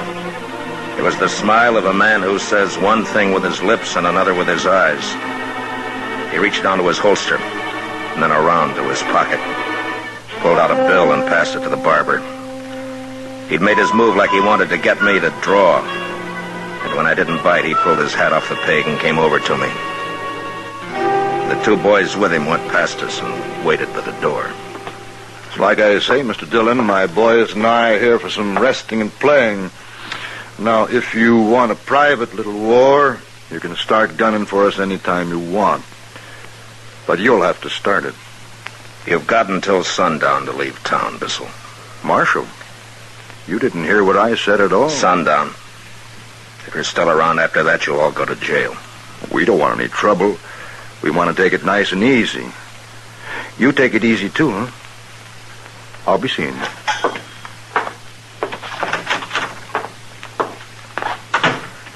That was him, wasn't it, Marshal? That was Frank Bissell. The Frank Bissell. Oh, Mr. Dillon, if you shot him in here, I could have put up a sign. Yes, sir. I sure could. Frank Bissell, shot and killed here by Marshal. I'm sorry I couldn't oblige you, Mr. Stapley. Good day.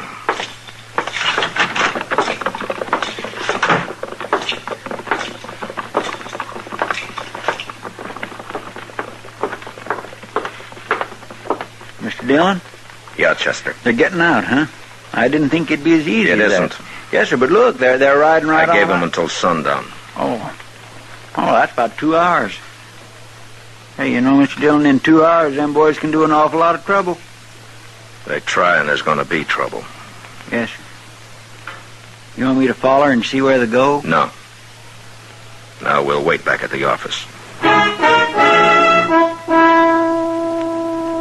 On the way back, I stopped at the saloons and told the boys to send out word if Bissell and his gang came in after sundown. I told them I'd be waiting in the office. When I got to the Texas Trail, Kitty was leaning against the bar, singing. A half a dozen cowboys were standing around, drinking, but listening quietly. It was a kind of a sad song. Home on the range, where the deer and the antelope play, where seldom is heard a discouraging word, and the skies are not cloudy all day.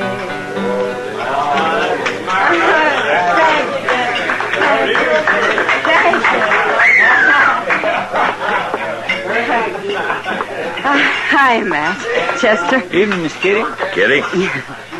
Well, never heard that song before. Well, I haven't either. Fellow was in a while back, brought it by. He wrote out the words for me. It's nice, isn't it? Yeah, it's fine. Say, Kitty, There might be a little trouble tonight. Oh? Yeah, Frank Bissell and his boys are in town. I heard. It's all over town. I know. Let me know if they come in, will you? Sure, Matt. Okay. I'll see you. So long. So long.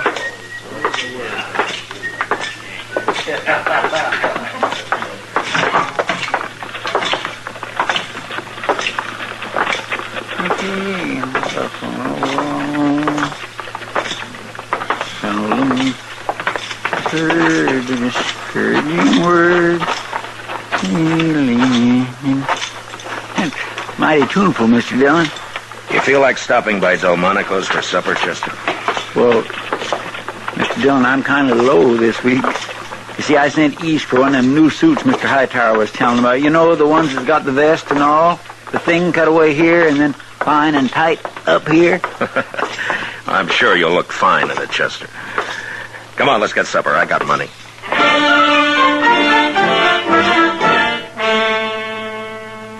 It was about sundown when we got through supper. I'd gone in Delmonico's mostly with the idea that Bissell would head there himself. That way I could get the thing over before it got really started. But he didn't oblige. Not until Chester and I were getting up from the table.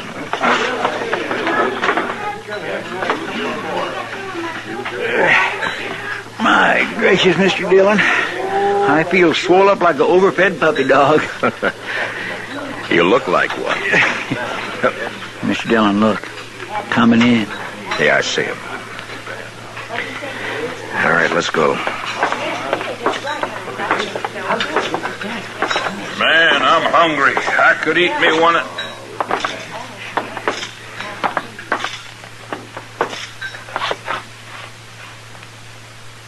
Well, hello, Mr. Dillon. Say, how's the food in here?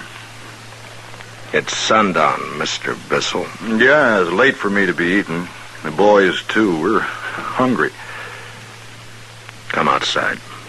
Mr. Dillon, we just came in for a nice, quiet meal. You don't want trouble with all these people in here, Mr. Bissell. Now, you do as I say outside. Come on, huh? You want to start trouble, Marshal? Buffalo, where's your manners? There's women folk in here that might get hurt if shooting started. Frank, you heard... You heard what I said. Besides, Mr. Dillon isn't going to do anything. He's just got to make noise like he does. So people will think he's doing his job. Well, Mr. Dillon, I sure would like to stay and talk, but... All right. All right, go ahead and eat, Bissell. I'll be waiting for you outside. Sure. You do that, Mr. Dillon. You wait for me outside.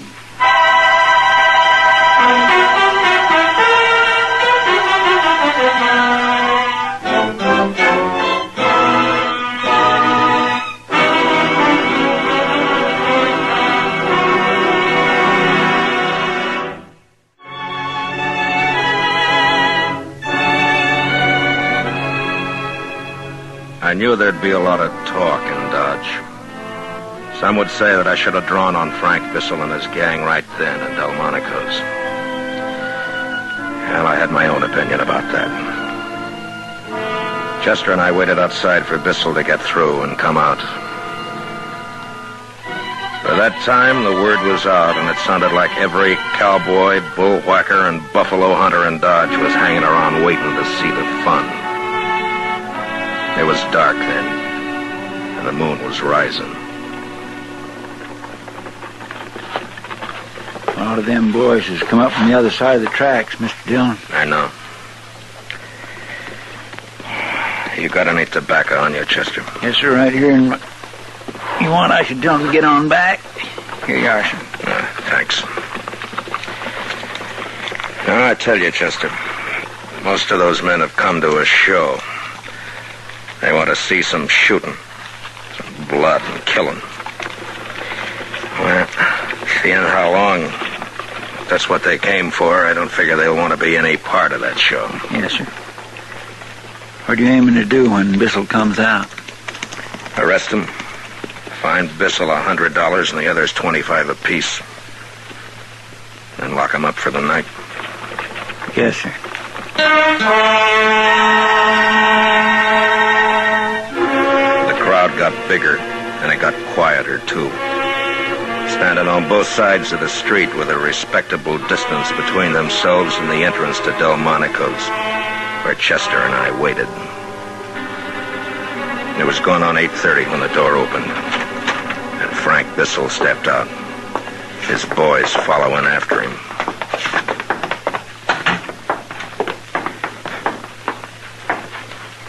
You still waiting, Mr. Dillon? I thought you'd be somewhere rolling drunk by now. You're under arrest, Bissell. And all of you. What have we done? We're real peaceful, you can see that. Come on, Frank. Let's get down to the Opera House. Hand over your guns. Mr. Dillon, I never done that yet. I don't expect I'm going to do it now for you. We're calling your bluff, Dillon. 6 of us. Go ahead and start it. Go ahead.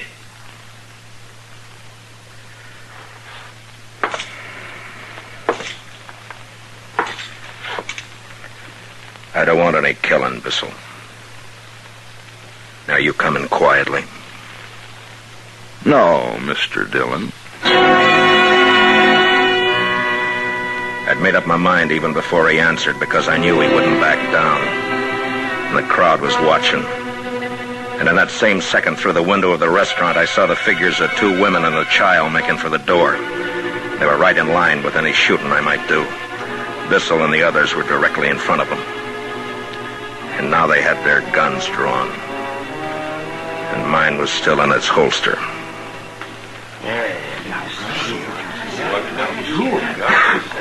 Oh, now, I've heard you're pretty fast, Marshal.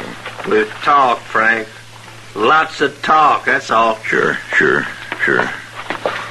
Now, you be a good fellow and go about your business. We're going down to the Opera House. Don't come looking around because next time we might have to be real painful with you.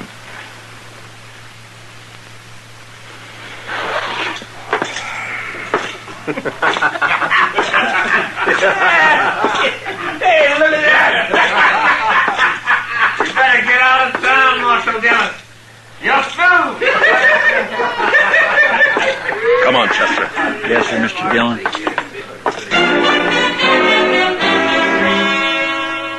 I'd made 2 mistakes. First going to Delmonico's and figuring I could bluff him out of town without any shooting. And then not getting Bissell away from the restaurant door before calling him. And it wasn't good.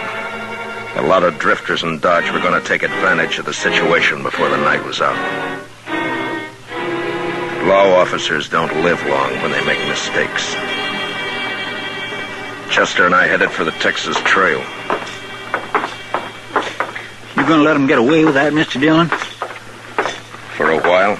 My gracious, Mr. Dillon, they spit right in your eye, every one of them. You ain't gonna take it, are you? I made a mistake, Chester.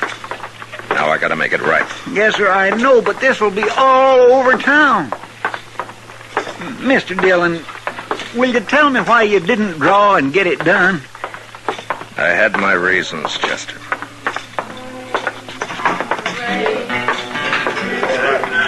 Where the deer and the antelope play,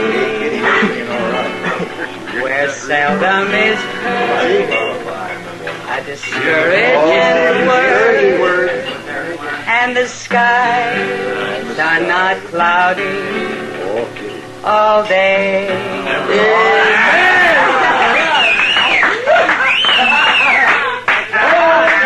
Matt, I heard you were waiting for Bissell over at Delmonico's.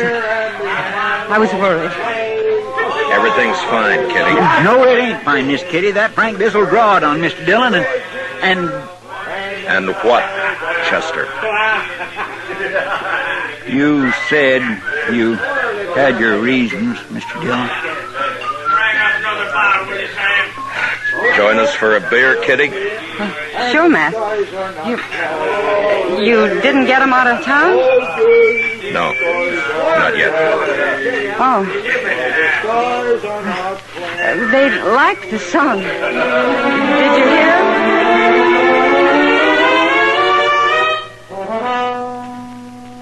We sat in the Texas Trail.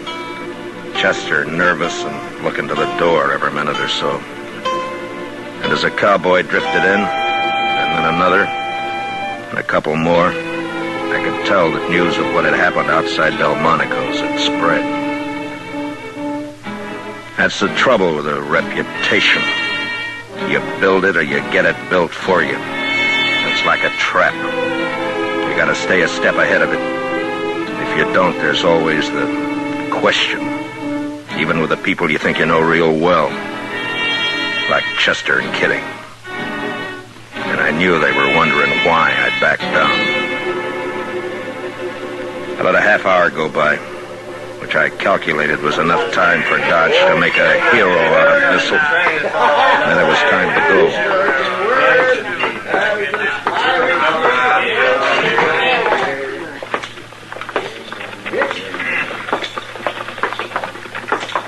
Where are we going, Mr. Dillon? The Opera House. The Opera House. That's where they've gone, ain't it? That's right. Well, good. I want you to stay out of this, Chester. Oh, now, Mr. Dillon... You heard what I said. Yes, sir.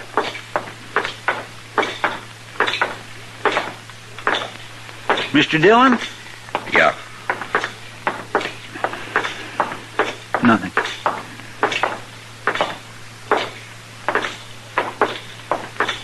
Now remember what I said, Chester. Keep out of it until you're told. All right, Mr. Dillon, I will.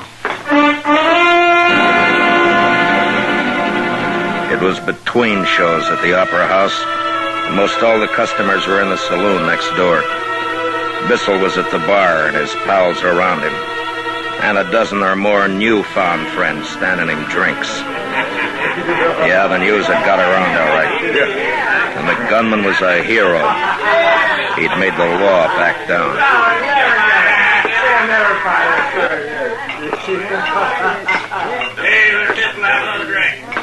Look who's here, boys.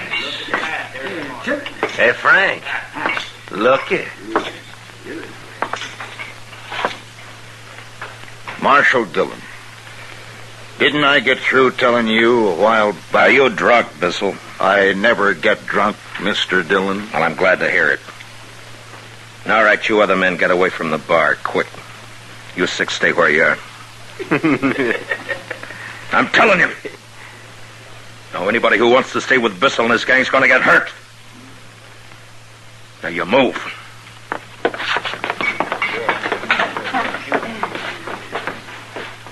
He sure is tough, Frank. Okay. Mr. Bissell. Draw.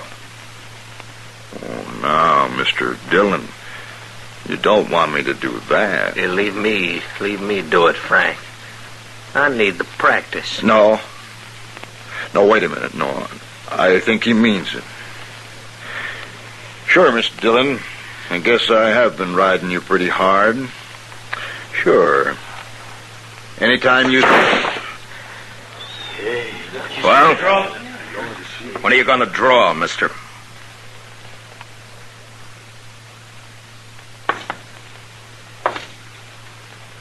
I'm going to tell you something. I could have hit you in the belly as easy as making a hole in the wall. But I don't like killing. Now, you're under arrest, all of you. Chester? Yes, sir. Keep them with their arms up. Yes, sir. Now, you. Take off your guns, Bissell. I said take off your guns and do it now. All right, put them on the bar.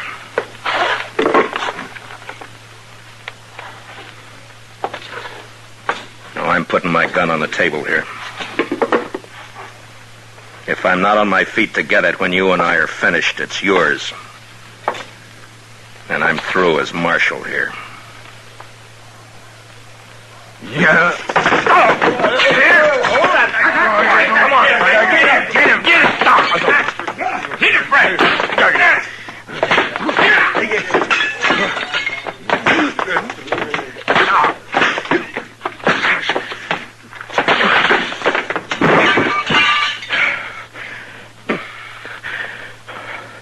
Mason, you pick him up. You help him. We're all going down to the jail. Carry him with you.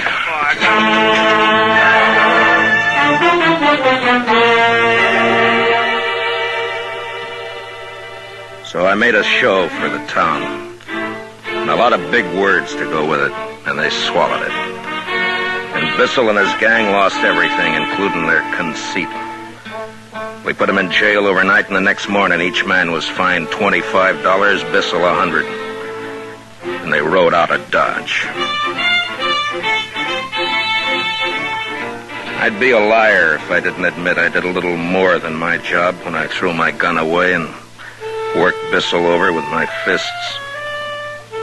He was a hard man, and I might have lost. Except that I had my reputation to think about.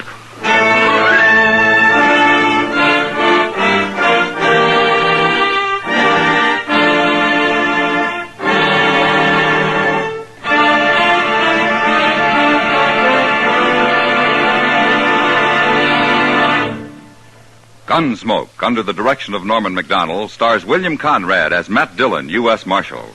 Tonight's story was specially written for Gunsmoke by Anthony Ellis, with music composed and conducted by Rex Corey. Featured in the cast were John Daner, Lawrence Dobkin, Barney Phillips, Jack Crucian, and Howard McNear. Parley Bear is Chester, and Georgia Ellis is Kitty. Gunsmoke is heard by our troops overseas through the facilities of the Armed Forces Radio Service. Join us again next week as Matt Dillon, U.S. Marshal, fights to bring law and order out of the wild violence of the West in Gunsmoke.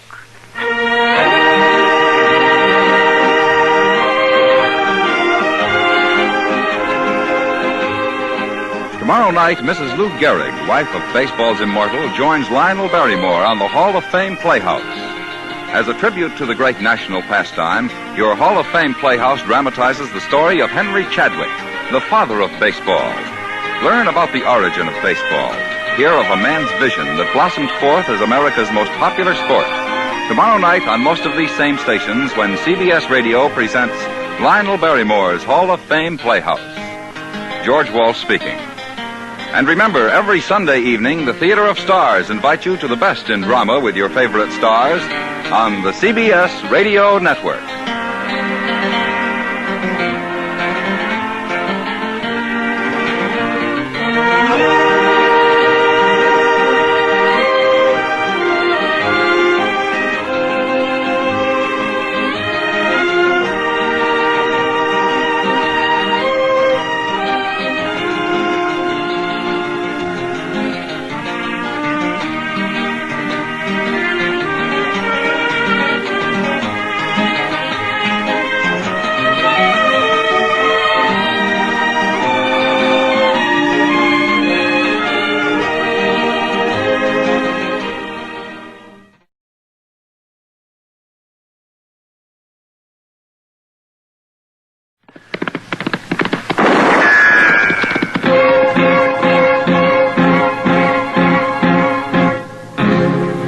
Gunsmoke, brought to you by L&M Filters.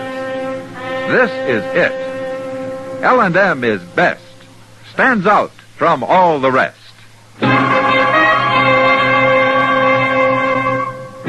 Around Dodge City and in the territory on West, there's just one way to handle the killers and the spoilers, and that's with a U.S. Marshal and the smell of Gunsmoke.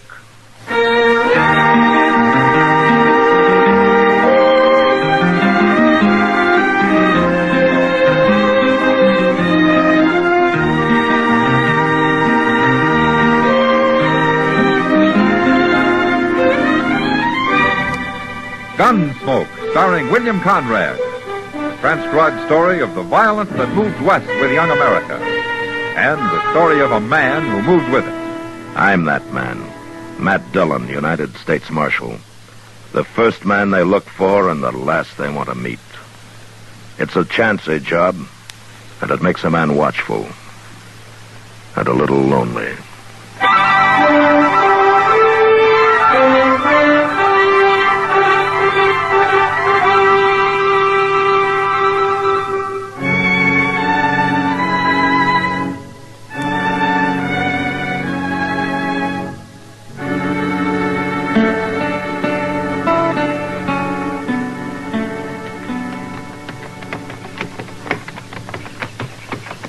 Hey, Mr. Dillon? Yeah, what, Chester?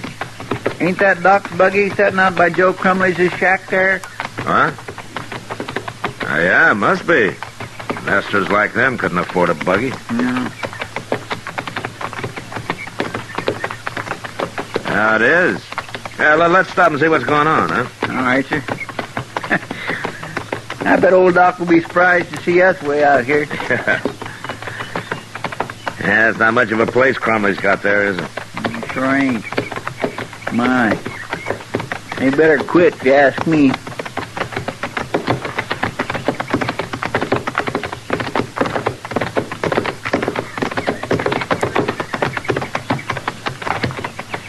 Now, let's tie him to the buggy, Chester. All right, sir.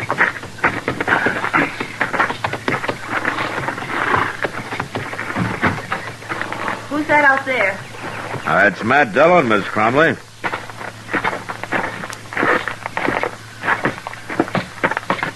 Hello, Marshal. Ma'am. Matt? Hi, Doc. Chester. Hello, Doc. We were on our way to Fort Larned, and we saw Doc's buggy, so we thought we'd stop and say hello. How you do, ma'am? Chester. Your husband sick, Miss Crumley? No. No, Marshal. He died, Matt. Oh, sorry to hear that, ma'am. Doc done all he could. Just weren't no use. I might as well not have come.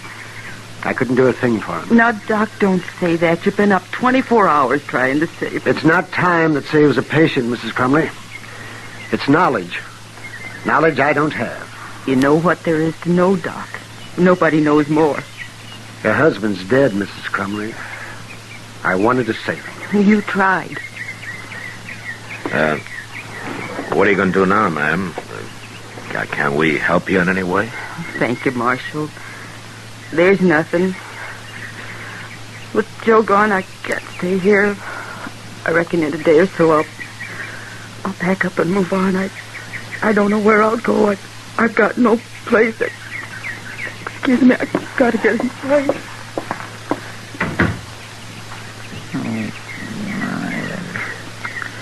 Now, that poor lady.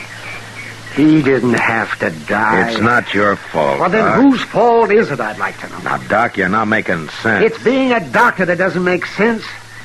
Spending my life trying to look into the faces of people like Mrs. Crumley and having to listen to them thank me for letting their people die. Oh, I'm sick. You need a drink, Doc. I know what I need. Now, why don't you leave me alone? Get your horses off my buggy and go on up to Larned or wherever you're headed for. Yeah, sure, Doc. Come on, Chester.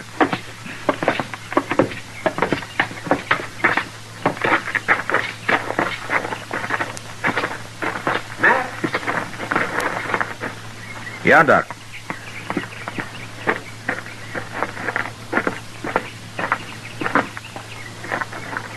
How long you going to be gone, Matt? No. Maybe a week. Uh-huh.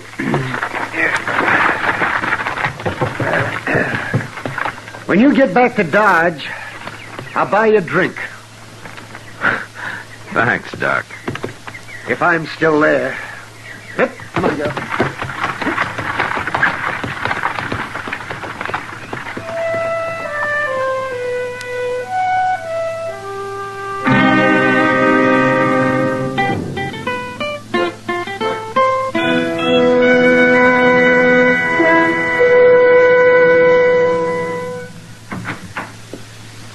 My name is Betchel, Marshal.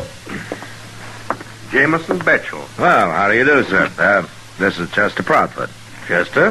How you do?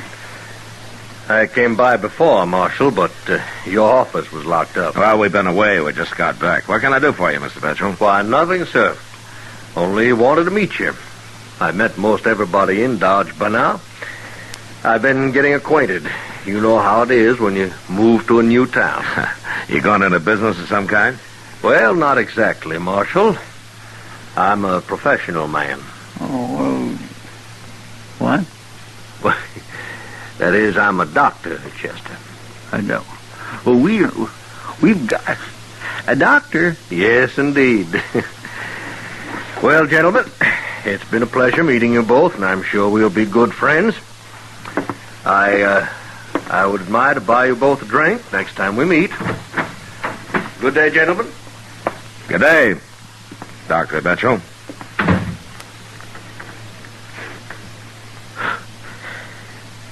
It's a funny thing, Chester. What? Doc said he'd buy me a drink when I got back. He did? Yeah. If he's still here, he said.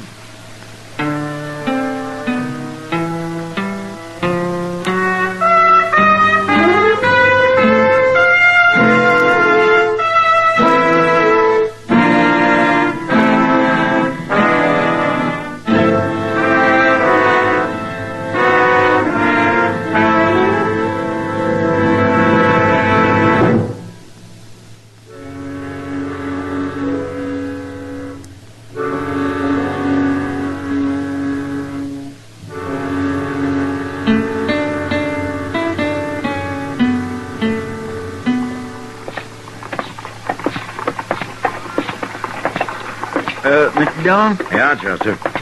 You want to stop in Delmonico's for a cup of coffee? All right.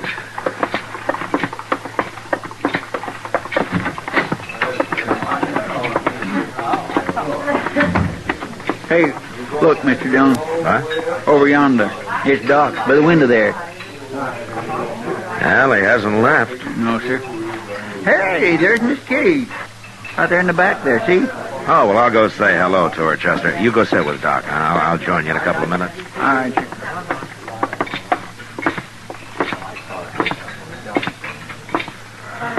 Well, hello, Matt. Hello, Kitty. Sit down.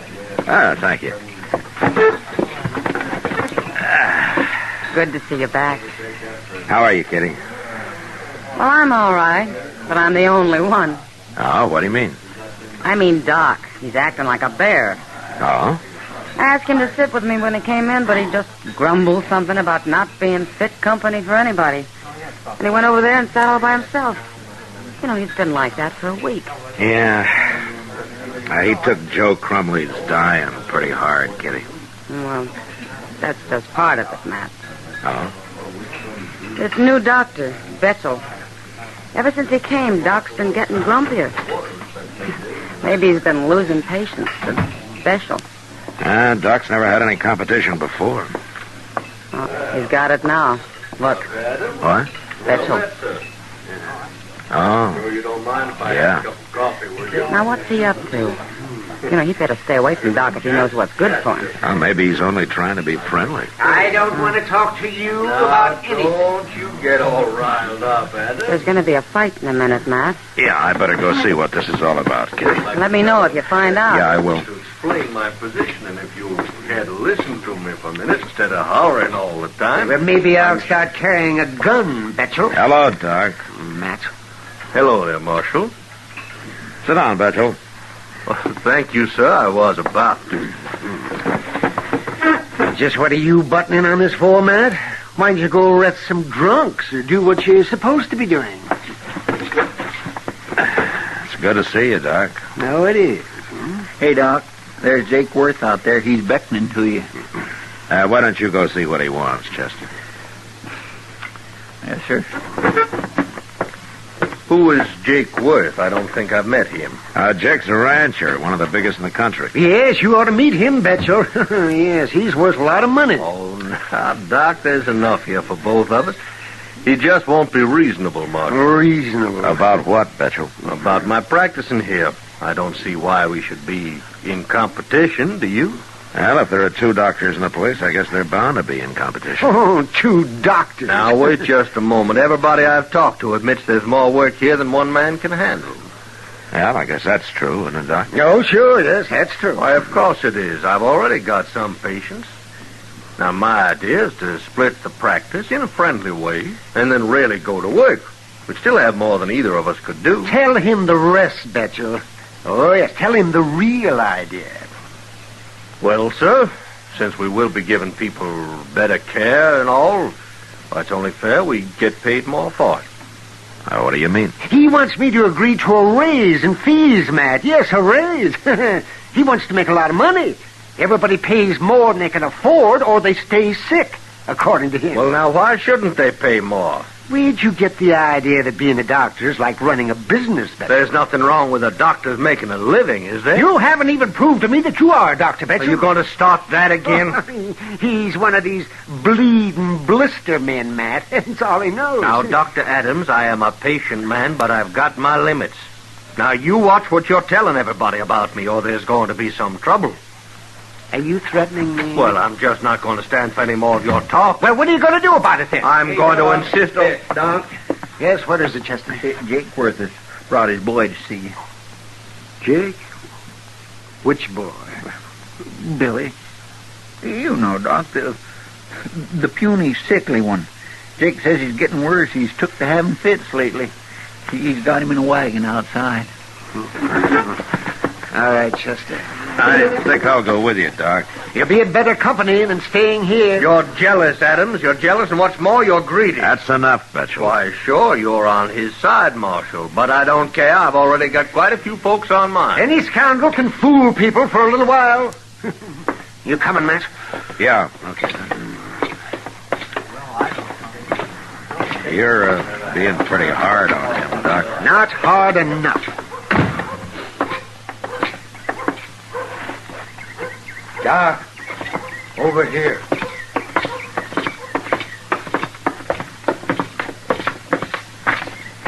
Hello, Jake. Hello, Doc. Marshal? How are you, Jake? I just couldn't leave him here alone, Doc. I never know when he's going to have one of them fits again. They come on terrible sudden. I got him in the back of the wagon here.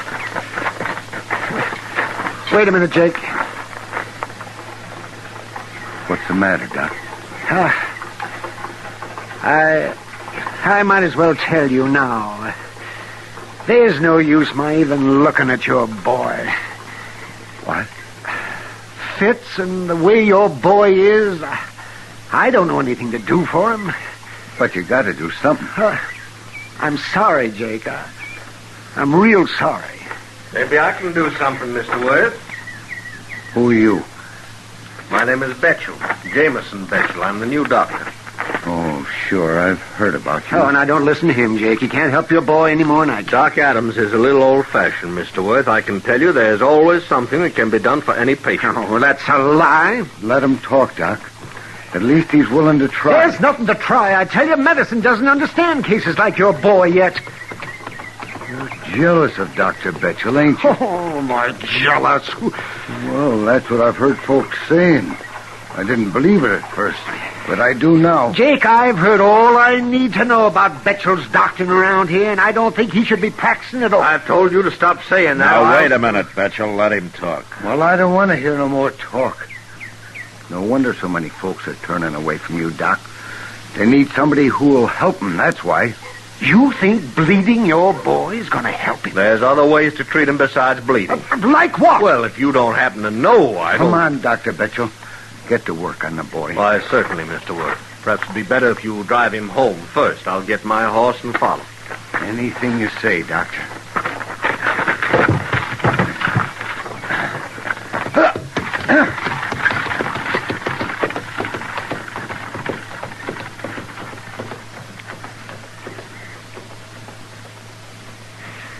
Matt?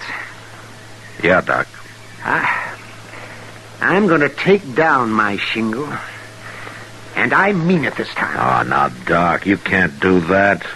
You just come and watch me.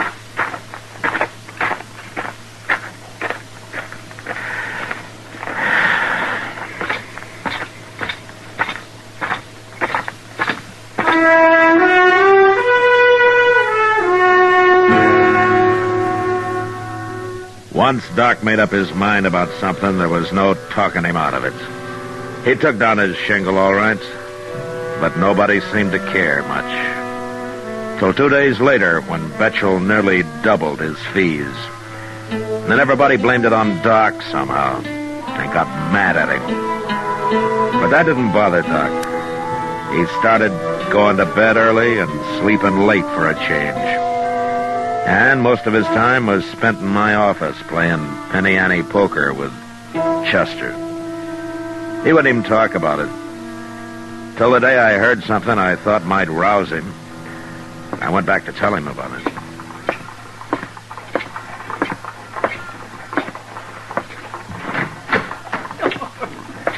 I swear and declare, Doc, you just amaze me some serious sometimes. Mr. Dillon, you are getting this game. This is the easiest money I ever made. Oh, yeah. That's so I'll get it back, Chester. The whole 90 cents.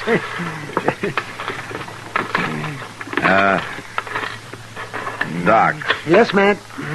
You know old Miss Cullen? Mrs. Cullen? Well, I ought to. I brought her back to life half a dozen times. Or you won't have to anymore, Doc.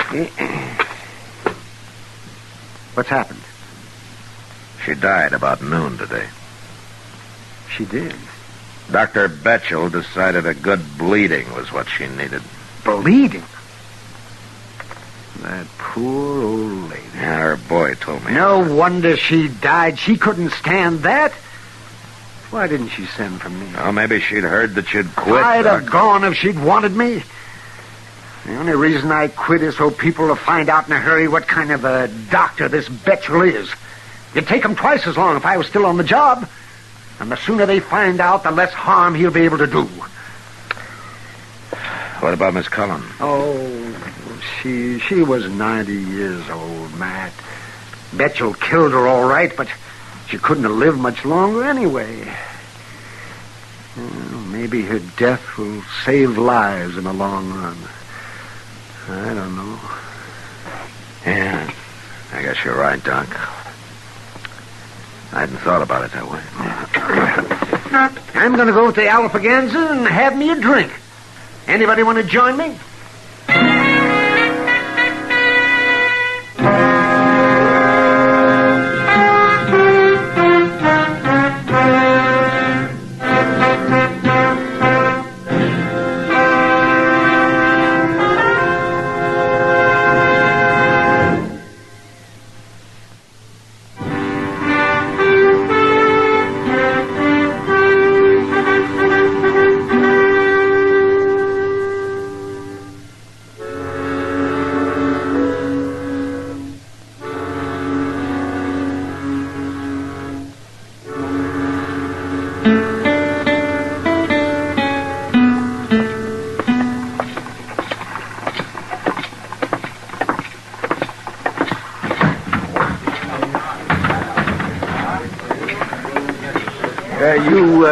You buying, Doc? Oh, yes, I'm buying, Chester. You know, a man who isn't working shouldn't be spending money, Doc. Can't think of a better time to spend it. Doc? How are you, Sam? What'll it be, gentlemen? Shot of rye and a glass of beer all around, Sam. Sure, Doc. Oh, Sam, by the way, how's your back feel? Oh, why, I haven't noticed it so much lately. Well, I told you it might go away by itself. Well, you said there was nothing you could do for it, so I went to see Dr. Betchel. Oh, yeah, I suppose he fixed it, He told me to mix some cold water and vinegar and salt and rub it with that. Vinegar? I also been taking unicorn root and cayenne pepper. Well, you're a strong man if that hasn't ruined you. Well, made me so sick I can't feel my back no more. Doc, I shouldn't have gone to him. That ain't no way to treat anything. I'll get you your drinks now. Well, Doc, there's one man who's found out. One isn't enough, Matt. Doc. Hello, Jake. You gotta come out to the ranch, Doc. You gotta come out now. Why? What's wrong? It's the boy, Billy. Oh. Well, I can't go, Jake. Of course you can. It's not my case. I told Dr. Betchel not to come back no more. I told him on my way in here. I guess you didn't make it too clear, Jake. What? I might have known that this was what you had in mind. What are you doing here? You're after Dr. Adams to take care of Billy. I sure am. Well, he's not going to do Don't it. you tell me what I'm going to do. Betchel, after what you done to that boy, it's a wonder he's still alive. I should have stopped you right off. What did he do, Jake? I'll tell you what he did, Marshal.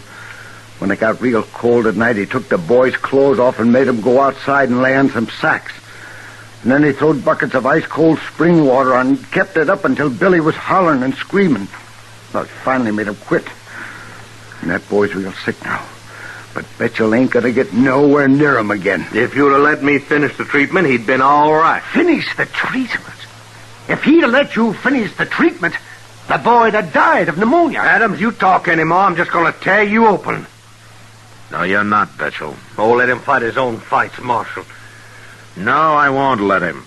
Doc's too valuable a man to get busted up in a brawl. By golly, the marshal's right. I'll stand up for him, too. You're just a fool, Jake. Get out of the way. Now. You're coming with me, Doc? On one condition. What? That Betchel leaves town. Why, you All right, hold it, Betchel. I don't know how you got started in this business. Probably in a medicine show. It's happened before. But you're a fraud. You're the most obvious fraud I ever saw. I've warned you. And I won't stand for your posing as a doctor anymore. Not around here, I won't. You've done all the harm you're going to do. I'm with you there, Doc. I said I'd tear you open, Adams, and Got a knife. Don't try it, Betchel. Sit down, Mr.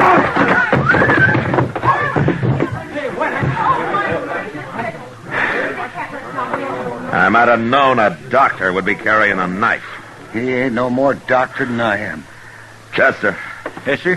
when he comes to, lock him up. We'll throw him on the first stage, leaving Dodge. I'll do it with pleasure, Mr. Dillon.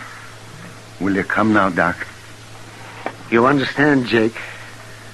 I can't cure your boy's fits. I should have listened to you in the first place, Doc. There are a lot of people who should have, Jake.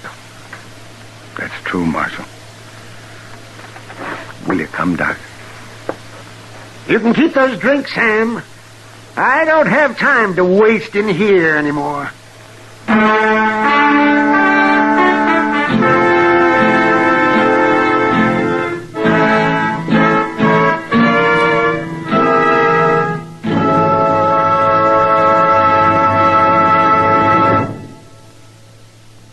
This is William Conrad. As you may know, Gunsmoke is going into its second year on radio. Now, during this time, many of you have written the makers of Chesterfield and L&M filters, asking them to put Gunsmoke on television, too. Well, here's some good news for you. Gunsmoke is going on TV, starting Saturday, September 10th, 10 p.m. Eastern Time, over the CBS television network. If you enjoy our radio shows, I know you'll go for Gunsmoke on TV.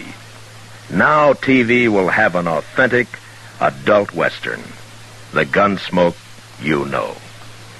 Remember, next week, Gunsmoke Radio at this time, and in 2 weeks, Gunsmoke TV at 10 p.m. Eastern Time. Both brought to you by Liggett & Myers, makers of Chesterfield and L&M filters.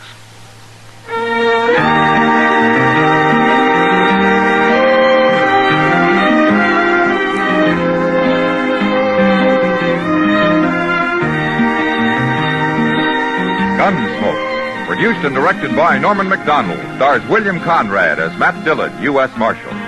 Our story was specially written for Gunsmoke by John Meston, with music composed and conducted by Rex Corey.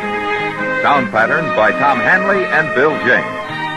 Featured in the cast were Lawrence Dobkin, James Nusser, Frank Cady, and Ann Morrison. Harley Bear is Chester, Howard McNear is Doc, and Georgia Ellis is Kitty.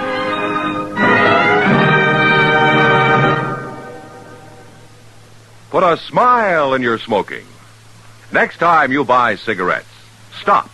Remember, only Chesterfield is made the modern way, with Accuray. This amazing quality detective electronically checks and controls the making of your Chesterfield, giving a uniformity and smoking quality never possible before. For the first time, you get a perfect smoke column from end to end. From the first puff to the last puff, Chesterfield smokes smoother. Chesterfield smokes cooler. Chesterfield is best for you. Next time you buy cigarettes, stop. Remember, Chesterfield is made the modern way with Accuray. Put a smile in your smoking, just give 'em a try. Light up a Chesterfield, they satisfy.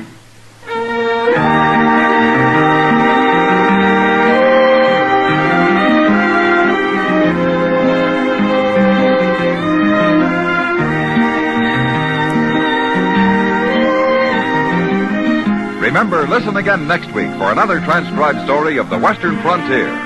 It's America growing west in the 1870s. It's Gunsmoke, brought to you by L&M Filters.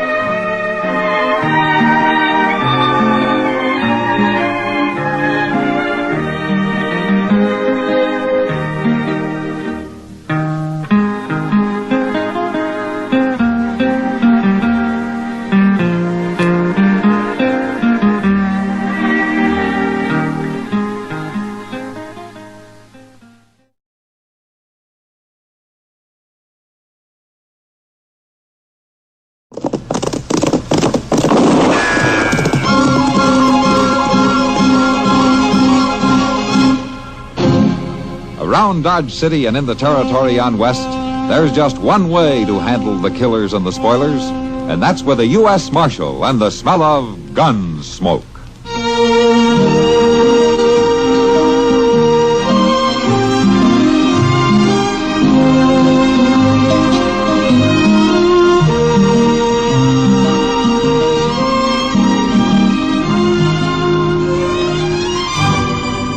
Gunsmoke, starring William Conrad, the story of the violence that moved west with young America, and the story of a man who moved with it. I'm that man, Matt Dillon, United States Marshal. The first man they look for and the last they want to meet. It's a chancy job, and it makes a man watchful and a little lonely.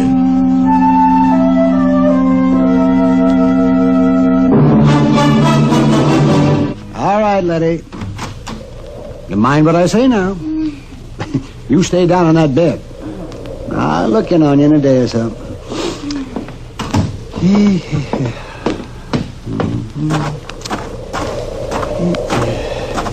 Oh, sorry to have kept you waiting out here so long, Kitty. But Letty had a lot on her mind. That's all right, Doc. Kind of nice sitting here with the evening breeze blowing. Yes, the air moves around more out here than it does in town, and that's a fact. Come on. Is Letty going to be all right? No, Kitty, she isn't. Oh, I'm sorry. It's her own fault. That sounds kind of heartless, Doc. No, I mean it. She calls me out here to tend to her when she feels bad enough, and then she never pays any attention to what I say. What do you mean? Sure as I'm driving this buggy, she's up on her feet right now. Oh, yes, doing some hard chore around the place.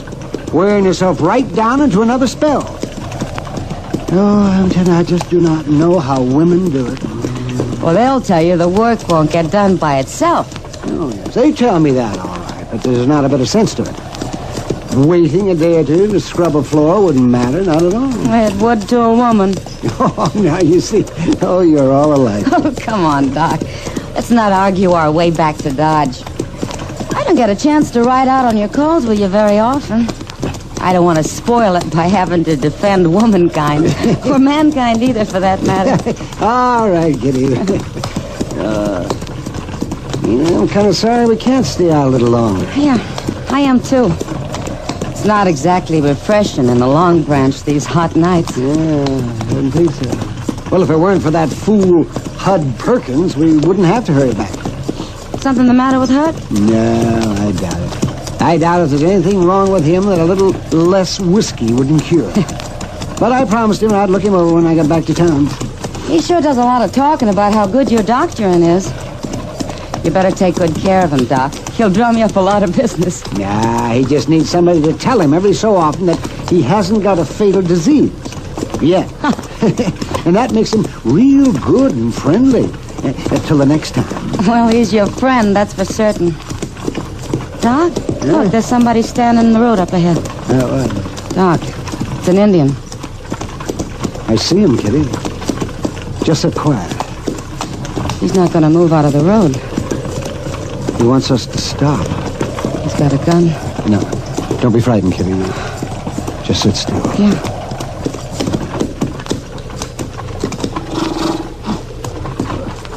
Why do you stop me? What do you want? You, doctor? Yes, I'm the doctor. You come. You want me to come with you? Other way. You come. What does he mean?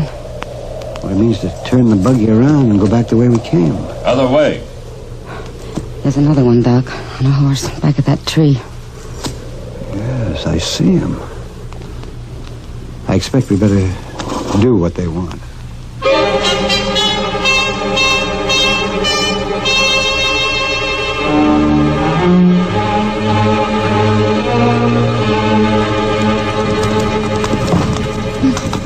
Sorry, it's so rough, Kitty. It's mighty uneven ground.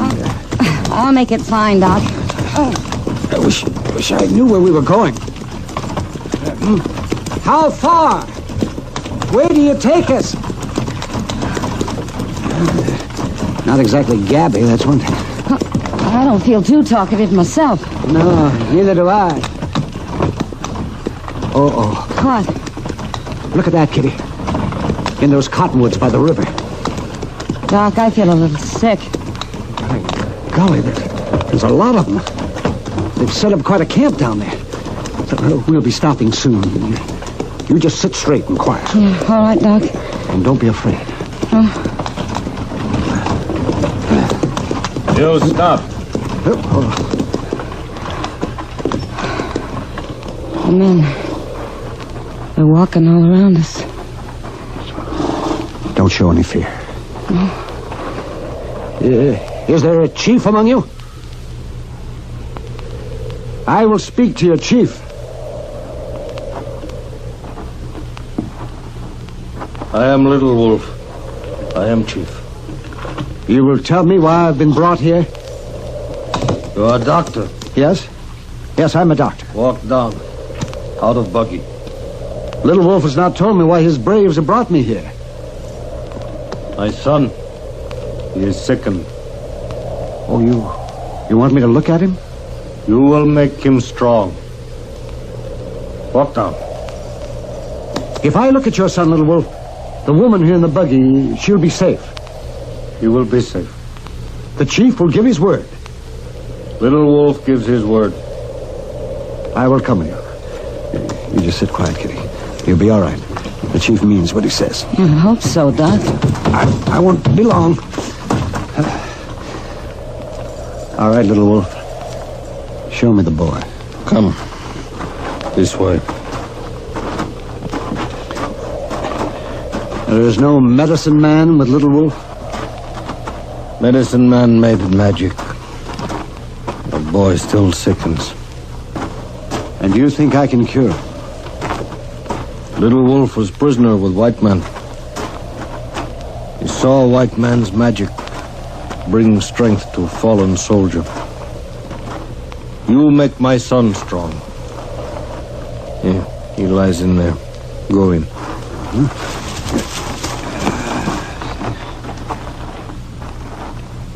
Yes. I see. All right, Little Wolf. I'll have a look at him.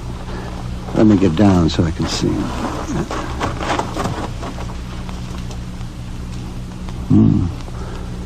Yes, he has a fever.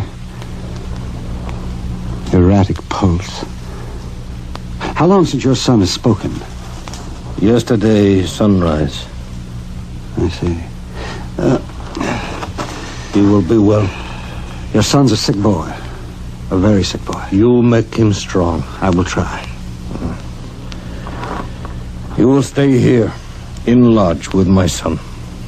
If I stay, Little Wolf, there must be a bargain.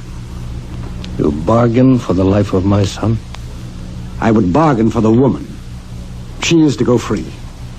If woman goes free, she will bring soldiers. No, I'll speak to her.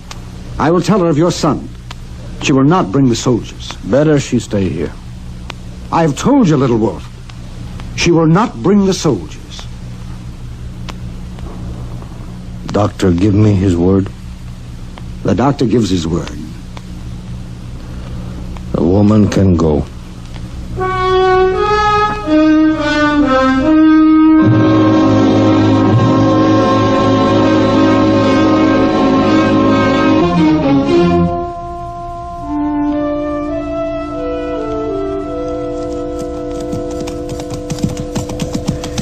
You know, Mr. Dillon, the prairie ain't half ugly this time of the morning, is it? I don't know how you can see it at all, Chester. The sun isn't even up yet. Yeah, I know. Maybe that's why it don't bother me none. Yeah. Only trouble is, I always get hungry along about sunup. Hungry? You ate just an hour ago. Well, yes, sir, I know that. I don't know how you ever made out in the Army, Chester. Oh, it wasn't too bad. Not working around the supply wagons like I done. Mr. Dillon, what do you reckon Mort Huggins wants with us?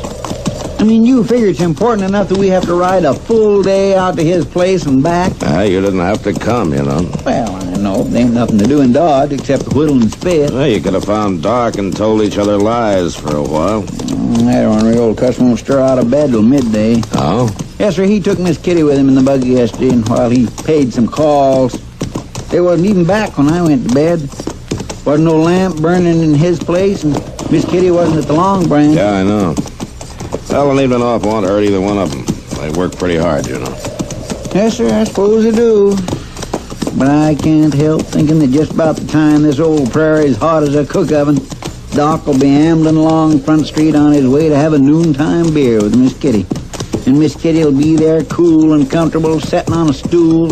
Sam will be pouring cold beer into great big pitcher, and everybody will be for heaven's sake, there. Chester, if you're going to grumble all the way out to Mort Huggins' place, you better turn around and start home right now. Oh, no, sir, I like it. I like it just fine. All right, then, let's ride. We amble along like this, we won't be home before dark.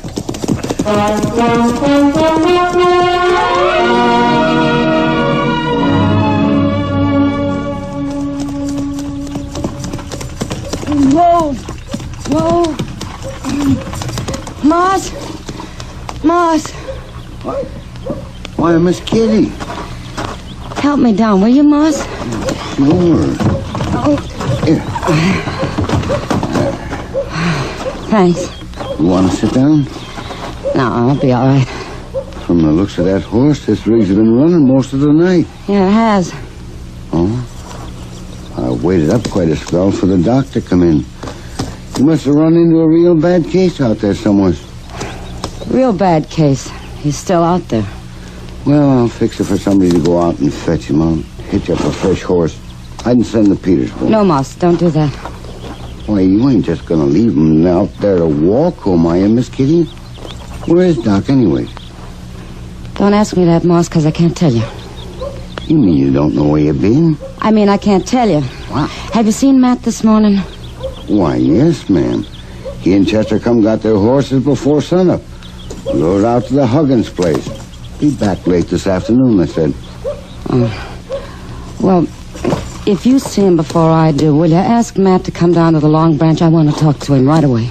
Sure I will, Miss Kitty. Thanks, Moss. Miss Kitty, you sure you feel all right? Yeah, thanks. I'm all right. You just be sure to tell Matt.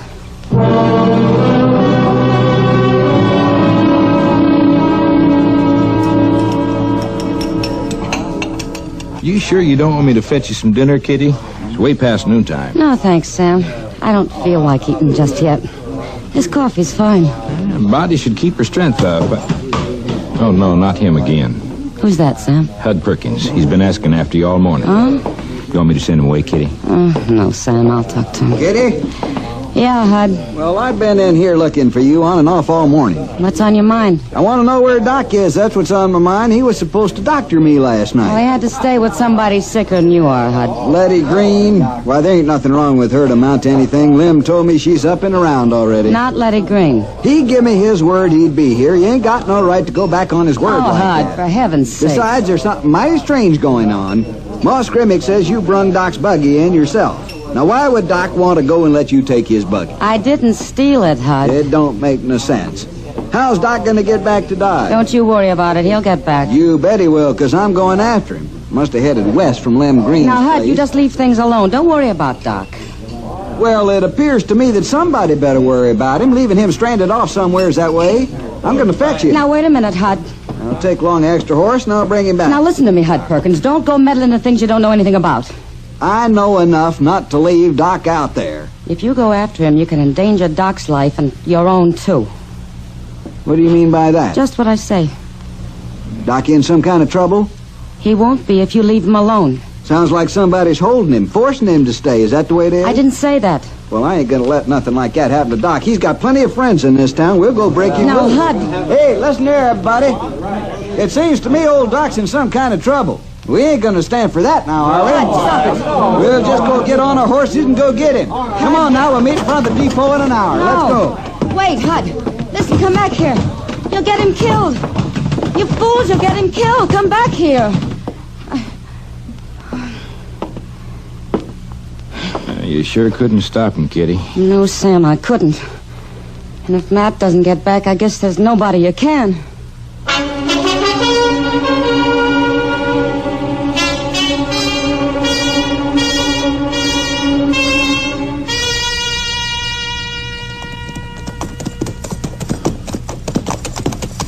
I declare, Mr. Dillon, a day like today could drive a man to take a midweek bath. Yeah, Chester, it did get pretty dirty out there, didn't it?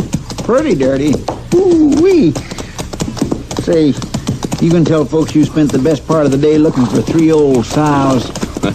Well, if they ask me, I'll tell them, yeah. That's a fine thing for a U.S. Marshal to be doing. You really think Mort Huggins thought them old sows was stole? Sure he thought so, Chester. Mort Huggins is a good man. He wouldn't get us out there on a wild sow chase?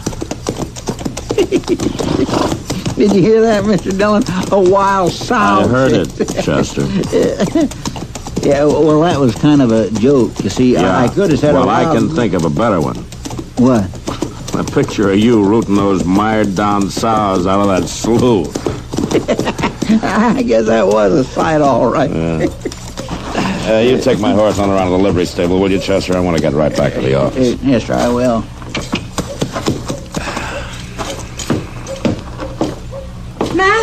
Matt! What? Oh, hello, Kitty. I'm so glad you're back. Oh, what's the trouble? It's Doc. They'll kill him, sure. That Hud Perkins is taking him. Well, why would Hud Perkins want to kill Well, it's Doc? not Hud, Matt. It's the Indians. Doc made me promise not to send help. No, wait a minute. Hold on. Just hold up a minute and start over again now, will you? Now, where is Doc? He's in an Indian camp on the river. Well, what's he doing there? Well, they stopped us and they made Doc stay with them. The chief's son's very sick. But they'll kill him sure if that crazy Hud Perkins rides up there with his drunken bunch. You mean Hud Perkins is set out to rescue Doc? Yeah, Matt, but he doesn't know about the Indians. Well, how's that?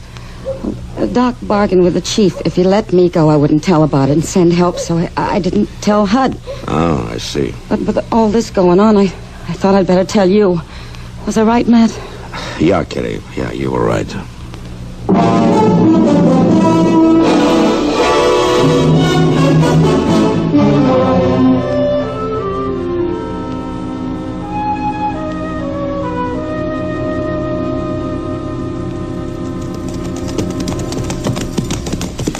Mr. Dillon, you don't think Hud Perkins be fool enough to ride all night, do you? Well, I don't know, Chester. He's not the kind to stop and figure things out. He sure ain't.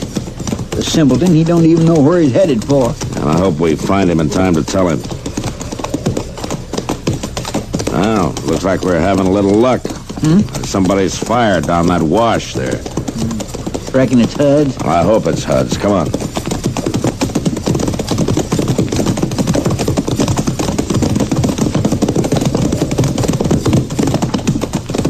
Hey, the Marshal. Hi, Marshal. I'm looking for Hud Perkins. Oh, Marshal. Chester, mighty glad you come to join us. Well, now, that ain't exactly I want the to reason talk we- to you, Hud. Sure, Marshal. There's coffee on the fire.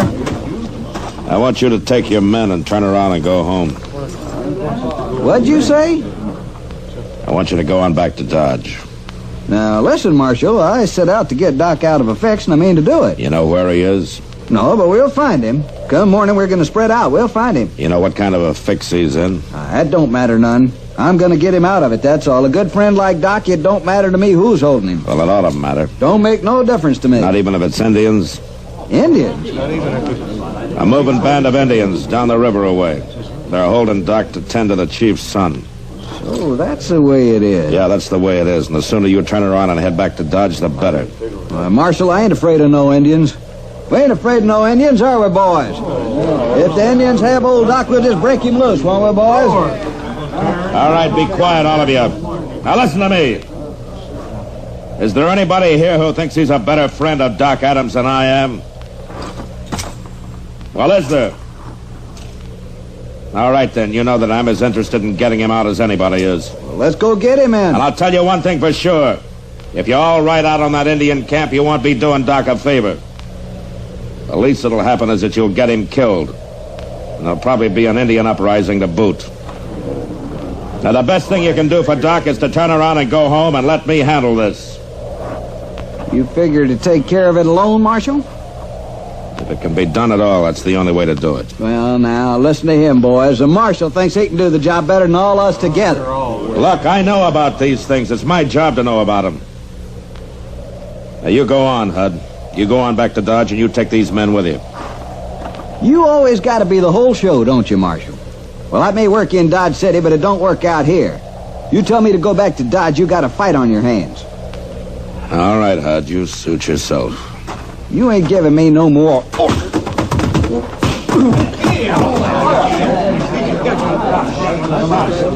Want me to get his gun, Mr. Dillon? No, Chester, I think he's through. Now, any of the rest of you set on riding out of that camp? Because if you are, you're going to have to fight me before you fight any Indians. All right, then. Pick up Hud and get him back to Dodge. Come on, Chester. Let's see what we can do for Doc.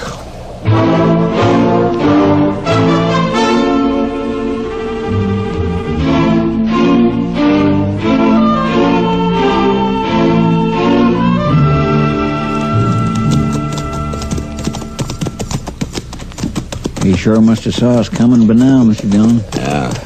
But at least they haven't started shooting. So let's leave the horses here, Chester, and walk into camp. We won't look so much like the cavalry that way.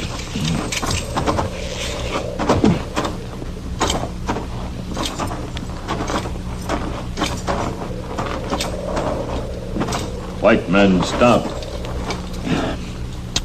They've saw us now, all right. All around us. You just stand steady. We come in peace. White men wear guns. Our guns stay covered. Indian guns not covered. You reckon they're going to shoot? I don't know, Chester. Just don't make any fast moves. It's all right. It's all right. They're friends of mine. The two white men are friends of mine. Yeah, it's all right now. It's all right, I tell you. You can put your guns down. My gracious alive, Mr. Dillon, them Indians are doing just what he says to do. Hello, Matt and Chester. Well, you can be thankful that I was here. Well, I am, Doc. But you don't seem very glad to see us. And I told Kitty not to send anybody after me. That's a long story, Doc. I'm not interested in any long stories, Matt. Now that you've come, how do you figure to get me back to Dodge? Riding behind one of you two? Well, to tell you the truth, Doc, we figured to get you out the best way we could. Well, it's a good thing I didn't rely on you to work things out. Oh, you there, bring me my horse. Doc, you mean they give you your very own horse to keep? Why, certainly, Chester. That was part of the bargain. If I cured the boy, I got a horse and my freedom. What about the other part of the bargain, Doc? What if you hadn't cured the boy? Well, that's pretty simple, man. I wouldn't have needed the horse.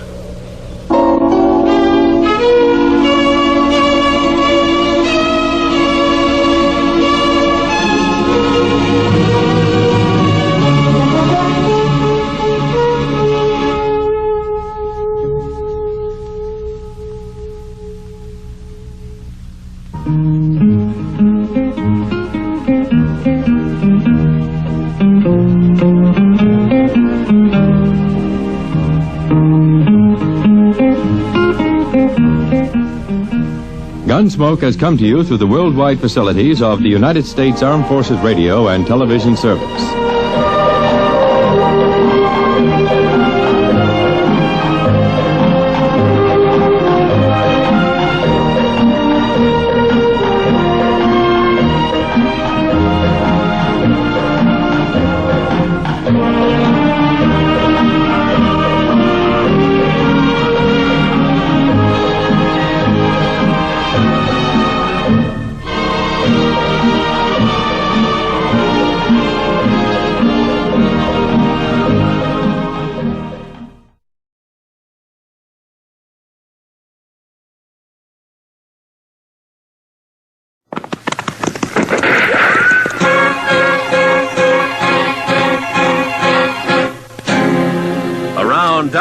City entered the territory on west, there's just one way to handle the killers and the spoilers, and that's with the U.S. Marshal and the smell of Gunsmoke.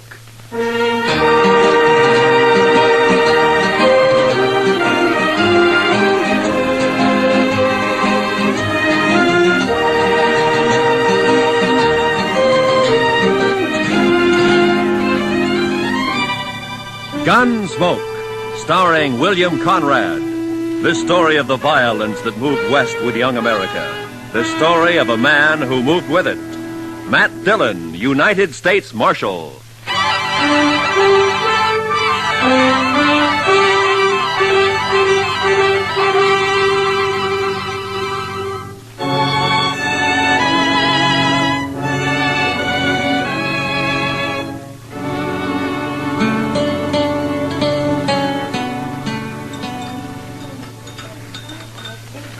Mr. Dillon, could I give you some more coffee?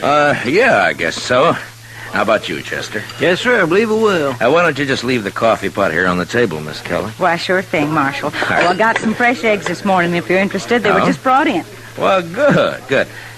Cook us up about a half a dozen of them, huh? Have them for you right away, Mr. Dillon. All right. Fresh eggs. My, I'll swear if Delmonico's ain't getting to be about as fancy as some of them Kansas City restaurants. Well, that's civilization, Chester. Progress. Another 5 years and Dodge City will be tamed, curried, and bridled. Seeing's believing, Mr. Dillon. No, you'll see it. Both of us will see it. That is, if we live that long. Yeah. I beg your pardon, gentlemen. You Mr. Dillon, the marshal here? Yes, that's right. Well, I'm sorry to bother you at breakfast, Marshal. My name is Hunter. Ed Hunter. Mr. Hunter? I'm a deputy sheriff from Richmond, Virginia. Come in the Santa Fe this morning. I see. Well, why don't you pull up a chair, Mr. Hunter? Thank you, sir. Chester Proudfoot, Mr. Hunter. Howdy do. Howdy do. Here's my first trip to the frontier. I find it a rather remarkable experience. I can imagine. Won't you have some coffee? No, thank you. Marshal, I'm here to arrest 2 men who are wanted in Virginia. No? Here are the warrants and the orders of extradition. I stopped off for them in Topeka. John Allison, Calvin Moore. Both wanted for murder, huh? Hey, do you know these men, Mr. Hunter? No, sir, I don't. Well, the names aren't familiar to me. I never heard of them. Have you, Chester? No, sir, Mr. Dillon. Well, I have some information that may help. Not much on Allison, I'm afraid.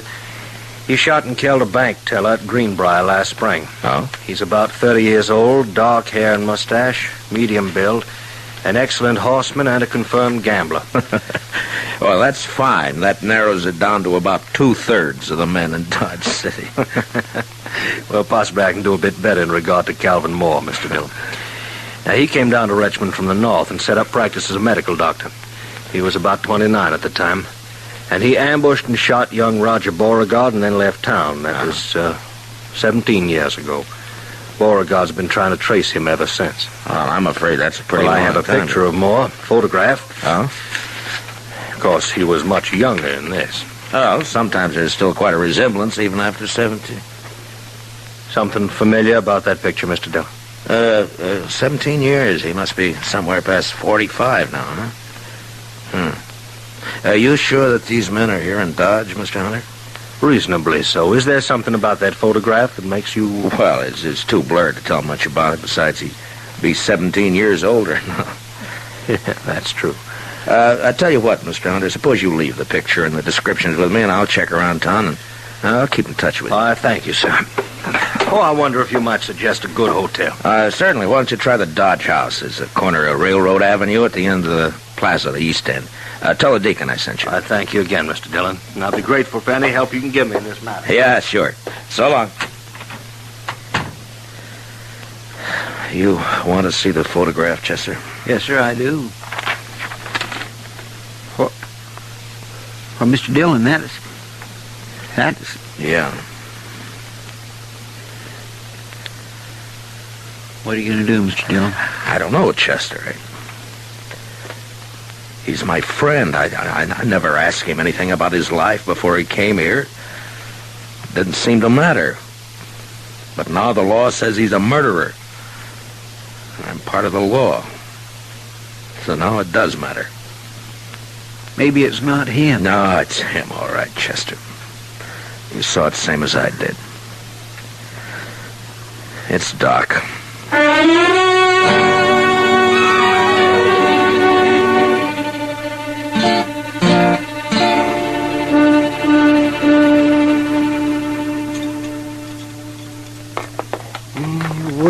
Work. This is the first chance I've had this week to clean a few instruments properly. Gunshot wounds. Oh, Matt. I'll lay odds I'm the only doctor in the United States who makes 3/4 of his living off of gunshot wounds. That's a rough country, Doc. Yes, indeed, it's a rough country. Maybe you ought to have stayed back east. See, broken bones, babies, and gunshot wounds. Well, I wouldn't know the first thing about a good civilized case of gout anymore. What part of the East did you come from, Doc? See, I went to medical school in Boston. I studied consumption, colic, liver complaints. Never had a case of liver complaint in all the time I've been here, though. No, I guess that kind of thing is more common down south, around Richmond, Virginia, for instance, huh? Matt, stop beating around the bush. You've got something on your mind, and it's bothering you. Look, Doc, a deputy sheriff from Virginia came in on the morning train. He's got a warrant for murder against a man named Calvin Moore. He's got a photograph of Moore taken 17 years ago. Would you like to look at it? All things are taken from us and become portions and parcels of the dreadful past. Are you Calvin Moore? It wasn't murder, Matt. They said it was murder, of course. The Beauregards were an important family. Would you like to tell me about it? Oh, not much to tell, Matt. I'd been in practice in Richmond about a year. There was a girl. Beautiful girl.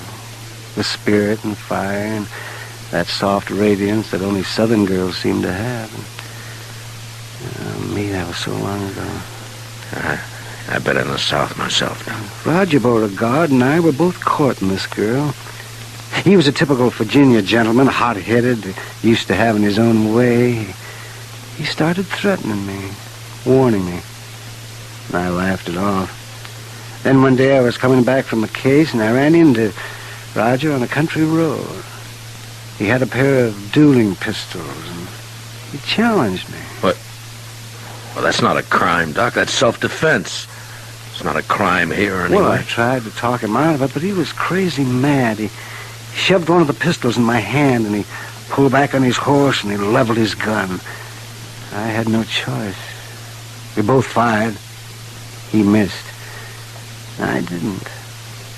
Self-defense, yes, but there were no witnesses, and I was an outsider, a Yankee. So you ran for it, is that it?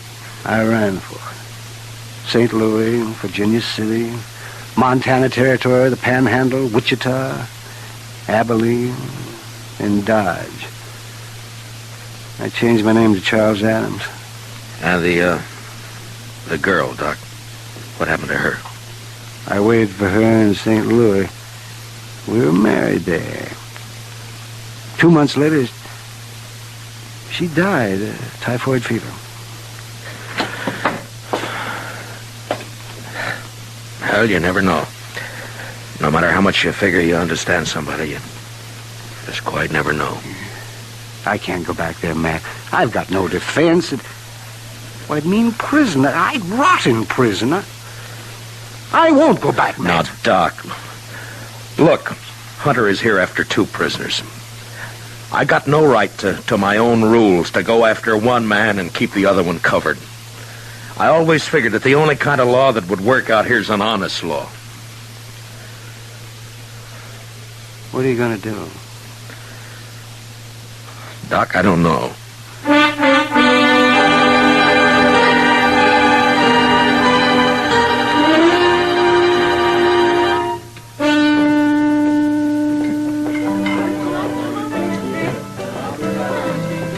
You're late, Matt. I decided you weren't going to stop in tonight. Is Chester around, kid? Yeah, over there by the faro table.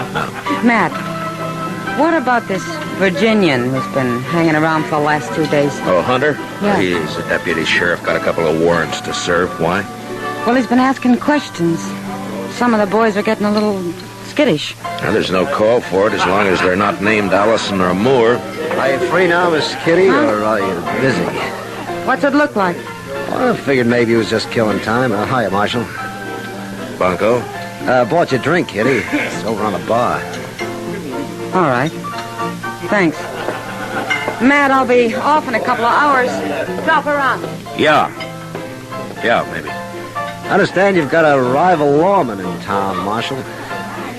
Well, there's a deputy here from Virginia, if that's what you mean. I always figured you were the law here. Is he short in this town, Marshal? Say the word, we'll run him out. I ever ask you for help, Bunko? Well, no. When a man's short in Dodge, I'll run him out. No offense, You Marshal. keep your own cinch tight. Don't worry about anybody else, huh? I'll see you, Bunko. I swear I never saw anybody with such bad luck in all my life. My gracious, he ought to swear off Pharaoh and stick to stud. Oh, Chester. The old Jethro Keener. He just lost 3 weeks' pay. And Bunko Benson, sitting right there beside him, mind you, picked up $230. So that's why he's feeling big. Come on, Chester, let's take a walk. Huh? Yes, sir. 3 weeks' pay. Mercy, I never saw such luck. What about Doc, Chester? He turned in a couple hours ago. That's when I came on over here. How's he acting? About as usual. No signs of planning to run out, if that's what you mean, Mr. Dillon. One thing he's doing, though, that he's never done before, he's toting a gun. Good evening, Marshal. Oh, hello, Mr. Hunter. Since you didn't come to me, Mr. Dillon, I've come to you. I'm wondering what progress you've made. Well, I'm still checking. Any results at all, Marshal? Well, I don't have much to go on, you know. Now, Calvin Moore was a doctor by profession. He might still be practicing. I suggest we investigate the local doctors. Well, that wouldn't take long. We've only got one, Doc Adams. How long has he been here? Oh, about 4 years. How old a man is he? Late 40s, I imagine. But he doesn't show much resemblance to that photograph you gave me. Well, maybe you're too used to him to notice the resemblance. Yeah, maybe. I'd like to look him over myself, Marshal. Well, he's pretty busy out on calls most of the time, and... Not all the time. No, not all the time. All right, Mr. Hunter, I'll bring him around.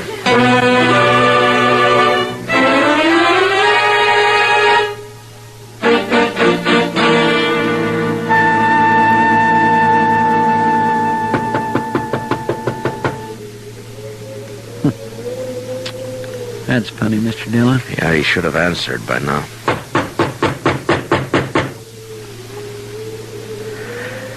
Well, we're wasting our time, Chester. He's gone. Well, now, he might have got called out on a case. Yeah, I know, but I don't... Hey, what? That was across the plaza, down toward the Dodge House. Come on, Chester.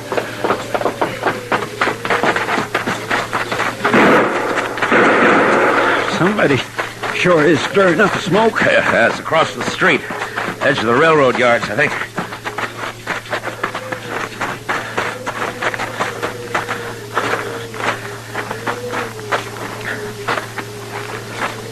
That you, Marshal? Yeah.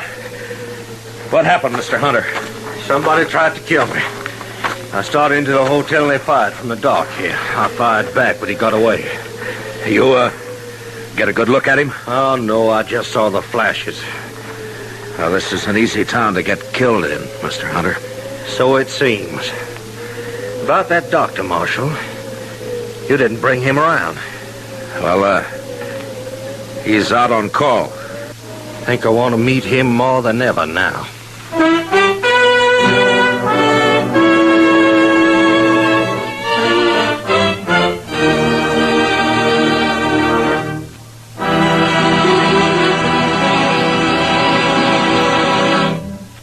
We will return for the second act of Gunsmoke in just a moment. But first, there's a world of wonderful entertainment awaiting you every weekday in the daytime with CBS Radio's roster of wonderful dramatic serials.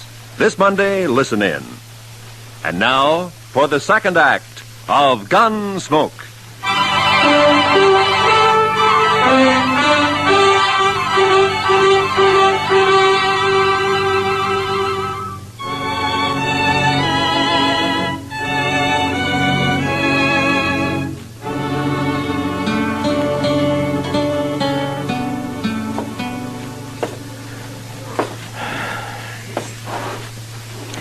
What time is it, Chester?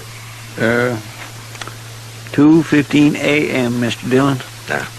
I sure hope we don't have to spend the whole night waiting here.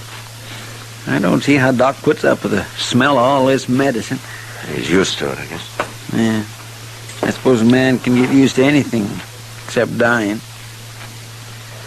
You think it could have been him that fired those shots, Mr. Dillon? Chester?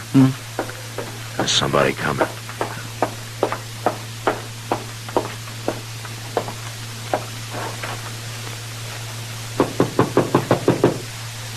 I'll get it.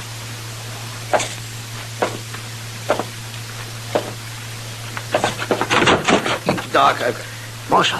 Come on in, Bunko. Doc's not here, but he'll probably be...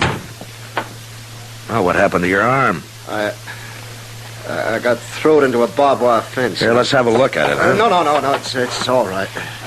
It's a gunshot wound. All right, hold it, both of you. Well, is that the same gun you tried to kill Hunter with, Bunko? Stay where you are, Marshal. Yeah. Around 30 years old, dark hair, mustache, medium build, excellent horseman, confirmed gambler. Wanted for murder. John Allison. Alias Bunko Benson. Am I right, Bunko? He's not taking me back there. You stay where you are, Dillon. Now, don't be a fool, Bunko. Put away the gun. Stay back. I'm warning you. Bunko, look! All right, Chester, let's get him over to the jail.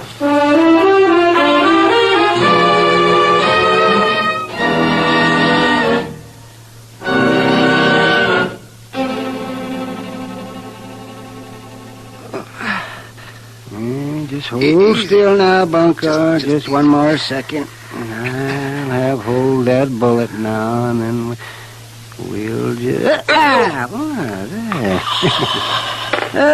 Now add that one to your collection, Matt. Well, I'll make Hunter a present of it. It wasn't bad shooting to be firing in the dark at a gun flash. He'll never get me back to Virginia. Now hold still, Bunko. Don't expect a man to tie a bandage with your arm waving around like a mare's tail in fly time. Say, how'd you know he'd come to my office, man? I didn't, Doc. We were waiting for you. Oh, I see. There we are. No. That ought to stop the bleeding. And don't loosen it up any. And you'll live to hang yet. Don't worry about my hanging, Doc. I'll outlive you. Well, in view of the circumstances, I'd say the odds are about even. Well, Matt, shall we adjourn to the front office? Yeah, come on, Doc. Lock the cell, will you, Chester? Yes, sir. Well, I turned in at 10 o'clock tonight. Got 1 hour's sleep. They called me over to Mrs. Behan's. She thought her baby was on her way. False alarm, of course. Usually is the first time. And I got back and I came straight over here. Doc, you were wearing a gun earlier today. What'd you do with it? Oh, I put it back in the drawer where it belonged. I realized I was acting like a fool. Was that where you were waiting in my office? Somebody tried to kill Hunter, and you thought... Look, Doc, I've tried to think of some way out of this. A way out for both of us. I got one man under arrest back there now, and I can't rightly set myself up as a judge and free the other man. I'd even hoped you'd cut and run for it. You'd get away if you did, you know. Hunter doesn't know the country. I've been running for 17 years, Matt, and it's still caught up with me. I'm too old to run any farther. What are you going to do? I'm a lawman, Doc, right or wrong. Well, then, Guess I'm under arrest. No, I didn't say that. I just said that. Is Doc Adams here? There's a... Oh, well, there you are, Doc. Yes, what's the trouble? A fellow over in the railroad yard's asleep on the track. He was drunk, I guess. They were switching cars. You better come, Doc. He's awful bad.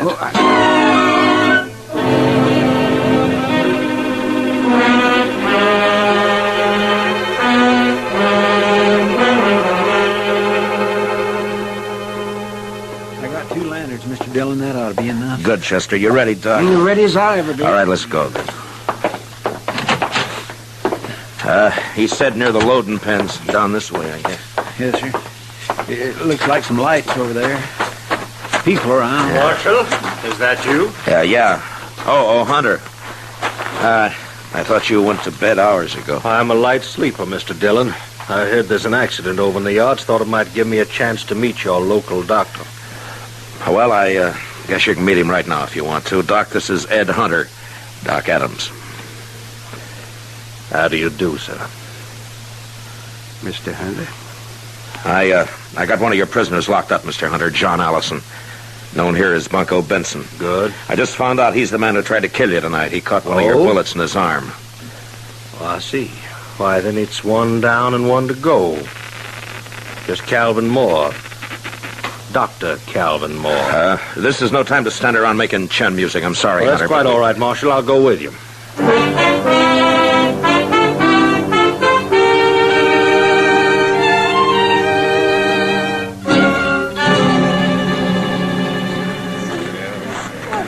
Will you pardon us, please? All right, will you move back and let us through here, please? Here, Doc, this way. Yeah, I'm right with you, Matt. Please stand back now, will you? Give Doc a chance to Yes, work. please, if you please, just stand back. Bad is right. Well, we'll do what we can. Come on. That man who's hurt, Marshal, who is he? Oh, just a drifter. Been around Dodge a couple of years. Calls himself Texas Joe. No friends or family. Nobody knows where he came from. It's the usual story. Easy now, Tex. We'll have you fixed up here in just a couple of shakes. Is that you, Doc? That's right. I told him, get you. Be all right if you got here. Why, sure, it'll be all right. You just lie still now. Yeah. Certainly has to work under primitive conditions. Doc? Yeah. Chester, will you get those lanterns going and give Doc some more light? Yes, Mr. Dillon. Yeah, he's the only real doctor this side of Abilene. Hey, Mr. Dillon, is there anything I can do to help? I guess not, Miss Kelly. Thanks anyway. Poor old Tex. Why, he stopped in the restaurant not more than 4 hours ago. I fixed him a meal. You never know. Well, Doc can pull him through if anybody can. Sure he can. Put one of those lanterns on the other side there, Chester. Yes, sir, Doc. You seem to have a lot of faith in this Dr. Adams. They've got reason to, Mr. Hunter. Matt, could you give me a hand here? Oh, yeah. Yeah, sure, Doc. Lift his head up just a little bit there, Matt. Yeah, all right. Not much of a chance. All I can do is make him comfortable. Marshal Dillon. No, don't try to talk, Texie. You're going to be all right. You've been decent to me, Marshal. Just a bum, but you treated me square. You and Doc, only friends I got. Sure, Tex. I got one more favor to ask. Could someone read me some scripture? Well, Tex, I just don't recall any of Marshal, I know some. Mrs. Kelly, I doubt if he can... I can hear. Please. The Lord is my shepherd. I shall not want. He maketh me to lie down in green pastures. He leadeth me beside the still waters. Mrs. Kelly. He restoreth my soul. Mrs. Kelly, I think that's enough. Of course.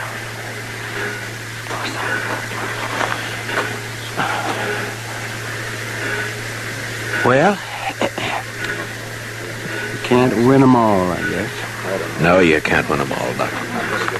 Well, Doctor, as the only physician here, I suppose you also function as coroner. That's right. Yes. This man will be buried under the name of Texas Joe. Don't you worry about that. Boot Hill is full of men buried under nicknames. In this country, we... Doc! Doc, I just came from... Oh. What, Kitty? Oh, Doc, I've been sitting up with Mrs. B, and you left too soon.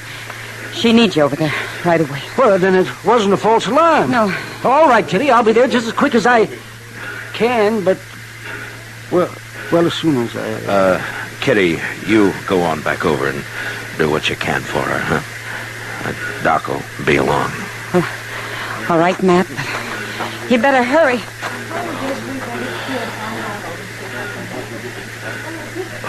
Well, Mr. Hunter, Gentlemen, this seems to have been my lucky night. Both my fugitives located within an hour of each other. I guess there's nothing I one can do. do. One of them safely in jail and one of them dead. What? Didn't you notice the resemblance, Marshal? That Texas Joe there, he's obviously the man in the photograph. I saw it immediately. Well, Mr. I hope Hunter, you'll take all the necessary steps to see that he's buried under his real name, Calvin Moore.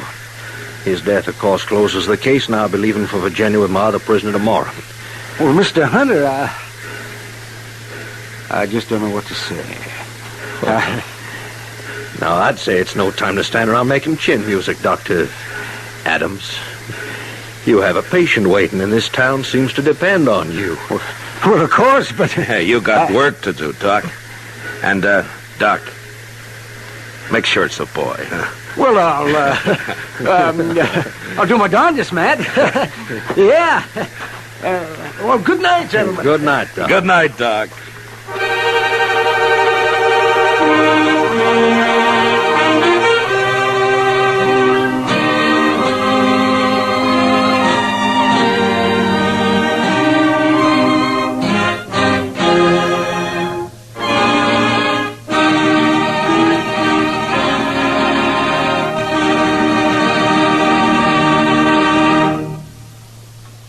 Gunsmoke, under the direction of Norman MacDonald, stars William Conrad as Matt Dillon, U.S. Marshal.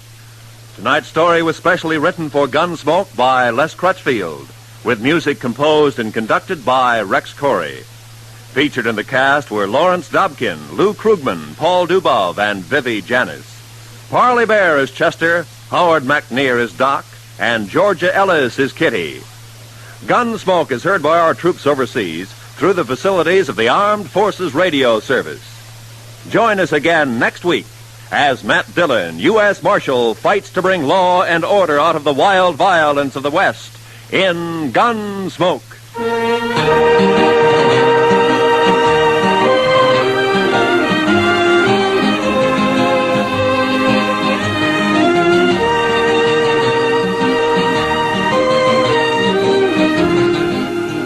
Tomorrow evening, listen for Lionel Barrymore, your host on CBS Radio's Sunday Night Playhouse. There'll be another specially selected historical drama or a classic from literature with a cast of stars perfectly suited for the roles in the story. Every Sunday evening, hear Lionel Barrymore on your Sunday Night Playhouse over most of these same CBS radio stations. Truly an outstanding dramatic experience here at the Star's address. Roy Rowan speaking. And remember, for thrilling dramas of escape, listen every Sunday night to the CBS Radio Network.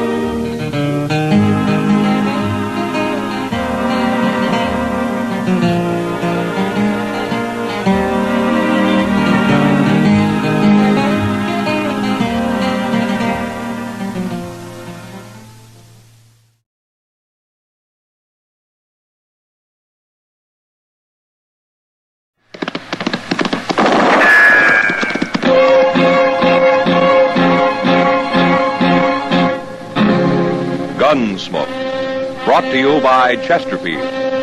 Chesterfield packs more pleasure because it's more perfectly packed, thanks to Accuray.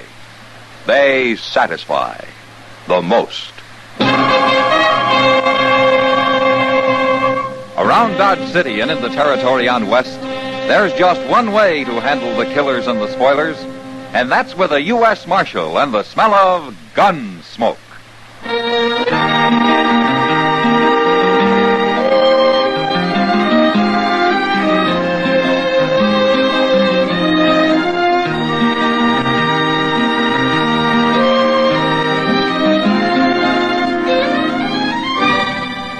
Gunsmoke, starring William Conrad.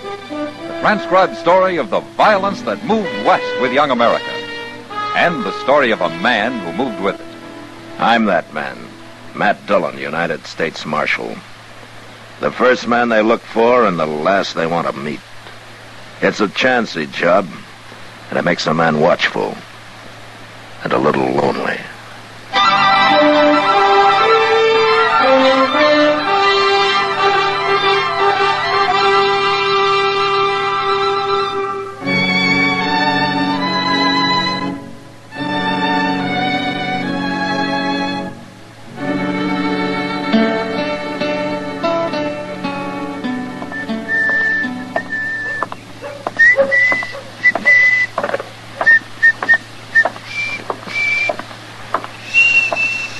Well, hello, Doc.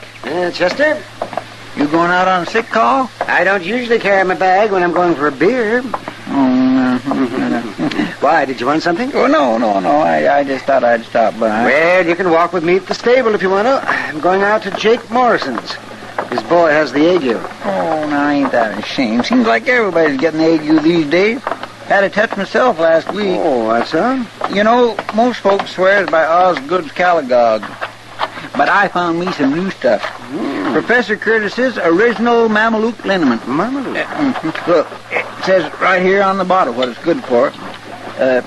Guaranteed to cure cramps, pains in the joints, sore throat, frosted feet, rheumatism, lumbago, old sores, bites of insects and reptiles, mange, salt rheum, dysentery, diarrhea, and cholera. Well, a regular medical arsenal all in one bottle. And it's doing you good, is it? Well, of course, Doc. Well, then how come you're still walking around like a buffalo with ring bone? Well, maybe I still got just... Oh, so you come to me for some free advice now, didn't you? Well, I'll just give you some free advice. Chester, stop eating all that salt pork and dried beans. What? And put some fresh greens in your stomach. Why? And stay away from the saloons for a few days. Oh, now, Doc, a little whiskey and sugar never hurt a nobody. little whiskey. Oh, and most important, take all those patent medicines you got and use them for cleaning your boots. They're just the thing to kind of toughen up the leather. And as far as I'm concerned now, Chester, you can... What's the matter, Doc? Doc, what is it? Something about that fellow that just rode by? Yes, Chester. Why, you was staring like you seen a ghost. You go ahead, Chester. I'm going back to the office. The office? What for? To get my gun. Your gun? Why? I'm going to kill that man.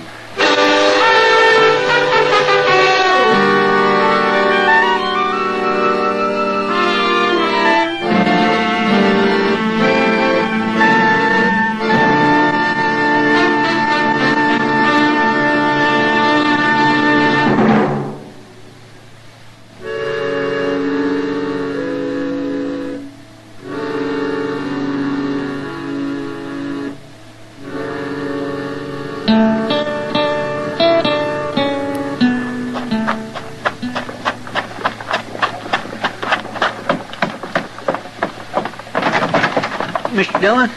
Mr. Dillon? Yeah, what's the trouble, Chester? You better come on out the plaza. Maybe you can stop him. I'll stop who? Doc, he's going to kill a man.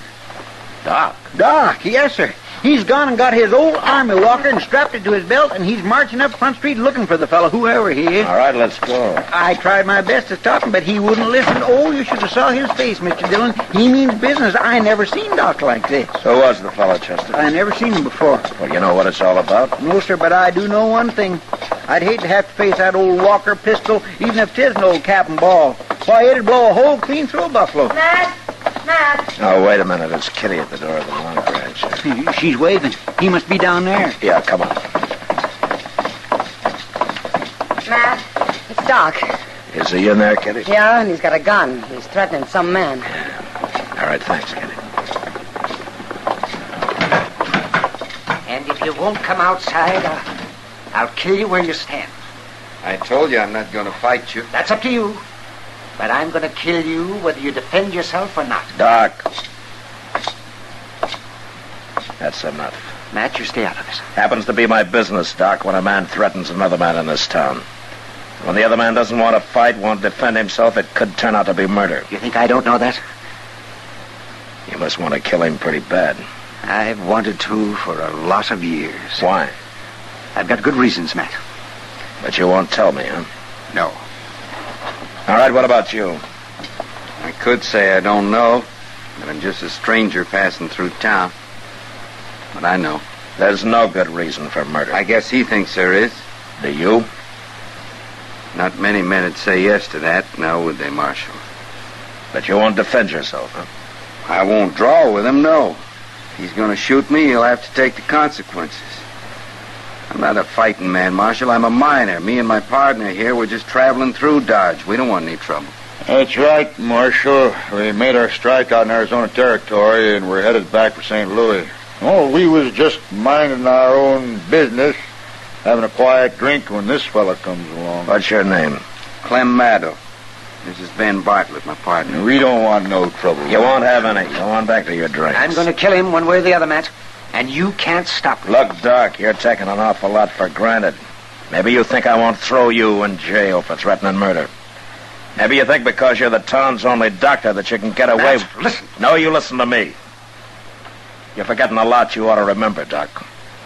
For instance, your position in this town. You ought to be setting an example instead of acting like an ordinary gun hand. And more important, your responsibility. Another man's life may be his own risk, but yours belongs to this whole town. And a good many lives depend on you. So you calm down and you put that gun away.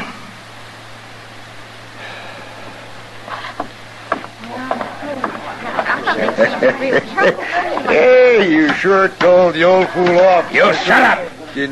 Huh? Maddow, I don't know anything about you. Maybe you're what you say, but if Doc doesn't like you, that's good enough for me. So you get out of Dodge while you got a whole skin. And you stay out. Why should we? We got a right... And you take your partner with you, Maddow, because I don't like him. Sure, Marshal. We was going on tomorrow anyways. We'll ride on tonight, as soon as we stock up on some grub. All right.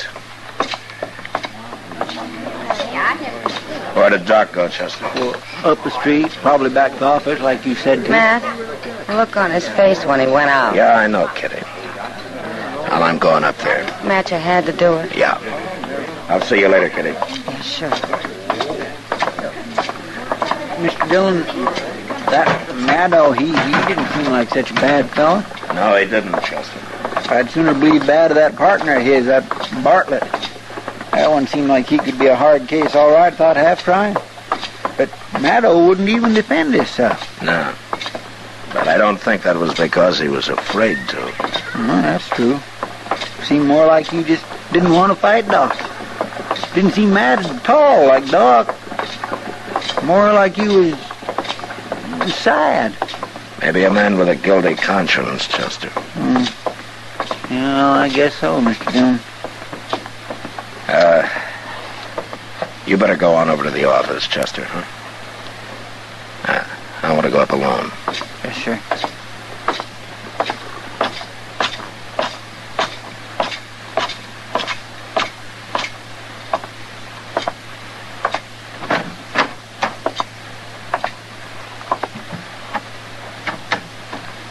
Doc.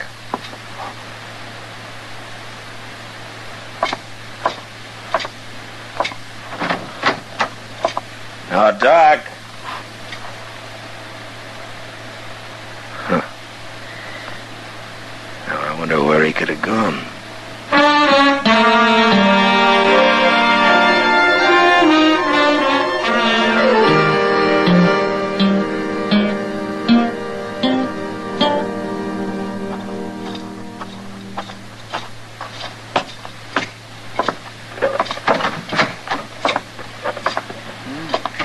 Did you find him, Mr. Dillon? No, Chester. Well, he didn't show up at Delmonico's for his supper, and it's way past his usual time. I've been watching the office, and his light ain't come on. Of course, he could be sitting up there in the dark. I just tried again. He's not there. Mr. Dillon, you don't reckon he might have just left town? Run away? Because of what I said? Not Doc. He's too bullheaded for that. Most likely he's out there somewhere with that old pistol of his looking for Maddo. Yeah, I'm afraid you're right. Doggone it, I don't know what this town would do, thought Doc. He can be awful irritating at times and all, but... Hey, that was a shot. Yeah, come on.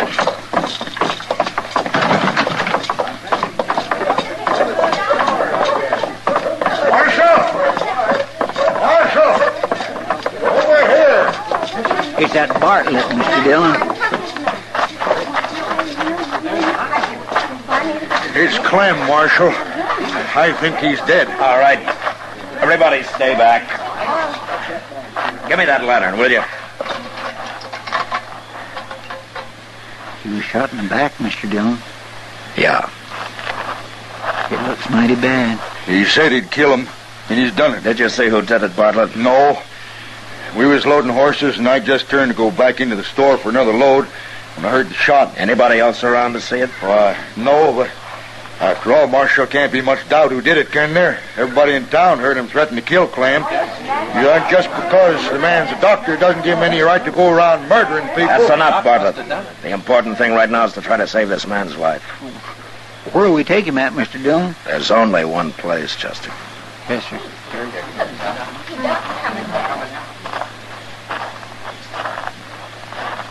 Now, where have you been, Doc? I was down by the stable, and I heard a shot. It's Maddo. He's still alive, but he was shot in the back. Oh, I see. As if you didn't know. Doc, I can understand you getting into a fair fight, but not shooting a man in the back.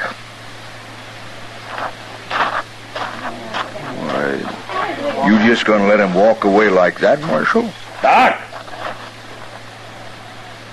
He's gonna die if he doesn't get attention right away, and you're the only doctor in town. You gonna let him die? Where do you think I was going, Matt? Bring him up to the office. I'll have everything ready.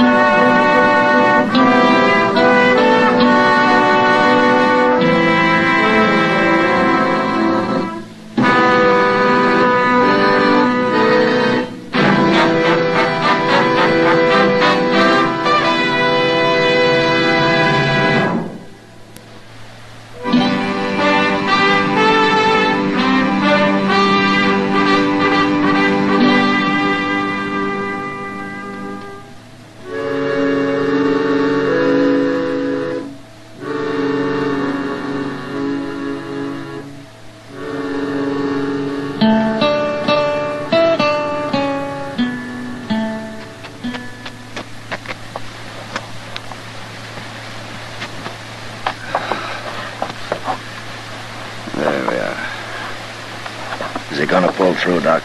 I don't know. I've done all I can. Good. You really didn't have to stand here and watch, man. I know I didn't, Doc. That's not why I stayed. I thought maybe I could help. And I wanted this. The bullet? Yeah, that's right. You see, Doc, I knew you didn't shoot Maddo, but I had to be able to prove it. How did you know? Because Maddo was shot in the back. I tried to tell you out there, Doc, only you didn't understand. Oh. But you did have me kind of worried when you started to walk away from him. Why, it never occurred to me to walk away from him. I guess being a doctor's a lot more important than any personal grudge. Well, I reckon I'm under suspicion, aren't I? Doc, look at this .45 bullet. Took it out of Maddo's chest. Now, it couldn't have been shot from that old pistol of yours, could it? No. I guess it couldn't. Well, then who did it? Well, that's not hard to figure. Oh, Bartlett, Chester, you can come in now.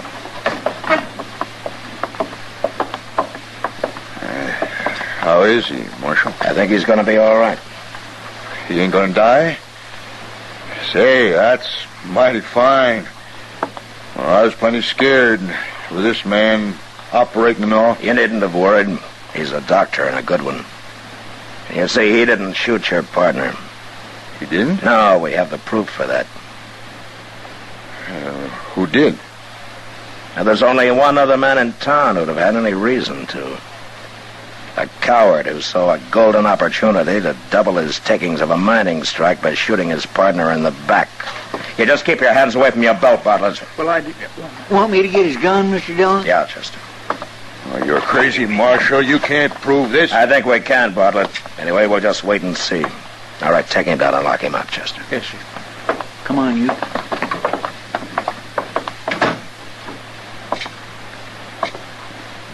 Doc, looks like Meadows gonna come too. Yes, maybe. His color's better. You know, it's funny, I don't hate him anymore. You mind telling me why you ever did? It happened a long time ago. It had to do with a girl we were both pretty fond of. She chose Maddo, but he jilted her. She drowned herself. I swore I'd kill him. And I carried that hate in my heart all these years. That's not good for a man. No, it's not, Doc. Well, you brought me to my senses, Matt, in that saloon. Thank you. Well, I looked all over for you afterwards. Well, I guess I was out of Jake Morrison's. I remembered I had to treat his boy for the ague, so I did. Doc? Oh, yes, Clem. Now you just take it easy. That's right. You lie still. You're going to be all right. Doc, I wanted to tell you I'm awful sorry for what happened. Maybe sorrier than you. I loved her. I would have come back if I could have. Well, I guess I never even thought of that. Well, we've both been sorry too long. It's all over now. Thanks. Now you just go on to sleep. You get your rest there now. And the world will look a lot better to you tomorrow. That's it. That's it. Well,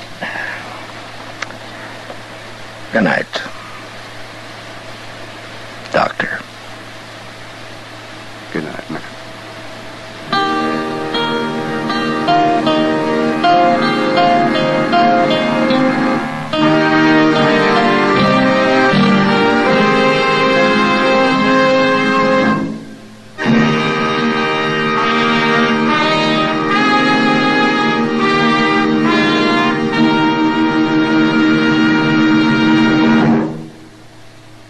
In a moment, our star, William Conrad.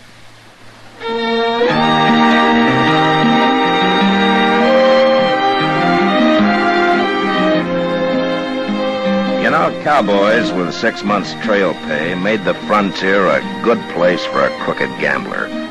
Next week, one comes to town and gets cured of his bad habits the hard way. And that was the West. Good night. Gunsmoke, produced and directed by Norman McDonald, stars William Conrad as Matt Dillon, U.S. Marshal. The special music for Gunsmoke was composed and conducted by Rex Corey. Sound patterns by Tom Hanley and Bill James. Featured in the cast were Vic Perrin and John Daner. Parley Bear is Chester, Howard McNear is Doc, and Georgia Ellis is Kitty.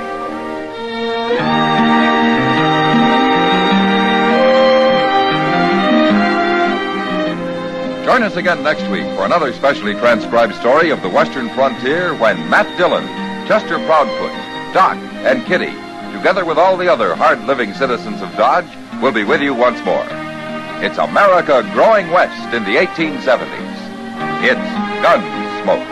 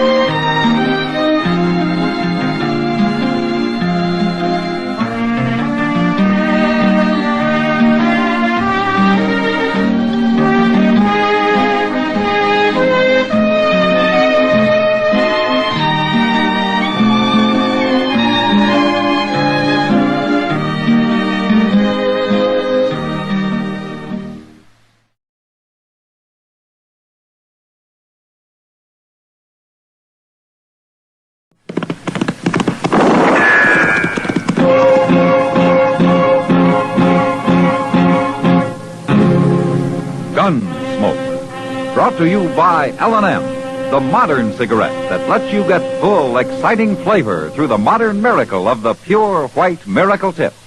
Live modern. Smoke L&M.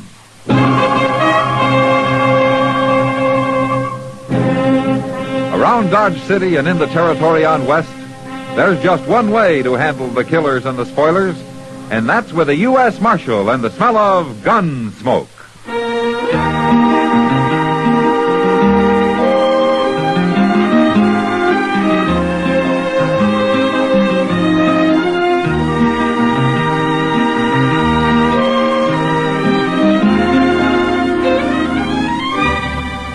Gunsmoke, starring William Conrad.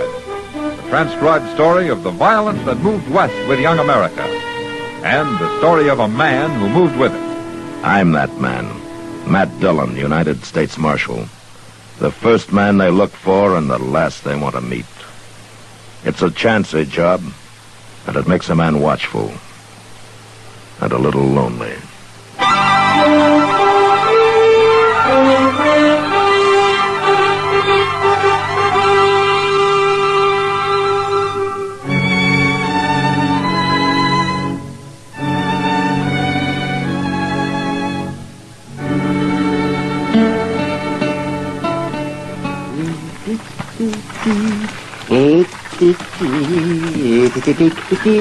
The Cape Cod girls, they have no combs. They comb their hair with codfish bones. Little mare, what's the matter with you? You've seen a man on a horse before. You calm down, girl. They're only waiting to say hello to us. Hold up there, Doc. Hello, stranger. You are Doc Adams, ain't you? I am. You're a long way from Dodge. And I'm headed for Cam Seaton's place. That's about 15 miles on south. Oh, you know him? Sure. I know him. A horse kicked him in the chest. Now, he's pretty badly hurt. Some cowboy rode by, found him, and got him into bed, and then came to Dodge after me. I just came from Cam Seaton's, Doc. Oh, well, then how is he? There's nothing wrong with him. What's that? No, that cowboy was funning you. Cam never got kicked by no horse. I don't believe it. Nobody would play a joke like that. Well, it's true. You better turn around and go back to Dodge. Somebody might be needing you there. I'm telling you, Doc. I don't know you, mister. Who are you? Just do what I say. Now get that buggy turned around. I'm driving on to Cam Seaton's. You won't drive nowhere if I shoot your horse, Doc. Put that gun away. You gonna do what I say? Of course I'm not. Then you're gonna be afoot, Doc. You shoot that horse, I'll shoot you. Oh, a shotgun, eh? Now what are you doing with a shotgun, Doc? I like to eat prairie chicken, mister. But I've seen what 2 barrels of birdshot can do to a man. You? Doctor, you're bluffing. There's a man with a caved-in chest waiting for me 15 miles from here. You kill my horse, he might be dead before I can get there. Oh, yes, mister. I'll shoot if I have to. You won't turn around and go back to Dodge? Nobody keeps me from being where I'm needed. The horse goes, Doc. And if you try anything, you go next. Don't you do it. Watch me.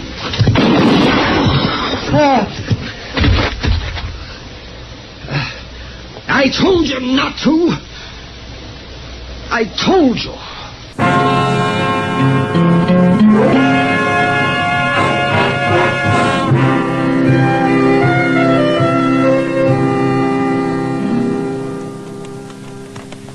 You still think Doc came here, Mr. Dillon?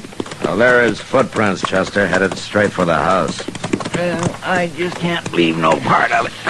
His horse back there dead and all bloody. Look on the porch there. He just came out of the house. Yeah, it's Doc, all right. Hello, Matt. Chester? Hello, Doc. The Allen boy reported finding your horse and buggy back there, Doc. I'm glad to see you're all right. I'm all right, man. How's Cam Seaton? He was dead when I got here. Oh? I guess you saw the man I left in my buggy. Yeah. He was a stranger to me, Matt. You kill him, Doc? He killed my horse, and I shot him before he even turned his gun on me. His horse ran off. I see. So I guess it isn't exactly self-defense, is it? Well, that's not for me to decide, Doc. Am I under arrest? The day I have to arrest you is the day I quit. There'll be talk, Matt. People will say I ought to be waiting trial in jail, and they'll be blaming you for it. You sure you know what you're doing? Too bad that man's horse ran off, Doc. You might have got here in time if you hadn't had to walk.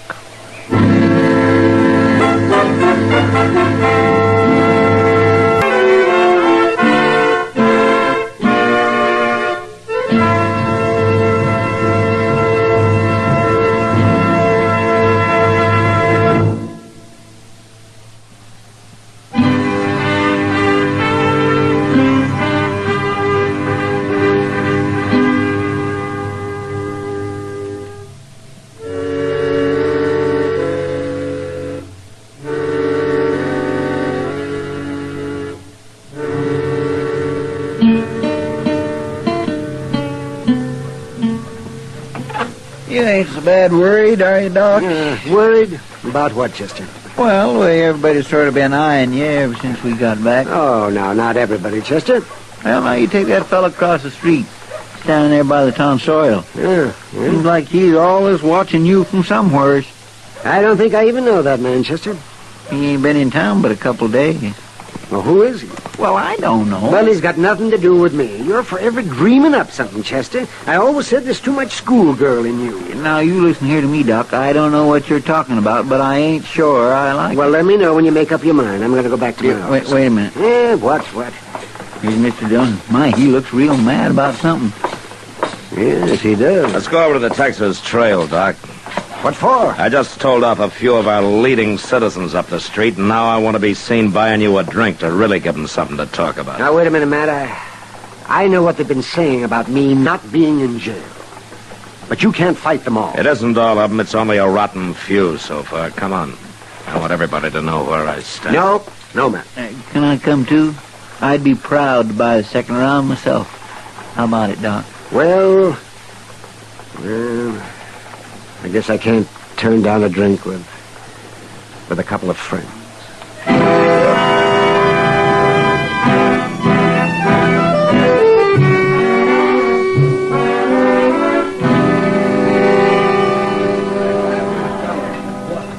Thank you, Matt. Thank you too, Chester. Now I really had better get back to my office. Okay, Doc. Hold on a minute. There's that fella again, Doc. He followed us in here. What? At the end of the bar there, Mr. Dillon. He keeps watching Doc all the while. You know him, Doc? Well, there is something familiar about him. What do you mean he's been watching Doc, Chester? I don't know, but every doggone time I'm with Doc, I see him. Matt? Yeah. I know who he looks like now. Who? The man I killed. What? Yes, there's a resemblance. A very definite resemblance.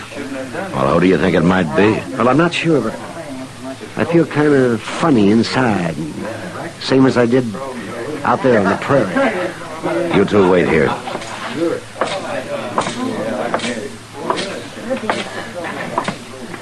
I'd like to know your name, stranger. You would? No offense. I'm Marshal Dillon. Now, what's your name? Nate. Nate what? Nate'll do, Marshal or no Marshal. Where you from? Colorado. What are you doing in Dodge? You got something against me, say it out, Marshal. All right. Doc Adams killed a man last week. He thinks you look like you might be related to him. Your Doc Adams has got a bad conscience, maybe. I can't help who I look like. He could be wrong, but if he's right, I want you to remember something. Doc's a friend of mine. If anything happened to him, I'd take it real personal. You ain't talking about me, Marshal. It'd be a bad death, mister. I'd kill real hard.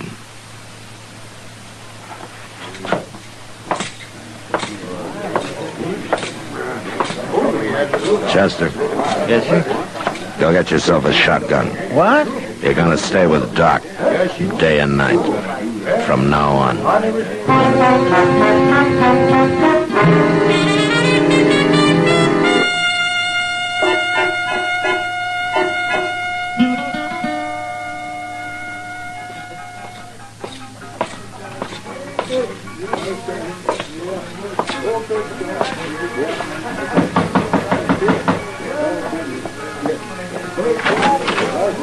Matt. I'm sorry to bother you, Kitty. Come in. I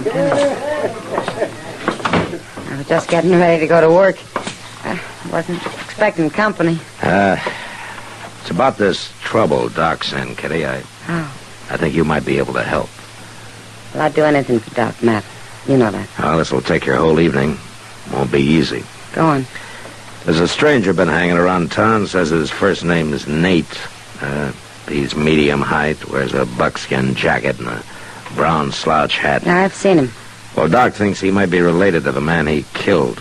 He thinks it might be his brother. You want me to find out? Now, that might take a lot of doing, Kitty. Maybe it's asking too much. You can't put him in jail, Matt. And it might save Doc's life. Now, I doubt if he's a man to get drunk by himself, or easily. And even drunk, I don't know if you can make him talk. Leave that to me, Matt. It's like I said. I'll do anything for Doc.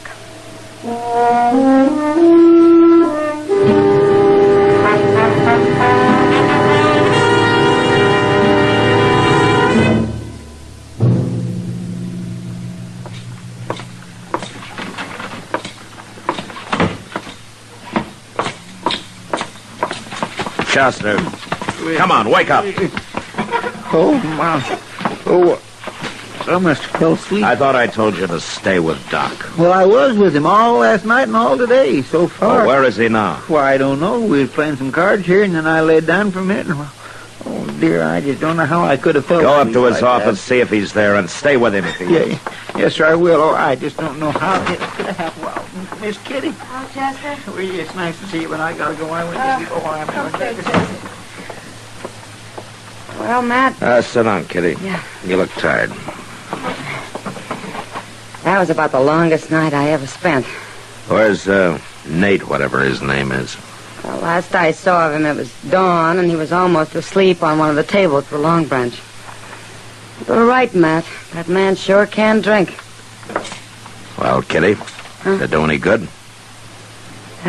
Some. His name's Nate Brandel. Brandel? Mm-hmm. His brother's name was Miles Brandel. Yeah. And it was his brother Doc killed. Well, that's why Nate's after Doc. I guess he just hasn't had a good chance to get him yet. But he's going to, Matt. No, he isn't. I'll run him out of town now that I really know who he is. Well, you want to hear the rest of it first? Yeah, go ahead, Kitty. Well, Nate's brother, this Miles Brandel, he heard Cam Seaton was living here, and he rode all the way from Colorado to kill him. And he found him lying there hurt and learned that he'd sent for Doc. Huh? I guess he figured if he could keep Doc away, Cam wouldn't need kill him. And he was right. Why was he after Cam? Well, Nate didn't say much about that. But the important thing is that Miles was an outlaw with a price of $1,000 on his head. I never had a circler on him. It's true, anyway, according to Nate. That's why he's after Doc so bad. He thinks Doc shot his brother for the reward money. But hasn't he heard this story? I couldn't believe it, Matt. Dillon? Yeah, Chester. Doc left a note on his door that he's down at the stable looking over a new buggy horse. I'm going to hurry on down there. Wait a minute, I'm going with you, Chester. Kitty, I think Doc will be wanting to thank you himself for what you've done.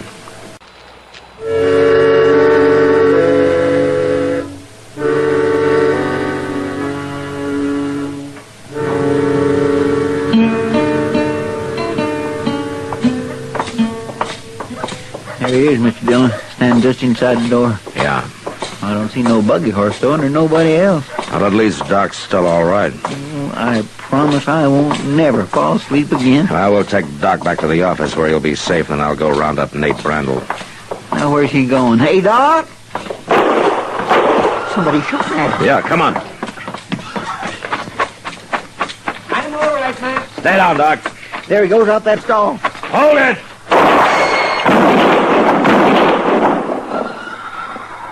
You got him. Doc. Did you kill him, Matt? I tried not to, Doc. You hit me twice. Here, let me have a look. No. You finished me like you finished my brother. Oh, don't be a fool. Hold still now. Bedding him up to my office, Matt. One of those bullets has to come out before I can stop the bleeding.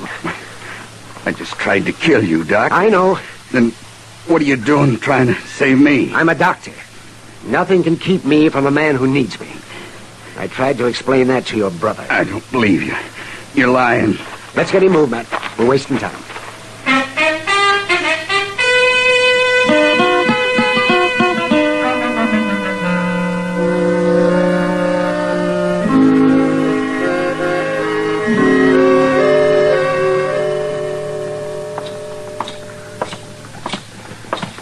Did you get the mail, Mr. Dillon? Yeah, it finally came, Chester. Now, go upstairs and get Doc, will you? I'll be in the office. Yes, sir.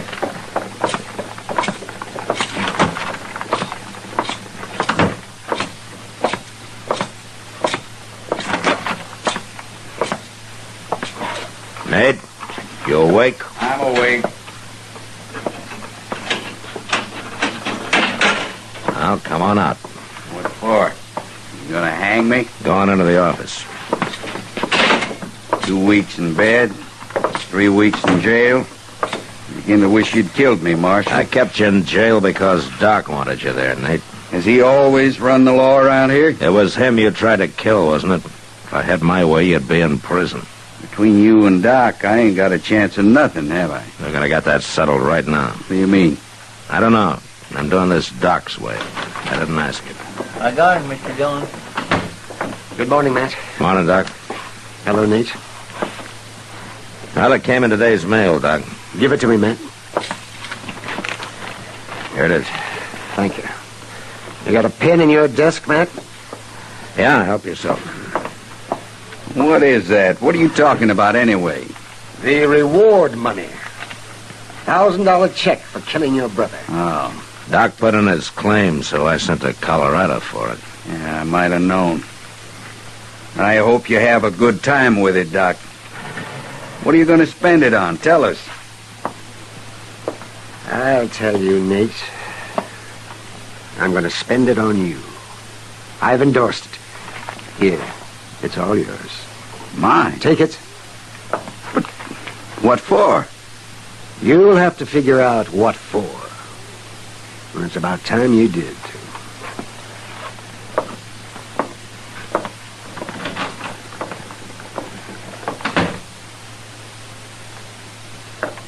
Marshal? Yeah, Nate. My brother left a wife in Denver. I'm going to see she gets this. She won't have to know what it's from. Can I leave now? Yeah, you can leave. But, Marshal, don't worry about it, Nate. I'll tell Doc you finally got it figured out.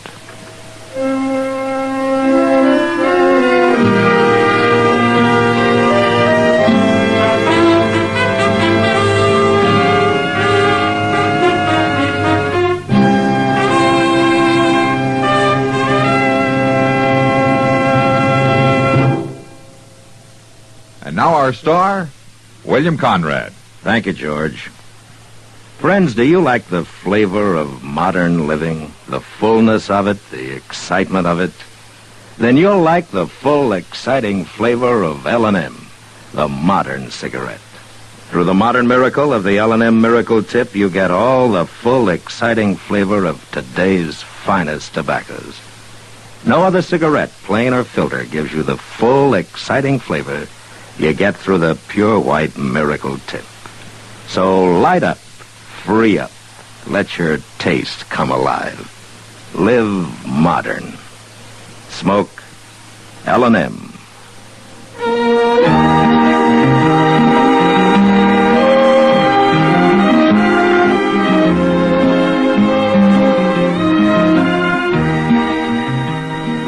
Gunsmoke, produced and directed by Norman McDonald, stars William Conrad as Matt Dillon, U.S. Marshal. Our story was specially written for Gunsmoke by John Meston, with music composed and conducted by Rex Corey. Sound patterns by Ray Kemper and Bill James. Featured in the cast were John Daner and Vic Perrin. Harley Bear is Chester, Howard McNear is Doc, and Georgia Ellis is Kitty. Maybe you could spare a few hours of your time each week helping to keep your country safe from a possible sneak enemy air attack. Men, women, teenagers too, are eligible to join the Ground Observer Corps and serve as plane spotters, filling in the unavoidable gaps in our radar network. It's easy but fascinating work. When you're in the Ground Observer Corps, you can wear your silver wings, proud in the knowledge that you're doing your part to keep America safe. Why not join tomorrow?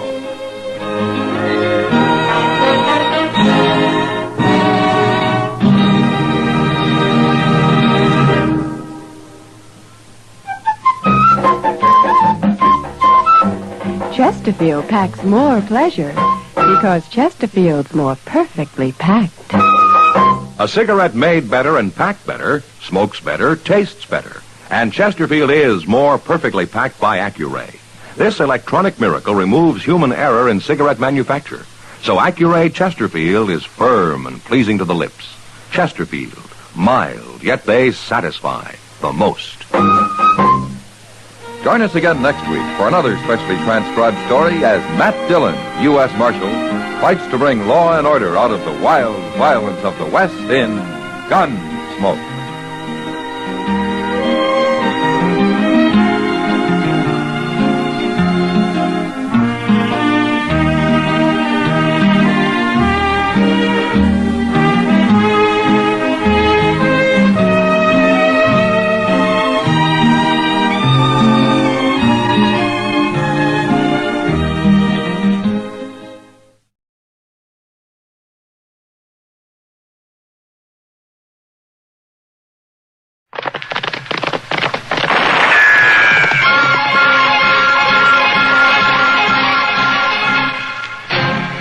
Around Dodge City and in the territory on West, there's just one way to handle the killers and the spoilers, and that's with a U.S. Marshal and the smell of Gunsmoke.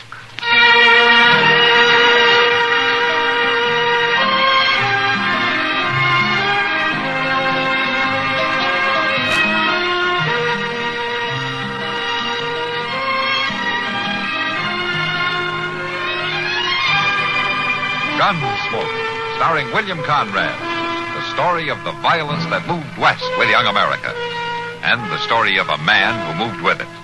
I'm that man, Matt Dillon, United States Marshal. The first man they look for and the last they want to meet. It's a chancy job, and it makes a man watchful and a little lonely.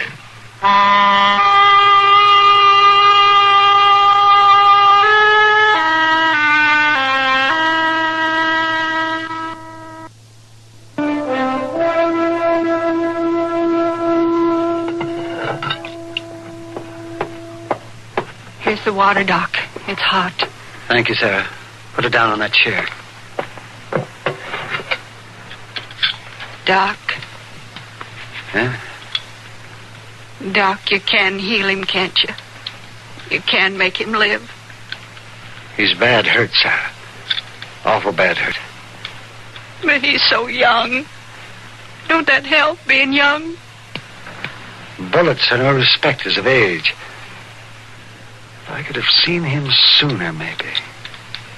They sent him home like that, Doc. My boy, tied to the back of his horse like a butchered hog. Hand me that cloth, Sarah. Here it is. They was brutal, whoever they was. You don't know? He never said who he was seeing. But I know why they shot him. Oh? Why? Because he was through with them. He told him he wasn't going to ride with him no more. Oh, let me. There's the bullet. He's coming too, Doc. Lemmy. Lem, who did this to you? Tell me, Lemmy. Don't be afraid. Tell me who hurt you. I can't see. Try, Lemmy. Try to speak. Who shot you?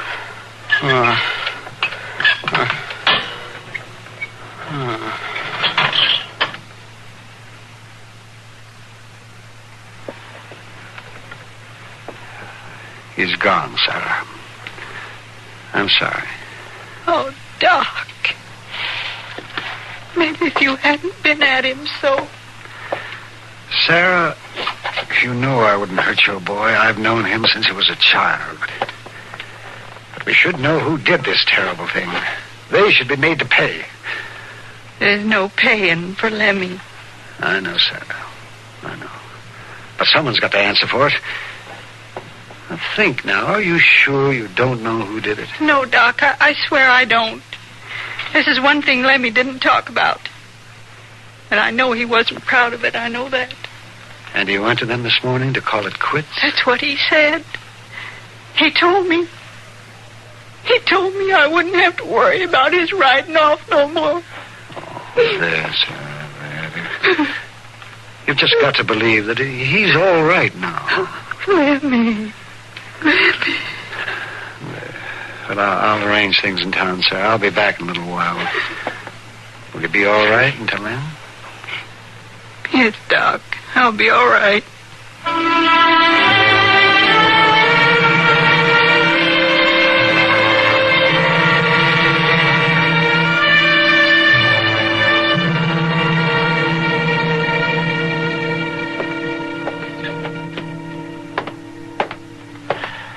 Doc, will you sit down? It isn't going to help you any to tramp back and forth across the floor all day long.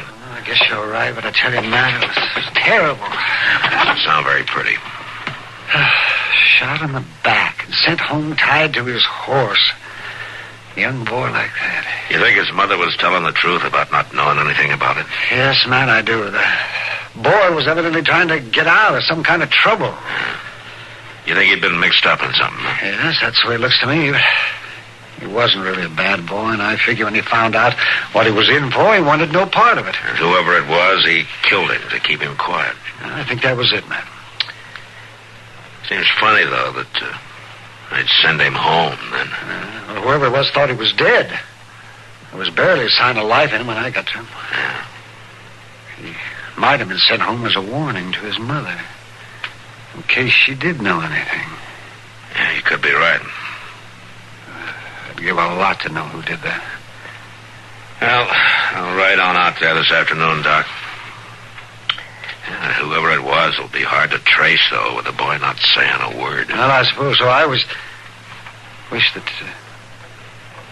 Say, Matt. Yeah, Doc? How would it be, do you suppose, if the killer thought the boy did talk? Huh? What do you mean? I mean, suppose word got around that the boy had talked to me, that I know who the killer is. You'd be a bigger target than a buffalo. Well, no, I think that... Now, you're thinking crazy, Doc. If the killer got the idea that you know anything, your life wouldn't be worth a nickel. It'd flush them out, wouldn't it, Matt? Well, maybe it would, but if they thought that you knew about it, they'd kill you. Yeah, but maybe it's now, you the listen way... to me, Doc. This is my business. You stick to trying to keep folks alive. You let me take care of the other. Well, I'd sure like to take care of this one. Just forget it, Doc. You've already done all you could for Lemmy and his mother. Now, I'll ride out there. Mr. Dillon? Oh, hello, Doc. Oh, Chester. Mr. Dillon, there's been a killing out to the woods place. Yeah, Chester, I know. Doc was there when the boy died. Oh. Well, that's a shame, Doc. A nice boy like that. It's a terrible shame. How'd you find out about it, Chester? Well, I was passing by Mr. Jonas's store, and I heard about it. I ordered the coffin there, Matt. Oh, I see.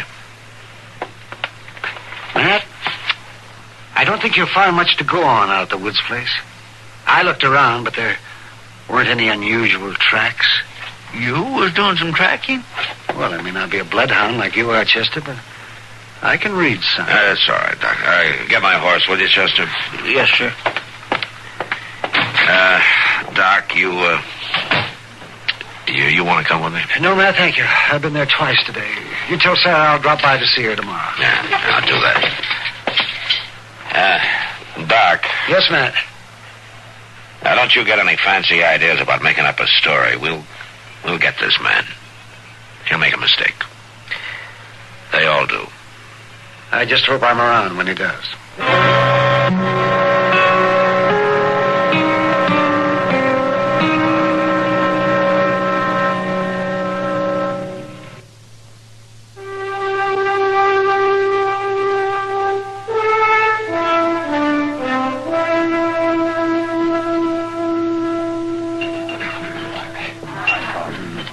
Yes, sir. I've seen a lot of killings since I came to this misbegotten town, but I do believe this is the worst.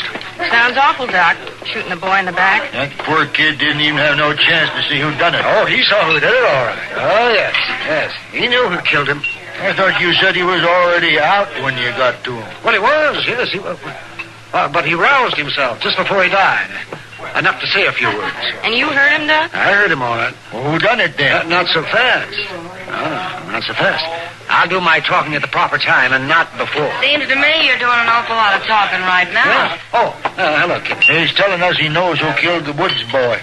Oh, that's so? Why don't you come over to my table, Doc, and talk to me for a while, huh? Yeah, well, yeah, it's all right, Kitty. You bet. Sam, another round of beer over here. I'll see you later. Yeah, sure. Sure, Doc. You ever hear anything like that? All right, Kitty. Now, Doc Adams, what are you up to? Well, just have a beer, Kitty. You've seen me drink beer before. I never seen you buy it for the whole crowd before. Well, Here we are. Now, sit down, Doc. Thank you, Kitty. And you were gossiping like an old woman, bending the ear of anybody in the place that listened.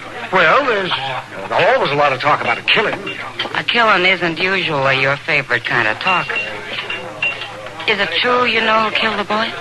Well, yes, Kitty. I was there when Lemmy died. Does Matt know this? Well, not exactly. Does Matt know that you're spreading the word around that you know who the killer is? No, Kitty, he doesn't. No, I'll bet he doesn't. Are you trying to get yourself killed, Doc? Oh, now, stop worrying about it. This is a man's work. You mean you're doing this on purpose? Now, Kitty, you listen to me. I'm not anxious to get myself hurt. But whoever did this must be brought in. So you've been telling this story all over town? What's the best way I know of flushing him out? He'll kill you, Doc. Sure as you're sitting here. But then we'd know who did it, wouldn't we? Doc, you're a stubborn old fool.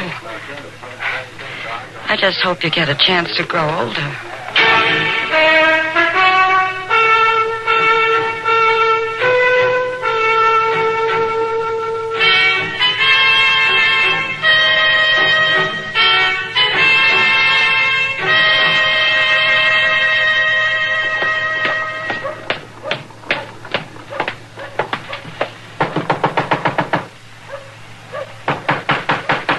All right, I'm coming. Yes? You're Doc Adams, ain't you? That's who I am, son.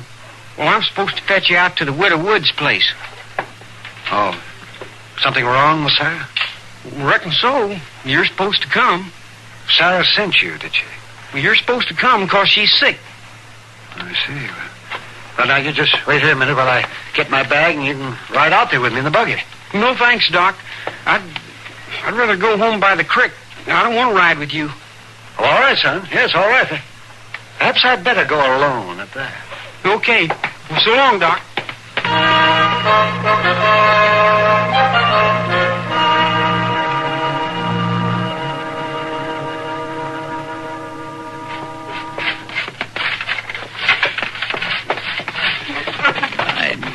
It's woman's work, sweeping and dusting and keeping things in order. Ain't that so, Mr. Dillon? What? What's that, Chester? I say, ain't redding up a woman's job. Well, you have to find the woman first. Well, I wasn't cut out for it, I can tell you that. Seems to me a man ought to stick to what he is cut out for. You take old Doc now. He'd sure be better off if he'd stick to his line. Yeah. You ain't been down the street this morning, have you, Mr. Dillon? No, Chester. I've been trying to get through this pile of stuff that came in the mail, and I'm still trying.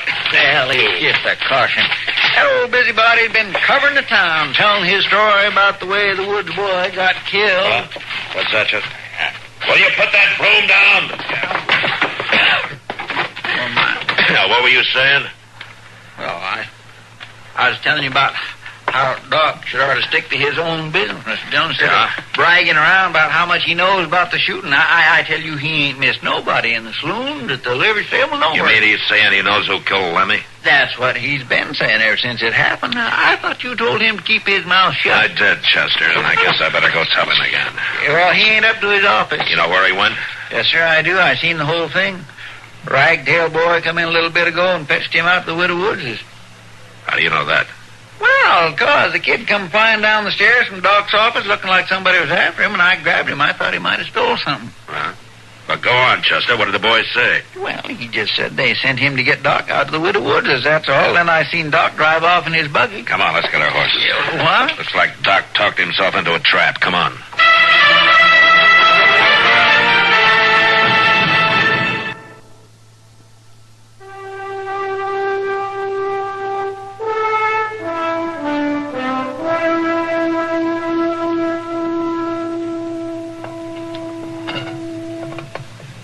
Ain't that coffee hot yet?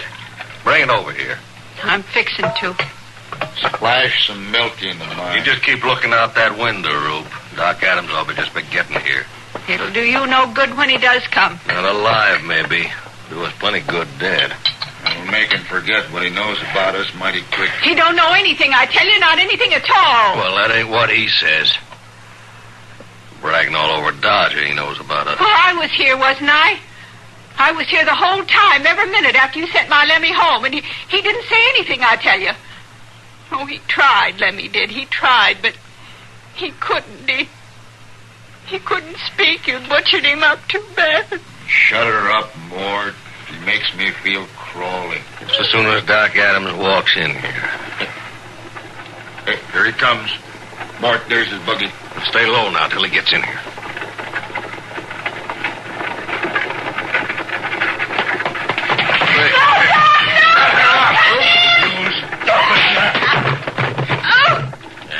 Hey, you heard her shout. He's heading for the barn. Come on, we gotta get him sure. Hey, that woman, she won't cause no trouble, Mort. I hit her a good knock. There's the buggy. Come on. Let's go in after him.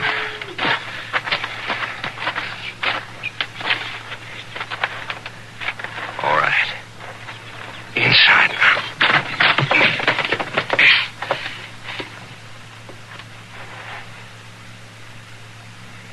He's mighty quiet. We get him. I'll go down the stalls this side. You stay here. Keep your eyes open. Maybe he ain't got a gun. I don't think he's that crazy. You cover me now. Okay.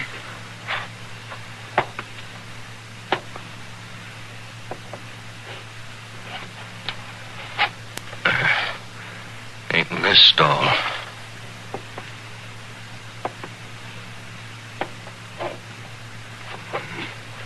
No. This one neither. Mort. Hmm? Mort. He's in the loft. I seen something moving up there. You get him, Rope.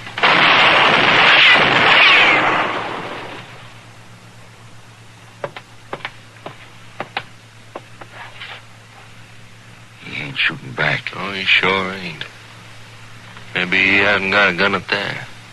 Or maybe you hit him. He could be trying to fool us. He ain't got that kind of time. I'm gonna go up after him. You shoot anything that moves.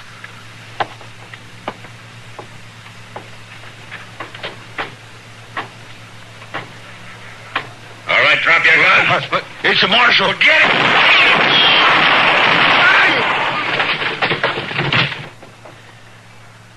They're both down, Mr. Dillon. That big one fell off the ladder. Go over and get his gun, Chester. This one's dead. Yes, sir. He dead too, Mr. Dillon. Yeah. Doc? Doc, you all right? Well, certainly I'm all right. Well, come on down then. Gladly, man, gladly. Not too comfortable up there.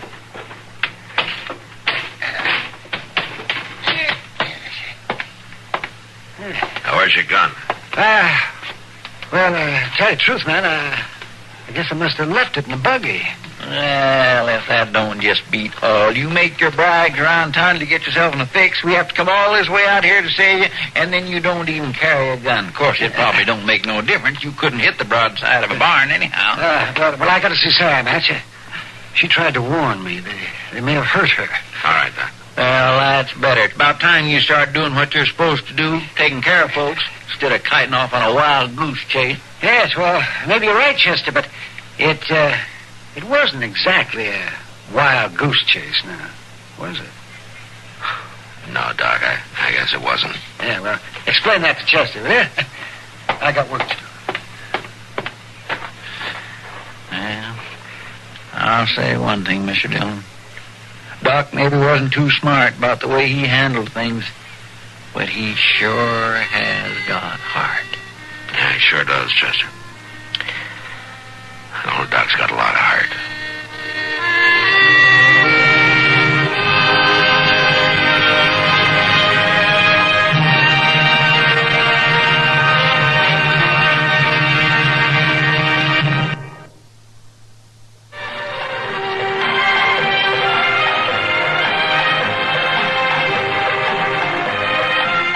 Gunsmoke. Produced and directed by Norman McDonald, stars William Conrad as Matt Dillon, U.S. Marshal. The story was specially written for Gunsmoke by Marion Clark, with editorial supervision by John Meston. Featured in the cast were Helen Flee, Irene Anders, and Sam Edwards.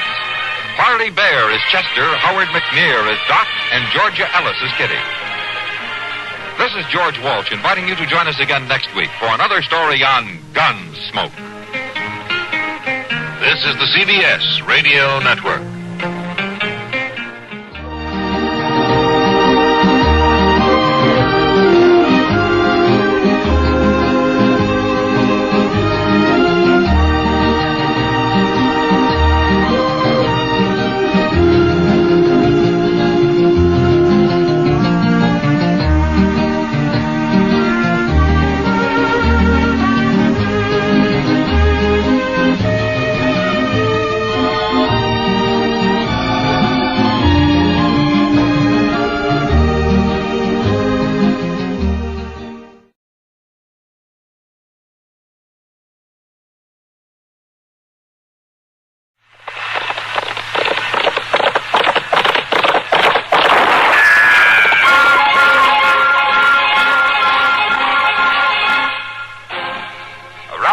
City and in the territory on West, there's just one way to handle the killers and the spoilers, and that's with a U.S. Marshal and the smell of Gunsmoke.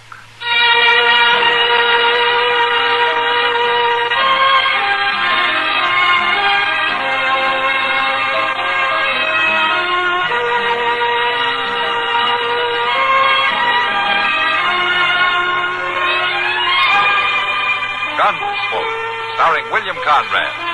Story of the violence that moved west with young America, and the story of a man who moved with it. I'm that man, Matt Dillon, United States Marshal. The first man they look for and the last they want to meet. It's a chancy job, and it makes a man watchful and a little lonely.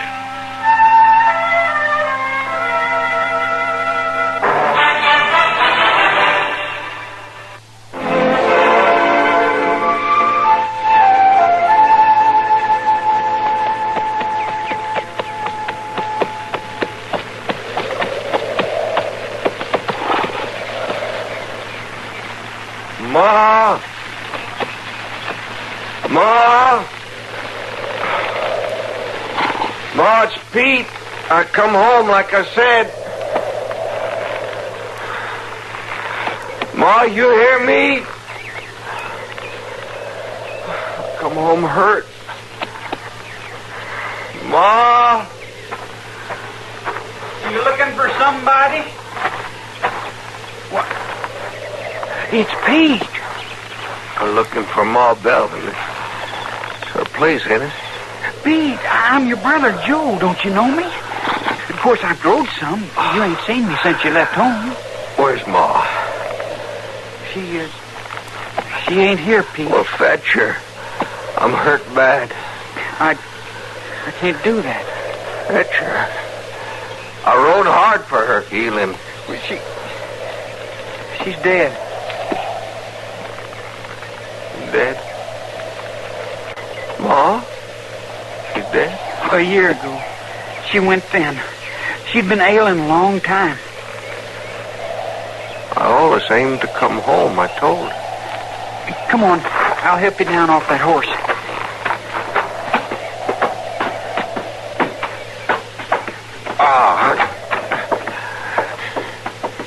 Here, in the back room.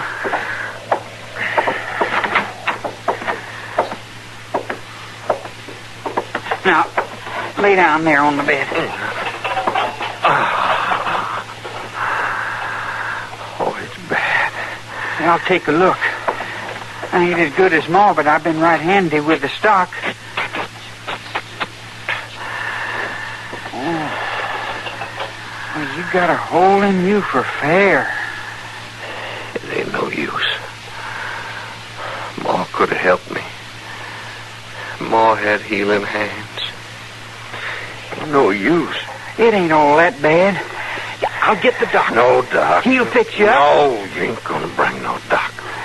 You talk light-headed, Pete. A doc knows more about healing than Ma Bring did. the doc, you'll bring the law. The law? Leave it be. You wanted, Pete? I said leave it be. I gotta know. All right, you gotta know. I'm wanted. The law wants me. What for? We robbed a bank. I got shot. I come home. I brung my share out in them saddlebags. I come home for Ma's healing. I brung the money. I'm glad she didn't know.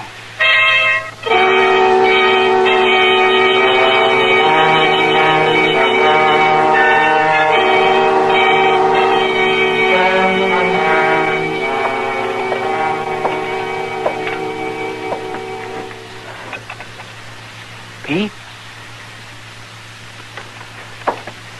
Pete? I'll bring you some breakfast. I can't eat. You gotta try. You gotta keep your strength up. You worsen like this, I gotta do something, Pete. No use. Now, you just listen to me a little bit. I've been thinking.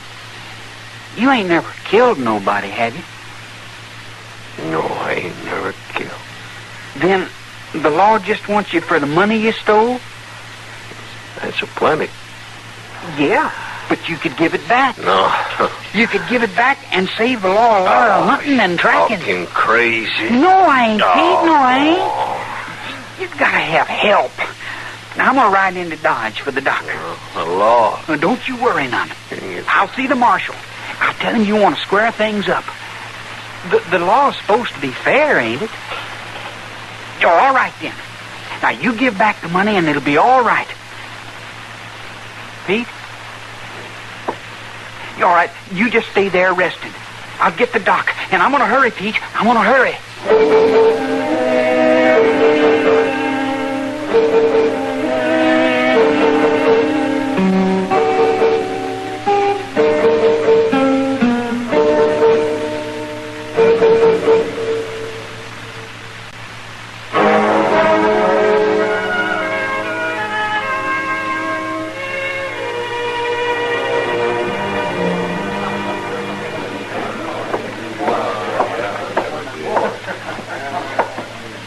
Here you are, Matt. Oh, thank you, Kitty.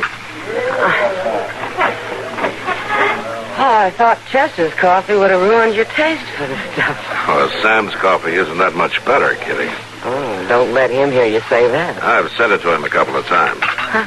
What'd Sam say? He said I could always drink whiskey. Well, he's right about that. Yeah. You know, he may be making the coffee bad on purpose. Oh, well, now, I don't know about... Yeah, right here, son. I'd like to talk to you. Well, why don't you sit down, son? Well, thank you, ma'am, but I ain't just easy in a place like this. Would you come outside, Marshal? All right, son. I'll see you later, Kitty. Sure, Matt. What's your name, boy? Joe Belvin. Belvin? Well, your place is east of town, isn't it? About 12 miles. I haven't talked to you before, have I? No, Marshal. I ain't spent much time in town. Ma didn't take to a man wasting himself in a town like Dodge. Oh. All right, Joe, we can talk here. What can I do for you? Well, Marshal, it's about the law. Yeah. What about the law? I've been figuring on a problem. Well, go on. The law is writ so's to be fair, ain't it? that's the general idea, yeah. It ain't just for locking up and hanging, is it? Maybe you better tell me what you're driving at, Joe. Well, it's like this, Marshal. Suppose a man done something wrong, and then he squares it up. Wouldn't be no use to arrest him now, would there? That would depend on what he'd done. Well, like robbing a bank? Oh. Now, that'd be pretty hard to square, Joe. But the way I figured, Marshal, a man, if he hadn't hurt nobody, could save the law a lot of trouble. How's that? Well, he could turn the money back, couldn't he? Yeah, he could do that. That's what I said. That's the way I seen it. He'd be square. Yeah, but he'd still have to stand trial, Joe. What kind of law is that? The law that was broken. That ain't right, Marshal. The law's supposed to help folks, ain't it? It's not supposed to help folks rob a bank, Joe. But wouldn't it be easier for you if you got the money? Now, listen to me. I don't know what's on your mind, but I can tell you what's on mine. I'm not interested in things being easier. Getting hold of the money wouldn't make no difference? Wouldn't make any difference. It don't seem that the law will help a man, and that's a fact. He could do better without it. Joe, you get ideas like that in your head, and you're bound for trouble. You ain't offered me nothing but trouble. I'll be moving on, Marshal, and thanks for nothing. I won't be forgetting neither. I hope you won't, Joe.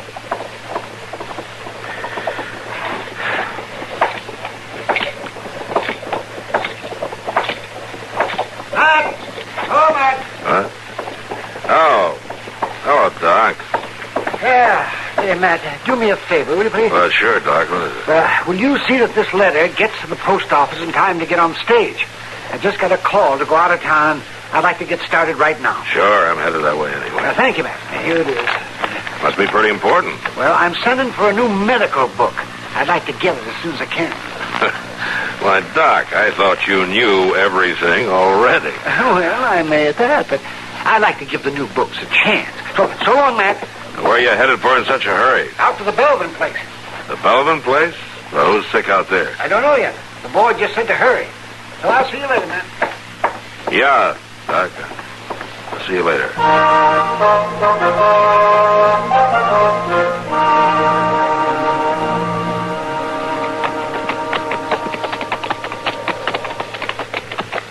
It's a pretty long 12 miles, if you ask me. You know, folks hear you talk like that, Chester, they'll say you're getting old. Well, folks can just mind their own business. I don't mind riding out nowheres when I know what I'm doing, but this don't make much sense to me, Mr. Dillon. I'm frank to tell you that. I'm sorry you don't approve, Chester. Riding out here to see about somebody that's sick, we don't even know who it is. Well, that's the doc's job, ain't it? Well, I have a hunch it may be our job, too. Yeah, we turn in here. Yes, sir. I didn't know nobody else lived out here but that boy since the old lady died. Must be somebody there now. We'll ride right up to the porch. All right, sir.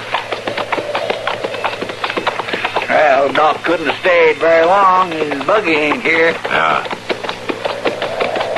Well, let's see who is here.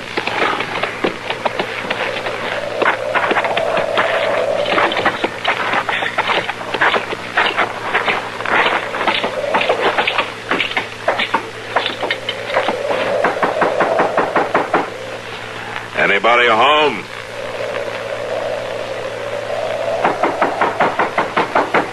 Open up. Well, if there's a sick person in there, he must be real bad off not to hear that. Yeah. Now let's go in.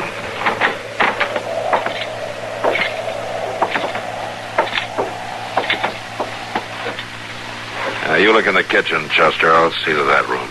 All right.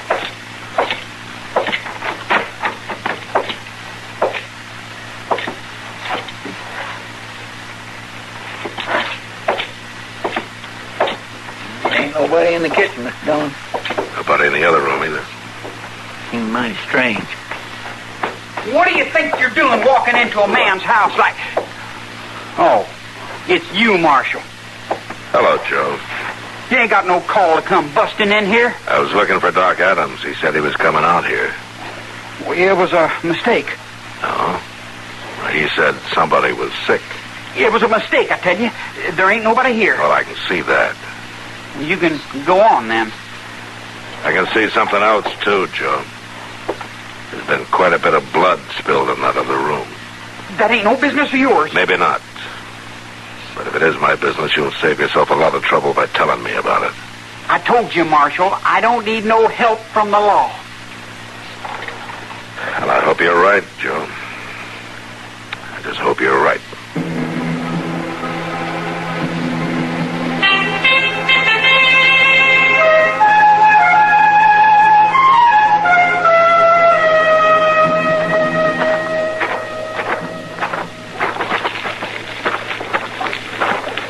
Who is that? It's me, Pete. Oh. They've gone. You didn't tell them nothing. I didn't tell them nothing, and I ain't going to neither. I told you you're going to dodge that. The Lord be on me. They ain't found you. I even got you out of the house before the doctor But come. you should have listened to me. You still gotta have help. Help? There ain't no help. Well, sure there is, Pete. I'll find it. I bet you Lo and Raleigh are laughing for fair. Lo and Raleigh? They friends of yours? Oh, sure. They're friends. They're partners. Where are they, Pete? Sure would like to see me. They're someplace near? Oh, they ain't far. They wouldn't be far. Come on, Pete. Tell me where to find them. They wouldn't be far. Where would they be? I rode off and left them. I come home from Ma's healing. Where, Pete? Ma. Tell me where. I rode off and left them. That shack near the creek, near Reed's Creek. All right. You just lie easy. Joe. Yeah, Pete? You ain't gonna bring the law on me. Don't you worry about that. We'll get help without the danged old law. You just lie easy. I'll be back.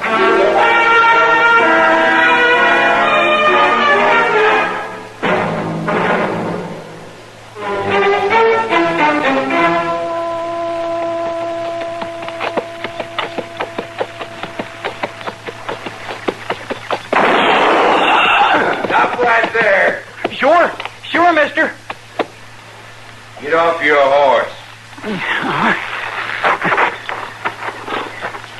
Now walk up here, nice and slow and easy. You don't need to worry none about me. That's right, Sonny, I don't. You got a gun? No, mister, I ain't.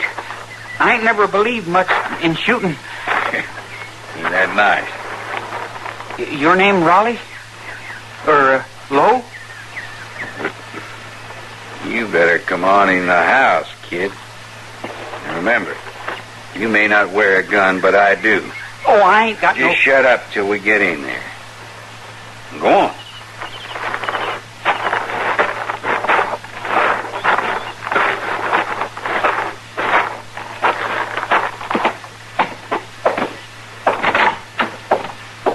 Why didn't you finish him out there? Well, now, Raleigh, this young fella's kind of interesting. We ain't ought to take no chances. He knows both our names. Now, how do you suppose he found that out? Yeah, who told you? Why, And how do you suppose he knew right where to find us? You should have shot him. Plenty of time for that. First, though, I'd like to know a few answers. Well, there ain't nothing I You better make it good, kid. Raleigh gets awful nervous when folks know where he is. I'm trying to tell you. Pete sent me. Pete sent you? Well, now, ain't that interesting? Let's hear the whole story, kid. Well, he didn't exactly send me, but he needs help. And he told me you were his partner, so I come. So Pete needs help. And we'll go find him. Where is he, kid? Why, he's at the place. The home place. Out of Dodge. Oh, Pete went home. He come home shot? Yeah, I know. He figured Ma could heal him, but Ma's dead. I went for the doc, but the marshal wouldn't make no deal, so I hit him. I come to you for help. The marshal wouldn't make no deal. I just sounded him out some. But even if Pete gave back the money, the marshal said he'd have to stand trial. You told the marshal about the money? Oh, I didn't come right out and tell him, no, mister. I just wanted to find out if somebody gave the money back, would they go free? Then what did you do? Well, I rode back to the place and hid Pete and hid the money. And I come after you for help. You hear that, Raleigh? The kid come for our help. Yeah, and he knows where the money is. We better let him take us to old Pete, don't you think? Yeah, I guess we better.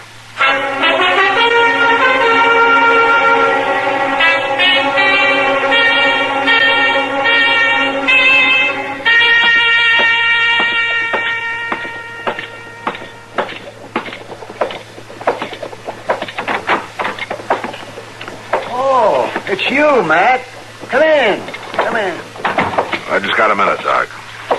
Well, sit down there. What's on your mind? I was wondering about that call you got to go out to the Belvin place. Well, you know, I was wondering about that, too. Oh, what do you mean? Well, when I got out there, Matt, there wasn't anybody there. No. If anybody had been sick, he sure got up and walked away in a hurry. The Belvin boy asked you to go out there, huh? Yeah, that's right. Just a few minutes before I saw you on Front Street, remember that? Uh-huh.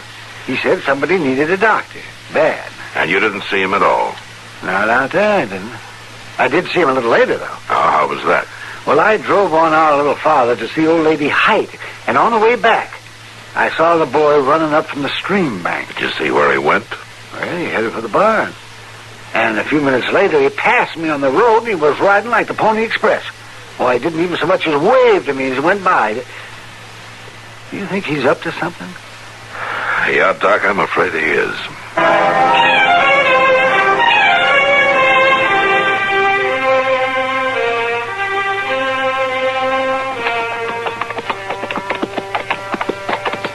We can leave the horses here. It's just a short spell down to the creek.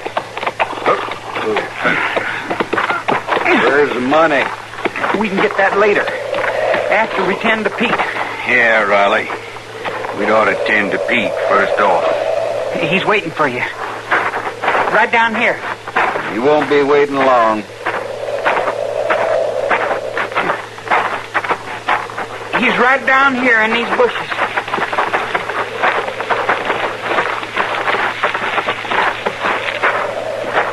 I brung them, Pete. I brung you partners. Oh, no. That's right, Pete. The kid brung us right here.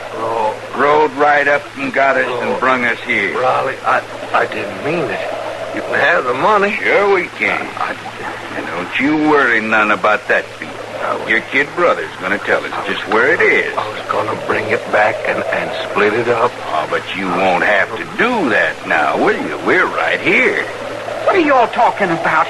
This ain't no time for jawing. Pete needs your help. Well, I'll tell you, kid. We're gonna fix it so Pete won't never need no more help at all. Get out of the way, kid. You're gonna shoot him?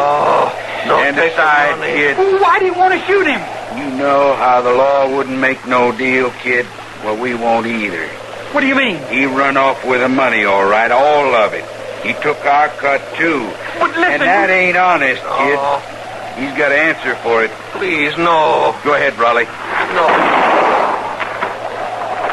You killed him. I came to you for help and you killed him. Stand easy, kid. You wouldn't want to make the same mistake your brother made, would you? Now, where's the money? I ain't gonna show you nothing. Persuade him a little, Raleigh. No! You gonna show us? No, I ain't. All right, Raleigh. Get him alone. Drop your gun. It's the law. Get him.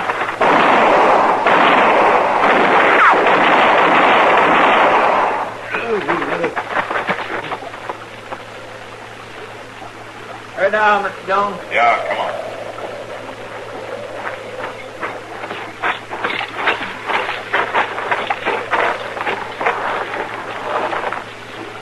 That big one's dead. Yeah. This other one's not going to live long. The You all right, Joe? Yeah, I'm all right. Now, still look here. He's dead, too. They shot my brother. He was hurt bad, and I brung them to help, and they shot him.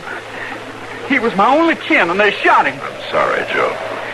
He would have given the money back, Marshal. He said so. They didn't give him no chance. He'd have been better off with the law, Joe. Well, you'd have locked him up. But he'd have had a chance. Now, come on, Chester. Let's get this one to Doc. I thought you said he was dying, Mr. Dillon. Yeah. But we've got to give him his chance, too.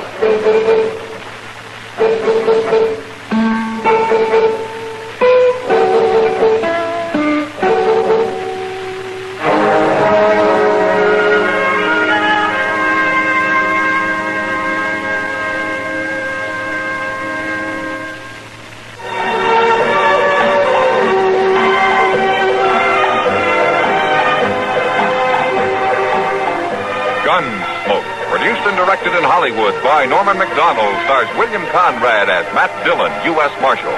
The story was specially written for Gunsmoke by Marion Clark, with editorial supervision by John Meston. Featured in the cast were Sam Edwards, Lawrence Dodkin, Harry Bartell, and Vic Perrin. Farley Bear is Chester, Howard McNear is Doc, and Georgia Hawkins is Kitty. This is George Walsh inviting you to join us again next week when CBS Radio presents another story on Gunsmoke.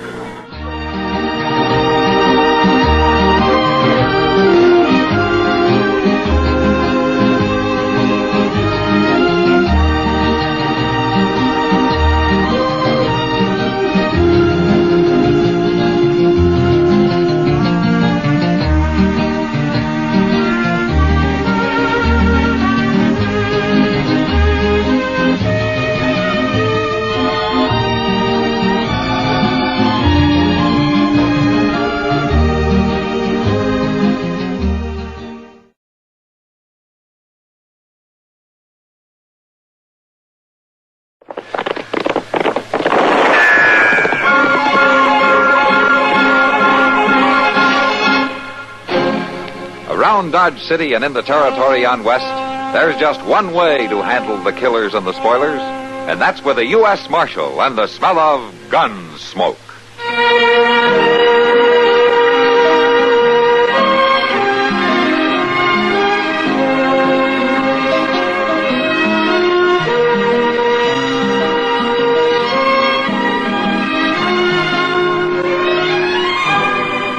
Gunsmoke, starring William Conrad, the story of the violence that moved west with young America, and the story of a man who moved with it. I'm that man, Matt Dillon, United States Marshal. The first man they look for and the last they want to meet. It's a chancy job, and it makes a man watchful and a little lonely.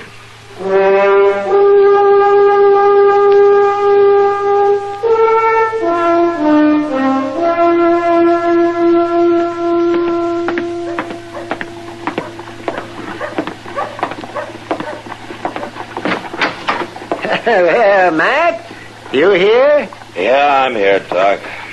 Come on in. Oh, well, how come you're in bed so early?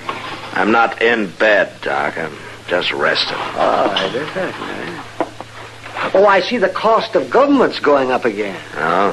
What makes you say that? The soles of your boots. They're worn almost through. I don't care. What's the matter? Aren't you feeling good? Sure, I feel fine, Doc. I always lie in bed till noon. Well, it just doesn't look right for you to be lying like this. Yes.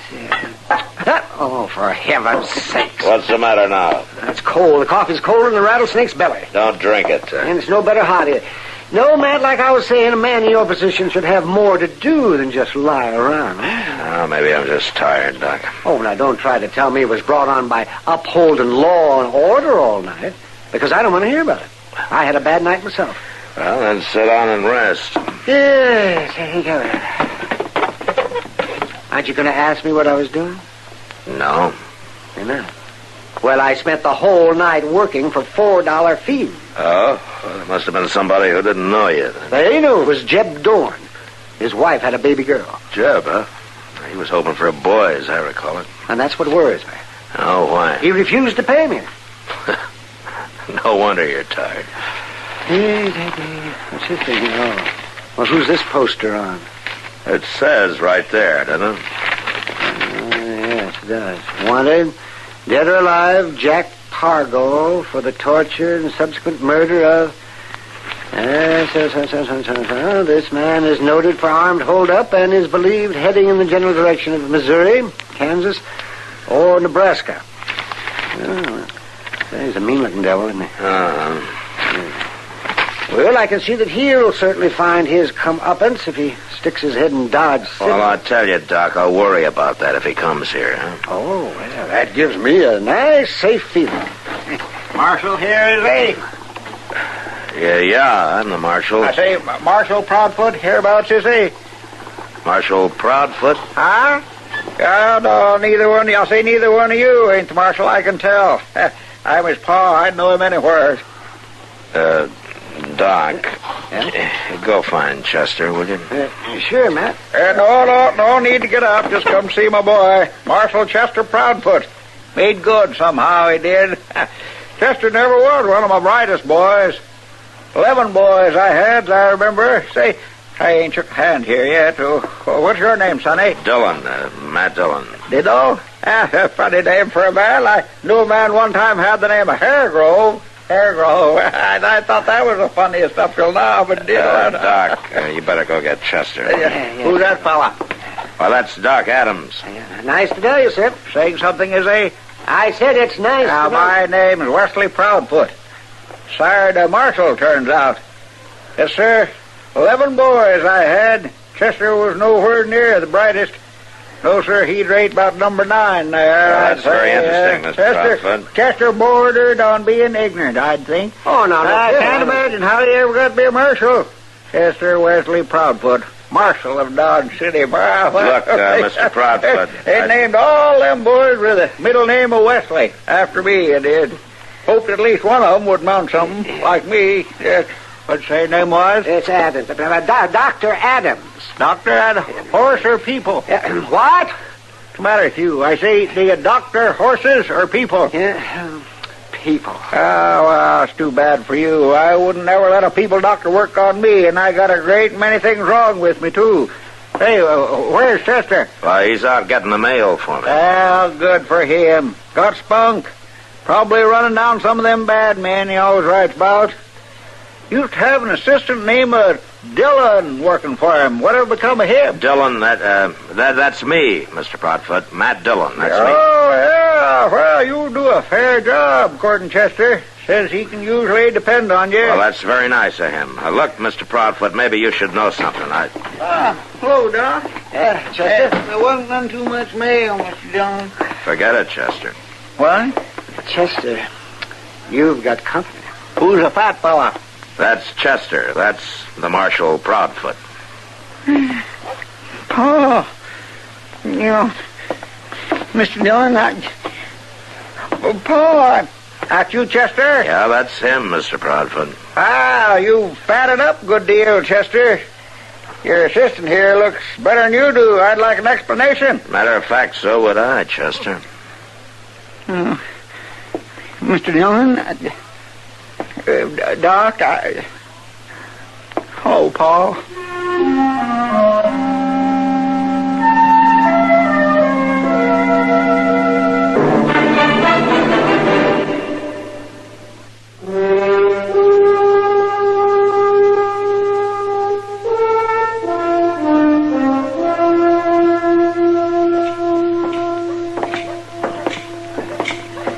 What are you going to do about it, Matt? Do about what, Doc? Chester.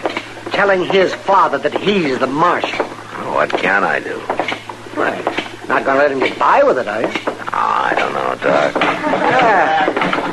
Wait a minute, Matt. No, Matt, no. Let me by. No? An assistant doesn't make too much, you know. Easy, Doc. Hello, Doc. Matt. Oh, Kitty. Doc, you're looking pretty strange today. How come? Tell her, Matt. You tell her, Doc. You're the one looking strange. Well, come on. Somebody tell me. Sit down. Thank you. Have you seen Chester, Kitty? No, why? Yeah, we may never see him again. What? What happened? Not much, really, but I'm sure he wishes he was dead right now. Oh, what's this all about? Chester's father came to town today. Well, what's so terrible about that? He thinks Chester is the marshal here. What? Yeah, that's right, Kitty. Chester wrote to his father, and he probably stretched the truth a little bit, like we all do sometimes. Oh, no.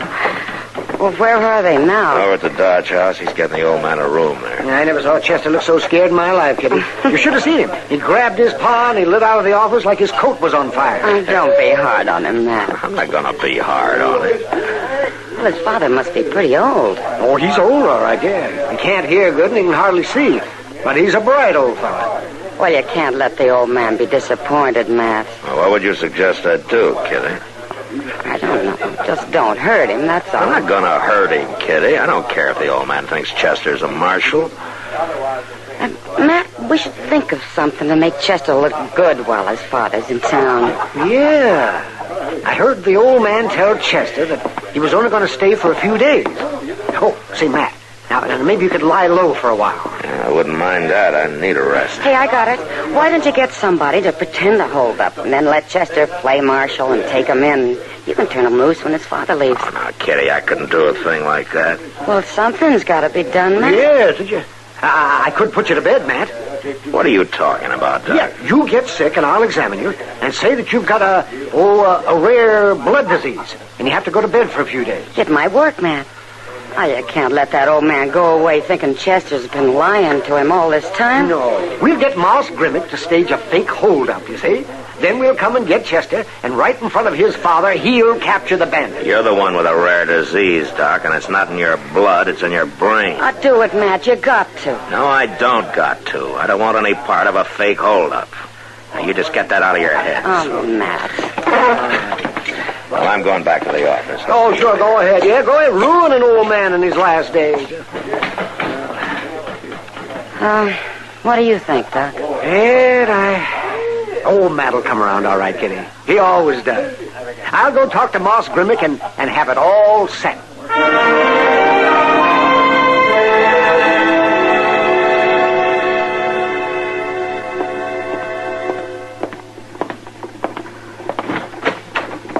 Anybody here?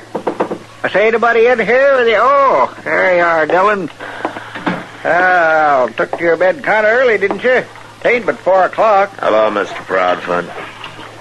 Where's Chester? Yes. Well, I guess you got such a dead little town on your hands you can do that, you and Chester. I say, where is Chester? Saying something? I said, where's Chester? Don't yell like that. Hurts my ear pans when you bellow around like that. You got a pretty big voice on you there, Dillon. What's the matter with you? Feeling poorly, are you? I say feeling poorly, are you? I feel terrible. Too bad. Chester ain't feeling too good neither. Oh? Oh, been lolling around on my bed over at the rooming house all day. Good thing you boys got this dead town on your hands. Yeah. People be up the creek with both the marshal and his assistant in bed. Ooch over there. I say ooch over there. Let me take a look at you. Let me look at your eyes. Tell everything about how a man feels by looking to his... Look at me, Dillon. I can't help looking at you. That's it. That's coming. Yes, sir. You've got bad eyes there, Dillon. That one in particular. You got a good voice, but bad eyes. Them eyes remind me of Chester's Uncle Hector. Last time he looked all slack-jawed like that, he died the next day. Huh? What's say? Nothing. I didn't say anything. Oh, thought you talked. No. Yes, sir. Hector was Chester's fighting uncle. Reckon that's where Chester gets all his get up and go. Uh-huh. Yes. Well, something different, though. Hector fought again the law, Hector did. Ever seen a man stirred up again the law all the time like old Hector was? Have you had your dinner yet, Mr. Proudfoot? Oh, indeed, he was a winner. You're right there. Won all his battles. Killed 2 marshals, Hector did. Killed them dead. It's a good thing Chester's on the side of the law. Man that's a terror like that ought to be on the side of the law. Hey, Matt, you Chester here? ought to be. Hello, Mr. Proudfoot. Do what? Oh, you're here. Look here, you got a sick deputy here, Adams. Better go get a horse doctor and get him straightened out. What are you doing in bed, Matt? I'm in bed because I'm sick, Doc. Did you ever hear of anything like that?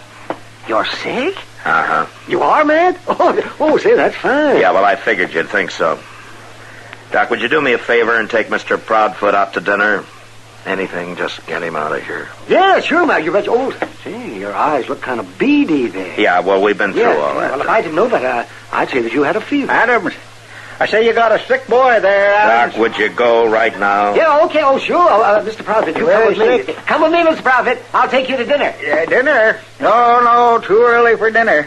Take a little glass of Dutch water with you, though, but don't let on Chester, will you? Yeah, Chester. I'll see you later, Matt, and I'll let Kitty know you're with us. Oh, fine, Doc. Good. Yeah. You let Kitty know I'm with you. Yes, You just fine. go. Yes, sir, Adams. That boy there is sicker than a pig.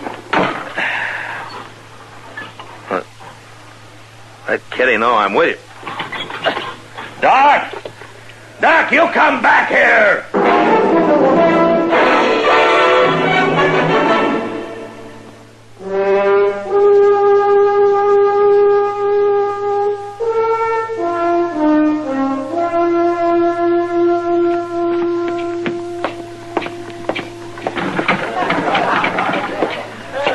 Hey, Kitty. Doc. Where's Doc? I don't know, Matt. He was here a little while ago. Why? Well, I've wasted a half hour looking at all the eating houses for him. He's got Chester's father with him. I got to stop him. Stop him from what? From that fool idea that you and he had. What do you mean, fool idea? Doc came by and said it was on, that you were playing sick in bed. Kitty, I was in bed because I really was sick, and I still am sick. Have you and Doc lost your senses? Well, we're just trying to help Chester, that's all. Now, look, what if somebody else sees that hold-up Moss Grimmick is staging? How do they know that he's just playing games, huh? Doc and I aren't going to let anybody get hurt, Matt. And you know Chester, he'll play along all the way. That's exactly what I'm afraid of. Oh, Kitty! All set, Kitty. Hello, Matt. Oh, you're on your feet for the fun. You call this thing off right now, Doc. Oh, no, it's too late, Matt. Chester and his father up at the Dodge House, and exactly 3 minutes from now, Moss Grimmick is going to rush up there and say there's a hold-up at the livery stable. And I'm putting a stop to it before somebody gets... What's that? I don't know. It's not time yet. Well, come on, Doc. You can watch the fun you started. Yes, come on. You know, something ought to knock your head off for this. Now, Matt, take it easy, Matt. Marshal Dillon. What? You better hurry. Chester just shot a man at the Dodge House. Good Lord! Come on, let me through here, will you please? Move aside. Let me through. Stand there. Matt, wait. Well, look. Chester's sitting on somebody. Chester, what are you doing? Get off of that man. Doc, check that one line over there, will you? I will. That's my boy, the marshal there, Dillon. Stand back. He shot and wounded one fella, and we subdued the other one. All right, Him Mr. cold, we Fine. did. Ain't a bad night's work, is it? No, Chester, will you get up? Well, Mr. Dillon, he tried to kill me and Paul. Get up, I said. He's unconscious. Oh, Matt, wait a minute. Look here. What is it, Doc? Look at this man.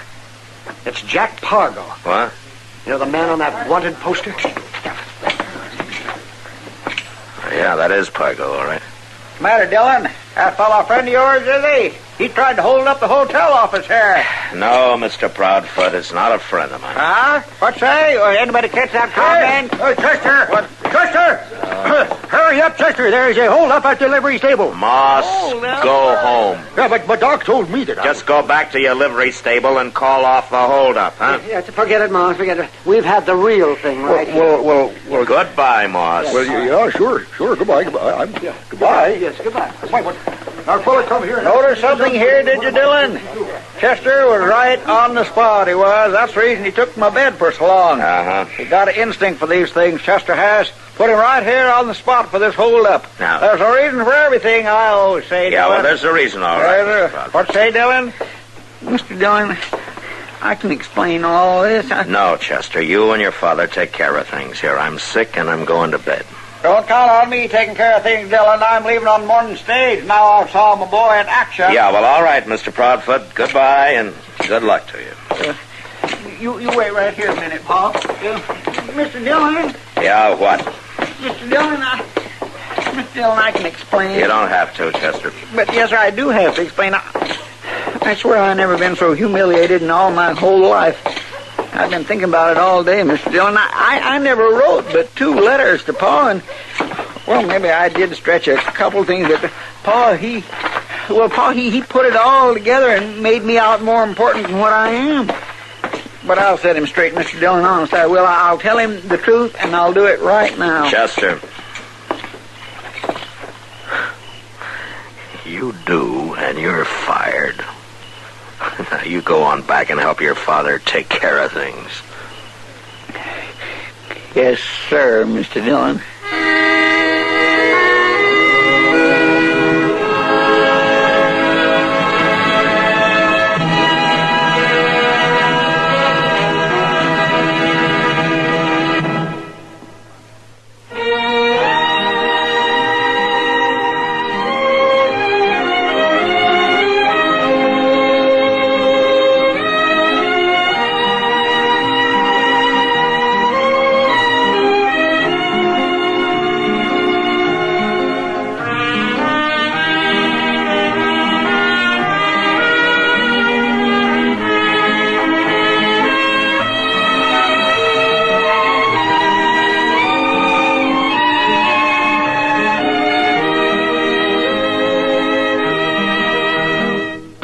Gunsmoke, produced and directed by Norman McDonald, stars William Conrad as Matt Dillon, U.S. Marshal.